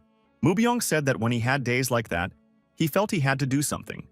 So he went hunting a lot. Tsuki wondered, what kind of hunting is the Duke talking about? Is he a hunter? Duke said he was referring to the monster hunt. Everywhere he went, monsters were everywhere, so it was good for him to forget himself in the hunt. Higer told his interlocutor that he had a question after his experience with the desert guy. Is it possible that someone is controlling the monsters? They don't act on their own, they do someone else's will. In that case, the wilderness may be a lot more dangerous than he thinks. Then this desert of blue sand and docile monsters becomes an extremely dangerous place. Suddenly, a foreign sound was heard from the side. Mubyung grabbed his sword and asked who was there. The night's troublemaker turned out to be Mr. Cactus, who was also awake at the time. Cactus asked irritably, "Why are they just standing there in the dark?" He thought they were monsters and was almost scared. The cactus came closer and asked what were they doing here? Were they going to fight? Mubyung replied that they were now on a night walk. Estio asked the cactus if he wanted to go back to his family. Estio couldn't understand how the cactus had traveled all the way to Galacia, but he didn't think the cactus had done it of its own free will. The guild leader repeated the question, "Does Ahuru want to go home?" Ahuru replied that he had no such desire at all. He thought there had been a misunderstanding. Cactus added that, in any case, they don't have as much family love as humans do. They are born underground. When they reach a certain point, Mom pulls them out of the ground one by one. His first memory of the earth was the desert. He hates the heat and silence of the desert. Then, as luck would have it, he was able to travel all over the continent thanks to people. Ahuru added that he doesn't know where his other siblings have gone or where his mom is. Cactus said that of course he wanted to see them, but he didn't need to go back to them. Estio replied that he understood that now. Ahuru concluded that he liked being around Estio. Mabian asked, "In that case, where is Mr. Cactus going in the middle of the night?" Cactus stated that Estio had disappeared, so he went out to look for him. Estio thanked and told Ahuru not to do that again. It is very dangerous for him to travel alone. Estio told Ahuru to wake someone up next time or wait for him to return. Estio promised to always come back as fast as he could. Ahuru said he would remember that promise. Mabian suggested going back because it's cold. Estio told his interlocutor that he expected to go to the deserted temple at dawn. Mubian replied that he would follow the leader if he ordered him to. But could he find out why Estio was willingly taking the risk? Estio replied that the sand insects have asked him to help. He wants to know what scares them. The cactus said that he hates insects. Mubian wondered why he hated it. After all, a cactus is a plant. The next morning, Jinyu said she was sorry. She would have prepared in advance if she had known that the leader was going to the deserted temple. Estio replied that it was all right. The girls said they quickly prepared a method of transportation. It was the desert crab again.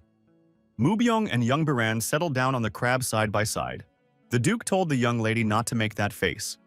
He has no particular desire to ride that crab. If she doesn't like it that much, she can get off. Mubian added that his alone was more than enough to guard the guild leader. Youngbaran looked around and said angrily that she wasn't going to get off the crab. She was going to steer it at all. Mubian said he didn't mind and asked the girl to guide the crab more carefully. Youngbaran thought she would make this guy regret giving her the reins.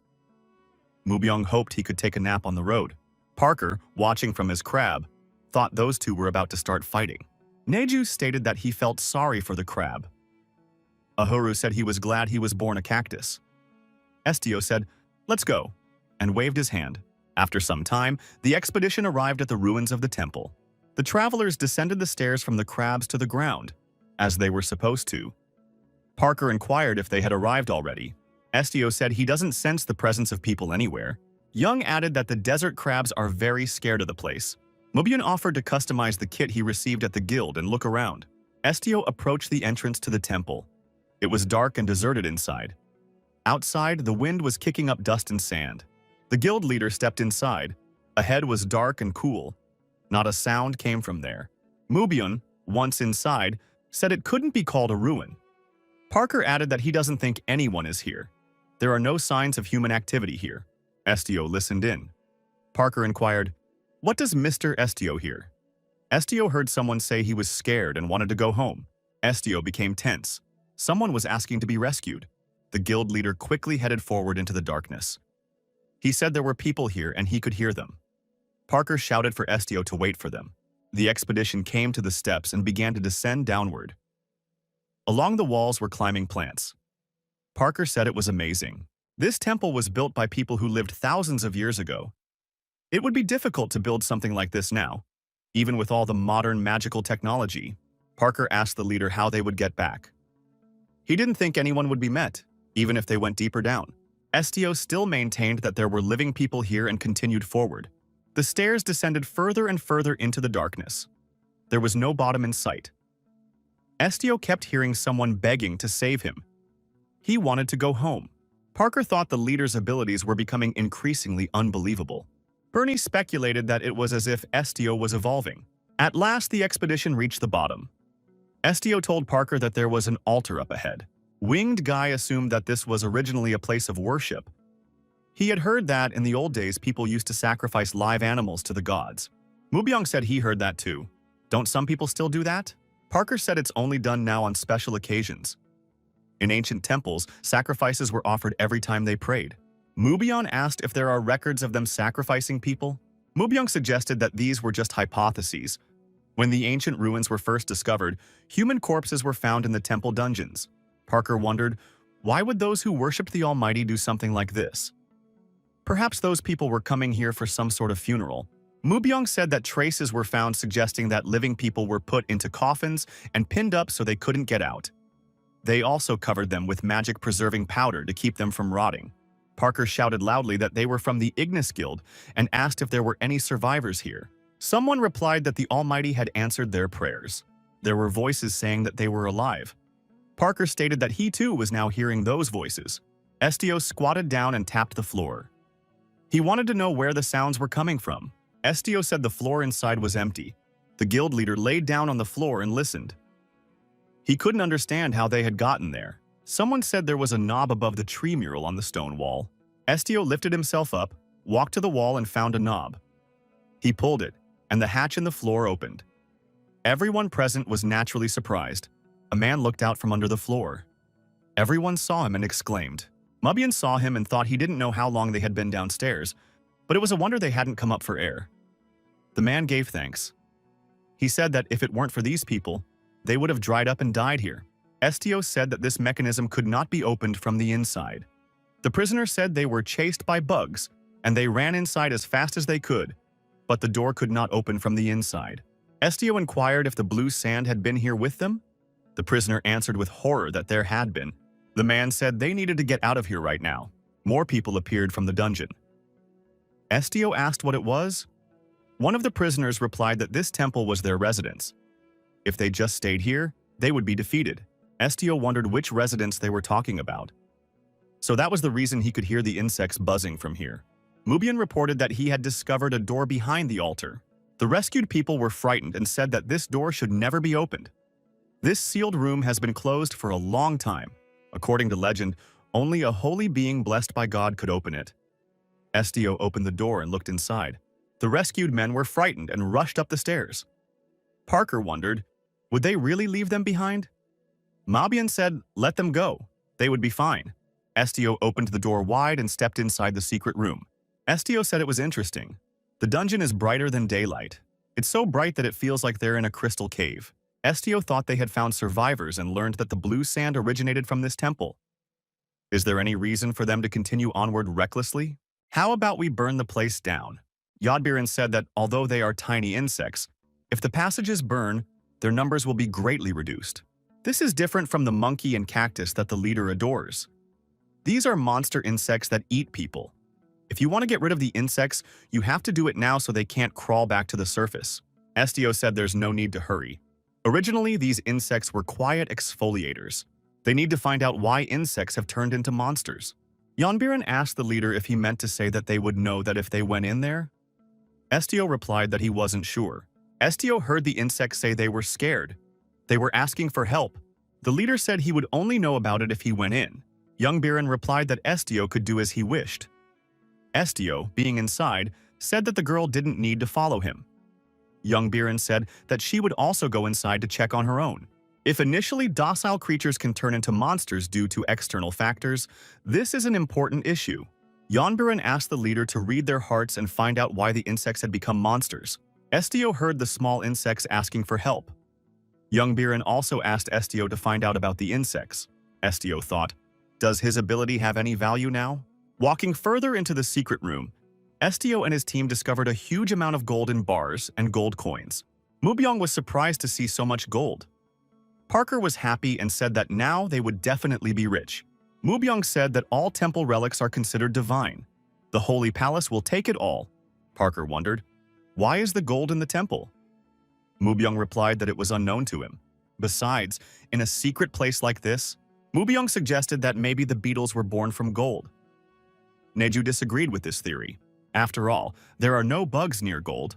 Now that he thinks about it, there are only bugs in this place. Parker didn't think there was anything suspicious about it. It's just an old secret vault. Yonbiren wondered why the temple needed a storehouse. Mubyong replied that the priests also need to live and eat. This is saved to purchase their daily bread. The pontiff is also rich. There are probably 10 such storehouses in the sacred palace. Yonbiren said that in that case it was sacrilege. Mubyong was surprised that this was spoken by one who did not believe in the Most High. Yonbiren wondered, did Mubyong really believe in the Almighty now? Mubyong replied that all nobles of the empire are baptized at birth. His religion was decided before he was born. Yonbiren remarked that it was a forced faith. Duke Hagar said he believes the Almighty exists, is interested in people and sometimes intervenes in their lives. Estio heard someone asking for help again. Estio heard someone say, box.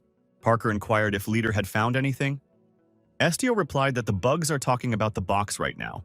Parker asked what was meant by the box. The guy with the wings, as usual, was showing increased curiosity. The box was discovered in this room. Parker took it out and set it down on the floor. Estio stated that the movement of the bugs has changed. Opening the box, our heroes saw gold there. Mubyong said they are wrong, it's not gold. The omniscient cactus said it was the scales of a golden dragon. Mubyong politely inquired what cactus knew about the scales of the golden dragon. The cactus replied that it assumed the name. These are dragon scales. Unlike fish scales, it contains magic. Dragons are the very race that created magic. It is only natural that each of their scales possesses incredible magic. Mubyong inquired, what does that mean? Parker asked if he had magic that allowed him to destroy people and turn monsters into hostiles. Ahuru replied that it was exactly like that. Mubyong concluded, it turns out that this Shuhanan or some golden dragon is at fault again. Neju asked what they should do in that case. The cactus said that it was necessary to simply break the scales. The beetles and scorpions should then return to their normal state.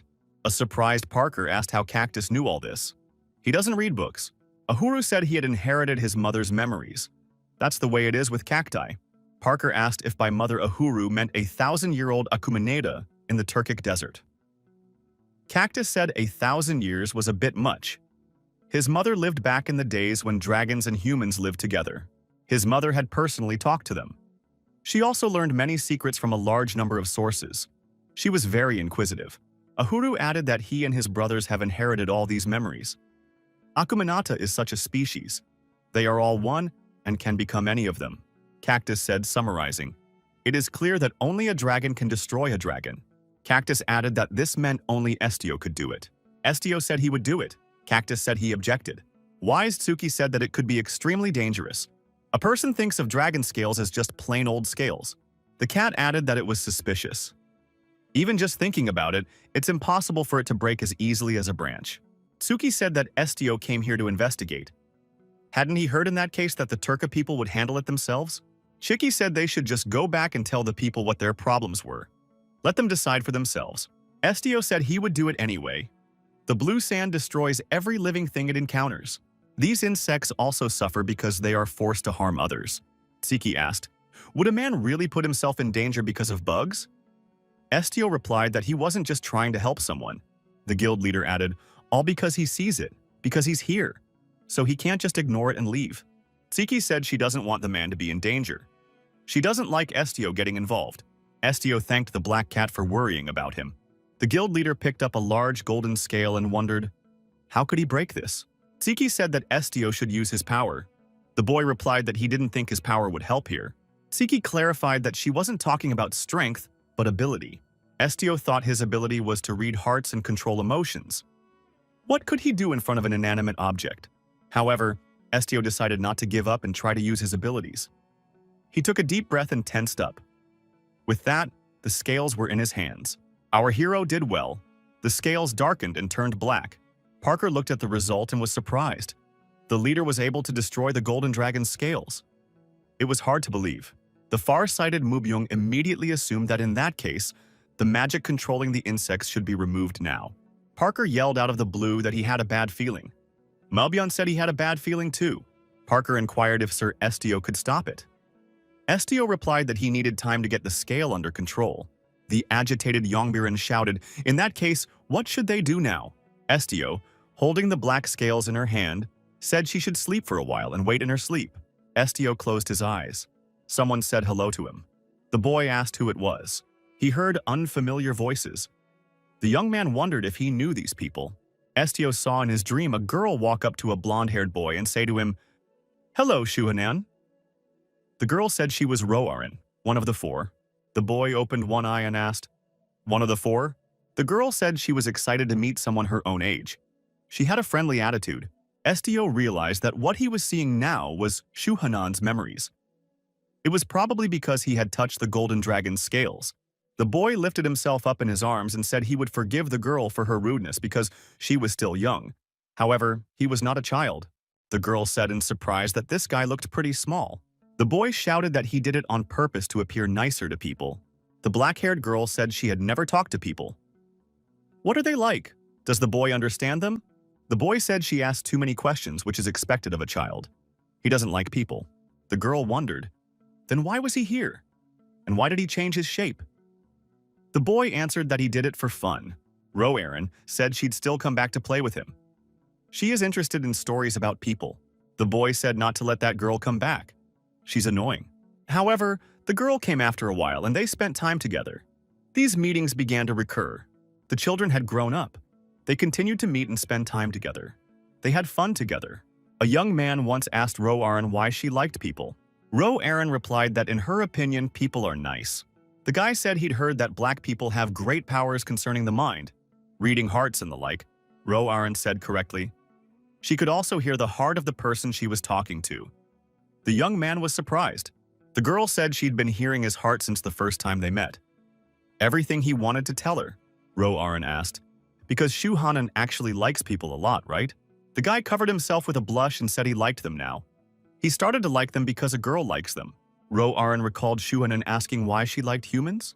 The girl replied, it is because they are born mediators of this world. Among all, blacks are born with love for all living beings. Blacks share their thoughts and emotions. That's why she can't help but love people. After all, even a single lotus flower looks cute. Some time passed. The young men met again. Roarin said that Shuhanan had promised to return after meeting the Lord. What was taking so long? The girl added that she had a lot of things piled up that she wanted to tell the boy. Shuhanan looked the girl in the eye and called her by her name, Roarin. She must no longer be among humans. It is the Lord's order. Roarin was surprised and frightened. What does Shuhanan mean? What was the order? The guy said that all dragons decided to leave this world. They too will leave this place, even this world. So you don't have to love people anymore. Ro-Erin took her companion by the shoulder and said she was sorry. She can't leave. She doesn't want to leave. She will stay here. Shuhanan was upset and shouted at the girl that it was wrong to do that. Then he apologized for yelling at her. He said he didn't mean to do that. Shuhanan said if Ro-Erin decided to stay here, he would stay with her. The young man knelt in front of the girl and asked that Ro-Erin promise him that no one would leave here alone. Estio thought he couldn't see all those memories, but it still wasn't enough to understand. Will Ro-Erin break his promise? There are a few other things that can't be explained. Black people are born to love all living things. Estio remembered how his fellow villagers treated him. Those negative emotions were not due to his abilities. It was simply because he had met such people. This ability had saved Neju, allowed him to register with the guild, and brought him to where he was now. Estio thought perhaps he was afraid of this power. If things had been a little different, would he be like her? All the members of the expedition, except the cat, were asleep, sprawled out on the floor. Maybe the cactus was awake too. Estio opened his eyes and asked the cat what a good dream she had had. Tsiki replied that it's probably a good one. She doesn't know how the others are. Cactus also woke up and said it was a good dream. Neju opened his eyes and said that he had seen his mother in his dream. Youngbaron still hadn't woken up. So deep was her sleep. Mubion said he didn't need to wake her up, better to wait a little longer. Parker told the leader that they were wasting their time. The desert crabs could have been eaten by now. Estio asked Neju to carry Youngbaron in his arms. Renju said it wasn't hard for him to do it, though the girl would probably remain displeased if she found out he was the one who did it. Mubion hefted the girl and said he would carry her. Estio said before they left, he had a question for them. When they get back to the village, they shouldn't tell anyone about what they saw in that room.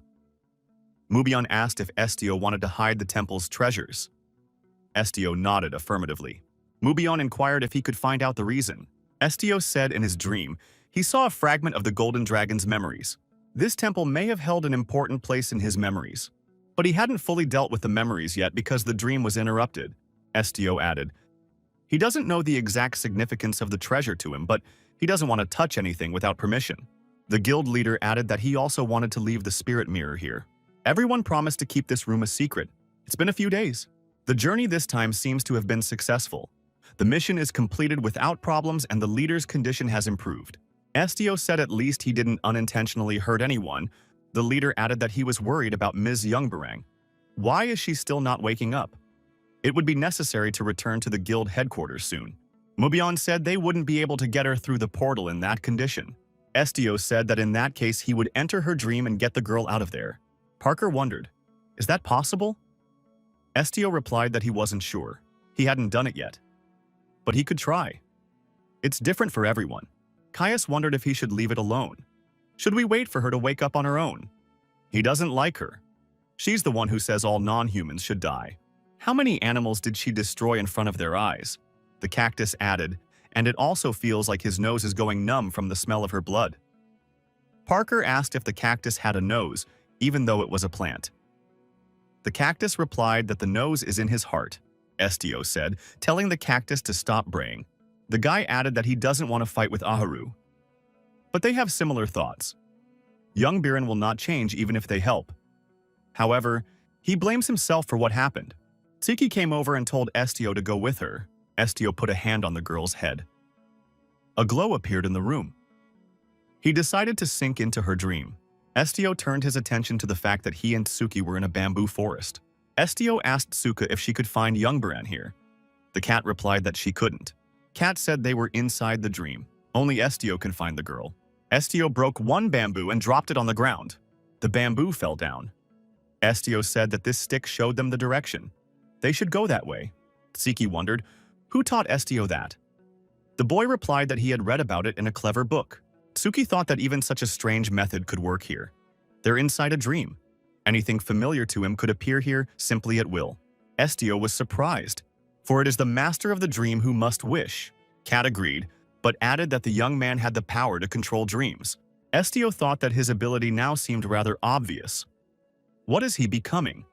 What kind of species are dragons? The black cat wondered what the man was thinking. Tsuki told Estio to look through the bamboo to the road. There was a girl running down the road. Estio recognized the girl, though she was very young. It was Youngbaran. Estio looked at the girl in surprise, opening his mouth. Estio bent down and picked up a small ball from the ground. He assumed the girl was looking for it. The girl walked by. Kat said if the ball got to Estio, then she never found it. The girl walked through the bamboo thickets and saw a white tiger lying in a clearing covered in blood. Young Biren said hello to Mr. White Tiger. The cat said that it is a divine beast that comes into the world in the body of an animal. However, they are gods not for humans, but for animals. The cat said that they were not real gods, but animals could never resist the orders of a divine beast. The girl came closer to the animal and asked, "Is Mr. Bill's tiger hurt?" The tiger growled softly. Yanbiran asked, "Is he in a lot of pain?" Youngbiran wondered if the tiger could make it to her house. There she could treat it. The white tiger opened his eyes and looked intently at the girl. The animal, enduring the pain, tried to rise to its paws. Youngbiran shouted that she should just leave the tiger there. Estio noticed that an adult Youngbiran had appeared beside him. She said that if she had ignored the tiger back then, her clan wouldn't have experienced such pain. Divine beast, white tiger, or whatever, she shouldn't have trusted him. Yanbiran asked as Estio simply called out her name. Either way, they're inside her dream. Estio looked at the girl in surprise. Yanbiran asked, "What was that look on her face?" If he read her mind, he should know everything. Estio said he came looking for her here because she hadn't woken up for a long time. Youngbiran said that the guy feels responsible for her. She should just walk away. She won't take offense at him just because he's stuck in a dream. Estio stated that he felt responsible for her. Estio expressed regret for locking her in her sleep. He would do everything he could to help her leave the place. The girl wondered, who said she wanted to leave this place? The young men watched the dream. The woman from the dream called out to Youngbiran. The girl screamed, "Mommy!" and ran to the woman. Youngbiran asked Estio how many times he thought she had had this dream. Should she tell him what would happen next? That divine rogue beast she had helped in the forest had put a curse on her family. Who was this underdeveloped divine beast who couldn't even make a contract with the king he would protect? In the girl's memories, there was a burning house with a white tiger standing in front of it. The divine beast white tiger is considered the god of all four-legged animals and can command all animals. Youngbiran said that she ended up passing out right afterward and doesn't know why she was the only one left alive. However, there was no point in thinking about something like that right now. Shortly thereafter, an army sent by the king arrived in the area. And her family, who took care of the white tiger, were declared traitors who stole the divine beast from the palace. The girl said that everyone had suffered because of her. Without trial, they were declared traitors and branded as criminals who had harmed the divine beast. While all this was going on, the divine beast just sat there and did nothing, even as her family was being destroyed. Youngbiran said that if she can see her clan members even in her dreams, it's heaven for her. The girl smiled and thanked the leader for the opportunity. Tsuki said that it was true that divine beasts were animal gods, but they wouldn't destroy humans for no reason. Estio said that he would help Youngbiran. The girl replied that she didn't need it. Yanbiran asked, what could she do by leaving? This king and this country are insane. What will she be able to do against these cursed creatures she can't even communicate with? Estio said he still doesn't like her but doesn't want her to die. The guild leader asked that Youngbiran pick herself up and get on with her life. The mother took her daughter by the shoulders and told her that Rang would definitely survive. Estio said he would meet with the white tiger and ask who framed this girl's clan. The guild leader took Youngbiran's hands and told her not to run away again. Estio asked that the girl meet with the king, who claims she and her family are criminals, and tell him of her sorrow. Youngbiran said that even if the leader helps her, she won't change much. Estio replied that he didn't expect much. Estio said he was only doing it because he wanted to help her. Youngbiran stopped crying and blushed with embarrassment. The girl said she would follow the leader and asked that he wake her up. After a while, Youngbiran woke up and stood up on the bed. Estio woke up and found himself sitting on the floor. Estio said they would be back at headquarters tomorrow. Today was a rest day. Youngbiran, still blushing, thanked the guild leader for his help. Parker was surprised. What had happened in the dream? Did Ms. Youngbiran really say thank you? Mubyon said he had heard that people change before they die. The girl stated that she wasn't going to die. Youngbiran said the leader promised to meet the white tiger for her. A cursed divine beast that has taken the form of a white tiger wants to use animals to crush and dominate humans. Mubyon said the girl had to contact someone earlier to solve the problem. Youngbiran said they won't see it now. They will go when the leader says. A messenger entered the room and said he had orders from the master. Castle Revito, headquarters of the Ignis Guild. The master, smiling, stretched her hands forward and said that she was happy to see the guild leader. Kaya said that the guild leader did a great job in the Turk desert. Everyone at headquarters was talking about it. Estio wondered if Kaya had sent him there on purpose. Kaya, still smiling, said that she had been figured out and had to do it. But she's glad Estio has made it through and gotten stronger, so she congratulates him. Estio asked why there were so few people in the headquarters right now. Kaya replied that the situation of the empire was not the most peaceful. The crown prince, the first princess of the empire, and the fifth prince of the empire officially declared enmity against each other. The entourage also failed to take a common side and split up, causing the first princess and the fifth prince to enter into an alliance. The emperor seems no longer willing to watch their antics. Mubyong wondered why this family was so restless. He decided to guess the emperor's plan. To avoid internal gnawing, he goes to the common enemy. Kaya confirmed this assumption. The emperor would act as soon as war broke out. He could turn to the Duke of Hygar, that is, to Mubyong, for help. Kaya continued that she was informed that the first enemy could be the eastern continent. Yongbiran wondered if everyone would go to war as mercenaries. Kaya confirmed that it was the guild's duty to help the imperial palace. Parker inquired if this applies to office workers. Kaya replied that she would put all office staff on vacation. She just has a hard time working in front of other people. She has a weak heart and gets anxious because people might think something wrong about her. Kaya added that the decision is up to the leader, but she asks him not to get involved in this war. Master said that she was willing to give the guild leader a vacation too. He can go to a quiet place and rest. She will let him know when he can return. The guild leader thanked Duke Hygar for keeping them company. He could now return to those in need of protection. Mubyong said that he is a guardian, and his lord is here. Estio remarked that Mubyong was, above all, the Duke of Hygar. Estio added that he will always be here so Mubyong can do what needs to be done. Mubyong said he would try to come back as soon as possible.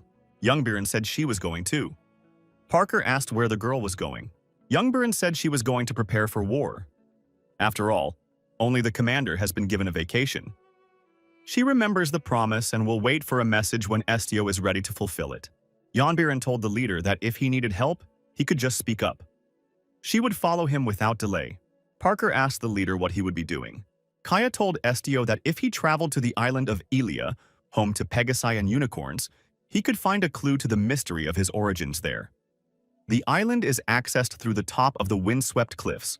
The leader told Parker that he was thinking of going to Celestial Island Elia. Parker said he wanted to go with the leader. Estio wondered, did Bernie Parker really want to spend his vacation with him? Parker said he has always dreamed of visiting the island. Estio, Parker, Neju, and Suki went on a trip with the four of them. At the park, Parker said it was the first time they had visited his village since the beginning of their journey. Estio apologized for dragging out the road to the island. Parker said that's okay, it's an important part of the vacation too. The sun was slipping toward dusk, and Estio said they needed to find a place to sleep. Parker replied that he would look now. Neju told her friend that she was hearing something strange. The sound was as if a large beast had been wounded. Estio asked if Parker could go up and survey the area. Parker immediately soared into the sky and began circling over the forest, losing his feathers in the process. As always, Parker shouted that if you walk 30 meters north, you can find a small hole. Behind this pit lies a bleeding, wounded unicorn. The travelers reached the unicorn. Parker assumed it was the work of a hunter, but he didn't see anyone in the area, so the hunter must have escaped. The winged fellow said he had no medicine for such wounds. Estio asked for a knife or something sharp. Parker offered the dagger. Estio took the dagger and thanked him. Estio made an incision in his palm. Blood spurted from the wound. Estio let the unicorn lick the blood off his palm. After this procedure, the unicorn calmed down and asked Estio if he was in pain. After a while, the unicorn, having rested, opened her eyes. Neju, overjoyed, asked how she felt after waking up. The unicorn saw Neju and thought it was a beast, and a predator at that. She's dead now.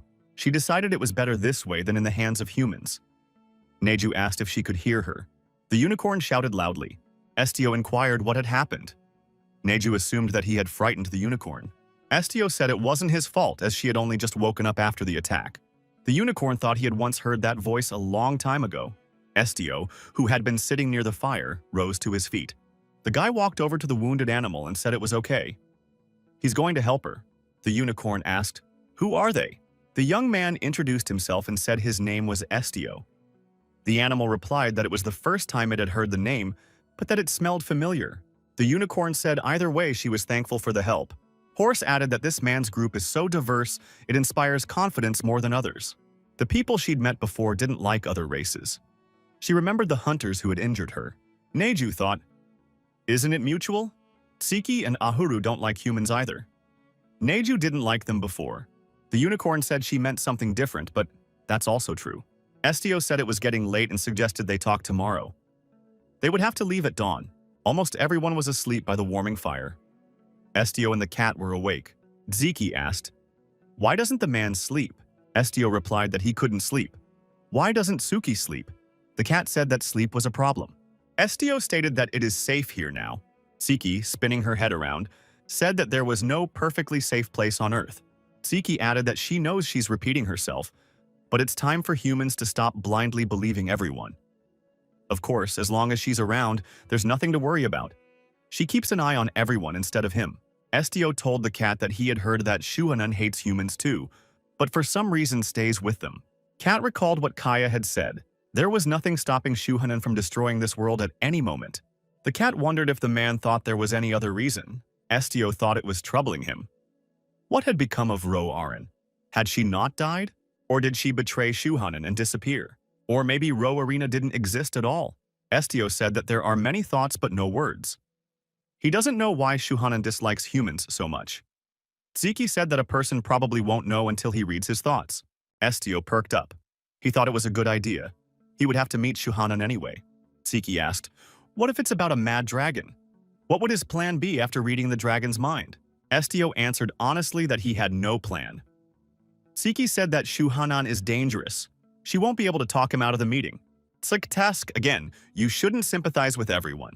Estio wondered, did he really sympathize with Shuhanan?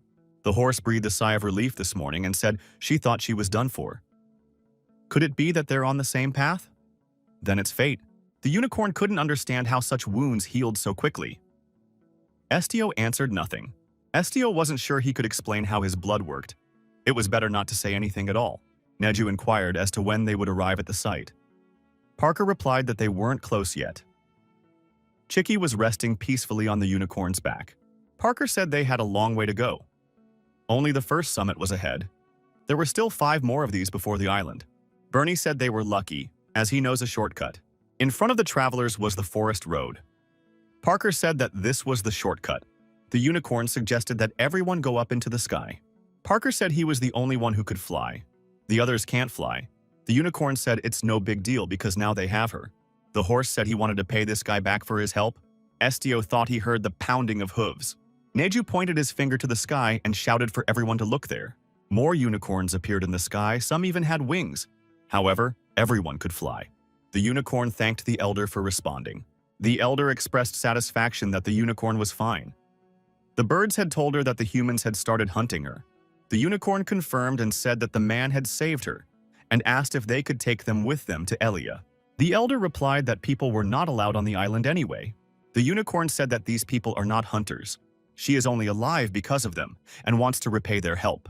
The elder wondered, had the humans really saved the unicorn? The elder asked how this was possible. There wasn't a single scratch on her and there was no smell of blood. Was there even a wound? The unicorn replied that she was caught in a trap and hurt her leg. Then they used magic and it hurt a lot. The unicorn and the Pegasus began to confer. They found this case unbelievable. Only the Holy Spring of Elia could heal the Pegasus's wounds. If not the Holy Spring, then only the dragon that created Pegasi could heal such wounds. Pegasus asked the young man what his name was. The young man said he was Estio. Pegasus bowed to the guy. Parker stated that there are Pegasi and unicorns everywhere here on this island. Unicorn asked, is he really that surprised by this? They have a good relationship with the avians. They are frequent visitors here. Parker said he left the village a long time ago for a job in the city, so everything here is new to him. The unicorn said they were more interested in them. The unicorn looked at Estio and said that it was a dragonair and looked like an ordinary human. Pegasus called Estio to the pond and told him that unicorns were born from this pond. He dreamed of showing this place to Lady Roarin when she returned. The heavenly racers blessed by her are still born here. Estio stated that he is not a Roarin. Pegasus said he thought the young man should also visit the place, for he was the last heir of the Black Dragon, Sir Estio. Estio thought he didn't choose this title. The pond holds ancient power. and its stones are imbued with the mana of the golden dragon and the light of the sun, and together they create new life. Estio understood how Pegasi are born. Pegasus said no more are born. Pegasi were born from the mana of the black dragon. Estio dipped a hand with black dragon scales into the water.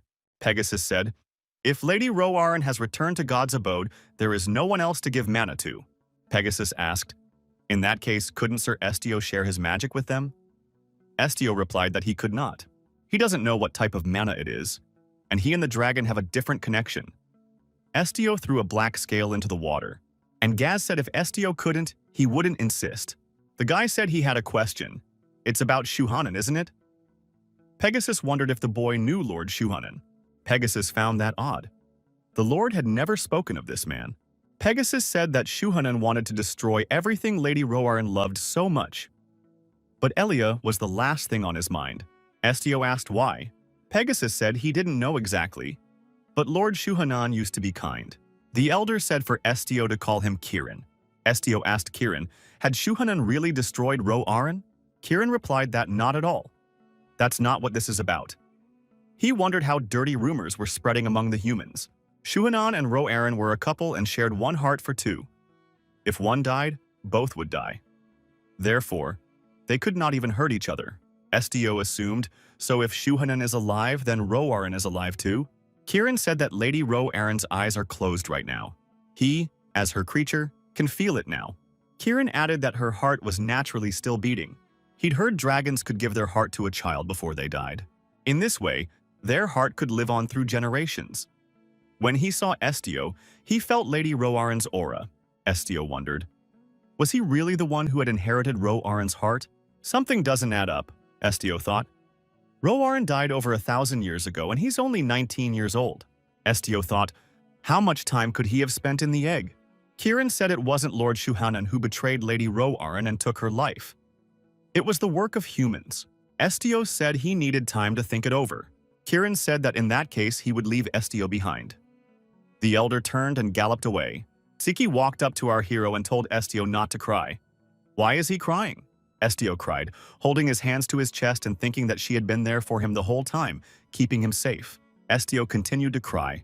Tsiki continued to comfort him. Suddenly there was a loud scream. Estio saw one of the unicorns being collared. She shivered. A night hunter with weapon in hand shouted to catch the smaller ones. He kept shouting that he didn't need the big ones. They could be destroyed. Estio immediately ran to his group and asked what was going on. There were loud noises everywhere. Parker couldn't believe it. They didn't even have wings. How could they move through the air? Everyone saw avians in the sky with chains in their hands. Why are they helping those people? Cactus said it's not the worst trouble at the moment. Their cloaks bear the symbol of the sacred palace. Parker said it turns out they're holy knights. They only act on direct orders from the bishop. It was obvious from the sky that there were outsiders and other creatures. One of the hunters told the captain that those men were not mentioned in the order. The captain replied that they should just do what they were told. They shouldn't do what they are told. The captain waved a finger at the rider girl and told Lipe to give him a sound. The girl was doing something using magic. The captain pumped loudly. He announced that the commander of the bishop's new holy knights was speaking. From now on, Elia is controlled territory of the Ruberazan Empire and the Sacred Palace. The unicorn said angrily that this land has no owners and never will. The commander swung his weapon and said that any opinion against would be considered an act of sacrilege. The captain continued, heretics will be punished. The captain threw his weapon with all his might, which stuck into the ground. One of the warriors wondered, does he really want to destroy this island? Lipe said he couldn't. Less than half the land was affected by this strike. The order was to release, and he had already burned almost half of it. The elder thought, so this is how the sacred palace treats Elia? That's really mean. The captain asked Lipe if this counted as an uprising. She assumed it was. Parker on the ground waved his arms and yelled for them to stop. He said in a trembling voice that Elia was the last stronghold of these poor creatures. Parker said for these people not to turn Heavenly Island into a battlefield. One of the hunters with a crossbow in his hand shouted angrily for these wild things to get out immediately. Parker noticed with horror that an arrow from this crossbow had pierced the neck of a unicorn that was nearby. Everyone nearby, including the elder, ran up to Ms. Unicorn. She was lying on the grass, bleeding. The knights in the sky were on the move all the time. The commander shouted he had warned not to touch the small ones. The hunter who fired the arrow said it jumped out by itself. The frustrated knight scratched the back of his head. He thought he shouldn't have brought the hunters with him. Suddenly something happened to the captain of the knights. He noticed that he couldn't move. The captain looked at the ground and thought it was the work of that black-haired guy. Estio asked Parker, what kind of monster was that? What should he do with it? Parker didn't understand what was being asked of him. Estio said you could wipe his memory and send him away. But will it solve the problem? Parker says it probably won't. Then why don't we wipe them all out? In the park, Leader seemed somehow strange. He didn't look like himself right now. Estio apologized to Parker and said he didn't know which side the truth was on here. Is Shuhanan protecting this island because he doesn't want to give it to anyone? Is it really possible that the Pegasi and unicorns are merely pawns to appease his wrath? Parker sat beside the wounded unicorn. Estio said she wouldn't die. She's got his blood in her. Estio told the unicorn to get up and wondered what to do with them. He would do whatever she wished. The captain of the knights, who couldn't move, watched the black-haired man from above and thought it was dangerous.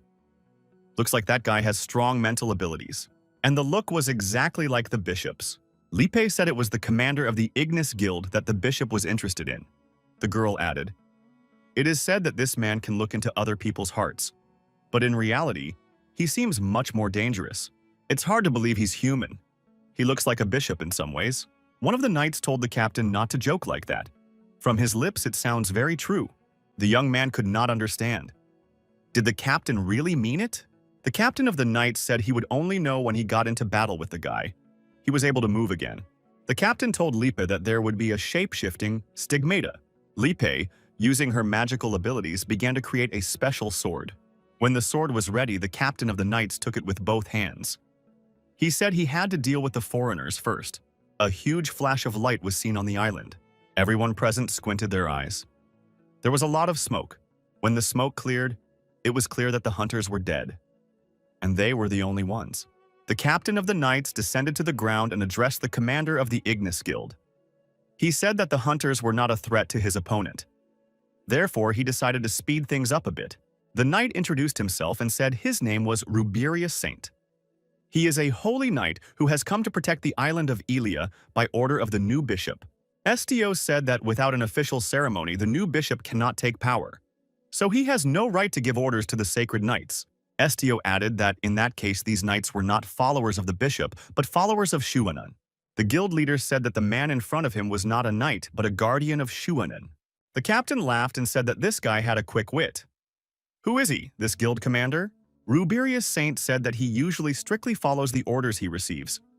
Be that as it may, he thinks it would be a good idea to get rid of an heir who might interfere with their bishop in the future. Ruberius Saint shouted that he would take great pleasure in finishing off his opponent and, picking up speed, moved straight at Estio. However, the captain of the knights received a worthy rebuff. He wondered if his opponent had repulsed this attack. Ruberius Saint saw the glowing eyes of a huge black tiger in front of him. Standing between the rivals was Tsuki, who had transformed into a tiger. Ruberius Saint was alarmed. Before him was a beast that even the sacred sword could not wound. The black tiger, still flashing its eyes, roared loudly. It slowly advanced towards the captain of the knights. The captain said, "It looks like his opponent has a great guard too." Estio asked Ziki to calm down. Black Tigress said that this knight wanted to destroy Estio. The guild leader replied that he was fine. The enraged Tsuki wondered why the man was always so calm.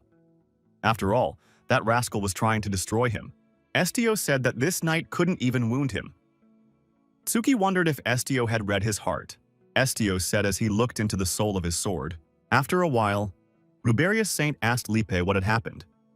After all, he hadn't given the order to turn back into a human. Lipe asked the guy what his name was. The young man calmly replied that his name was Estio. Lipe approached our hero and told him that she would not harm him. A frustrated Ruberius Saint sat down on the ground and asked, "Whose will is this?" He said for Lipek to return to him. "That's an order." Lipe says she's not coming back. This Ruberius Saint is not an order to her. Estio wondered why all of a sudden Lipe changed direction. Estio took a closer look and thought that this girl looked like Roarin.